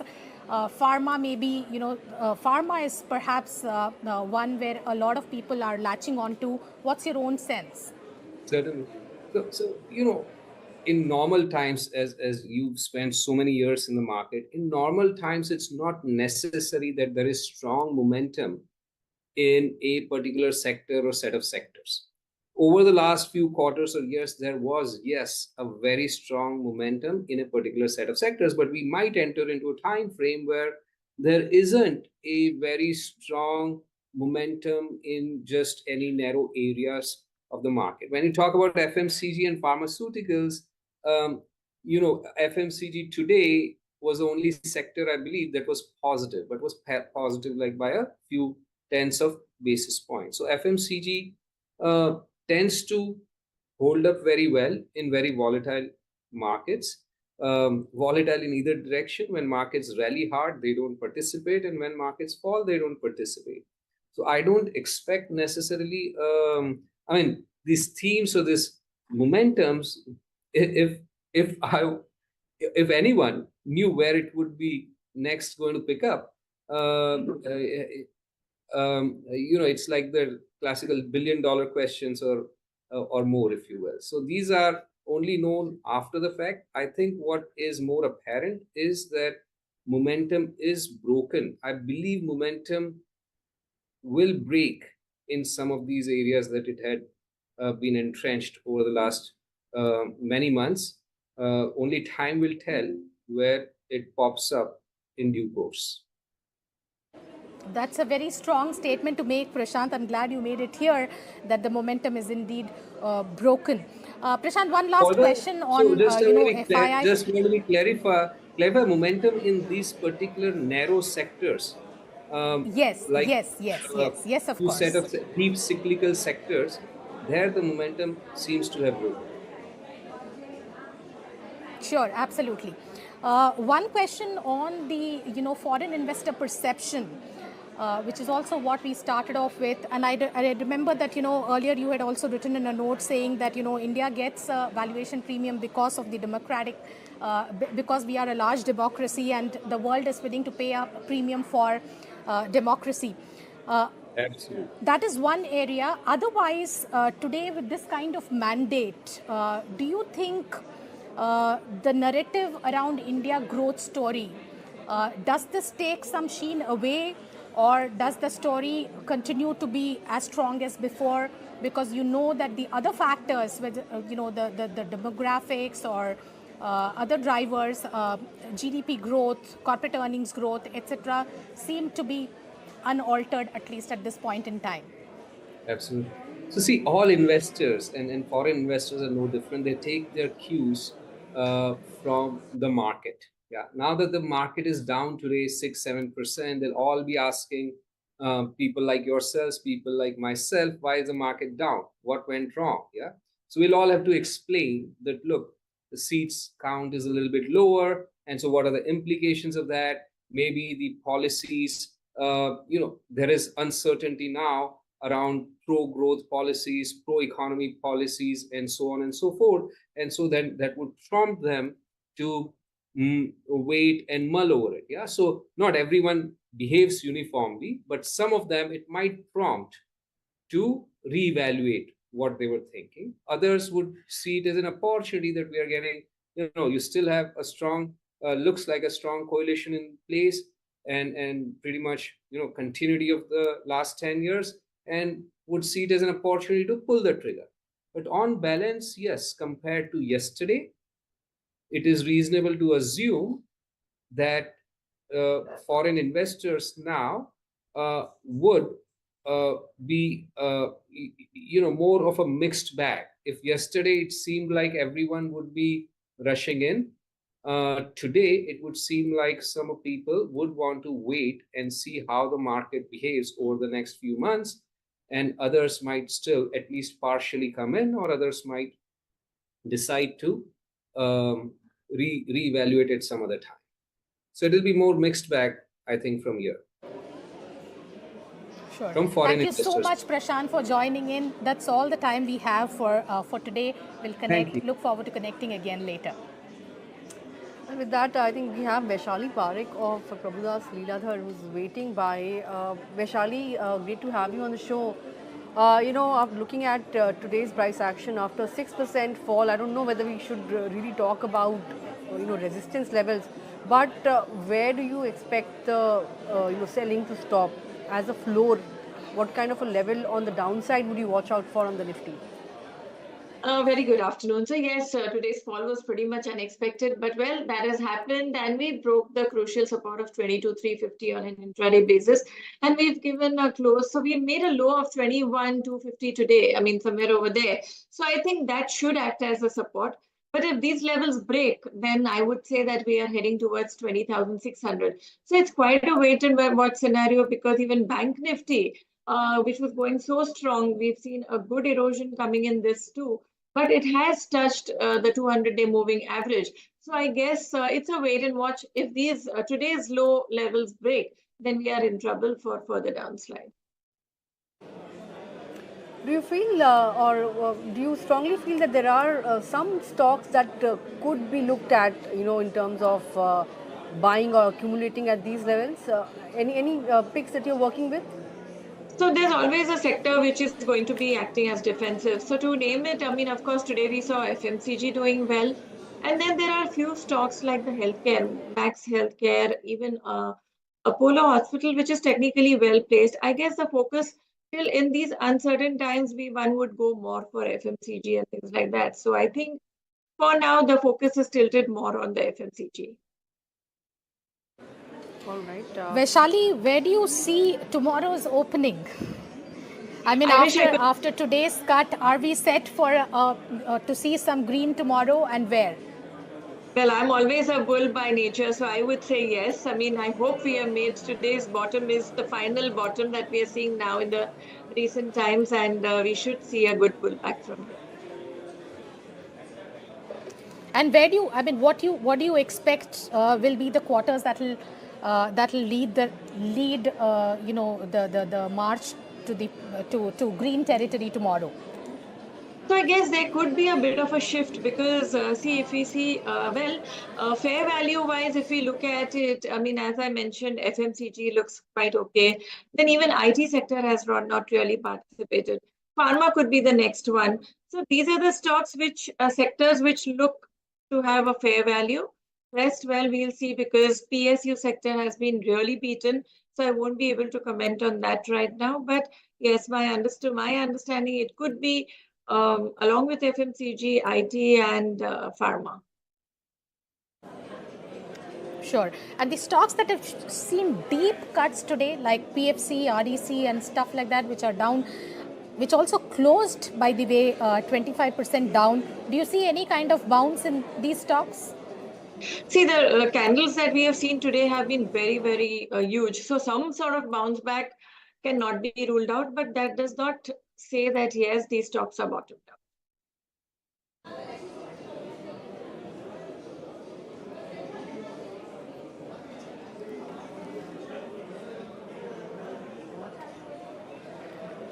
Sun TV is one counter, Vaishali, that held its ground today. The stock was up somewhere around 3% or thereabouts. Of course, it also has to do with the DMK's performance in Tamil Nadu, right?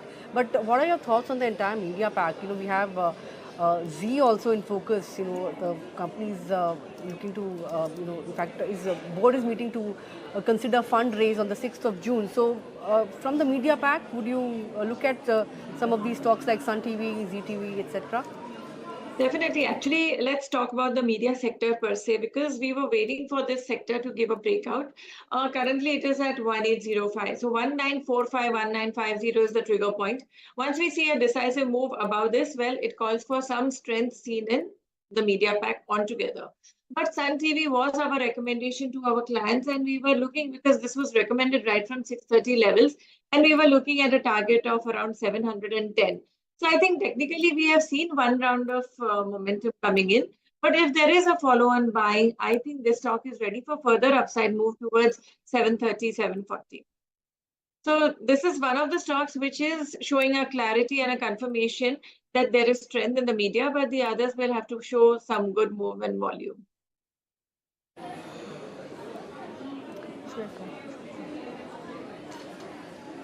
All right, Vaishali, I'm afraid that's all the time we have this afternoon. I want to thank you for taking out time and joining in and sharing your thoughts with us. Pleasure. Well, ML, we've seen a massive, 1400 point cut on the Nifty, although it's not as bad as as where we were at one point it in looked time. absolutely scary. But Not that biggest... this is not, but it looked worse midday. But yeah, at least some bounce. So yeah, let's hope we could see some bit of buying emerge at lower levels, but who knows which way we'll swing tomorrow as well. There's no, clarity on which way the market would swing in the morning. Sure. But with that, I think we talks back to our Delhi studios where Shweta and Chandra are waiting by to take the action forward.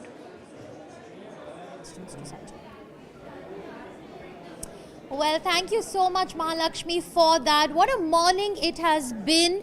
It almost seems like nearly all the pollsters got this election wrong. Look at the numbers that we have so far, and as we speak here, the Congress officials have reached the Election Commission's office for slow counting, because the fact is that this number has been stuck at 295 for a very, very long time. Let's quickly take a look at the numbers, Chandra, what we have right now.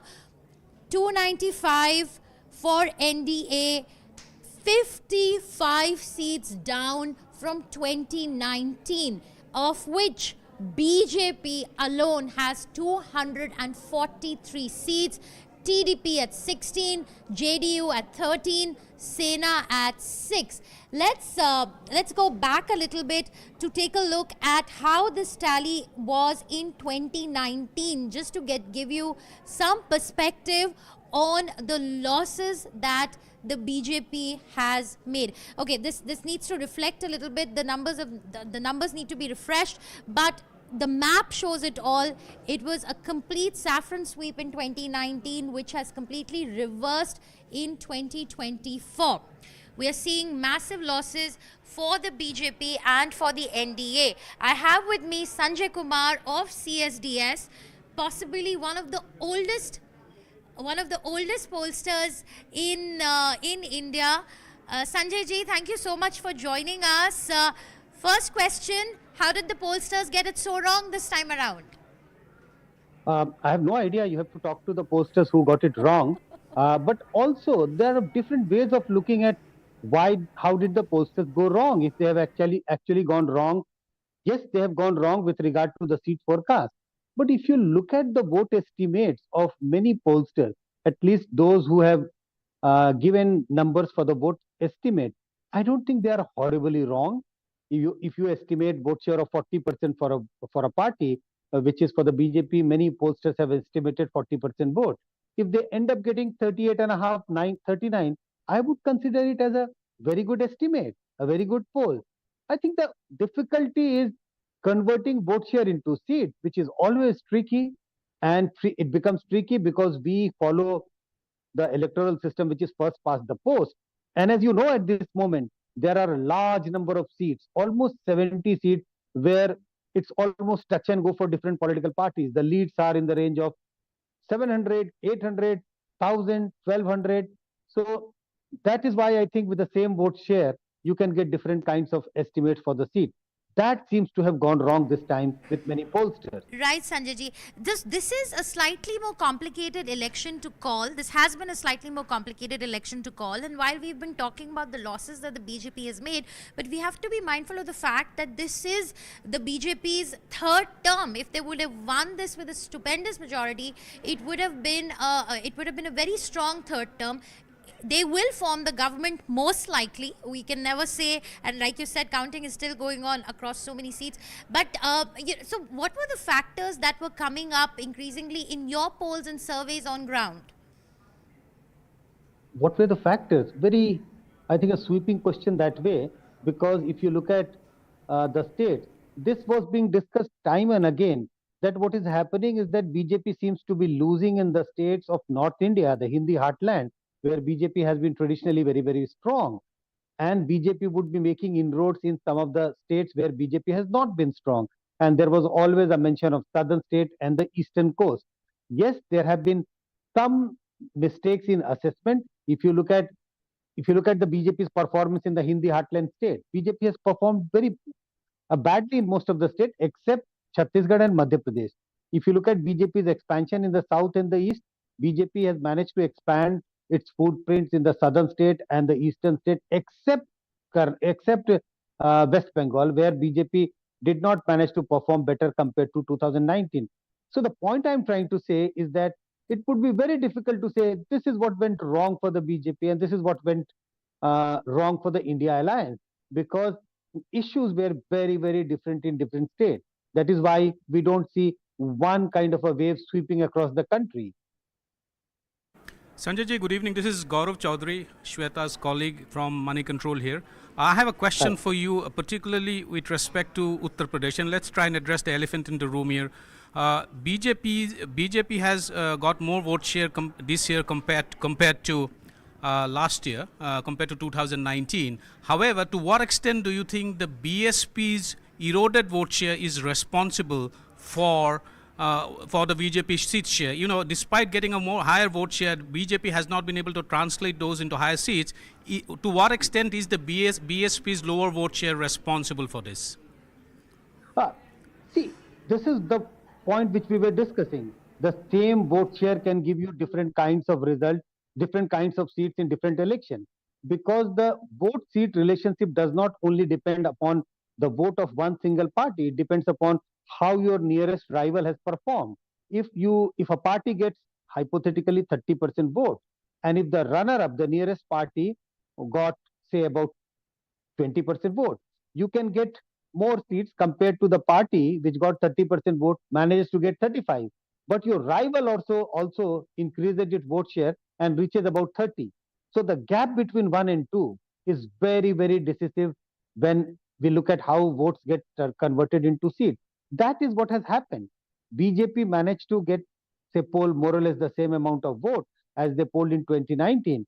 But what has happened is that the Samajwadi Party and Congress Gathbandhan has managed to increase its vote share.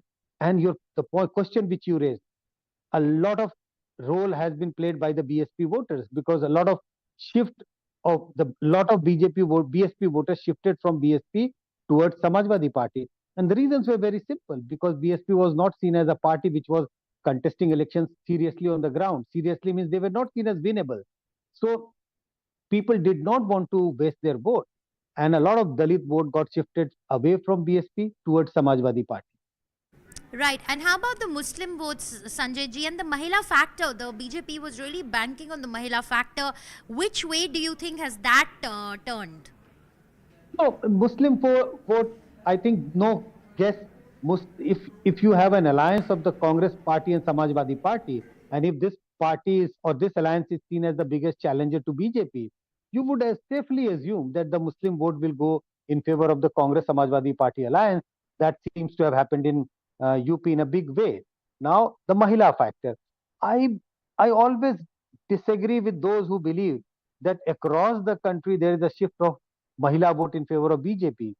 Again, the Mahila vote, the women votes for different parties, or the slant of women vote is very different in different states. If you look at Bengal, women vote is tilted in favor of Trinamool Congress. If you look at Karnataka, the women vote is tilted slightly in favor of the Congress Party. But in UP, we have seen in the past that the women vote has been shifted in favor of BJP. I'm not very sure about this election, but I assume that even in this election, the women vote is tilted slightly in favor of BJP. It's not that BJP is not getting seat means that the women voter have not voted in favor of BJP in a big way. But whenever we look at the shift of the tilt of the women vote, it is only to the tune of 2, 3, 4%, not more than that. If a party takes lead of 8 to 10% among one community, which is the women voter, then the party will sweep election only because women constitutes 50% of the total voters. Before I hand over the mic to my colleague Bodhi, who is who's also an editor with Moneycontrol, I just want to ask you, Sanjay ji, one quick question. Congress is still holding on to the 99 mark from what we are seeing at the moment. Do you think it'll cross 100? See, again, very difficult to say yes, exactly 100 mark or not, but I think very close to 100, maybe 3-4 seats less, maybe 1 or 2 seats more. Because as I said earlier, there is a very tight contest going on in a very large number of constituencies, roughly 70 constituencies. A party can win or lose many seats or a very large number of seats with a very small margin. If Congress is lucky, Congress tally can go up above 100 mark. If the Congress is unlucky, they may lose a large number of seats with very small number of votes. Interesting points there, and I think what Sanjay Kumar said, that women are not voting as a bloc in the same way across the country, because every state has different benefits and poll guarantees for women. For example, in Karnataka, the state government came up with the 5 guarantees. Their free bus scheme for women was hugely popular. Tamil Nadu historically has had a lot of welfare schemes targeted at women. They also have 1,000 rupees a month, free ration, etc. So I think women in different states responded to this differently. But Bodhi, would you have a question for Sanjay? Yeah. No, so Sanjay ji, one question. In across the Hindi heartland, this time we see the results are not being replicated. For example, the UP results, where obviously the India alliance has done very well, has not really been replicated in Bihar. There have been some losses for NDA, but nowhere on the scale as in UP. Similarly, in MP, they have swept. I think they have won 29 out of 29, and also more or less in Chhattisgarh, I think it's 10 out of 11. Whereas in Rajasthan, they have suffered quite they've lost 9 or 10 seats and Haryana. So why do in previous elections, the Hindi heartland, if one could put it that way, these states, Delhi again, BJP is winning 7 out of 7, whereas UP, which is next door, and Haryana, which is next door, is actually showing much more favorable, results for the India alliance. So why do you think this has happened? Because this was not, in a true sense, a national election. We should see the verdict of this national election as a aggregate of state verdict. That is why BJP managed to do very well in the states which you mentioned in the Hindi heartland state. But the neighboring state, BJP is not performing well, because the state level alliances, the state level issues may be very different from one state to another. So this was there was no big national issue which was sweeping across the country, which was the concern of the voters of a very large number of constituencies across the state. So the concerns of the voters, the nature of contest in different state was very, very different. That is why we see different results in the neighboring state, even if all the two states fall in the Hindi heartland region.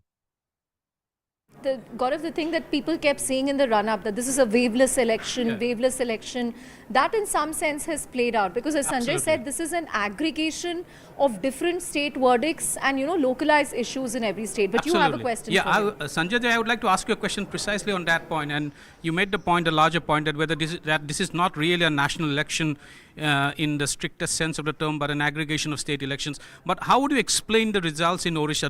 Do we see this as the end of the Naveen Patnaik innings there?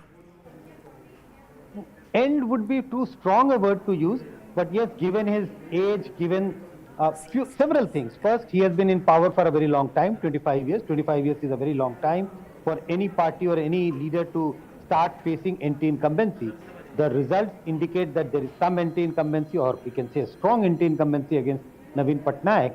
Second, also given by his age, his experience. Now, there is a limit to which you can perform. You cannot perform as well as when you are slightly older as you have performed in your younger age. So I think two things going against BJD in Odisha, Naveen Patnaik's health, and now if you are out of power for 5 years, who knows after 5 years how he's going to contest these elections. So end would be very difficult, but yes, on a very steep decline.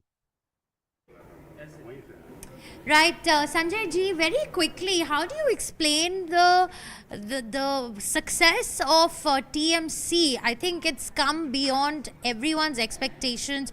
The BJP, the pollsters were expecting BJP to make substantial gains in West Bengal, but TMC is holding strong and continues to hold strong. What explains that, Sanjay ji? Some states do spring surprises. TMC is one state, West Bengal is one state which has sprung surprises. I'm sure if you keep doing a very negative campaign against a political party or a leader, I think sometimes that backfires. A very aggressive campaign against Sandesh Khali, against Mamta Banerjee, looks like it has backfired, and there must be a large number of women must have sided with Mamta Banerjee. So women vote going in favor of Trinamool Congress in a much bigger way now compared to 2019 elections seems to have contributed for a big victory for Trinamool Congress in West Bengal. One question, Shweta, I also had on Maharashtra. So let's just pull up Maharashtra here. And Sanjay, as things stand, India is leading here with 29 seats and NDA at 18. What will this imply for the state elections, the assembly elections in Maharashtra in months from now? You have, two Shiv Sena factions, two NCP factions. So what will this mean? No, certainly now Maharashtra Vikas Aghadi is performing very well. So there is a possibility of realignment of political parties, if not entire political parties, but maybe realignment of political leaders from one party to another, or from one side of Shiv Sena to the other, from one side of NCP to the other. So I think a lot of political churning we are about to see in the next couple of months before Maharashtra Assembly elections take place. And I'm sure Maharashtra Assembly election is going to be very keenly contested, which is due in a couple of months' time.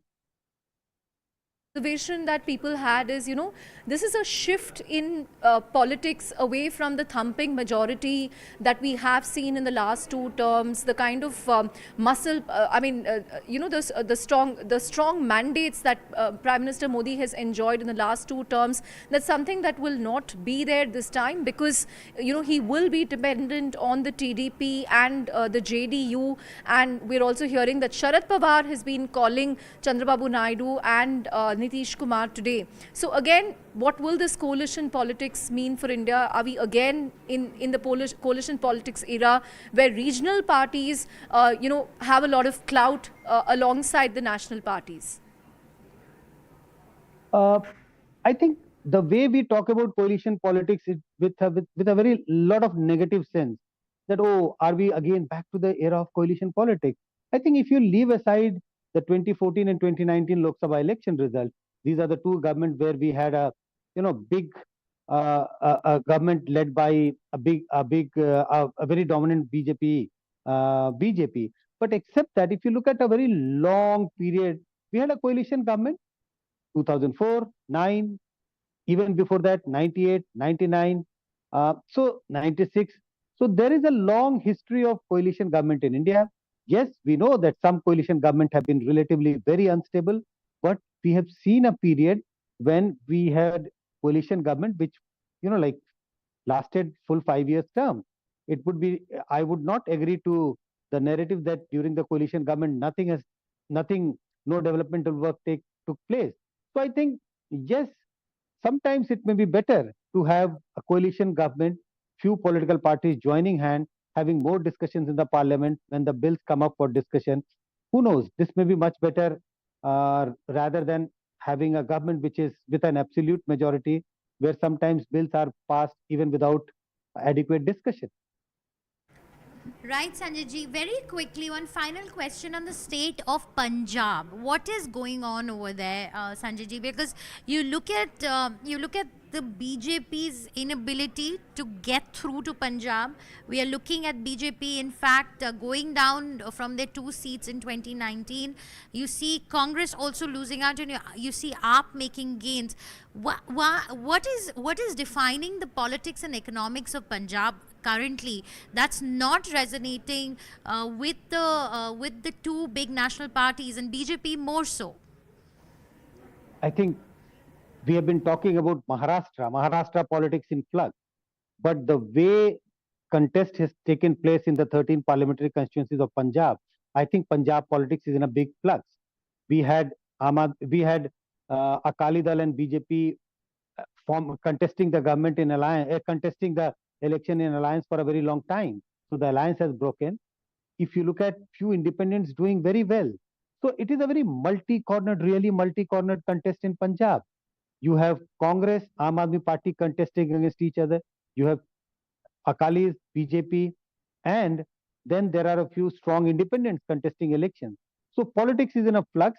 I think this also indicates of a churning which may be taking place in the society, in the social sectors of Punjab. I think we need some more time to figure out how this Punjab, the entire things, the politics and society in Punjab is changing. Right, Sanjay ji, thank you so much for joining us with that perspective. There we had Mr. Sanjay Kumar, one of India's most experienced and seasoned pollsters, who was always very measured in his view on how elections 2024 would shape up. So Chandra, again, let's take a look at an All India number. Let's see if there has been some progress that's been made. Well, there we have it, 296 seats for NDA. It's been hanging on to that number. I think it's moved from 295 to 296. And then I think the Congress briefly touched 100 and then we are back to 98. So I think more rounds of counting pending. I think 2/3 are complete and the last portion is pending. But I think this is a very clear trend, Shweta, that we have right here. Right. We have with us now Pallavi. We have here us. editors Yes. from the network who tracked Congress and BJP for many years. Pallavi, have you been speaking to people in the Congress party? What's the mood like? What are they preparing for? Because we've seen news flashes of Sharad Pawar making overtures towards Chandrababu Naidu, Nitish Kumar. So is he going to play a key role here in bringing some of these parties? Pawar certainly will, because of his seniority, but immediately three developments, and even as we speak, the Congress has gone to Election Commission and they're pretty much complaining about what they're calling the very slow counting procedure. So they're already raising question marks over the counting.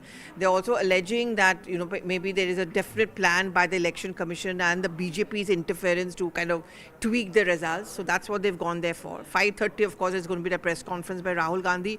And of course, Mr. Pawar has been playing that role, as someone who's a veteran. I mean, he takes the place of Sonia Gandhi, who earlier used to do all the negotiations. So Pawar, because of the kind of, the gravitas he brings and his seniority, I think the next few days will become extremely critical. As of now, the Congress is not spilling the beans. Tomorrow is supposed to be the India bloc meeting. I think they're going to plan what to do next. It's not going to be easy to try and woo people like Chandrababu Naidu and Nitish Kumar, who've gone on record immediately to say that we're still very much a part of the NDA. But it's a very fluid situation. So the pitch that they're making is that the Prime Minister has no right to go in for a third term. This is a mandate completely against him. So he should not become the PM. Wow, that's interesting. So we're going to have an interesting couple of days ahead, Shweta. Already, as Pallavi said, the Congress has approached the EC over slow counting.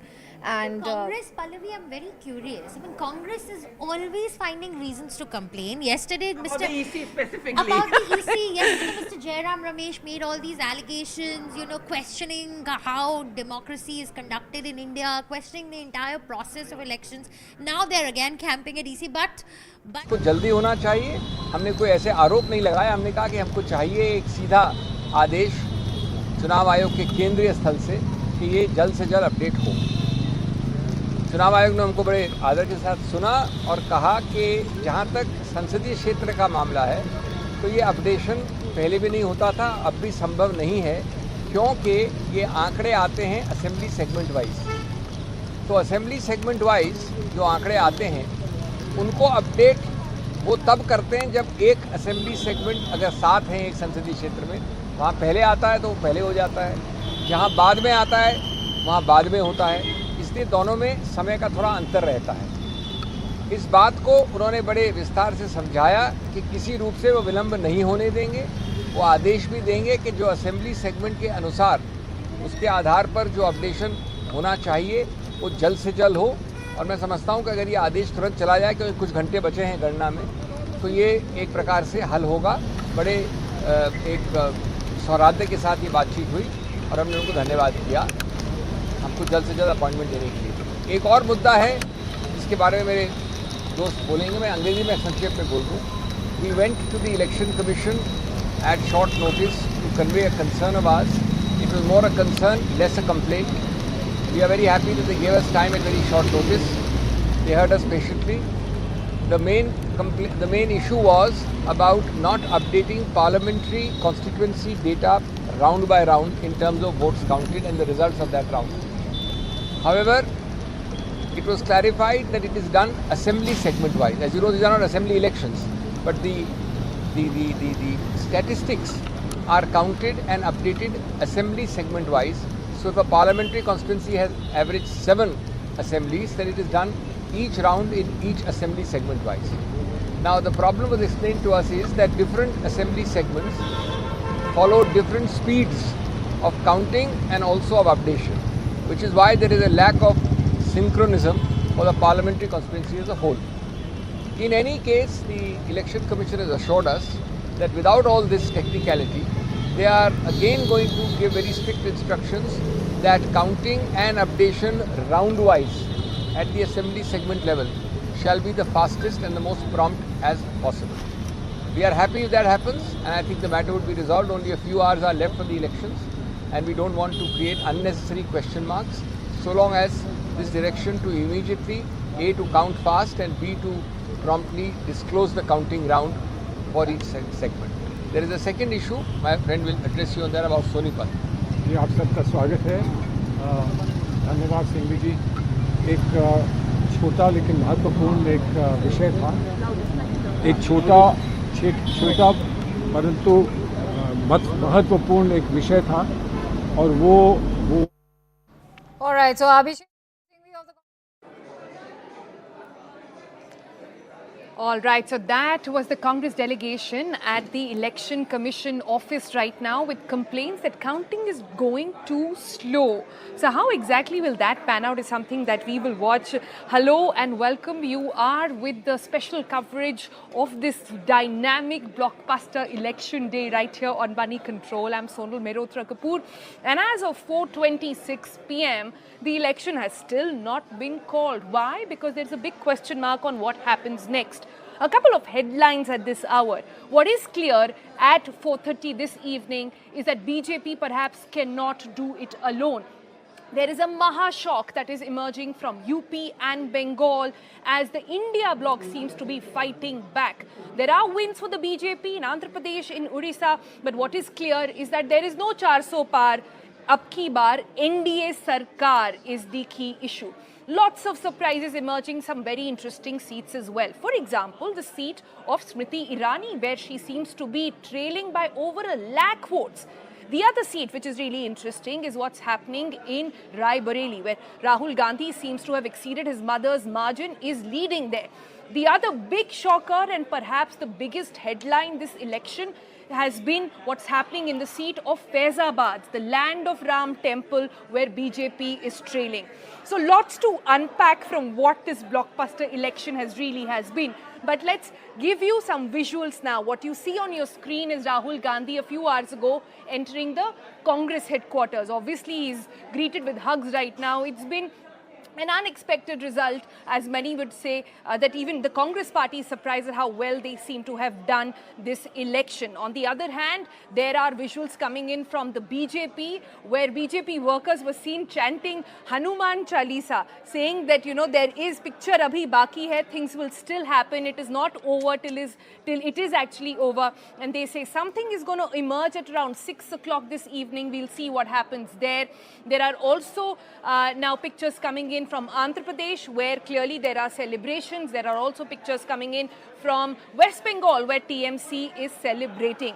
So lots to unpack as we go into this, but a key element, another third headline here that seems to be the player at this moment is going to be the alliance partners. And what will Chandrababu Naidu do, or will he flip? Well, that was the question, because now we know at this point that calls are being made to different alliance partners. Amit Shah, the Home Minister, is making calls. The Prime Minister himself spoke with Mr. Chandrababu Naidu. So did the leaders of the India bloc. Now, who will answer whose call? Who will turn out to be kingmaker? How will this unfold is what we've got our eyes on. And we will unpack all of this over the next couple of minutes. First up, let's tell you all about what's unfolding. Sharad Pawar, the man with the shrewdest political acumen, he just addressed the people some time ago. Let's listen in to what he had to say. He's clearly saying it's not over just yet.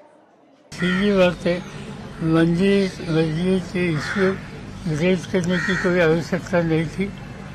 जिनको आम जनता के बारे में confidence नहीं, ऐसे लोग उस line पर जाते थे। उन्होंने कोशिश की और जनता ने इसका स्वीकार नहीं किया। All right, so that was Sharad Pawar saying that it is going to be anybody's day. Calls are being made. We need to see which way this will go. So that's an exciting time and an exciting election. On that note, let's bring in our panelists now. We've got Lalita Kumara Mangalam of the BJP joining us, and also Ghanshyam Tiwari of the Samajwadi Party.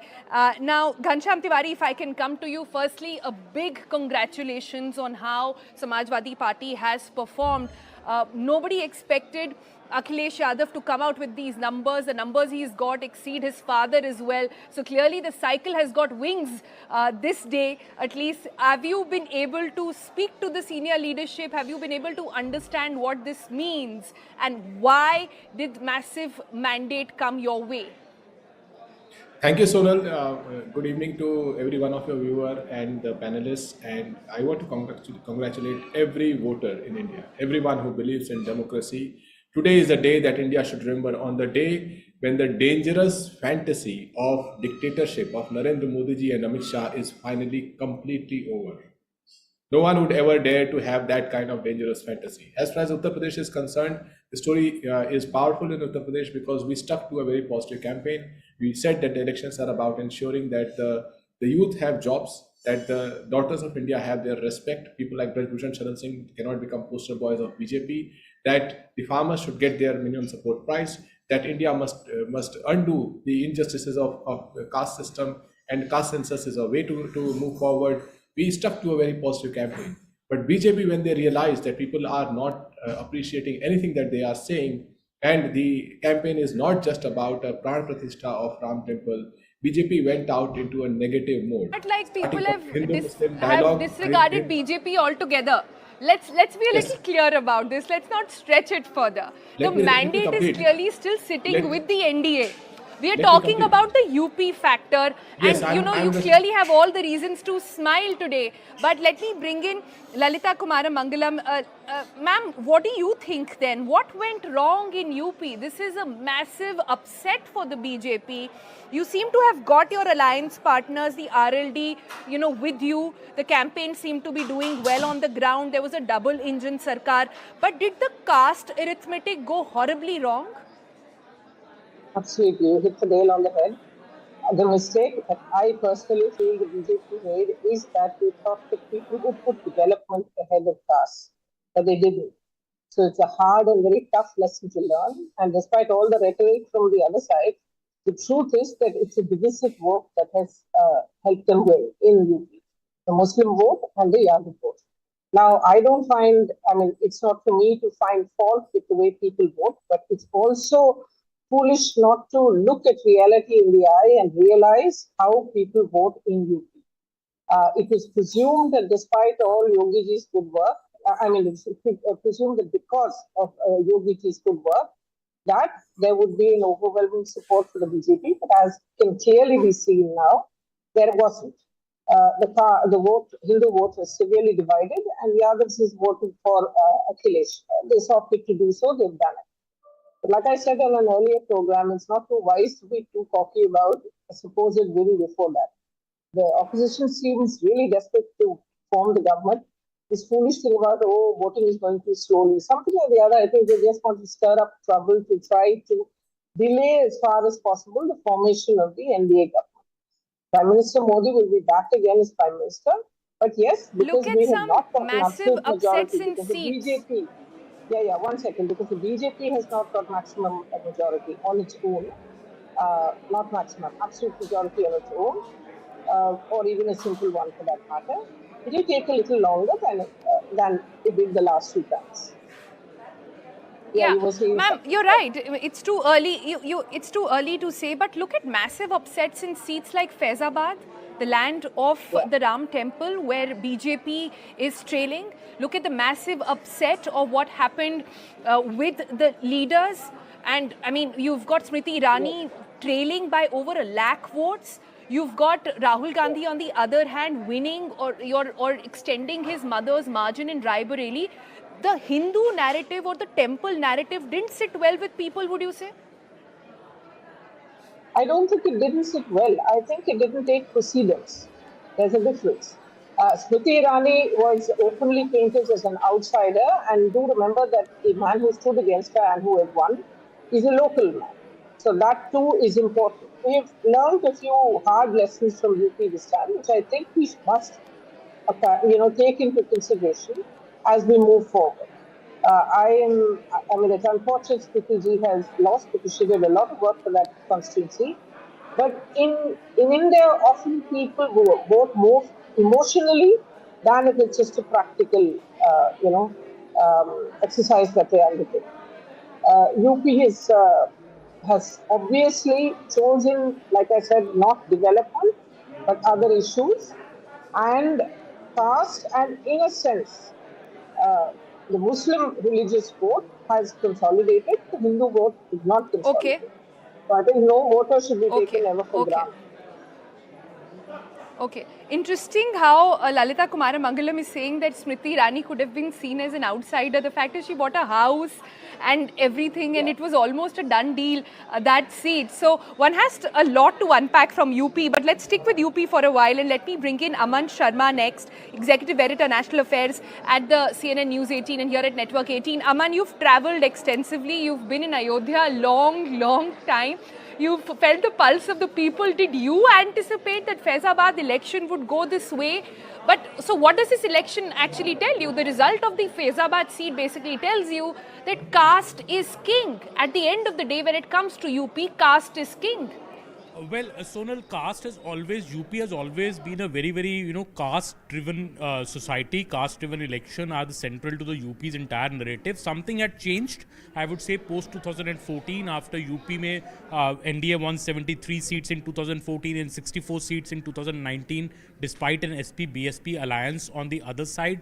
This time, I think 3-4 things, if I would say, have gone wrong.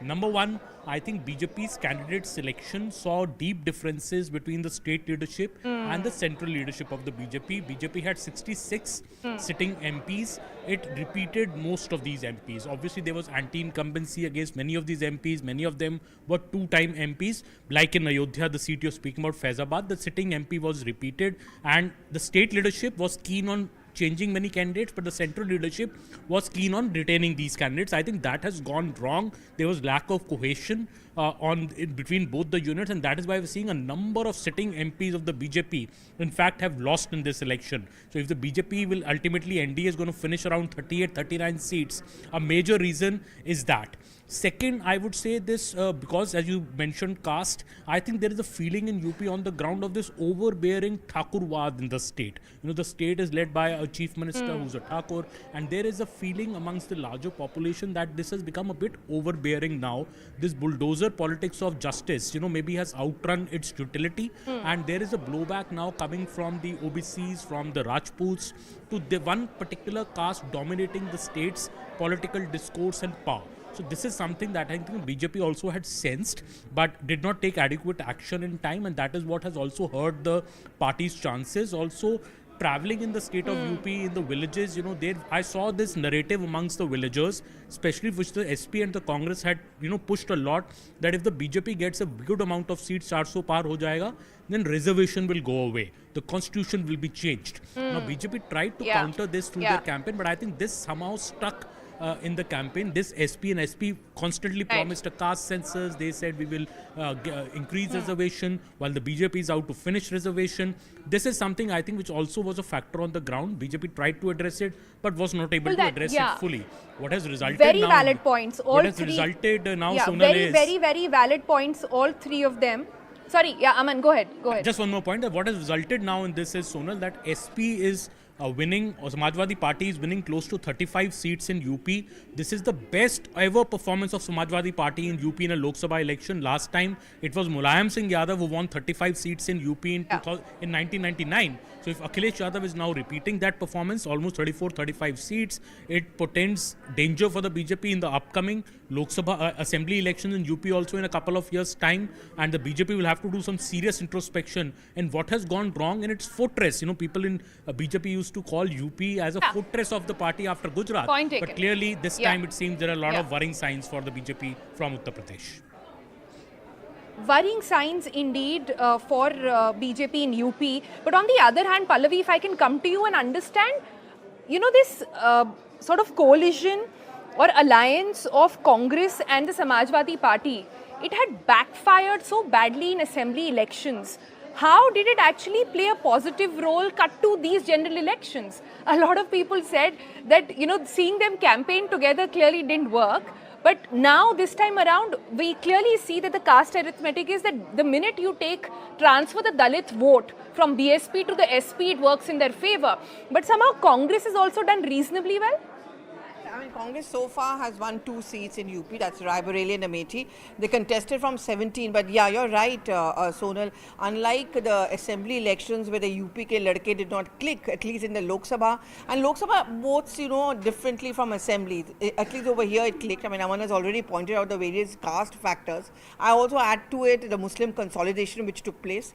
The more they talked about Hindu versus Muslim, the more they was talking about Ram Mandir. And Rahul Gandhi also threw the shagufa somewhere down the corner that the constitution is going to be changed and it's the minorities who are going to be targeted. It was very much a part of the Congress's N18ER Yatra, and adding on to it was a traditional vote bank of Akhilesh Yadav. So somewhere I think that is that combo which has clicked. And they made an effort to do a lot of joint road shows, joint press conferences. I think 3 to 4 press conferences they've done, a couple of rallies, joint rallies. So there seemed to be a mojo and a hub about it. But as they say, Jo jeeta wahi sikandar. So when you perform well, then everything seems right.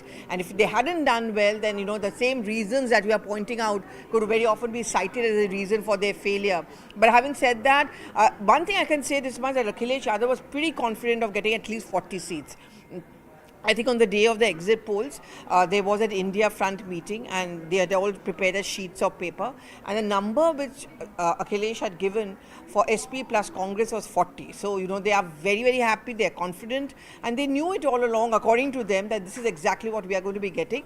And that there's a sense of fatigue, there's a sense of expectations, and an anger at many levels with many of the sitting MPs, They said, that Lok Modi ke naam pe, they should just sit back, not do any work. So there was an anger on the ground in a couple of constituencies, which I think the India bloc tried to take advantage of. One thing I'll just add to what Pallavi is saying, Sonal. If you look at the figures, the SP is winning right now 34 seats in UP. 6 seats are being won by the Congress party. So big 40 seats in totality are being won by the India Alliance, 36 by the BJP. And if we look at the vote share, that is even more alarming, I think, for the BJP, because the BJP is getting about 41.5% vote share, while the Congress and the SP combined are almost at 43% vote share. So the Congress and the SP combined, I think for the first time after many, many years, have surpassed the BJP in vote share in Uttar Pradesh. This would be of great concern to the BJP because this shows that, the alliance was a more cohesive one. This time, 2017, it did not work for other reasons, but this time, as Pallavi is saying, the Muslim consolidation which happened because of the SP-Congress alliance. I want to expand what you're saying, Aman, and take it forward and say that this is a major reason of worry. Yes, we also have Gaurav Chaudhary with us, but let me take a quick question from Lalita Kumara Mangalam as well. Ma'am, so what does this mean for temple politics now? What is, in your analysis, going forward, what will this mean for temple politics in UP? I don't think it's the temple issue that really made the Muslims unite. It is the reservation issue that did. Your colleague is quite right that when Mr. Aman Sharma is quite right that when Rahul is emphasizing the fact that we see the reservation policy will be changed, etc., and a lot of people will lose out. I think that went against us because traditionally neither Christianity nor Muslims have Islam has caste, but in India everybody has caste. So therefore, that I think went more against us than I think mandir politics as such.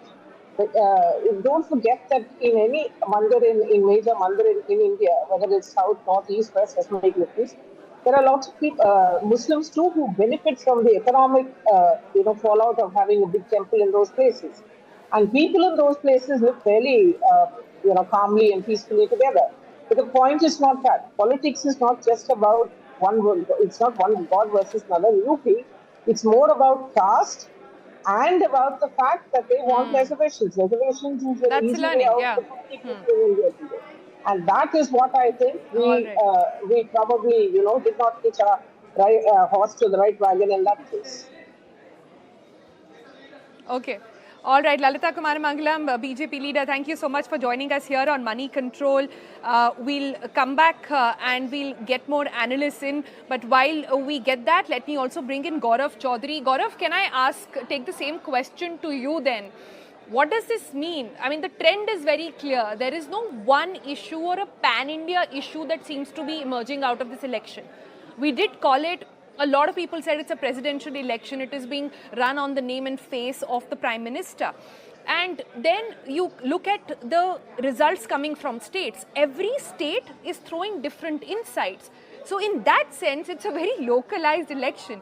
And clearly what's happening in UP, it will take days, if not weeks, to sort of really decode what led to this. But what does this mean for mandir politics now? So a couple of things. First, you're very right that this is not a pan-India national elections as it were, but rather more of an aggregation of state elections, and the results in Odisha, for instance, is a complete outlier compared to what's happening in the Hindi heartland. For instance, the BJP looks most likely to form the government for the first time in Odisha, stamping its footprint there, and has also swept the Lok Sabha polls. However, in Uttar Pradesh, we see a completely different brand of different set of results that have come in.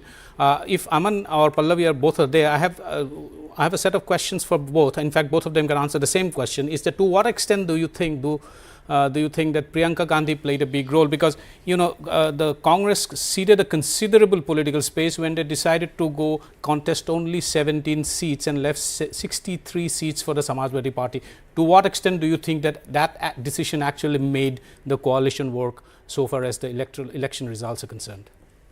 Aman? That's right, Gaurav. I think interesting points over there. But okay, let me move forward now. Let's move forward from UP and go to another state which has been a massive turnaround. If one in the favor of the India alliance, then the other one, let's look at a state which has gone in the favor of the NDA alliance. This is the state of Andhra Pradesh. And Aman, let me ask you this. It's a massive victory. Chandrababu Naidu is back being the kingmaker. If history were to repeat itself, we don't even want to know how the next few days for us are going to go. But help me understand this. How will this alliance work between the BJP and Chandrababu Naidu when they don't see eye to eye on several issues, specifically on Muslim reservation? An issue that we see create a havoc in UP for the BJP at this point.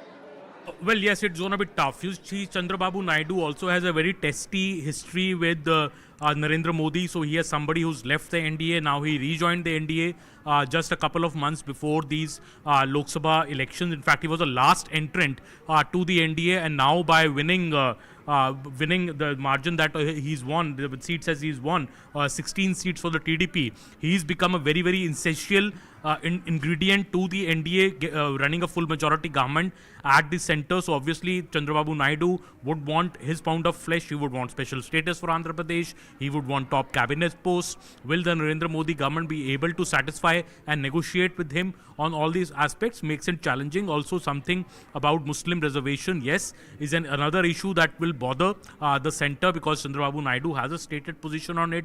Apart from that, the issue of the caste census, pushing through issues like NRC, UCC, one nation, one election.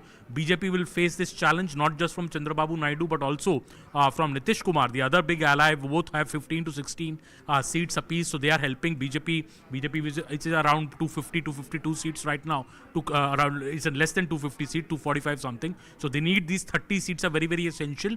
But Sonal, BJP has other allies also. BJP has 5 seats of Chirag Paswan, who's an ally.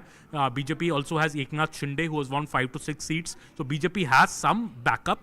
If one of these allies, goes away, has some backup, but ideally the BJP would want to be in a comfortable position by getting the entire NDA together. But obviously this will be a first for Mr. Modi to run a coalition government.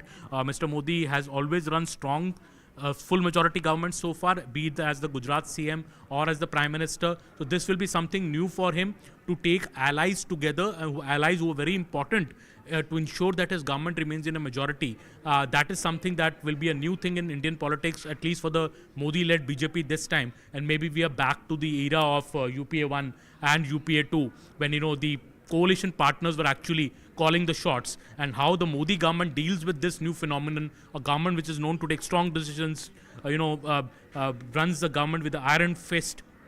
How will they take everybody along will be a new facet maybe we will discover when Narendra Modi takes oath as the Prime Minister for the 3rd time. But still, the BJP leaders are still saying that, look, our vote share is intact from the last election. So it is not as if people have exercised less faith in us. Yes, our seats have gone down by almost 60 seats from last time, but our vote share remains intact. We have come to power in Andhra. We have come to power in Odisha. There are many, many positives also from this election. We are the first government to repeat 3 consecutive terms after Jawaharlal Nehru. A full majority NDA government will be in place. So BJP will be citing this, as their victory, and saying that the Congress has struggled to even cross 100 seats despite all the tall claims made. So it is interesting times how the BJP will justify all of this. That's the beauty of setting expectations. No, had it not been 400 par, it would have been a spectacular verdict. 3rd time NDA coming into power. But the fact that it is not 400 par is why we are even having this debate. Pallavi, come in at this point. If we zoom out a little bit, okay, and we look at, and Aman is absolutely right, that they are still sitting very comfortably at this point, maybe a little, maybe not lounging away, but maybe just sitting comfortably. The NDA alliance is because the loss that they seem to have made in the Hindi heartland is almost made up, if one can say that, in the southern states, in the eastern states as well. At this point, is it going to boil down to all the alliance partners? We know phone calls are being made. Do you have some latest on these phone calls really? We understand Amit Shah, the Home Minister, is making calls. On the other hand, we have Mr. Kharge making calls. Any update when it comes to how this will unfold? There is also a meeting by the India bloc today, which was not earlier planned. India bloc meeting is kind of planned for today or tomorrow, but what I'm being told is that they are going to be waiting, they have to get in touch, and they want these leaders to really come down over here, then they decide on the nitty-gritty. So that India bloc meeting could take place tomorrow. Well, Mr. Pawar is playing that kind of a role. Mr. Pawar is trying to reach out, but what my Congress sources have told me is that we are still waiting to watch. I mean, the immediate worry is that when is the final result really going to come out? What are going to be the final figures which are going to be declared? Because that is going to be the benchmark in trying to reach out to others. Of course, the Congress and the rest of the India bloc have seized an opportunity, and they feel that they can form the government. Also, they have made this whole slogan, Sonal, that the Prime Minister doesn't have the moral or democratic right to become the Prime Minister 3rd time round, because the mandate is essentially against him. Obviously, I don't think the BJP is going to listen to that. But I think these are early days yet. That's a bit I think we're going much, to look at a lot of developments taking place. It's going to be a very interesting one. And certainly the Congress party wouldn't want to give up on that. I think, as I said, there's going to be a press conference of Rahul Gandhi and Mr. Kharge in a short while from now. I'm sure they're going to be asked this question. So I think we're going to get some more clarity on what really they want to do ahead. To add to that, Sonal, I asked BJP that question which Pallavi is asking, because some are saying that is there a moral authority to take a term for the third time.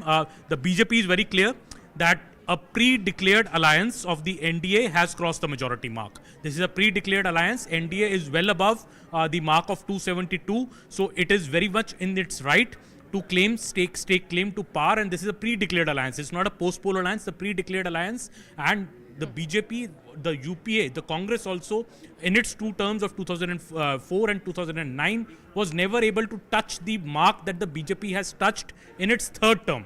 You know, despite 10 years of being in power, despite the so-called anti-incumbency, the BJP is still close to touching 250 seats, a mark that the Congress was not able to touch either in 2004 or in 2009. So the party, in fact, the BJP is saying that the Congress has no moral right to question the BJP's mandate.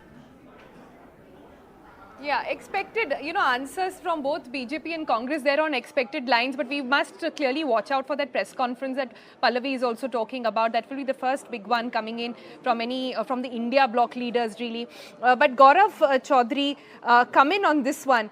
It's been a fascinating election. Gaurav, when was the last time till 5 o'clock in the evening, we are still wondering who's, going to form government? The joke in the newsroom clearly is that everybody who applied for summer vacations after the results clearly have to cancel their tickets. This could be a long one. Absolutely. I think the last time we saw such a close election was in 2004, when everything went against expectations and exit poll estimates, when the UPA government, which was formed after the election results actually went on to form the government, upstaging the Vajpayee-led BJP alliance. 20 years later, the same thing is happening. But the difference between 2004 and now is that clearly, as Aman said, the BJP-led pre-poll alliance has a clear majority, 272 seats. In the case of 2004, the UPM was formed after election results, and it was a post-poll alliance, and then the majority was proved in the floor of the House. In this case, it's a clear majority. They're closing in at just shy of 300 seats, so that's a comfortable majority for a pre-poll alliance. So far as the government formation is concerned, there are arguments that this is not a moral victory, but as we know in sport and in elections, anyone who passes the post actually goes on to win and form the government. That's true. Anyone who crosses the post, and in this case, we have somebody crossing the post, but there seems to be no celebration of it just yet. Even, like I said, even at the BJP headquarters at this point, we seem to be getting pictures from there where supporters are chanting actually the Hanuman Chalisa and saying that, this is fine, but we've still come back to power. A bit of a defensive thing over there. Let me go back to Aman. I just want to check if we've got our next set of guests joining us right now. A quick check over there. If not, then we'll quickly just go to Aman again to try and understand the other factor here.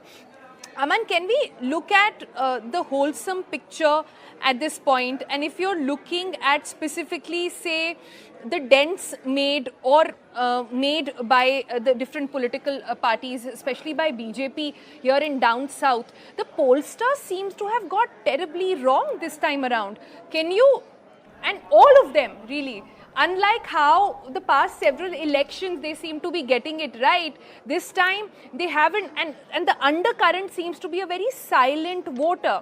Many saying that the silent voter are actually the women who did not disclose, and sometimes what happens is the pollsters never get the true answers, or never even have a gender divide where they get more women to speak. Is that a factor, or too early to say at this point? Well, Sonal, that really we have to ask the pollsters how they got it so spectacularly wrong, because, obviously many pollsters had predicted a thumping victory for the BJP. One pollster even giving them 400 seats. So clearly that all has not happened. It was a far more tighter election. I think in an election where the opposition alliance is, more firmed up, where the opposition alliance is across regions, it is far more difficult to predict an election. I remember spending almost 3 weeks in UP this time, and it was very difficult to predict in UP also which way the seats were going. Yes, people are a bit reticent when they don't want to specify their voting preferences. You have to read between the lines.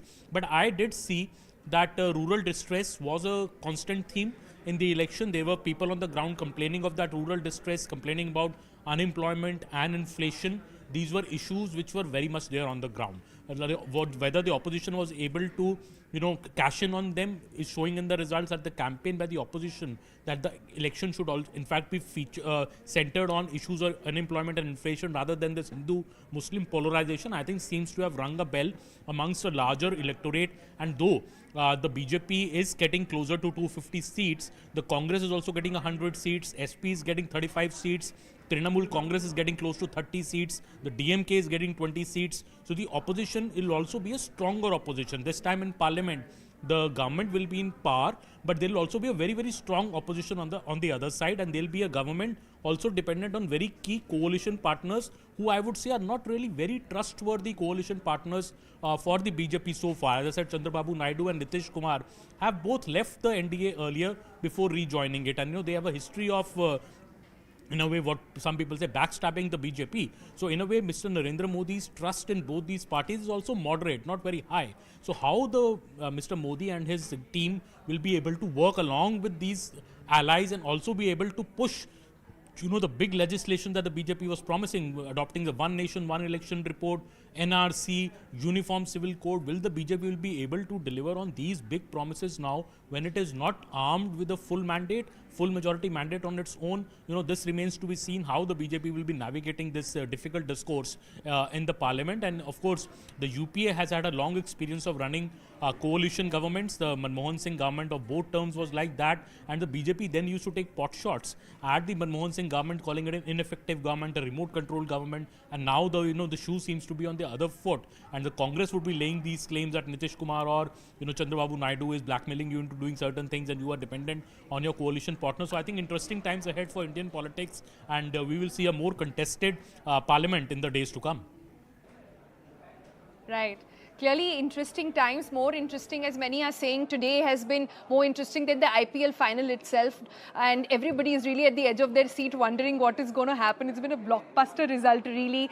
Let me also now at this point bring in Harish Bijur, brand consultant, joining us here on the broadcast. Hello and welcome, Harish. I just want to understand from you, what does this mandate mean for brand Modi? This election was fought on the shoulders of one man, which was the Prime Minister. This entire, the campaigns were done in his name. The candidates, a lot of them asked for vote in his name as well. There were murmurs on, what kind of backing internally it had, or there were ruffles within the BJP as well. But in your understanding, not a spectacular victory, but a victory nonetheless. What does that mean for brand Modi?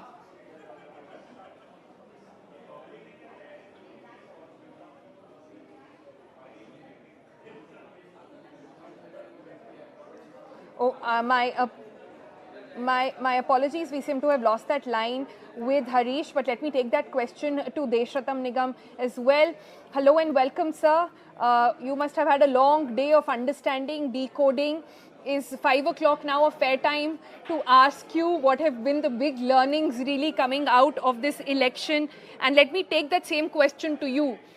Not a spectacular win, but a win nonetheless. As somebody was writing in the newsroom, and I love that line, no 400 par, but is bar NDA Sarkar. If that comes into being, how and what does it mean for brand Modi? Well, let me reiterate what the Election Commission has said. They said wait for 1.5 or 2 hours. It is then only the things would be very clear, and therefore I'm still waiting for that to happen, because counting is quite slow as compared to 2019. Therefore, it's not clear until 5 p.m. as well, and therefore probably by 7 p.m., 6:30, 7 p.m. things would be very clear. Now, what we see is a kind of a situation where an NDA alliance, which has actually won so far as the trends, as far as the time as of now is concerned, they are victorious, but still they do not consider them as victorious. And India Alliance, which is actually not won, thinks that they have won because of the expectations each respective group had with their own groups. So that's a kind of, paradox that we are seeing in this election. Yes, NDA is quite comfortably placed to form a government, and they will be forming a government given the Supreme Court law that the pre-poll alliance will have precedence over the post-poll alliance. That is Mr. Prasad's case of the Supreme Court, where they have clearly laid down 4 situations. And pre-poll alliance, after the majority, if any single party has the majority, they have the first right to be called, and then the pre-poll alliance, and then the post-poll alliance, and afterwards, whichever parties are able to form a government. So as of now, they are very comfortably placed. NDA therefore is forming a government, and a lot of lessons to be learned. Probably BJP was aware the third time, that complacency and the anti-incumbency that comes, and therefore they had raised the bar. And after raising the bar, if they land up in the range of 320 NDA or something, because a lot of slow counting is going on, then they are clearly a winner after so much of everything, despite the grave times of Mr. COVID. Nigam, let me interrupt you there. You are saying it is a comfortable victory, but is it really? Does BJP trust Chandrababu Naidu completely? There is a history behind it. Does BJP trust his other alliance partners completely? There is a history to that as well on how the treatment has been met to the allies. BJP, like all beat reporters after the other of the BJP itself, are saying that perhaps the experience has been, look at Maharashtra, for example. They couldn't run the alliance with the Shiv Sena. The party only was broken, and we know how it has fared. So is it sitting comfortably is what I want to ask. See, the fact is, even when BJP had 282, 283 seats in 2014, it took all its alliance and formed new alliances as well. And the support in the parliament, despite not being alliance, many parties did support them in Rajya Sabha. And in also 2019, they carried along with their alliance partners, although there was no need for them to carry them. But since it was a pre-poll alliance, they did. Yes, they have had bad experiences in Maharashtra and with Chandrababu Naidu and Nitish Kumar, but it was not the BJP that stepped back. It was the other parties which had backed up. Probably they had high ambitions. The BJP remained where it was, and it was backstabbed. BJP sticks to its alliance, and therefore I believe they'll have to manage this time Chandrababu Naidu and Nitish, which probably have not said anything so far as the moving away from NDA is concerned. And I believe BJP will be able to hold its ground. He's not known to be speaking his mind out so clearly, is he? He's No, not that's he's fine. not known to say it very black and white. No, let me also point out that the India Alliance does not have the number of seats as of now, which is less than that of the BJP. Therefore, that's a situation which will catch the eye of the Nitish Kumar and Chandrababu Naidu, that if they move out, it will be highly volatile, situation in the Indic Alliance, that anybody who moves out, it will be just touching the majority. So that will be not a very, balanced kind of a thing. And it will always be very shaky. So if you look at the stable, coalition, which is the NDA, I think they all know about it. Okay, but answer this question, Mr. Nigam. Will this be a more humbled government then? This is a BJP which has been injured on its home turf. They are losing seats in the Hindi heartland. Did they take too much for granted? What I believe, the vote share is almost intact, but what matters is the opposition's strategy of choosing candidates was something probably at the grassroots and localized level was good. And at the same time, some of the candidates, the turncoats which came into BJP, which I've always said and maintained, you have to be very selective in choosing who comes from the other side. And everybody, moving from the opposition side into the BJP, that really disheartens their own cadre and the leaders who have been working all the time, not being given tickets. So those are the things that BJP has to handle. and they will probably be able to handle, because there have to be a lot of introspection as to why this has happened in the Hindi heartland. And probably they will improve some of the tallies in 2 hours, but not the kind of they were expecting. And it is where Rajasthan is an important state where it was a clean sweep last time. What has happened? Was Zubra Raje was tackled properly or not? That's an issue out there. And secondly, Uttar Pradesh. Uttar Pradesh Candidates, you're right. Candidates, Mr. Nigam, you're absolutely right. I think everybody is talking about how candidate selection could have been done better, but it's coming from the genesis of that matter is something else. The genesis of that matter perhaps is the cracks within the BJP UP leadership as well. Lots of comments have been made by Mr. J.P. Nadda, by others, about how there wasn't a complete absolute support. Now, what does this mean, and what do you think will be the reflection when it comes to BJP thinking about UP? See, the fact remains that UP, BJP and the central leadership, there was some friction, because number of candidates which were actually given by the UP BJP, quite a lot of them were rejected. This is the information that is filtering out in the media. I don't have any inside information, but that kind of information, when it comes out, it certainly shows that the candidate selection probably was not, hand in gloves with both the UP BJP and the central leadership, for the reasons best known to them. Therefore, the local input, which is very important for the central leadership, probably there was some disconnect. However, I still believe the BJP will improve some of its tally in Uttar Pradesh after about 2 hours, because number of seats are very closely contested out there. And another state, which is West Bengal, where they did not do very well, and they are about 12, 13 out there right now, which is a loss of at least 5 seats from the previous, and they were expecting that they will do better, which is not happening. But the gains in some of the southern and eastern states is something which is to be proud of. Tamil Nadu, the vote share is touching the NDA alliance somewhere about 20%, and Kerala also. But about Kerala, let me tell you, whenever the BJP gets strong out there, it is the UDF which gains, because left is considered to be the Hindu party of Kerala, and BJP, wherever the BJP gains, it's the UDF which wins. Therefore, it will take some time for the BJP to come to the level where the left is as of today, because there's a rout of the left so far as the parliamentary elections are concerned, because BJP has gained much of their vote shares out there. Yeah. Mr. Nigam, stay on with us. You keep saying much can change in the next 2 hours. We really want to know how much it can change in the next 2 hours.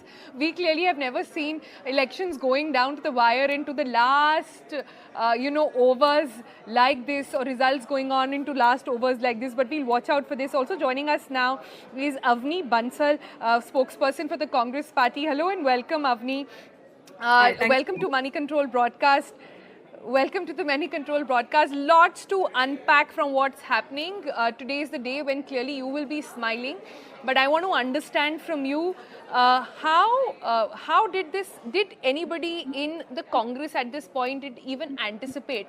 And firstly, can I just ask a quick question that's emerging right now? We saw the top leadership of the Congress party currently at the EC headquarters saying, why is the counting going so slow, what is the update there? What exactly is playing in the minds of the Congress leadership at this point? Yeah, thanks so much for the invite. Let me just say to your first question, did we expect this? India Bloc came together and we fought this election, much beyond what BJP imagined the opposition to do. And therefore, I think the writing is on the wall.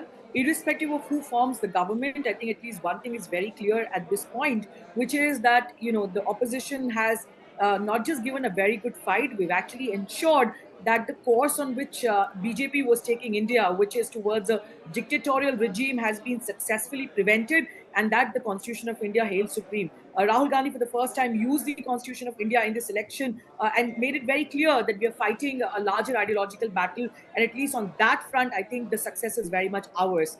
That's point number one. To your second question, what's happening with the Election Commission? So there are reports coming from various constituencies that, at some places, the data has stopped showing in real time. and that the process is really slowed down. We are very clear that we are going to do everything. Our workers who are present at the booth level, who are the counting agents, they're all very, very vigilant, and therefore this kind of sudden slowness in reflecting the numbers in real time was of concern. It has been successfully raised by the Election Commission, and rest assured we are keeping a close eye on that. All right, but Avni, have you been able to sort of reflect on some alliances, on the hits and misses over here? Let's look at it. We're still away from the final results, of course, but let's look at some of the hits and misses for the Congress party. Clear hit in of getting the alliances right in UP, but perhaps not so much when it came to Andhra Pradesh. So is that if this election were to be looked at the lens of only alliances that seem to have played such a key role, it wasn't all going well in the favor of the Congress either. At the end of the day, you're going to still sit in the opposition.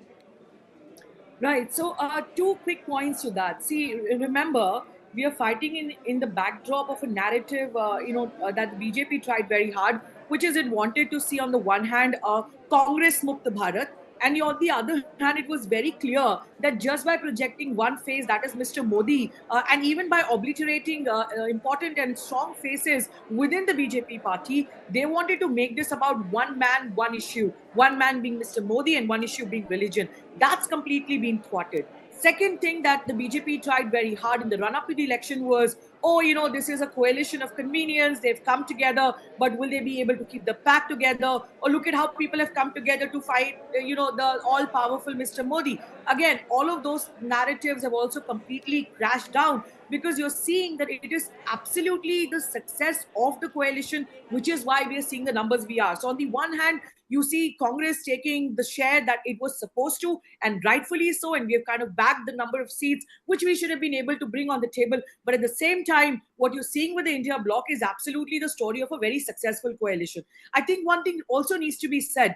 India bloc believed in the fact that the constitution is under threat, that our major institutions are captured, be that the media, be that the judiciary, and the exit polls is a clear example of it. So while there might be regional differences which played out, but Congress has never been scared of regional ambitions, unlike the history of the BJP, where you see time and time over again, it was all about, let's strengthen the forces towards the center, let's centralize the forces. Whereas Congress in itself has always believed that the India comment that you're making, I'm not too sure that the comment that you're making about an overall one swing or one way in which BJP played this election actually holds true. What anybody watching this election closely will tell you is that what BJP did and what Prime Minister Modi did was offer a bouquet. When he went to UP, he said something else. When he went to Tamil Nadu, his speech was very different. When he went to Bihar, his speech was very different. When he went to the eastern part of the country, his speech was very different. That was sometimes it was about the schemes, sometimes it was about the Hindutva agenda. We saw the narrative change in the middle of the election as well when we got into the second, third phase. Sometimes it was about how it will be a Congress Mukt Bharat. So there is no one thing that the Prime Minister really offered. He offered a big, bouquet and a buffet for people to lap onto whatever they touched a chord with the people. He reads the room well. See, let me say this once again. The point is not that in different speeches he was referring to different things. That's bound to happen in any election. That's bound to happen for any leader. But I'm saying, if you look at the larger narrative on which the election was fought, on the one hand, you had the India bloc, which was talking about price rise, which was talking about unemployment, and most importantly, it was talking about the 5 Nyayas. On the other hand, we did not see Mr. Modi talk about price rise. We didn't hear him talk about farmers. We didn't even, hear him talk about women. And in fact, what we saw, that everything that he said was absolutely contrary to his actions. So, for example, on the women issues, while, he went and in many speeches, he alluded to women as voters and Shakti and, women empowerment, etc. When it came to Prajwal Revanna, quiet, silence. When it came to Manipur, absolutely zero action. When it came to the women wrestlers, again, absolutely nothing to say. So I think this dichotomy was realized by the common people, and this kudos to them, that they saw that on the one hand, BJP is talking about one thing, but the real issues, the BJP is far away from the real issues. The sway of the religion... But on the other hand, Avni, to be fair, the entire Congress manifesto also talked about rolling out several schemes. It was my scheme versus your scheme, sort of a manifesto competition going on. When BJP had schemes to sort of offer, Congress said we'll trump that. So it's not just about, the things that you are speaking, but Deshnatam Nigam, just come in on this one. The schemes then in UP specifically, did they not cut it? I mean, and why perhaps everybody found it so hard to read this election is because when you went on the ground, people did speak about getting free ration. People did speak about gas. People did speak about the housing scheme. But even then, that's not cut it. In fact, Deshnatam Nigam, listen to this statistic. There are about 15 seats where BJP is still trailing, which are the stronghold seats of the BJP, and it won these 15 seats. It has been winning these 15 seats in the past 3 elections. So it's supposed to be a stronghold, but they're trailing on all those 15 very crucial seats. Well, in fact, if you look again, I'll say selection of candidates is quite important. And if BJP, which is known for delivery of its schemes to the last person connection and last mile connection, where whether it is toilets, whether it is Jal scheme, Prime Minister's housing scheme, they have delivered on the ground. And if that is not being effective, then there is something wrong in the strategy and the selection process of the candidates. Because these are the schemes, the flagship schemes, which have actually delivered on the ground, whether it is electrification or otherwise, Ujjwala scheme or Ujala scheme, or so many of them. So I think an introspection is needed, and probably it was taken for granted by the people that these schemes will be there. They probably believed that these schemes are not going anywhere. They're already getting the benefits. They probably wanted something more, and which the other side promised to the extent of 1 lakh rupees and all kinds of promises, which was financially not viable. Did BJP was able to counter them properly? The results shows not to the extent they would have expected, but the fact remains that BJP needs to do a lot of introspection. Although they will be forming a government, as I said, there is no euphoria as of now in the BJP for the seats, which is falling short of their expectation. However, the India alliance, which is much above their own expectations, they are euphoric, and therefore they think that they have won. But the fact remains there is a huge gap, and it's the BJP and the NDA that will be forming the government, given the present trends that we have. And so BJP had set up a targets quite high for them, which they have not been able to achieve as of now. And I.N.D.I.A alliance probably had their targets slightly lowered, and which for actually they have done better than their own expectation. Not the winning side, but certainly better than their own expectation. So what Deshratam Nigam is saying is that what happened with the NDA alliances, that they over-promised and under-delivered, and what happened with the India alliances, they under-promised and over-delivered, and that's the issue of expectation. That's how it will be. That's how this election will actually be read. Let me come to the other quick points over here. And Deshratam Nigam, before I get Avni's comment on this one, the other big thing is that's coming out of this election is that opposition abhi zinda hai. The other thing that's also coming out in this election is that Congress Mukt Bharat is not going to be a reality, at least anytime soon. Has this put BJP a few steps back in their preparation to what they were looking at? Because remember, about 3 to 4 states are going to polls very soon. It's going to have ripple effect. No, I don't think there'll be any ripple effect. Yes, the I.N.D.I.A alliance may be slightly invigorated, but BJP is not a party which takes it as a setback. It takes it as a challenge. And it's a cadre-based party, and it will probably reinvigorate, rediscover, and where have they gone wrong, the strategies that they made, the selection of candidates. I'm sure there'll be in-depth, and there should be fixing of responsibility in BJP. They must fix the responsibility, whoever took the decisions, especially with respect to the states where they have not done well.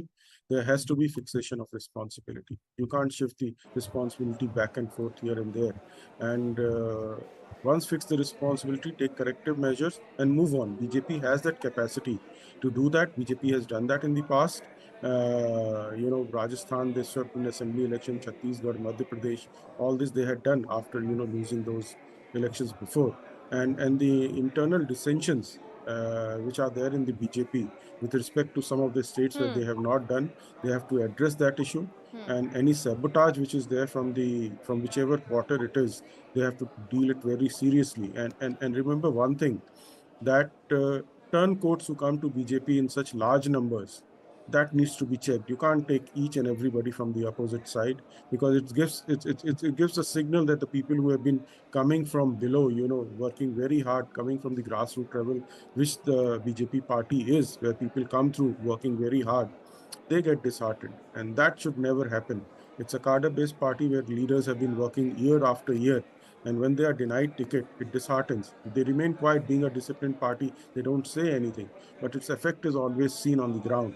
This is what is some of the states that we are seeing. Probably that selection of candidates and strategies that they have made, they have to probably look at it and relook at it. That even it happened in West Bengal, if you remember in the assembly elections in West Bengal, a lot of people came to BJP, but once the BJP lost the assembly election, most of them went back to TMC. So please, you need to be very careful. Contest on your positives, not on the negatives, like take people from the other side in a wholesale manner. I'm not saying don't take it, but take the ones who deserve actually. And therefore, you will have a happy mix of very motivated people and some talent coming from outside. I think that's the strategy that the BJP needs to make. Deshratam Nigam is not mincing his words. He's saying and making some very important points.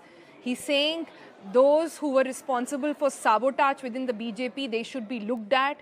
Heads should roll and responsibility should be fixed on what went wrong. He's also saying turncoats and this entire washing machine tag that got attached to the BJP, that needs to be looked into. Some very, very bold comments and some important points there being made by Deshratam Nigam. Let me go to Avni then next. Then Avni, is this win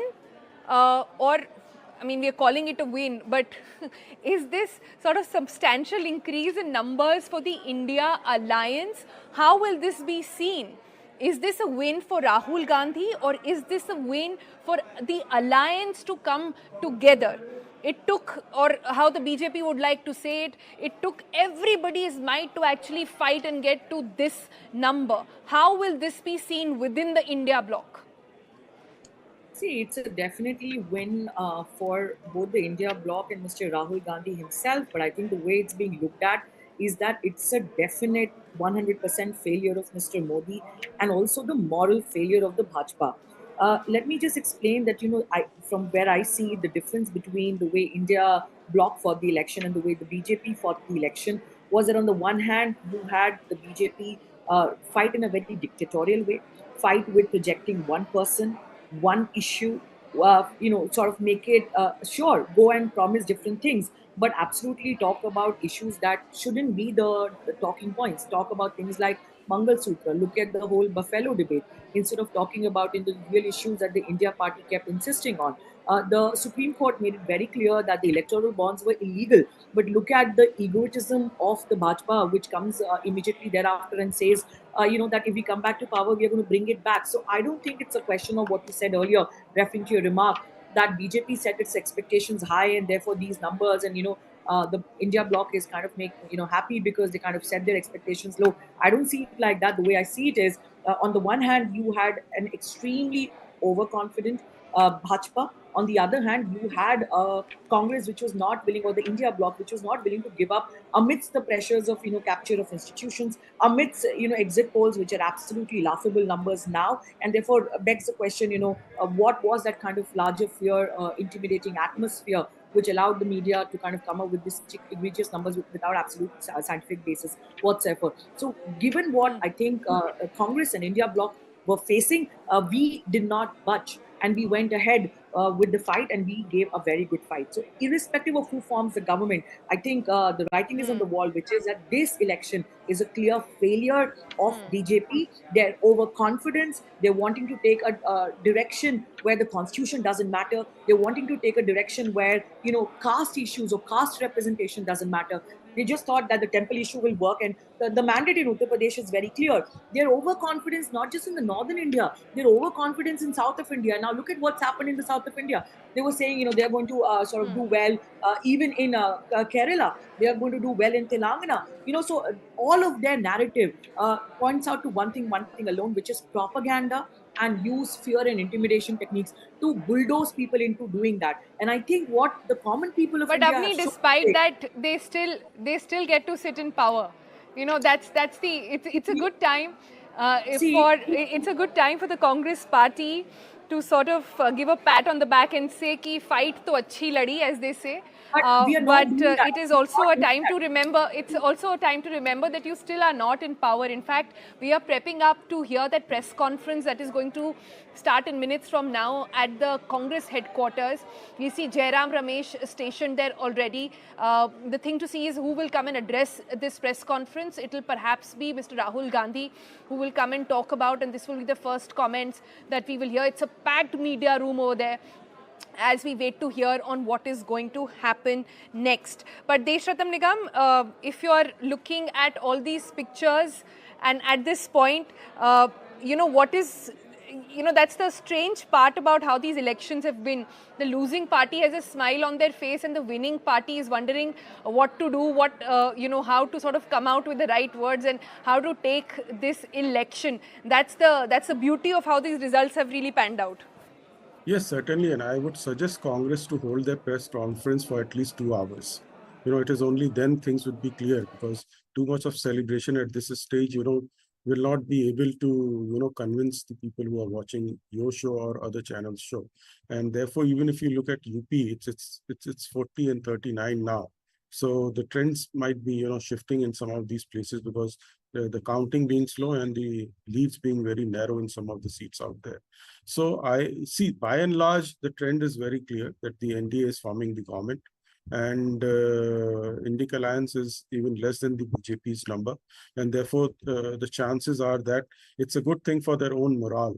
But certainly, so far as the power equations are concerned, NDA would be there, yes, with a reduced majority. And one thing, if you analyze the NDA's results, it is the alliance partners have done well, same as 2019, which means they had about 52 seats at that point of time, with BJP 303. So loss is certainly of the BJP, somewhere about, I think, if it is 244, 56 plus 3, 59 seats loss for the BJP. It is therefore BJP which has to do more introspection, where their alliance have stood, their ground, and therefore more serious thoughts from the BJP to their own functioning and structure, or the choices or the strategies that they have made. All right, Deshratam Nigam not mincing his word, saying a lot has to be thought out at the end of the BJP. This is happening at 5:30, where the numbers as they stack up as of now at the Network 18 newsroom is 295 for the NDA, 231 for the India bloc. We are standing by to hear for the first time the comments coming in from the Congress party and the India bloc. We'll wait for that. For now, let's toss over to Nalin Mehta in Delhi. Right, thanks for that. Very interesting leads coming in right now. For the very first time since 2014, we've seen the Congress party breach the saffron bastion of Gujarat. You see the Congress party winning one seat. Now this seat is being won by a Congress candidate called Miss Thakur. She has won from Banaskantha in Gujarat, which is also the native place of Mr. Adani. A huge setback in a way, because like we said, this has been a saffron bastion, and since 2014 no opposition party has won a seat in Gujarat. So there we have these leads coming in. Also in Mumbai North, all of Mumbai, the only seat that has been won by the BJP is of Mr. Piyush Goyal, which is Mumbai North, considered a very safe seat for the party, and that's been won by Mr. Piyush Goyal. Also, we've got margin numbers for Prime Minister Modi's win in Varanasi. He's won by over 1.5 lakh votes. Chandra, he's won by over 1.5 lakh votes, but the last time around in 2019, the margin was almost 4.5 lakh.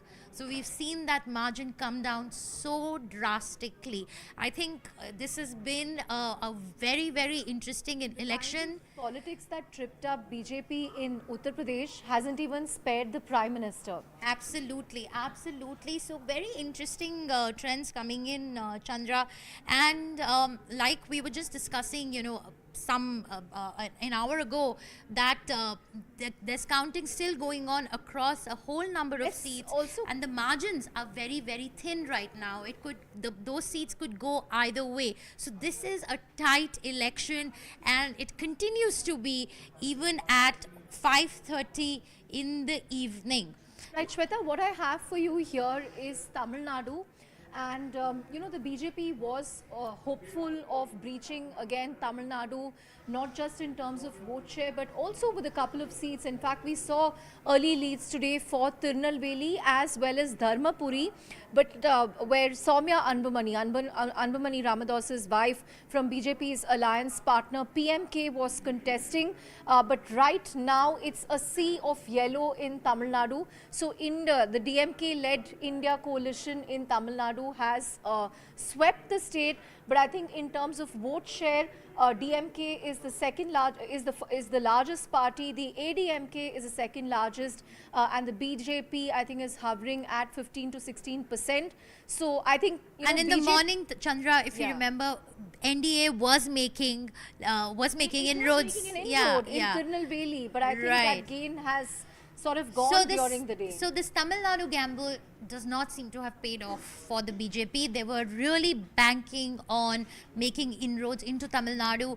Mr. Annamalai also seems to be still trailing. It'll be interesting to see what next for Annamalai. What's the plan B going to be for him? Will he sort of redouble efforts? Will the BJP redouble efforts? Because Shweta, what has helped the BJP this election, while all of us are, talking endlessly about the blows for them, what has really worked for them is their Odisha gambit, where they decided to go it alone and they've succeeded. Unfortunately, I think UP has subsumed, the rest of the outcomes. This is a big win but if for you actually BJP look in at Odisha, not just the general elections, where BJP has won 19 seats out of 21, BJD reduced to 1.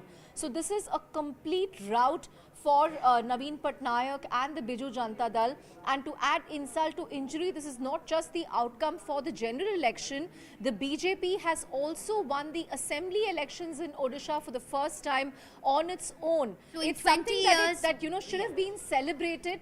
But unfortunately, as I said, everything today has been subsumed in the overall Chandra, numbers. we cannot be blamed for this because the Prime Minister set the bar very high for himself.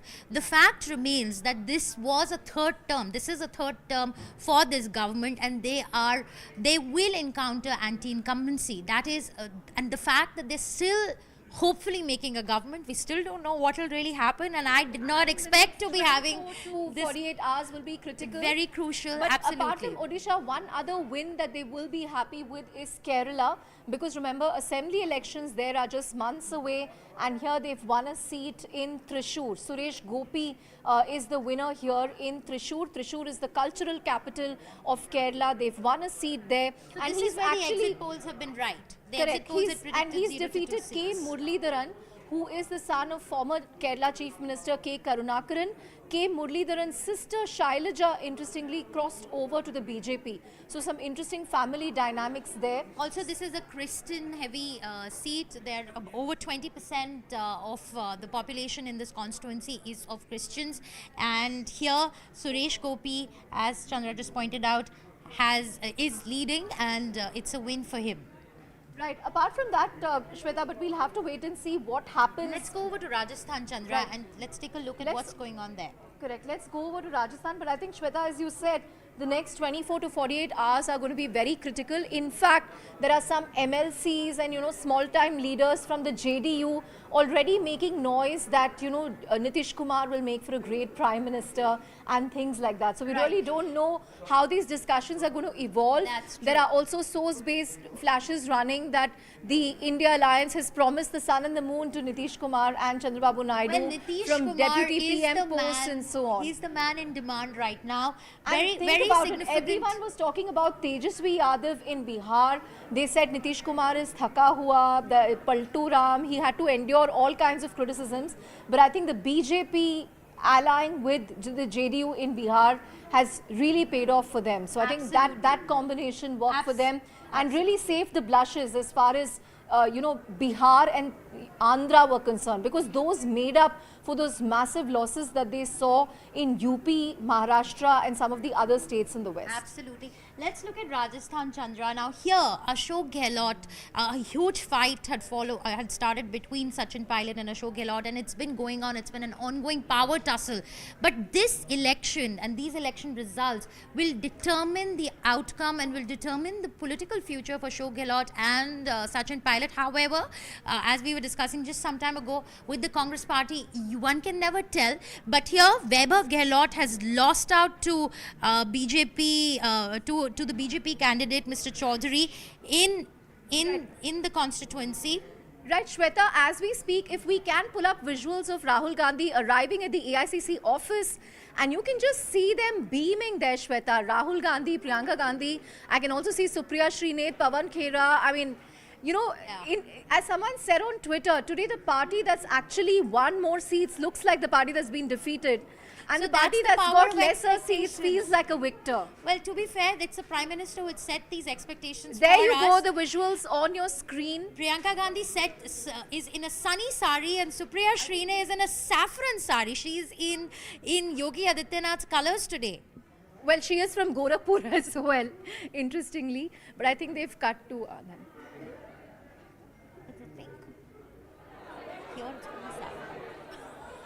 Biggest chunk of that at 99 seats. The second biggest is the Samajwadi Party. But just focus on those pictures. Rahul Gandhi, Priyanka Gandhi. Clearly, they're all smiles. Supriya Srinath right behind them.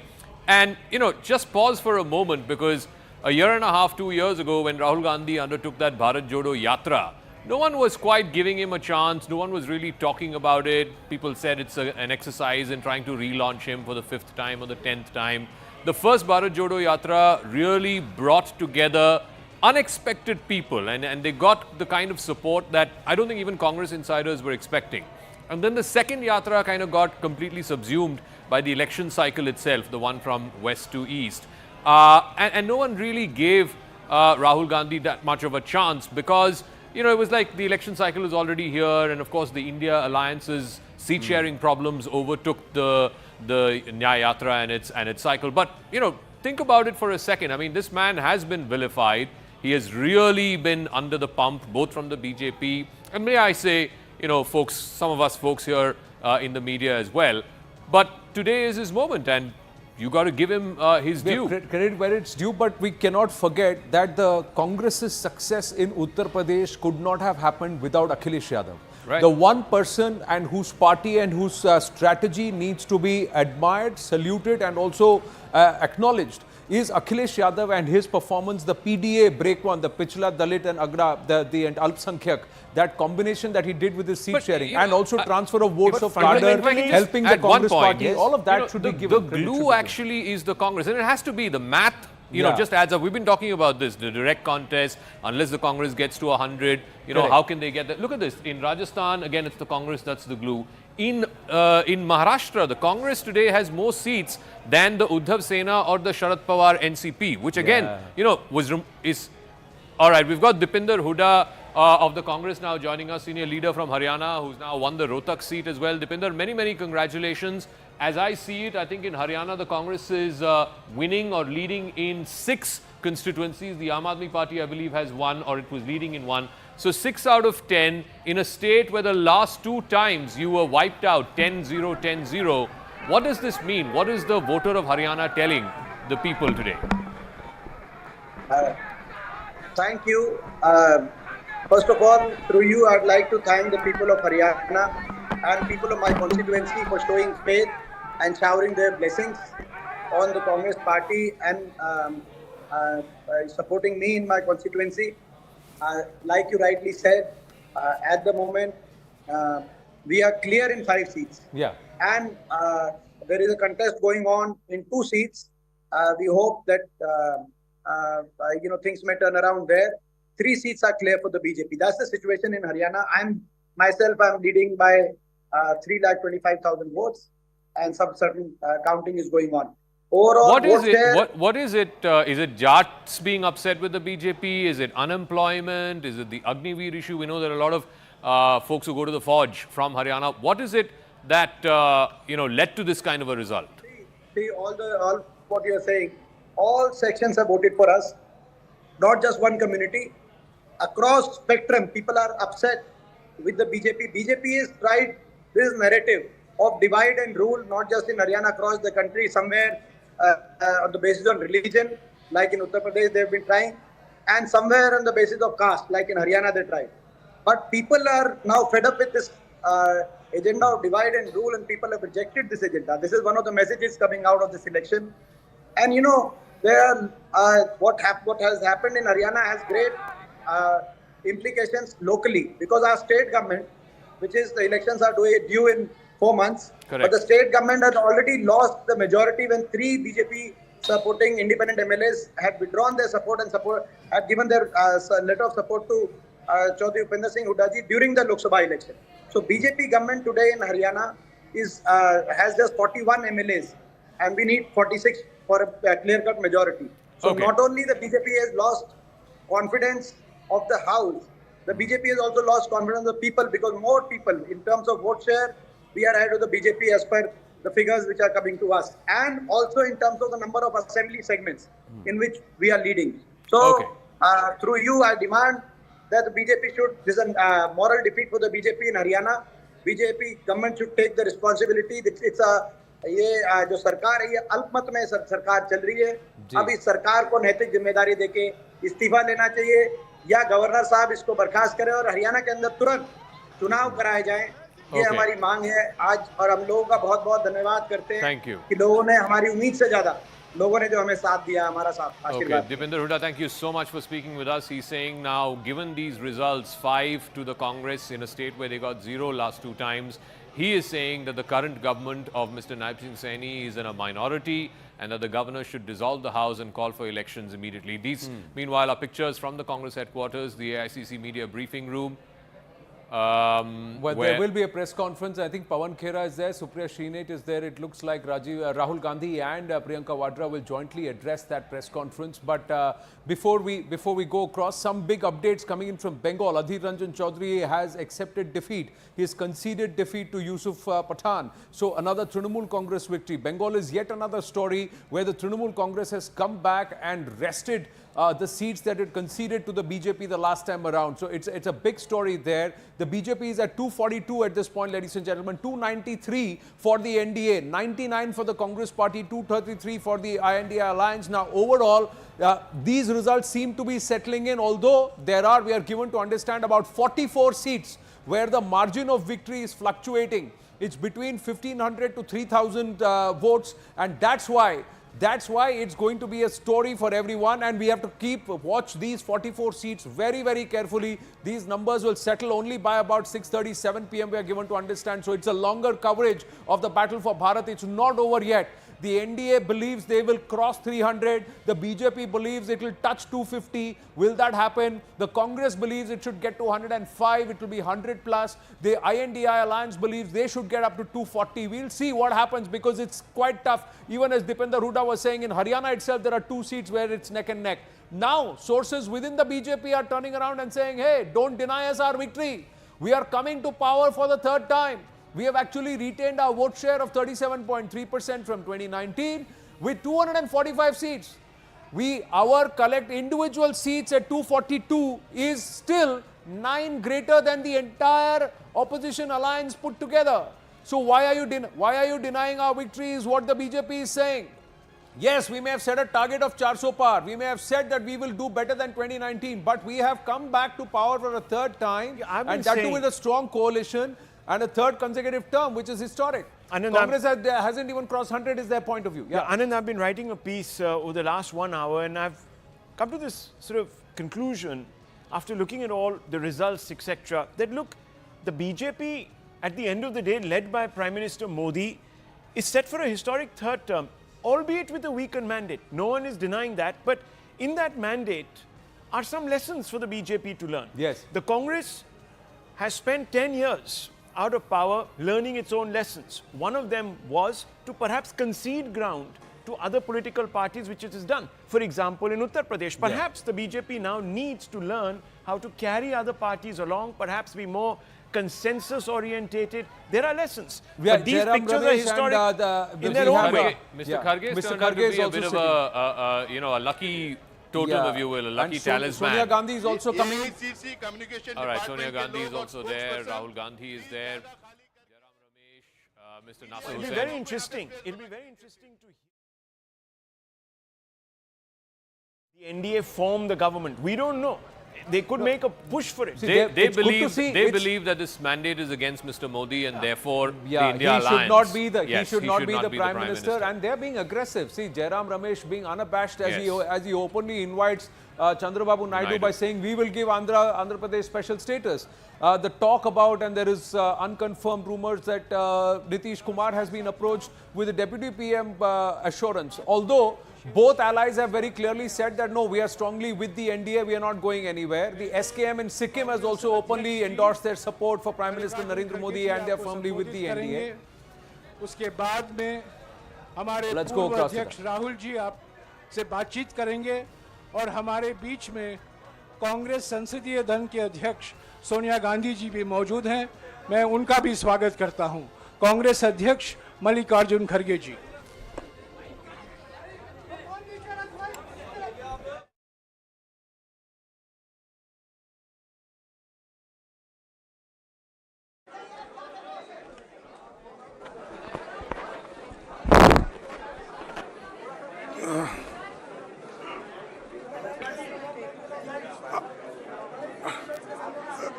Respected Madam Sonia Gandhi ji, Rahul Gandhi ji, Priyanka Gandhi ji और इस मंच पे बैठे हुए हमारे party के सभी नेतागण, आज जो देश में चुनाव के रिजल्ट आए हैं, ये मैं तो पहले कहूँगा ये जो रिजल्ट है जनता की रिजल्ट है और ये जनता की जीत है और लोकतंत्र की जीत है। हम पहले से यही कह रहे थे कि ये लड़ाई हमारी मोदी वर्सेस जनता है, लोग हैं। तो 18वीं लोकसभा के चुनाव में हम विनम्रता से जनमत को स्वीकार करते हैं। इस बार जनता ने किसी एक दल को पूर्ण बहुमत नहीं दिया, खासकर सत्ताधारी दल भाजपा ने एक व्यक्ति एक चेहरे के नाम पर वोट मांगा। अब ये स्पष्ट हो गया है कि ये मैंडेट मोदी जी के खिलाफ गया है। ये उनकी राजनीतिक और नैतिक हार है। जो व्यक्ति बार बार अपने नाम से ही हर जगह वोट मांगते थे, उनकी ये बहुत बड़ी हार है और नैतिक दृष्टि से ये तो उनको बहुत बड़ा नुकसान हुआ है। गठबंधन से बहुत प्रतिकूल माहौल में चुनाव लड़ा। सरकारी मशीनरी ने कदम कदम पर अवरोध डाला। बैंक खाते सीज करने से लेकर तमाम नेताओं के खिलाफ अभियान चलाया। फिर भी शुरू से आखिर तक कांग्रेस पार्टी का कैंपेन सकारात्मक था, पॉजिटिव था। हमने महंगाई, बेरोजगारी, किसानों और मजदूरों की बदहाली और संविधान संस्थाओं का दुरुपयोग जैसे विषयों को केंद्रीय मुद्दा बनाकर हम जनता के सामने गए थे। इन मुद्दों पर बड़ी संख्या में लोग हमसे जुड़े हमारा समर्थन किया। प्रधानमंत्री ने जिस तरह का कैंपेन किया वो इतिहास में लंबे समय तक याद रखा जाएगा। कांग्रेस के घोषणा पत्र के बारे में मोदी जी ने जो झूठ फैलाया, जनता ने उसे समझ लिया। मैं इस मौके पर कहना चाहूँगा कि श्री राहुल गांधी जी की दोनों यात्राएं, भारत जोड़ो यात्रा और भारत जोड़ो न्याय यात्रा के दौरान लाखों करोड़ों लोगों को मिलना, लोगों की समस्याओं को सुनना और आगे चलकर उन समस्याओं का हल ढूंढना हमारे कैंपेन का आधार बना। हमने इसी को 5 न्याय और 25 गारंटी का नाम दिया और इसी के आधार पर हमने गारंटी कार्ड बनाया। हमारे कार्यकर्ता उसे लेकर घर घर पहुंचे और लोगों को संपर्क करें। इसके अलावा जो एक महत्वपूर्ण बात है वो भाजपा नेतृत्व की अहंकार की वजह से हुई। उन्होंने धीरे धीरे सारे संवैधानिक संस्थाओं के ऊपर गैर कानूनी तरीके से कब्जा करने की कोशिश की। फिर इनका उपयोग विरोधी दल के खिलाफ करने लगे। जो दब गया उसे दबा के अपने तरफ लिया, जो नहीं दबे उसकी पार्टी को तोड़ दिया, नहीं तो फिर जेल में डाल दिया। लोगों को ये विश्वास हो गया था कि मोदी जी को एक मौका और मिला तो अगला हमला संविधान पर सीधा होगा और लोकतंत्र पर होगा। इसीलिए लोगों को इसके प्रमाण नए संसद सत्र के साथ ही दिखेंगे। खुशी इस बात की है कि भाजपा इस षड्यंत्र में अब सफल नहीं हो पाएगी। मैं इस अवसर पर सीपीपी चेयरपर्सन श्रीमती सोनिया गांधी जी, हमारे लोकप्रिय नेता राहुल गांधी जी, प्रियंका गांधी जी का विशेष मैं धन्यवाद करना चाहता हूं। और इन्होंने दिन रात बराबरी से पूरे देश में कैंपेन किया और हमें एक मजबूत स्थिति में पहुंचाने के लिए भारी मदद इन्होंने की। और मैं ये कहूँगा कि इनके वजह से हमको बहुत बड़ा प्रोत्साहन देश में मिला और आज ये स्थिति जो बनी है उनके वजह से बनी। और हमारे करोड़ों कार्यकर्ता जो है देश में, उन्होंने भी हमारा साथ दिया। इसीलिए मैं बहुत बहुत उनको धन्यवाद देता हूं।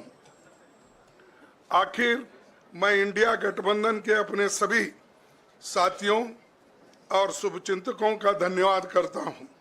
सभी एक साथ मिलकर एक स्वर में रहे, सभी ने मिलकर प्रचार किया और एक दूसरे की मदद की। हमारे हजारों लाखों कार्यकर्ताओं ने अच्छे तालमेल के साथ काम किया। आप सभी का धन्यवाद। अभी हमारी लड़ाई अंजाम तक नहीं पहुंची है। हम सबको आने वाले दिनों में इसी तरह लोगों के अधिकारों के लिए, संविधान की रक्षा के लिए, लोकतंत्र के बचाव के लिए, देश की तरक्की के लिए, सीमाओं पर सुरक्षा के लिए लड़ते रहना चाहेंगे। हमें सुनिश्चित करना होगा कि संसद सुचारू रूप से चले, विपक्ष के मुद्दों को प्राथमिकता मिले, संसद में उन पर बहस हो। आने वाले दिन महत्वपूर्ण होंगे। हम आपसे बात करेंगे जब कभी भी मौका मिले। आप सभी को मेरा धन्यवाद और आपका साथ भी हमको रहा और हमने चुनाव में भी जहाँ हमको जितना हो सकता है वो साथ आपने दिया।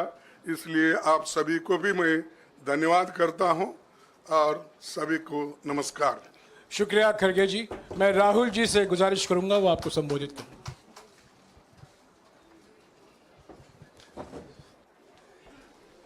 नहीं, खड़गे जी आपने बड़ी सही बात बोली। जहां तक आप हमारी मदद कर सकते थे उसी लेवल तक मदद की। देखिए, ये चुनाव इंडिया गठबंधन और कांग्रेस पार्टी सिर्फ एक राजनीतिक दल के खिलाफ नहीं लड़ी थी।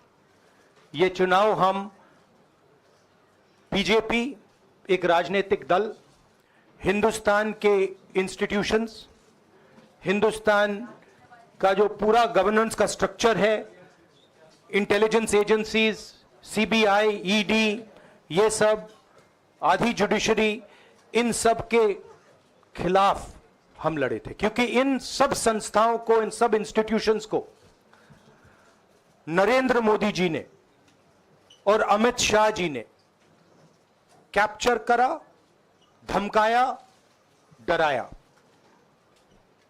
प्रेस की तो मैं बात करता रहता हूं, आपको मतलब काफी बार कहा है कि आपका भी रोल रहना चाहिए, और उस रोल को काफी लोगों ने किया, काफी लोगों ने खुल के किया, काफी लोगों ने छुप के किया, और आपके इमोशंस कहां थे हमें मालूम है। लड़ाई संविधान को बचाने की थी, कॉन्स्टिट्यूशन को बचाने की थी, और मैं आपको सच बताऊं तो मेरे माइंड में था पहले से, जब इन्होंने हमारा बैंक अकाउंट कैंसिल किया, जब चीफ मिनिस्टर्स को जेल में डाला, पार्टियां तोड़ी, मेरे माइंड में था कि हिंदुस्तान की जनता अपने संविधान के लिए एक साथ खड़ी होकर लड़ जाएगी, और यह सच साबित हुआ। मुझ में भरोसा था, और मैं हिंदुस्तान की जनता से, इंडिया गठबंधन के पार्टनर्स से, कांग्रेस पार्टी के हमारे सब नेताओं और बब्बर शेर कार्यकर्ताओं से दिल से धन्यवाद करना चाहता हूं। आपने संविधान को बचाने का पहला और सबसे बड़ा कदम ले लिया है। कांग्रेस पार्टी ने इस चुनाव में, कांग्रेस पार्टी के सब नेताओं ने 2-3 चीजें की। सबसे पहले हमने इंडिया गठबंधन के पार्टनर्स की रिस्पेक्ट की, उनकी जो विशेष थी उनको हमने साथ लिया, और आपने देखा होगा कि जहां भी गठबंधन लड़ा हम एक होकर लड़े।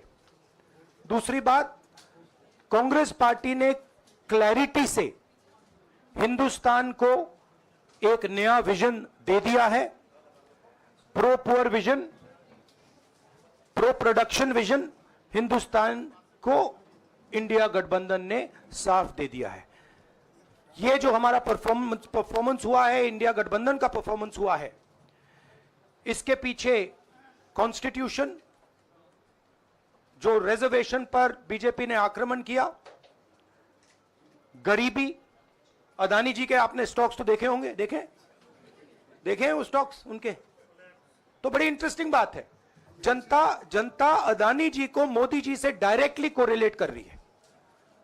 मोदी जी की हार होती है, स्टॉक मार्केट कहता है भैया मोदी जी गए तो अदानी जी गए, मतलब डायरेक्ट रिलेशनशिप है, करप्शन की रिलेशनशिप है। और देश ने नरेंद्र मोदी जी को साफ कह दिया है कि हम आपको नहीं चाहते हैं, and this is the main thing that this election has said. The country has unanimously and clearly stated, we do not want Mr. Narendra Modi and Mr. Amit Shah to be involved in the running of this country. We do not like the way they have run this country. We do not appreciate the way they have attacked the constitution. We do not appreciate the way they have run this country for the last 10 years. So that is a huge message to Mr. Narendra Modi. I'd like to thank everybody who has participated in this election. I am extremely proud of the people of India. I'm extremely proud of the people who have resisted this onslaught on the constitution. और अंत में मैं आपको कह दूं कि इसको बचाने का काम हिंदुस्तान के सबसे गरीब लोगों ने किया है, सबसे गरीब लोगों ने किया है, मजदूरों ने किया है, किसानों ने किया है, दलितों ने किया है, आदिवासियों ने किया है, पिछड़ों ने किया है। इन लोगों ने इस कॉन्स्टिट्यूशन को बचाया है। इस कॉन्स्टिट्यूशन, ये कॉन्स्टिट्यूशन देश की आवाज है। बहुत सारे लोग ने इसको नहीं बचाया, चुप रह गए थे, मगर हिंदुस्तान के सबसे गरीब लोग, सबसे कमजोर लोग खड़े हो गए और उन्होंने इस कॉन्स्टिट्यूशन को बचाया। मैं उनका धन्यवाद करना चाहता हूं, उनसे कहना चाहता हूं कि कांग्रेस पार्टी आपके साथ खड़ी है। जो हमने आपको वायदे किए थे, हम वो वायदे आपके लिए पूरे करेंगे। जाति जनगणना, महालक्ष्मी, ये हमारे वायदे हैं। धन्यवाद। शुक्रिया राहुल जी। अभी 3-4 सवाल सिर्फ हम लेंगे। एक मिनट प्लीज, एक मिनट, शांत हो जाइए प्लीज, शांत हो जाइए प्लीज, शांत हो जाइए, एक मिनट शांत हो जाइए।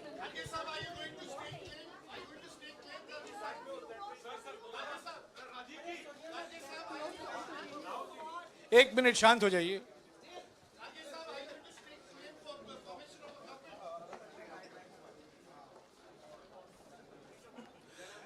एक मिनट, खरगे जी और राहुल जी आपका 4-5 सवाल लेंगे।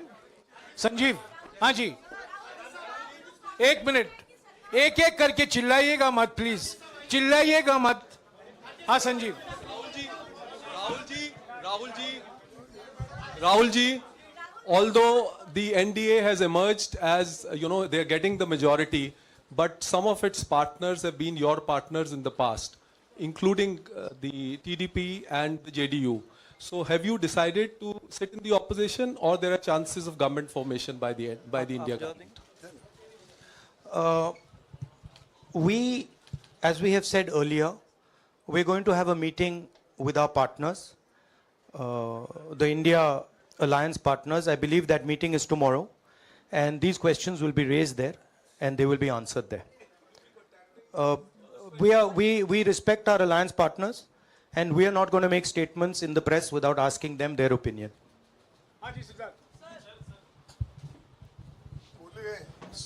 सर, आप ये कह रहे हैं कि ये हिंदुस्तान के गरीब की जीत है, संविधान बचाने की जीत है, तो अगर आप लोग विपक्ष में बैठते हैं और सरकार बनाने की पहल नहीं करते हैं, क्योंकि नंबर एनडीए और इंडिया अलायंस में कुछ ज़्यादा नहीं है, और अगर पहल नहीं करते हैं तो कैसे उनको आप जो है आगे उनका हक दिलाने के लिए आगे आ पाएंगे? वही सवाल आप मतलब दूसरे तरीके से पूछ रहे हो। कल डिसाइड होगा, इंडिया गठबंधन की मीटिंग है, कल हमारा अलायंस डिसाइड करेगा। बड़ी फाइन लाइन है, तो जो इंडिया गठबंधन डिसाइड करेगा उस पे हम एक्शन लेंगे।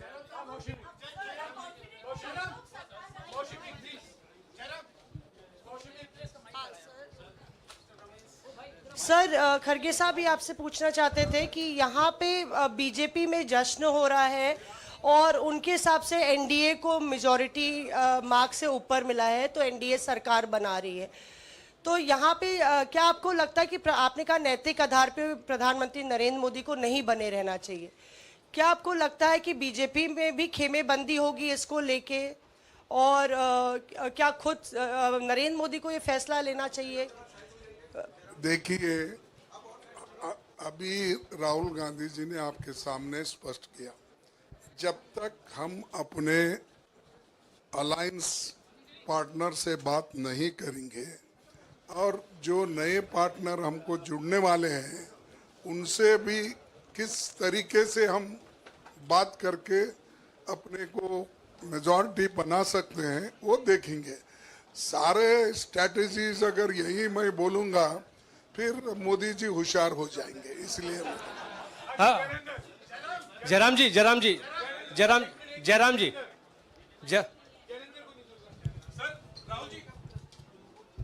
राहुल जी, खरगे साहब ने कहा कि हम जनादेश को स्वीकार करते हैं। जनादेश इंडिया गठबंधन के लिए क्या है? विपक्ष में बैठने के लिए या सरकार बनाने की कोशिश करने के लिए? और आप दोनों सीटों से जीते हैं, बधाई। आप कौन सी सीट रखने वाले हैं? नहीं, सब दोनों सीटों से जीता हूं, और रायबरेली और वायनाड के जो वोटर्स हैं उनका दिल से धन्यवाद करना चाहता हूं। अब डिसाइड करना है कौन सी सीट पे मैं रहूंगा, थोड़ा पूछूंगा और फिर डिसाइड करूंगा। दोनों सीटों में तो नहीं रह सकता हूं, बट अभी डिसाइड नहीं किया है।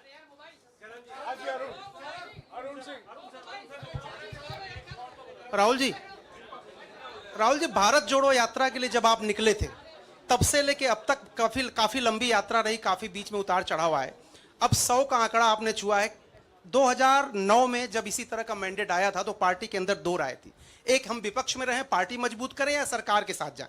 आप सरकार के 2009 में 2009 में, हाँ नहीं 2009 में तो क्या बात नहीं 2009 में दोबारा जब बहुमत मिला था तब एक राय थी कि आप विपक्ष की पॉलिटिक्स करके पार्टी को मजबूत करें। ऐसी कोई राय नहीं थी, ये आपकी रॉन्ग इन्फॉर्मेशन। अब मैं पूछ रहा हूं, अब आपसे पूछ रहा हूं, दो चीज है। ये जो मैंडेट मिला है, आप अपोजिशन में रह के आप और पार्टी मजबूत करना चाहते हैं या सरकार बनाना चाहते हैं? आप चाहते क्या है? नहीं, देखिए,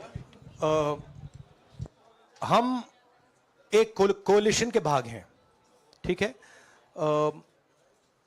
कांग्रेस पार्टी है, बाकी पार्टियां हैं, और उनके साथ अभी हमारा डिस्कशन नहीं हुआ है। हमने, भैया शांत हो जाए, हमने उनसे कहा था, इंडिया पार्टनर से कहा था कि चुनाव के बाद 5 तारीख को हमारी मीटिंग होगी और उस मीटिंग में हम ये जो सवाल है इसको डिसाइड करेंगे। तो सचमुच में इस सवाल का जवाब आज हमारे पास है नहीं, कल होगा।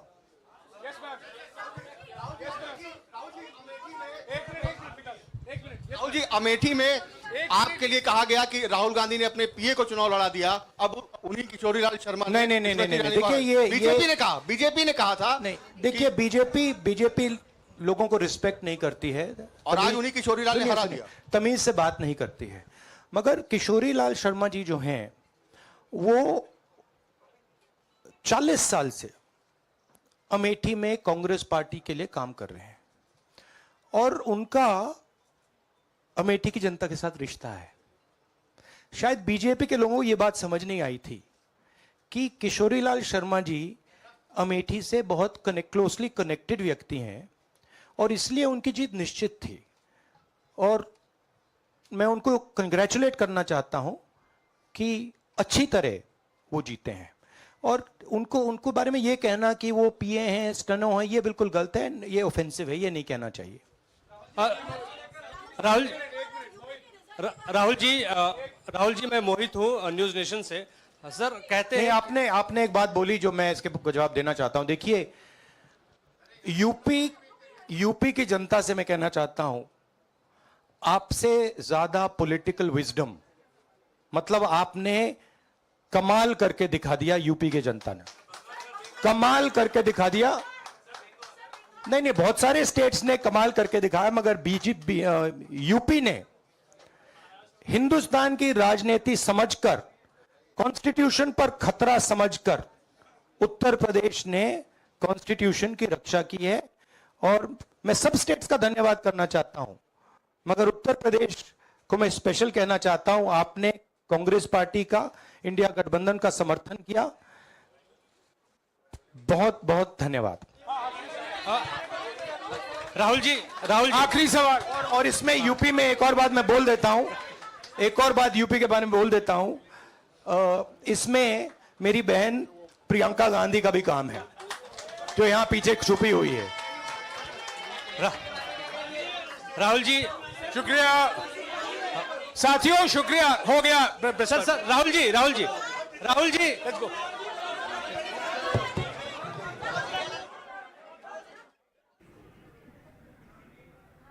What a press conference that was, Shweta. I mean, look at the visuals that were coming on your screen. A very confident and rejuvenated Congress top brass led by Rahul Gandhi there.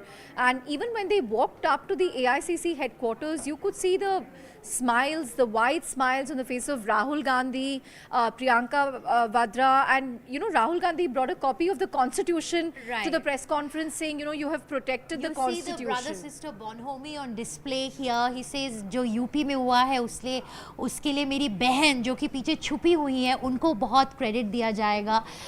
Very interesting, Chandra, this new and confident Rahul Gandhi that we got to see today. He was taking on journalists, he was answering questions. I thought some of them were answered in a fairly combative manner, and let's face it, the facts remain that at the moment the Congress has still not crossed the 100 mark. They are still at 99. That's when that was the last time when we checked. The Congress has still not crossed the 100 mark. It is still at 99. Rahul Gandhi thanked the people of Uttar Pradesh. He said that the people of Uttar Pradesh have shown great wisdom, but the facts remain that even the people of Uttar Pradesh have overwhelmingly voted for the speaking Samajwadi since 7 Party. a.m. in the morning. Yes, voted for the Samajwadi Party, and that's emerging as the third largest party. So interestingly, while the BJP leaders have gone quiet, I think life is all about managing expectations, and so is politics even more so. Someone said today it feels like, the first bencher who aimed for 100 is disappointed and the student who's passed is happy. So Right. this has been a very fascinating election. Very fascinating election. And anything can happen depending on what kingmakers like Nitish Kumar and Chandrababu Naidu decide. Absolutely. But Shweta, we have two guests joining us, Mohandas Pai as well as K. Ganesh, who will give us the new economy view. Mohandas Pai, sir, if you are there, thank you for joining us on Moneycontrol. What do you make of the outcome today? Well, I think two states made a difference, UP and Maharashtra. Maharashtra was always shaky, but UP is a surprise because they're supposed to win hugely in UP under Chief Minister Yogi. Their share has come down. I think they need to introspect and see why that happened, because nobody spoke about UP going the other way. And Maharashtra too, the slide has been there, which is much more than what people expected. Barring these two states, I think the rest is okay. As in 2004 for the Vajpayee government, there were two states that went after them. Andhra Pradesh, where they lost the entire state because of Naidu, and Tamil Nadu, where I think the DMK, lost that time, if I'm right, because Jayalalitha, defeated them, and that was a big thing. But I think NDA will form the government, and we will have Prime Minister Modi as Prime Minister. And but there is one message which I think the NDA government has to take instead. They have to focus on job creation. They have to focus on increasing people's income. The trickle-down impact will not come. So I think the first priority should be focus on job creation, especially in labor-intensive industries which can provide jobs to the great mass of people in those areas where income levels are very low. Because what Prime Minister Modi has done in 10 years is to give everybody the basic necessities of life: food on the table, a house, a roof over the head, water in the tap, toilet in the house, power in the switch, education for children, a bank account, etc. Now they want some income, and you've got to give them income opportunities. We are producing a lot of jobs, about 1.6 crore jobs, but 80% pay less than 20,000 rupees. I'll just finish. I think that's very important. And second, I think we need a massive income support for people in the rural areas, because after COVID, about 45-46% of all working age people have gone back to the rural area. It is coming down, it's gone back. Maybe you must pick up 10 crore families, 25% of all families who are poor, and give the woman of the house 2,000 rupees a month. And that will be something like about 2,40,000 crores a year. And it can easily come from the 1.5 lakh crores of extra dividend RBI has come, and the higher dividend they'll get from the public sector. And that will immediately pump in money into the bottom of the pyramid, increase consumption, and make large number of people's lives much better. So I think it's very important they relook and keep the spending going on infrastructure, because right now the economy is in great shape, banking is in great shape, tax collections are going up, and they're collecting much more money than the interim budget. Right. Mr. Pai, we also have K. Ganesh joining us, serial entrepreneur and investor. Ganesh, does the startup ecosystem have a view on what happened today? Will it affect them one way or the other? Yeah, no, pleasure to be here. From the startup ecosystem point of view, clearly stable policy, continuity of policy, non-ambiguous steps, and no flip-flops are things that we look forward to. And clearly, over the last 10 years, there has been significant impact on the startup ecosystem with government support, funding, initiatives like Startup India. So continued support of these initiatives, as well as providing mentorship, encouraging startups in tier 2, tier 3 cities, and things like Atal Innovation Mission and Startup India. If they continue to play, thankfully that we have certain continuity in the government, irrespective of the kind of majority and all of that stuff, that we look forward to. But very specifically, I think a lot of good stuff, it's still work in progress. Is likely to benefit from the stable and business-friendly administration, but specific policies need to be implemented and it has to translate on ground. Right. We still have vexatious angel tax issues.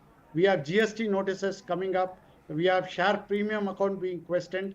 The effort involved in closing down unsuccessful business startups, 90% of the startup don't work out exactly the way. We just can't close them down the business. The amount of tension and harassment, even entrepreneurs face to closing down, all these needs to be worked on ground. The policies are there. Last 10 years has been good. Like Mr. Pai mentioned, I think the basic infrastructure has been created, whether it is Aadhaar based, whether it's digital public goods, digital public infrastructure, lot of good work has been done. Hopefully next 5 years, despite with a slender majority, we will see continuity of policy. That is very important. Getting into retrospective taxation and all that stuff are nightmares. We are Right. going through. Let's bring in Mr. Pai here. Mr. Pai, you heard Mr. Ganesh there as well. The fact is that while there has been a lot of focus on setting up a good conducive policy framework, from lowering corporate tax rates to introduction of GST, but a lot of entrepreneurs and businesses have been complaining of an overbearing tax administration and so on. How do you see the policy agenda of the BJP playing out going forward, considering their majority has come down from what it was in 2019? They will have coalition partners. There might be a rejig of the top 5 ministers. How do you see that playing out, and what would be your top policy priorities for the new government? Look, Prime Minister Modi had a great vision for Digital India, Stand-Up India, Start-Up India. But what the Finance Ministry, the RBI and others have done is not conducive to ease of doing business. So like Ganesh said, they must abolish the angel tax. It's becoming rent-seeking, harassment of young people, and no advantage to the government. Nobody is cheating the government. If they're cheating, they can use Section 66. There has been a harassment. And the Finance Minister and the Finance Ministry has to listen to people. They are our representatives, not our masters. Every time we go to Finance Minister, we get abused on the same thing. We've gone so many times. But they need to listen to us. And the opposition has made it clear they want to abolish angel tax. That's very good. Second thing is that we must make sure the ESOP taxation for young people, has to be on payment. Because, these are unlisted companies. Value is not certain. If you're, let's say, for a net-tech company, exercise ESOPs and got a shares employee, now the value has gone down tremendously. What will you do? We don't want these young people to suffer losses because of this. I think they must do it on sale, and we ask for it. Now, these big insurance companies are not investing. They got a balance sheet of about 65-70 lakh crores. They invested peanuts because of I.N.D.I.A policies and all kind of things going round and round and round. We're sick and tired of going to the finance ministry again and again and again, pleading with them. They're treating us like beggars for no separate reason.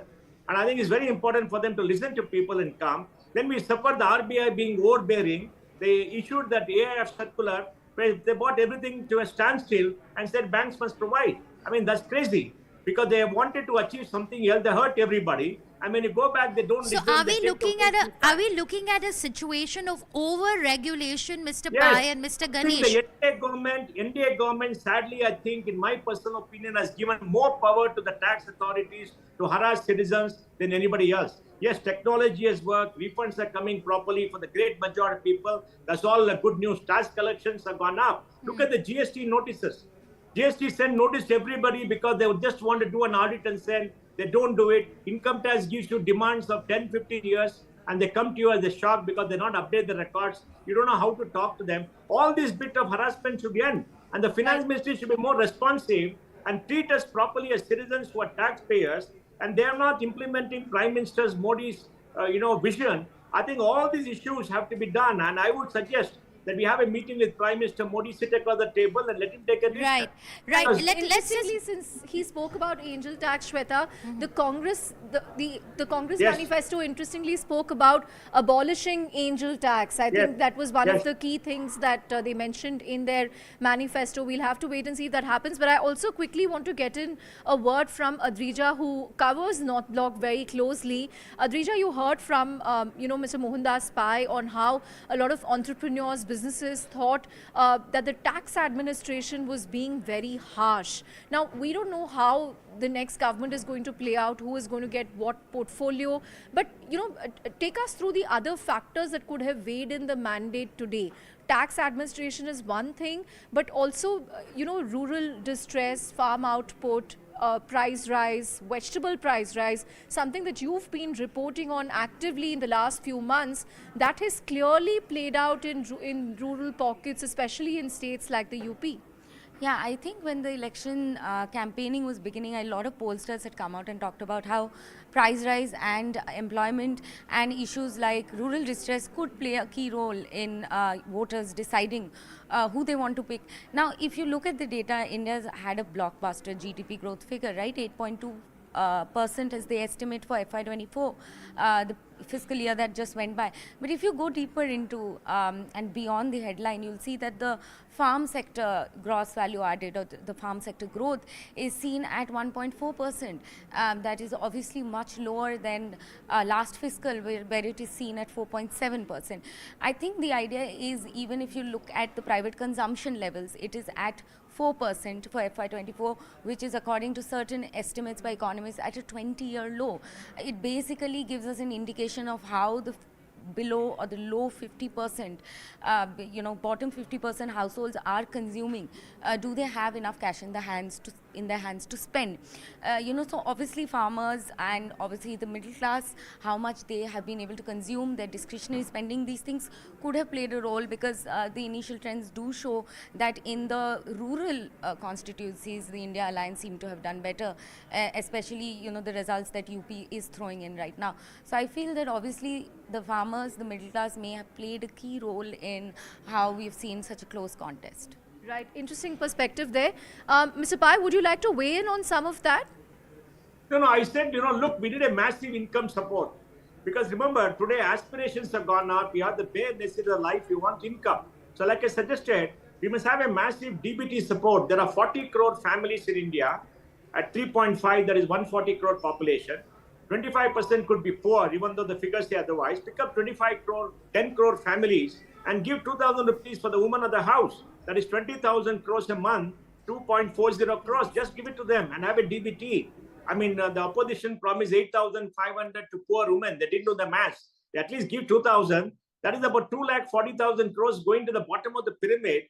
That will set off a wave of happiness to those people. Their pain will be alleviated immediately. And we have the DBT mechanism, we have the BPL card, we have everything to identify people and do it. And we have the money this year. We have surplus about 2 lakh crore from the RBI and extra dividends coming from the PSUs. Absolutely, Mr. Pai. Let me bring in Mr. Ganesh here. Mr. Ganesh, today we saw the markets tank to a 4-year low. We've not seen such a single day fall in the last 4 years. What is the reform agenda that the business community was hopeful for if the Modi government were to come back with a thumping majority? And what are your concerns right now as it will hopefully form a government, but with alliance partners? Any specific concerns that you'd like to highlight? Yeah, the concerns here are simple. If it looks like the BJP would need the support of additional allied parties, they are not crossing the halfway mark on their own, which basically means the concern really for everybody. The reason also it tanked, there are two concerns. One is the earlier agenda of spending on infrastructure and trickle down effect happening rather than freebies or giving money directly to the poor people, to the common man to spend?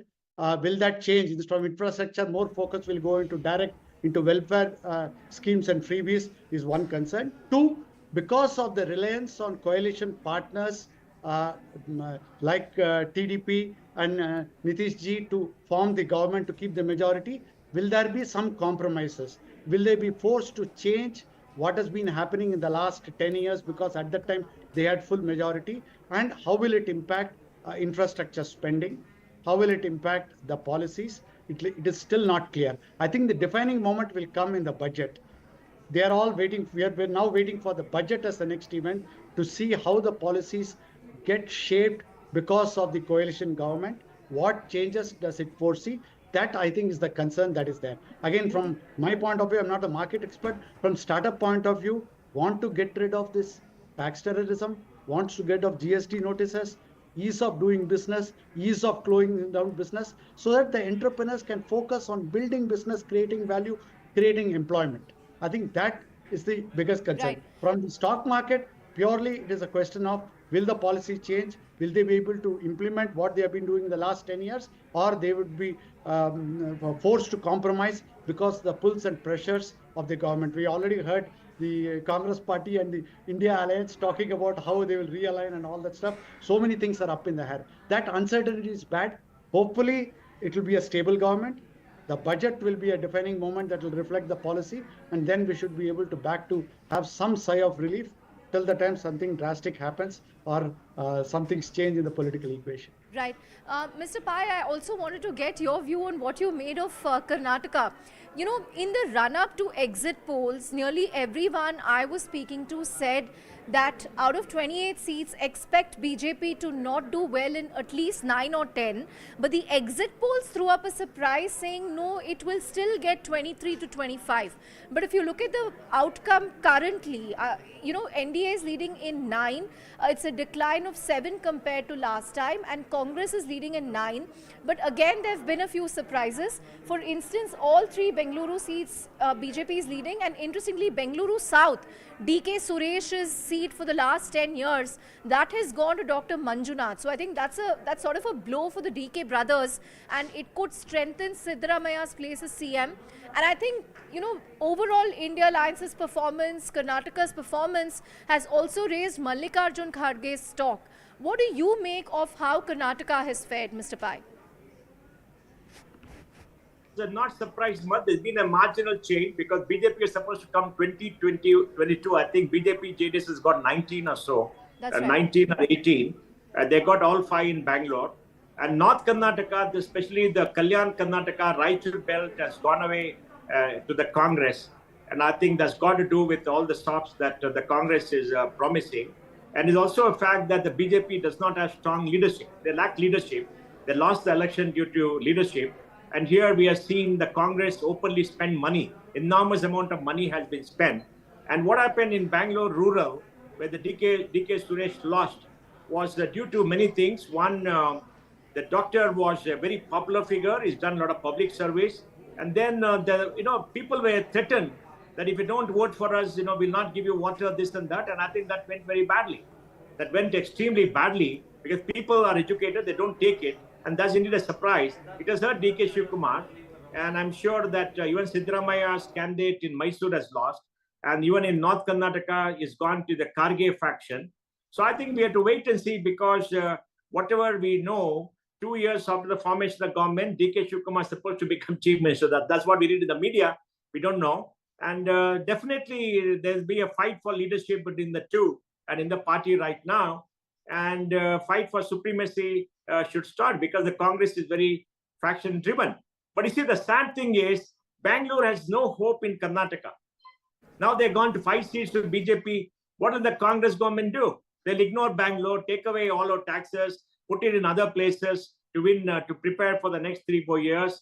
Because this year, there's not much of money on development. Last year is gone. This year, there's a 27,000 crore revenue deficit. Next year, again, the deficit may come down. They don't have money. And after 3 years, whatever they do, impact will not be there. The impact takes 2 or 3 years. So I am very concerned about Bangalore. I'm concerned about lack of care for Bangalore, the lack for investment for Bangalore. Our metro is 3 years behind schedule. We just had heavy rains. The roads got flooded. there is no governance in Bangalore. There's no municipal election for 2 years. Mr. Pai, absolutely. I'd just like to quickly get your views in on how are you looking at this verdict? Is this a verdict on Prime Minister Modi, or is this an election that's been fought on local issues? You raised concerns about Bengaluru as a city. We see that in Mumbai, the only seat that the BJP has won is Mumbai North for Piyush Goyal, and we were getting feelers that this is turning out to be a far more localized election and not so much of a Modi wave election. So, do you see this? It's a waveless election, but an aggregate of various state issues. I mean, that's the way an analyst described it. So do you see this as a verdict on Prime Minister Modi more than anything else? I don't see it as a verdict on Prime Minister Modi as much as local issues coming together and local mismanagement. For example, I still don't understand how the BJP could lose out so hugely in UP. And from whatever I read and learn for people, it had to do with candidate selection because there was imposition from BJP from Delhi on the Yogi government to send in this candidate. That's what I hear.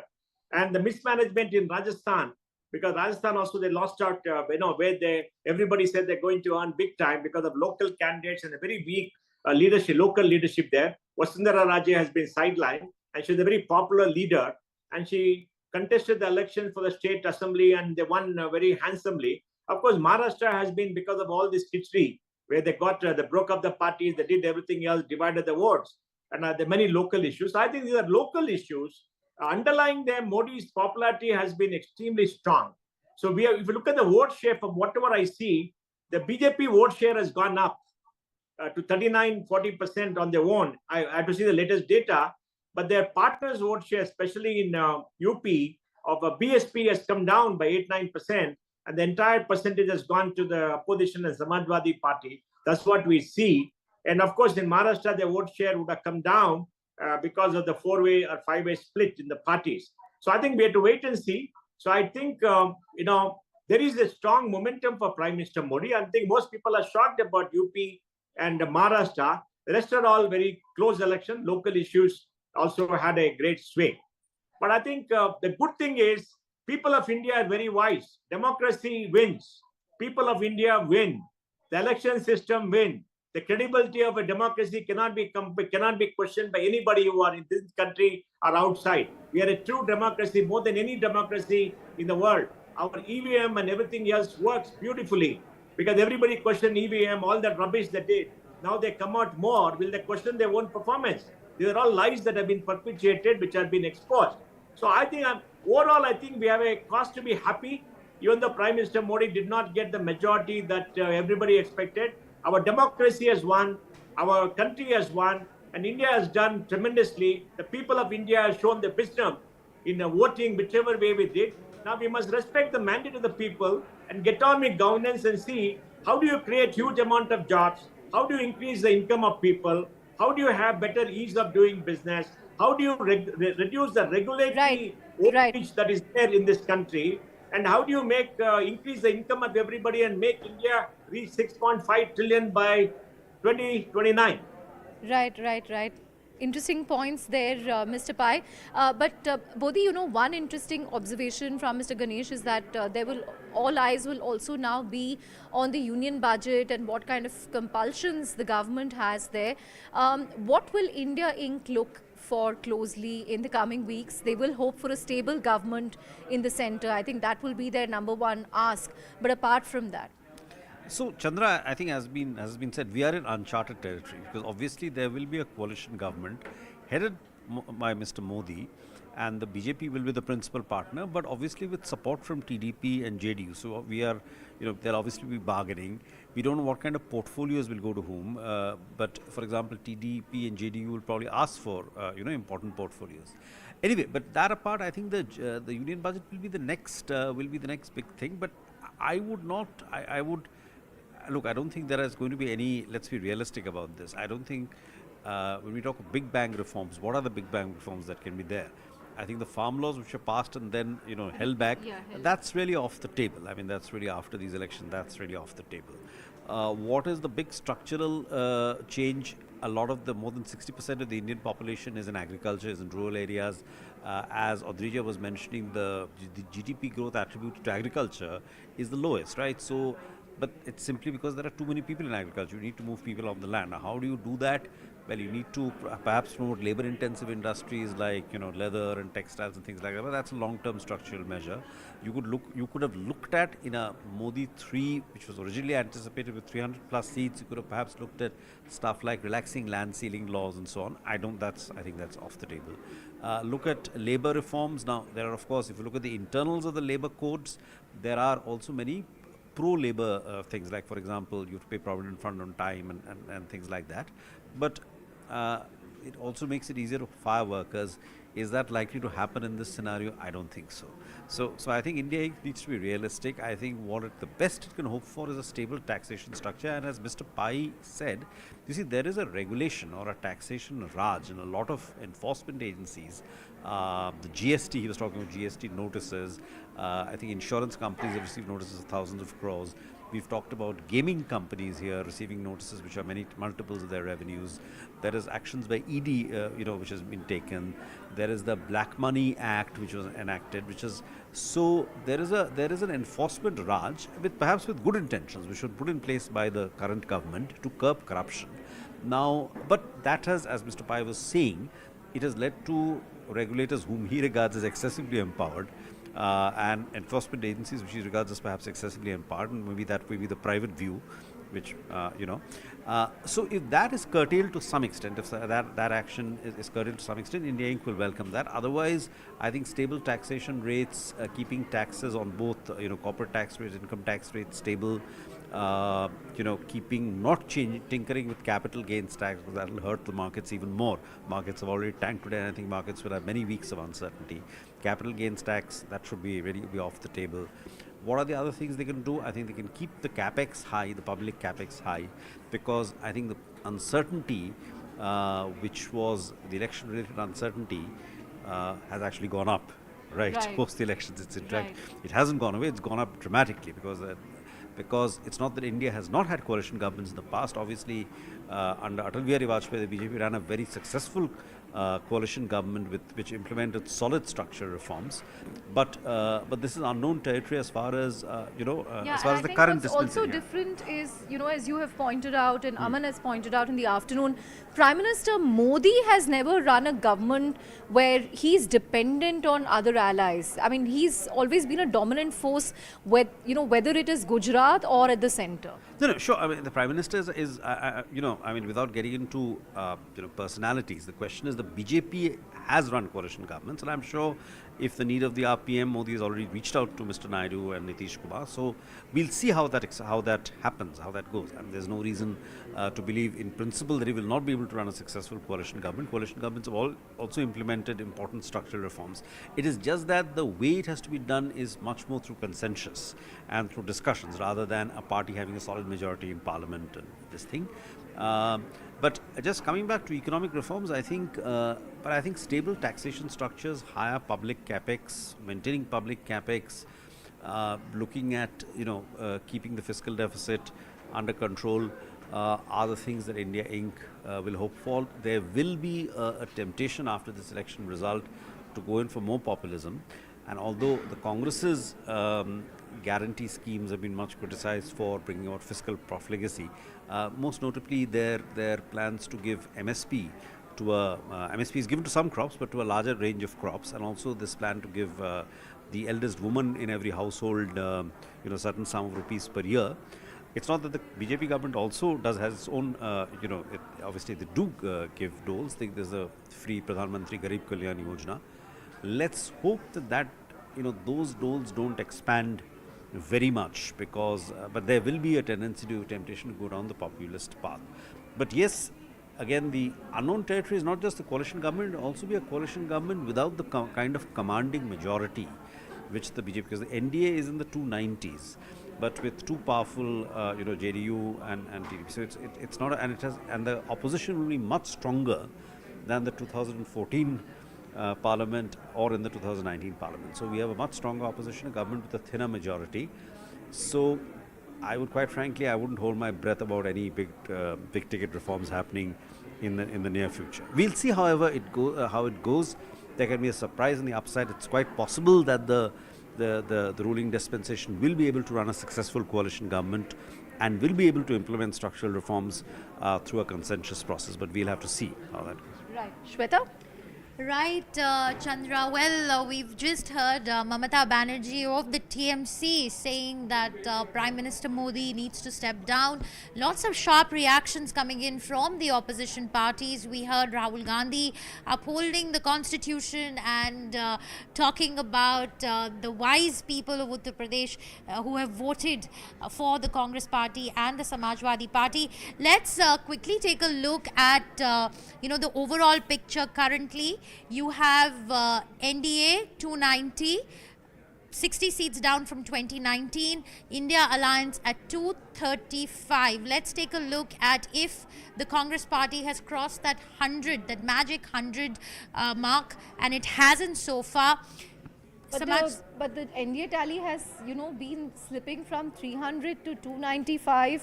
That's to right. Now 290. 290, absolutely. Let's also go across to Maharashtra, Chandra, and let's take a look at, what are the numbers looking like there for... 1 second, I'll have to go back to 2024. Yeah. Let's take a look at Let's take a look at Maharashtra, and let's take a look at how it's looking like for Shiv Sena, Uddhav Thackere's Shiv Sena. 10 seats, and that's 5 more. That's 5 more, and Congress 13. There are celebratory images coming in on our right there. There are celebratory images coming in now from Mr. Gadkari. He has, of course, won from his constituency Nagpur. The cabinet minister for roads and highways. He did not. In fact, his campaign this time was around doing door-to-door canvassing. He did not put up hoardings in his constituency, but decided to go out there and meet voters on a one-on-one level, which was very different. And he really anytime very high decibel social it wasn't a very media high decibel campaign. But let me tell you something about Mr. Gadkari, Chandra.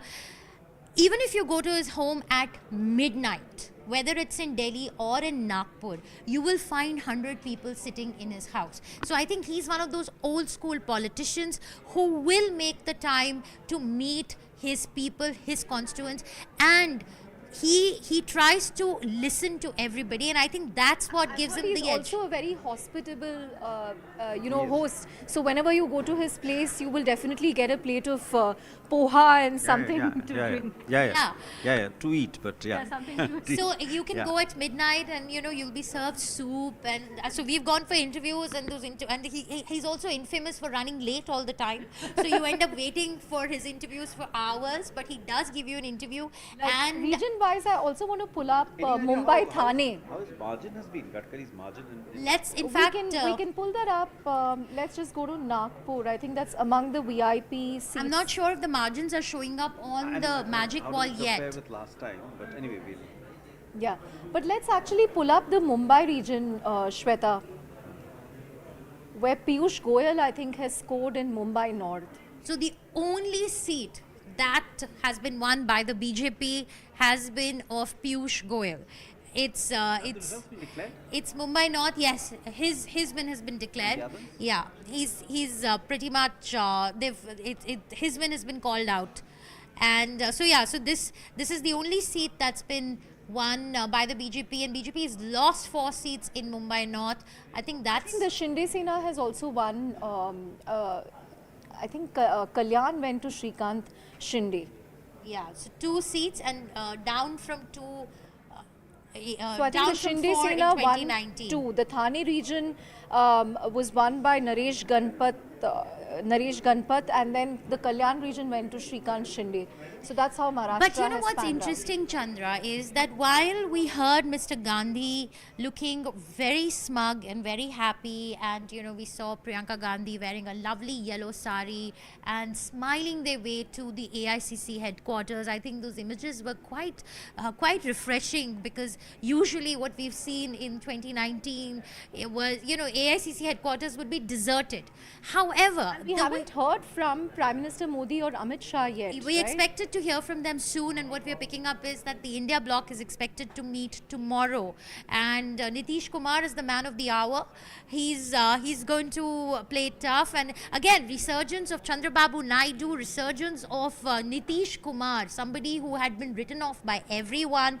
It's his resurgence. He's 73 years old, very, very understated, but there he is. So in politics, one key takeaway is that one can never get old in politics. You have Sharad Pawar there, you have Chandrababu Naidu. It is an old man's game, Chandra. This seems like nostalgia of, a decade ago.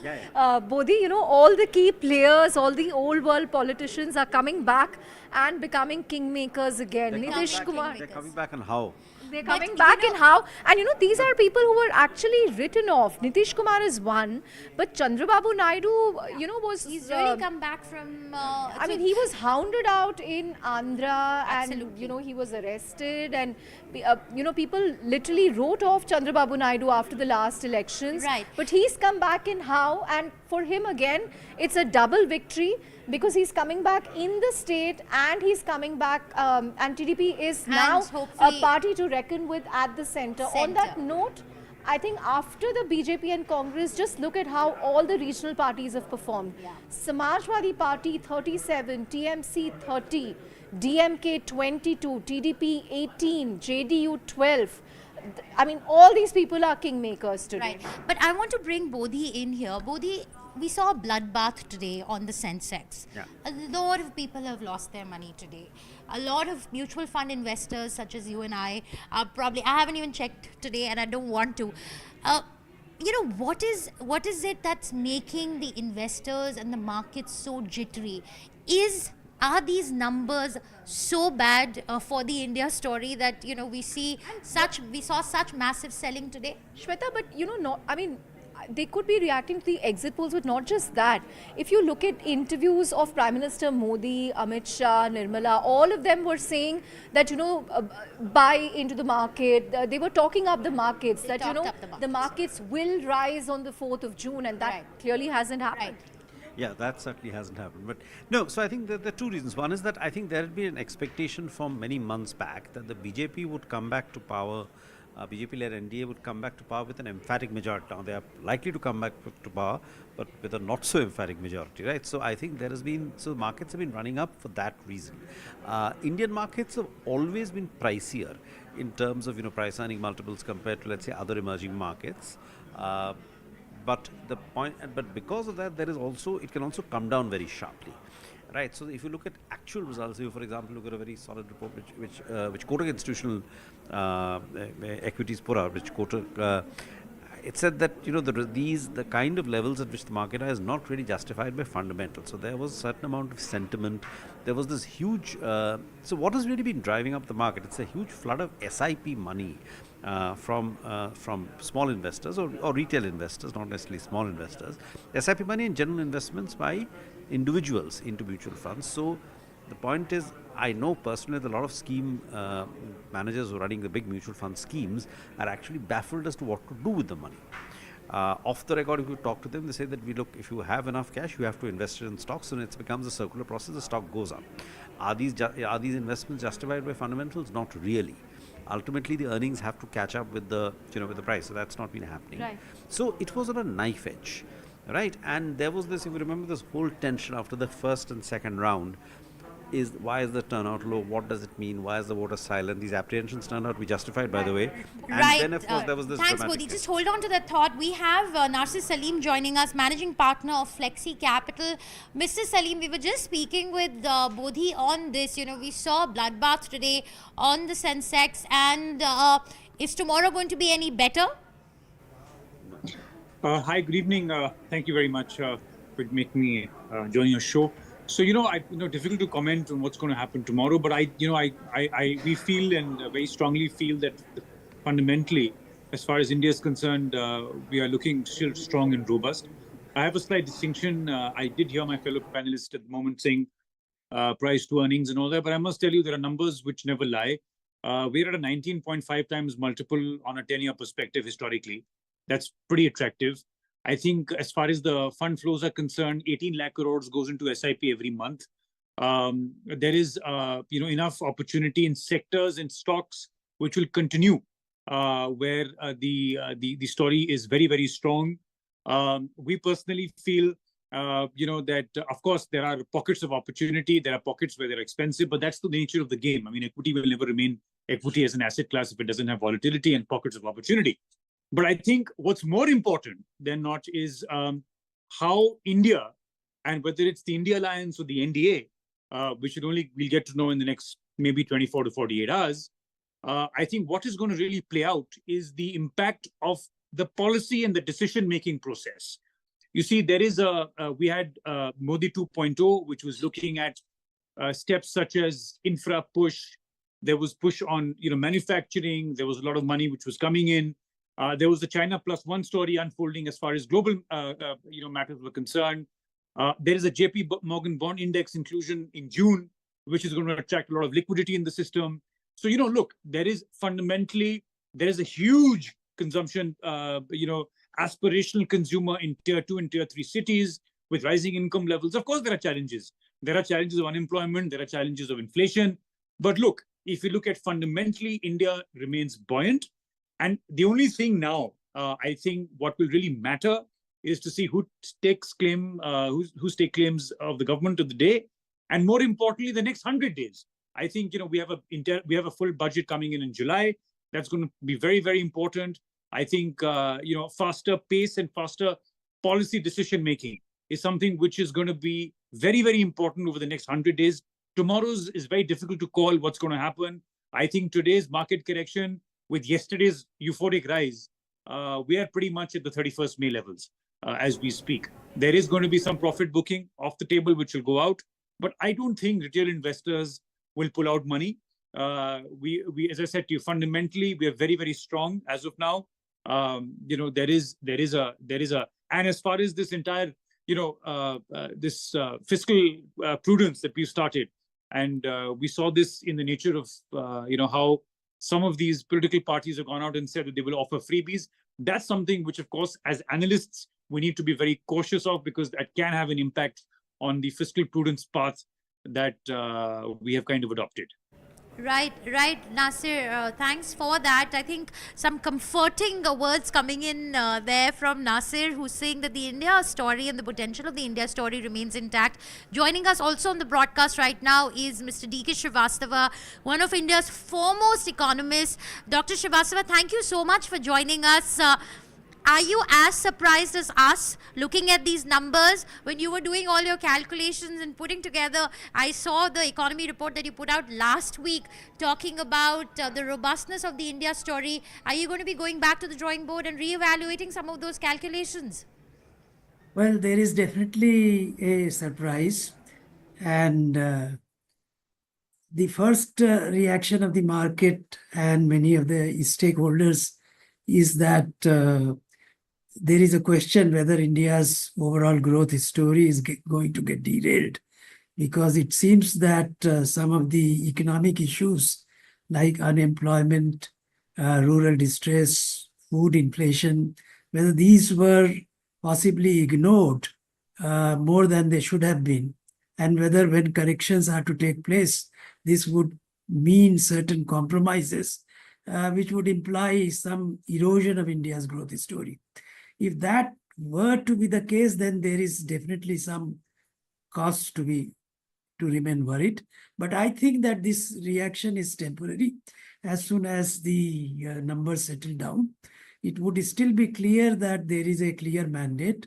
There is a continuation of the government. And as long as that is there, there may have to be some compromises in terms of the balance between fiscal discipline and the pursuit of fiscal consolidation vis-a-vis the emphasis of growth. I think in the last 4 years, there was considerable expansion of government capital expenditure. The average growth of government capital expenditure was about 29%. Whether that can be sustained, given the signals that we have received, that we have to really increase subsidies, increase allocations for various So government. Srivastav, if I could come in here, I want you to talk a little bit about the rural story, because you're right. I think in all our talk about the India growth story, somewhere very muted consumption, very muted private demand, especially from rural areas, completely got missed out. What do you think are the reasons for that, and how severe is the rural distress right now? Well, rural distress has two dimensions. One, that current year, last year, it has been acute, but it is also a chronic problem. The average agricultural growth in India is about 3%. Last year before last, it was higher at close to 4%. But in 23-24, it is only 1.4%. And therefore, there is an acute stress, which is coupled with very high food inflation. I think in the average in the month of February, March and April for food inflation was 8.6%. Vegetable inflation was even higher. So rural stress is acute right at the moment, but it also has a chronic dimension. And this is a subject that has not been receiving adequate attention from the policymakers. And I think missing that, you also notice that the only thing that government attends to is the MGN-REGA allocations, which have also been coming down. Subsidies, overall subsidy allocations in the budget have also been coming down over the last 2 to 3 years. So this is a dimension that has not received adequate policy attention. And once we start paying attention to it, that is where the question arises. What kind of compromise it would make, it would call for in terms of the emphasis that was given on infrastructure expansion, capital expenditure growth, etc., whereas the revenue expenditure growth has been pulled down drastically over the last 3 years and so on. So this would require analysis by the policymakers, and necessary adjustments may have to be brought about, because many state elections are around the corner. Right. Let me also now bring in my colleague Gaurav Chaudhary here, Dr. Srivastav. He has a few questions for you. Handing it over to you, Gaurav. Thanks, Shweta. Hello, Dr. Srivastava. Good to have you here. Very good evening. One of the questions I wanted to ask you is that while the NDA has got a majority, but that seems to be a slender majority. And for the majority, the BJP will be crucially dependent on two crucial allies, the TDP and the JDU. Do you think, or do you fear that political expediency could take precedence over fiscal necessity and could end up actually upsetting the fiscal glide path? And also, over the last 10 years, this government has demonstrated its intent to walk the talk on fiscal discipline. Do you see that at risk because allies could call the shots now? The center-state fiscal relations would assume considerable importance. The kind of attention that needed to be paid on center-state fiscal transfers and fiscal relations was probably not up to the required needs of the people. So there might have to be some compromise made on the emphasis on fiscal discipline. Now, the fiscal consolidation road path after the COVID shock, we are still far away from meeting the FRBM norms. The norm is for the central government of reaching a 3% fiscal deficit target. We had come down from 9.2% of the COVID year now to 5.6%. We still have considerable distance to go. Now, once we start making compromises and slow down on the path of adjustment, then naturally global organization will assess that the commitment to fiscal consolidation is slowing down as far as India is concerned. And this might adversely affect our credit ratings and so on. So there is an issue. Luckily, the growth numbers and the fiscal numbers as far as tax revenues are concerned and non-tax revenues, the new government will take off from a very comfortable position. Both the growth numbers are good and the fiscal numbers are also good. So we take off, the new government will take off from a comfortable position, but then it might have to start making necessary adjustments, and the likely likely adjustment might fall on the pace of adjustment as far as fiscal deficit is concerned. Updates that the PM will shortly be at the BJP headquarters. Some channels are indicating 8 PM, but others say shortly to address BJP workers. So I think that is something that we will look forward to, because PM Modi or Amit Shah, they've been conspicuously silent so far. Right. We have heard from Rahul Gandhi. He carried a copy of the Samvidhan, the Constitution, to the press conference. He kept it right there, in front of the mic. So he said his piece, but now we'll have to wait and see what Prime Minister Modi and Amit Shah have to say, and particularly what Prime Minister Modi has to say to really rejuvenate the workers at this point, Shweta. Bodhi? Yeah, so it will be interesting to see what he says. I think it will obviously, I just want to go back though to the larger India story staying intact. I think, some of the targets which we pride ourselves, India becoming the third largest economy, fourth largest, we'll overtake Germany soon, possibly in the next fiscal, and then Japan a couple of years. That will continue to happen. I mean, that will happen because there's certain momentum. If we grow around 6%, that should happen. So those are fine.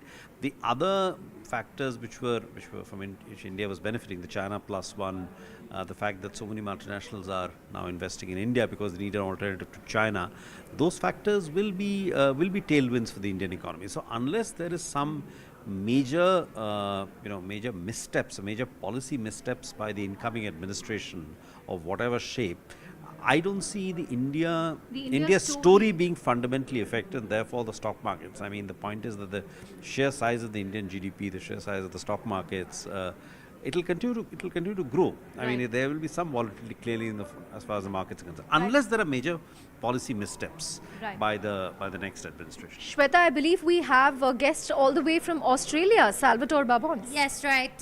Thank you so much, Salvatore, for joining us from Australia. You are the biggest cheerleader for the India story. So we had to get you in on the numbers that we are seeing today. It's seeming like the NDA will most likely make the government, but none it's of India us shining for now. Yeah, literally. it is India shining for now. Salvatore, how are you viewing these numbers sitting in Australia? I don't do election analysis, I do democracy analysis, and everything looks very positive from the standpoint of Indian democracy. There has been very little violence reported at the polls outside of one state in West Bengal. All of the accusations of electoral commission bias seems to have fallen flat. There's very little evidence that there's been anything along those lines. There have been very minor incidents of stoking of intercommunal tensions. Those have occurred. We should acknowledge that, but we should also acknowledge that they have been at a low level and probably at a lower level than ever before in Indian politics. These are all good news stories about Indian democracy. From a standpoint of democracy, or you were also talking about the standpoint of economic growth, people may not want to hear this, but it makes very little difference who wins these elections. I know it makes a lot of difference for Indians who wins the elections, but it doesn't make much of a difference for India's institutions, which are robust and which have shown through this election process. Salvatore, interesting point there. You said you only do democracy analysis and not election analysis. And in the run-up to elections, the narrative that was, being built globally is that democracy is in danger. Institutions, absolutely, institutional power is getting eroded. But I don't think anyone is going to question the legitimacy of electronic voting machines today, India's Salvatore. democracy. Right. Coming out of this election, really the biggest concern for Indian democracy is, and again, people will be surprised to hear me say it, the biggest problem is the relatively poor performance of the Congress party. Now, I know Congress has roughly doubled its representation in the Lok Sabha versus last two elections. But if Rahul Gandhi's grandmother heard that Congress was going to win 100 seats in the election, she'd be rolling over in her urn. This simply is not a sufficiently strong opposition party to maintain a real two-party system in India going forward. What India needs most of all is a robust, coherent opposition. The fact that a collection of opposition parties have given the BJP a run for its money, well, there's nothing wrong with that. But we're not yet seeing in India a really robust two-party system emerge. It is emerging, that is, non-aligned parties that were not in the NDA or the I.N.D.I.A groups did tend to fall in their vote share and tend to fall in their seat share, but that reorganization still has a long way to go. For a complex country like India with so many different factors, I mean, even the caste groupings are so diverse in each state. I'm not sure if a two-party system or a two-party would really work. In fact, in the US. In fact, I think Bodhi has a question for Salvatore. Yes, Salvatore, my colleague Bodhi is going to be talking to you. Hi, Salvatore. How are you? Good. Hi. No. So my question to you was that, you've obviously studied the BJP quite extensively in the last few years. Now, it seems very likely that Mr. Modi will have a third term as Prime Minister, but this time as head of a coalition government, because, as you know, the halfway mark is 272, and he's likely to be about 30 seats short of that. So he will need allies. Now, this is not new for the BJP or for Indian politics, but it is a new situation for Mr. Modi. He will have to rely on allies, and fairly strong allies at that. How do you see that playing out? I mean, in terms of, we're talking about the temperaments of personalities also, as distinct, let's say, Prime Minister Atal Bihari Vajpayee, the first BJP Prime Minister, was an emollient personality who was able to even work with the communist parties and with parties such as the DMK, who are regarded as the ideological, strongly ideologically opposed to the BJP. How do you see, now there will be a coalition government in a few days' time, most likely headed by Mr. Modi. How do you see that playing out? Coalitions are routine in democracies around the world, but I really want to double down on the idea that this election indicates that India is moving towards a different kind of system at the national level from what India has historically experienced. Any coalition led by Narendra Modi will not be like the old Vajpayee-led coalition. It will be fundamentally a BJP government that works in coalition with some minor parties. The same way in Australia, there is a two-party system with Labour and the Liberal National Coalition being the two major groupings, but each of them getting support from various independents or minor parties. Still, the independents and the minor parties, although occasionally they can bring down a government, they don't call the shots in the coalition. And I think in the same way, India is rapidly moving toward a more mature two-party system. And I say more mature because India's first past the post election system means that the current system, or the historical system where many parties contest each individual seat, results in inherently unstable results. What we're seeing is motion towards a much more stable system. Okay, interesting. If I can just take you up on the last comment, actually, I'll disagree a little bit.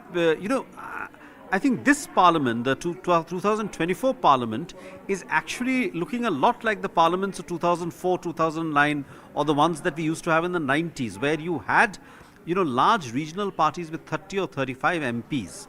And very different from the 2014 and 2019 parliament, where you obviously had the BJP in a towering position. So I just wanted to, about this point that India is moving towards a two-party system.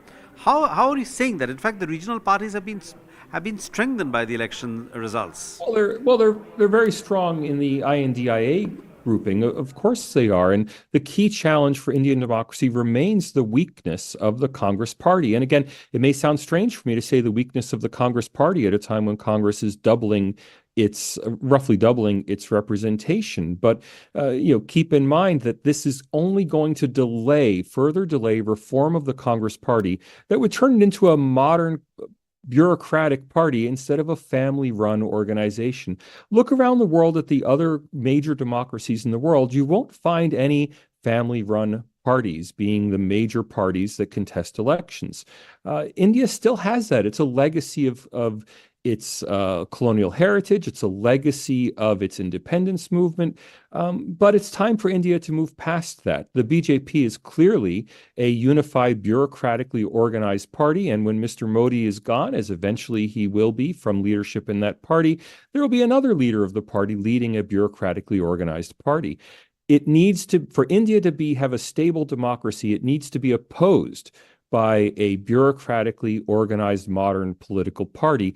That has not yet emerged. And if anything, the key problem coming out of this election is not that, for people who are, like or dislike the Congress party, the key challenge is not that Congress has done so well. The key challenge is that Congress didn't do poorly enough to cause a rethinking of Congress, but it didn't do well enough to confirm its current structure. In other words, the likelihood is that Congress will remain a weak party at the head of an incoherent coalition instead of a strong party leading a very strong opposition. Good evening. This is Gaurav here. I have a question for you on you dwelt upon the need for India to move towards or probably transit towards a two-party system and how far India is from actually transiting to a two-party system. But I want to ask you about something about the structural nature of India's polity, which is identified or characterized by identity markers. For instance, you will find many regional parties identify themselves with caste markers or religious markers, and every Indian on every Indian subgrouping, social subgrouping, actually has a different set of identity markers. In some states like Assam or Bengal or states in the Northeast, they identify themselves with language markers. That is, people who speak that language identify themselves as belonging to that particular community or ethnicity. Whereas in people in Uttar Pradesh and Bihar would probably identify themselves first with caste and sometimes with religion. In a very complex society and polity like this, that kind of explains the rise of regional parties which addresses those kind of identity aspirations, which then influences political configurations and also political results. In this context, how do you think India can actually move towards some kind of a two-party political configuration? Because those parties cannot fight national elections on the basis of their caste or religious or other or language identities. They have to fight national elections on the national issues. Otherwise, they're forced to remain local or regional parties. Now, the issue of state politics is an entirely separate issue.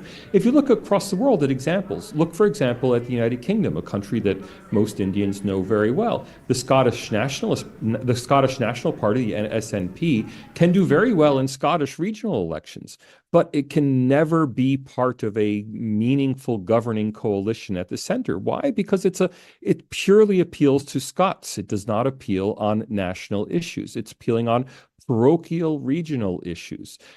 For India to have a stable system, that requires ultimately that, the only two parties in the running right now, the BJP and the Congress, both emerge as national forces. The BJP has done that. Congress has ceased to be that.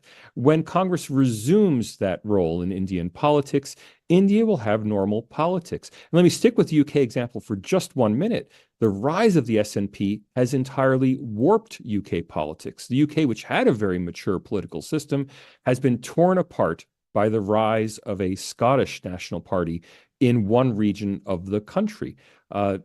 Being an old democracy doesn't mean being a mature democracy, and the UK has become less stable and more immature as a result. And we'll all see that very soon in the UK's elections. On that note, Mr. Babones, thank you so much for joining us right here on Money Control. Shweta, let me pull up a couple of interesting news developments. It seems that TDP chief Chandrababu Naidu, who was supposed to address the press tonight, has called off the press briefing. What's running through his mind? Is it a guessing game now? Is he busy working the channels with both sides? We don't know what's happening. It's been a tumultuous Tuesday, Chandra, not a terrific Tuesday. Not a terrific Tuesday, but a tumultuous Tuesday for the markets, for the ruling party, for the Modi government. Clearly, Chandrababu Naidu, who's known to be a tough negotiator, is going to take his time on this one. He also realizes more than any of us that he and Mr. Kumar are going to be kingmakers if the NDA has to form the government. We are still holding on to 291 seats for the NDA India Alliance at 234. Very, very interesting. This election is really going down to the wire, Chandra. That's right.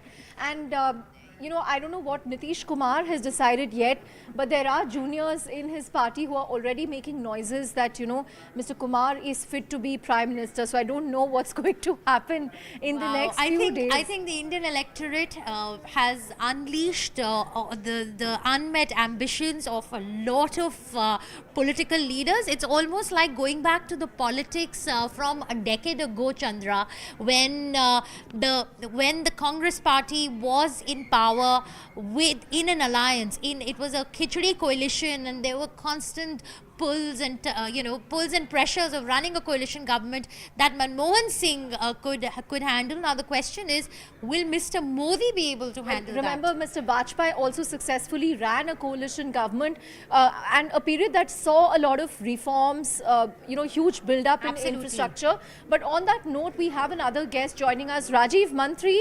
Welcome to this special broadcast on Moneycontrol. What do you make of what today has thrown up?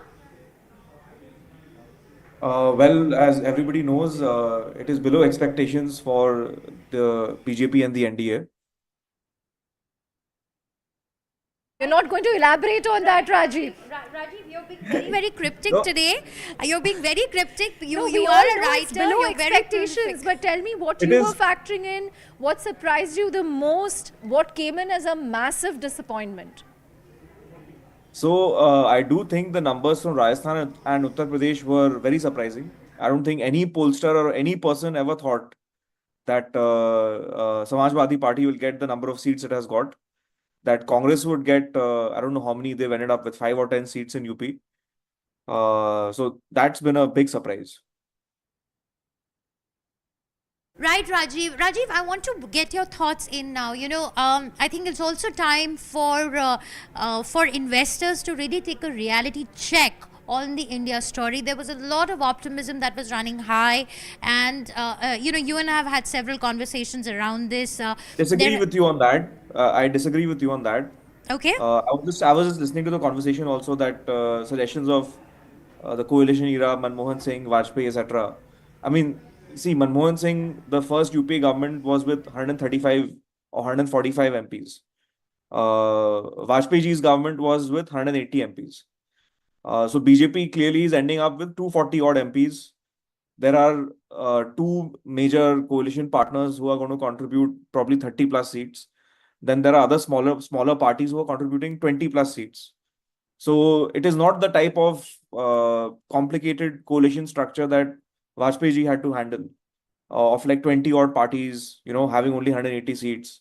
Secondly, I think the 2 parties who are here in the picture, namely TDP and JDU, they are both like old allies of the NDA. So it is not an unnatural alliance. It is not a situation where the BJP hasn't done business with them before. And I think it will be a workable relationship. Some of the more contentious or more difficult economic reforms, such as those on privatization, could be put on the back burner. But by and large, I think there will be continuity. I am not of the school of thought that the India story has suddenly vanished or collapsed, and I'm seeing a lot of hyperventilation in the media, in fact fed by the media. We don't believe Hyperventilating, that the India story has you have collapsed. to agree that this is completely widely off the mark compared to what people were expecting. No, but what are the consequences? Let's discuss the consequences. Do you think infrastructure build out will stop? I don't think so. Do you think any of the industrial policy measures will stop? I don't think so. So we can go into specifics, and like I said, I can only think of a very few type of policies which are there, which would be maybe JDU would oppose them as they have in previous NDA governments too. Question for you. Just one second. He's a senior colleague of mine. He has a question for you.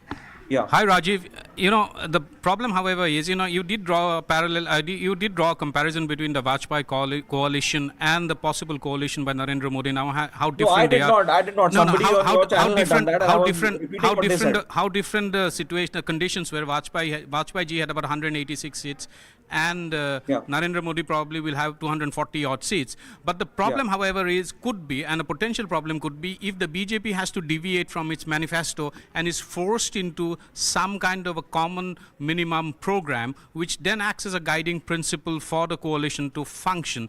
We saw that between 2004 and 2009, primarily when there was the national common minimum program between the left parties and the UPA.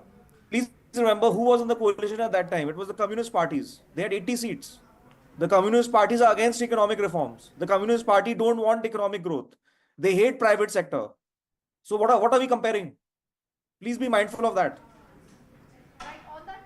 I think we'll have to cut to CNN because they have more updates on what's unfolding. Remember, the Prime Minister is expected to reach the BJP headquarters at 8 p.m. We'll be looking forward to that. India Bloc has a meeting tomorrow, and TDP Chief Chandrababu Naidu is headed to New Delhi tomorrow. Who's he going to meet? It's going to be an action-packed Wednesday as well. But with that, let's toss to CNN IB. And thank you, Rajiv, for joining us. We hope that your optimism comes through, and it's a reform-oriented government that comes into the center. Thank you.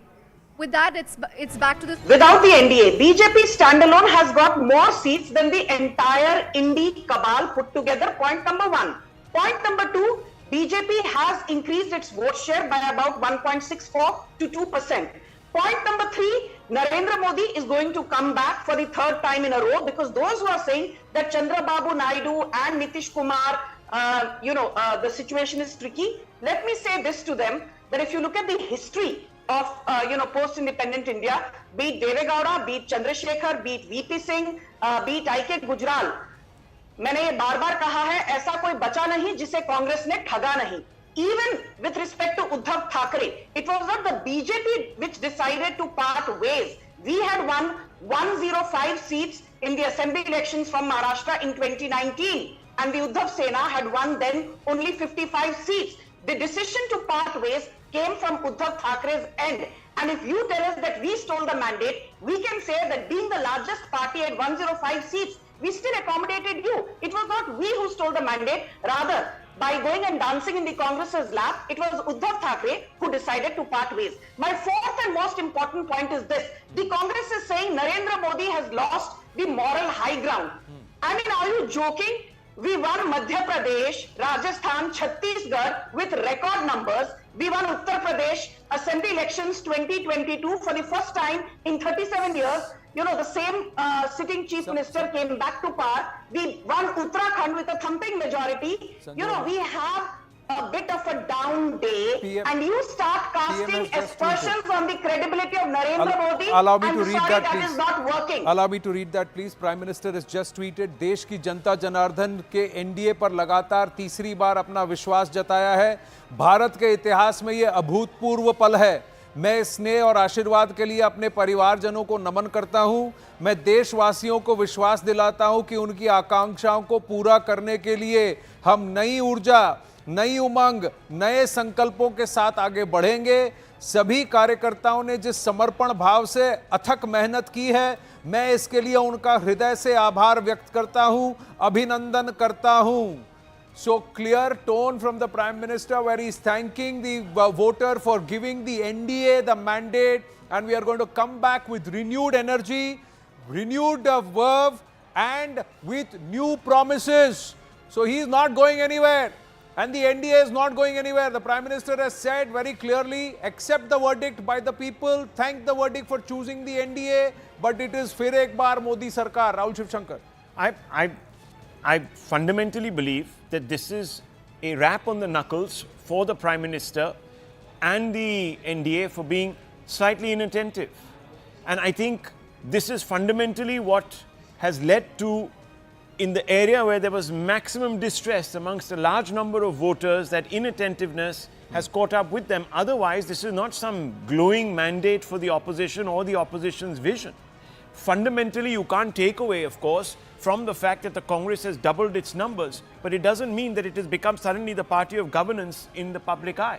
I think the Prime Minister is well within his rights to stake claim. Other Prime Ministers have done so with less as far as their parties are concerned and gone on to deliver years of good governance. You could qualify by suggesting that, look, yes, there will be compromises that the Prime Minister will have to make. Everything that he set out to perhaps do, he will have to seek approval, greater consensus. That doesn't mean that the job of ruling a country or giving people but back... Rahul, do you think the big ticket ideas, whether it is uniform civil code, look, one nation, one poll, do you think he'll be able to get these things through? Can I comment on this? Yes. We are talking somewhere close to what Narasimha Rao government had. We are talking somewhat close to what UPA 2 was when we're talking about numbers, somewhere close to that, right? Those were two governments which had enormous financial changes that they made, the liberalization, etc. that happened in UPA 2, that happened in Narasimha Rao government. They brought about a lot of changes. They were very, so it depends on your Prime Minister, it depends on the government if they want to be dynamic or if they want to have be a nervous wreck while running a coalition government. It depends how you do it. Look at Vajpayee. Vajpayee had a coalition government, he did the nuclear blast.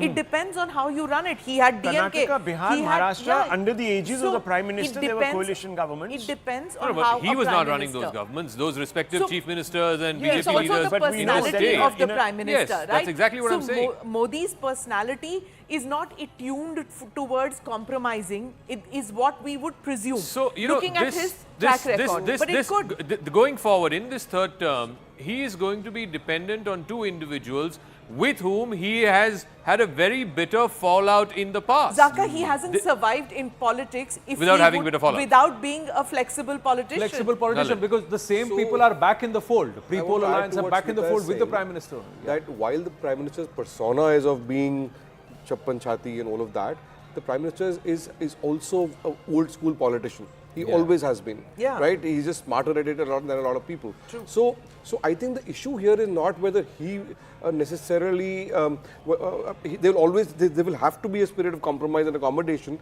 but I think that's, and there could be good decision making and so on, but I think the more contentious issues probably will have to go on the back burner. So and that's not about personality. For some time before things stabilize, the plan could be rejig for the first 100 days. I think that some of the ideological Hindutva, lined policies might actually have to sit aside because both the JDU and the TDP have substantial minority vote banks and they may not be very comfortable with that sort of articulation. He's a Prime Minister who went with the PDP at one point of time. Correct. So when you talk about flexibility, what can be more flexible than having an alliance with the PDP at one point of time? Right. Well, we have to. We go back to the Salem Dharnidharan, Sanju Verma, and also we have Mr. Praveen Khandelwal joining us. But we've got to take a break. We've got to take a break ahead of the Prime Minister arriving at the BJP headquarters. Request everybody to please stay on with us. Stay with us. The YouTube feed continues, ladies and gentlemen. Tune in and viewers there too. Stay with us.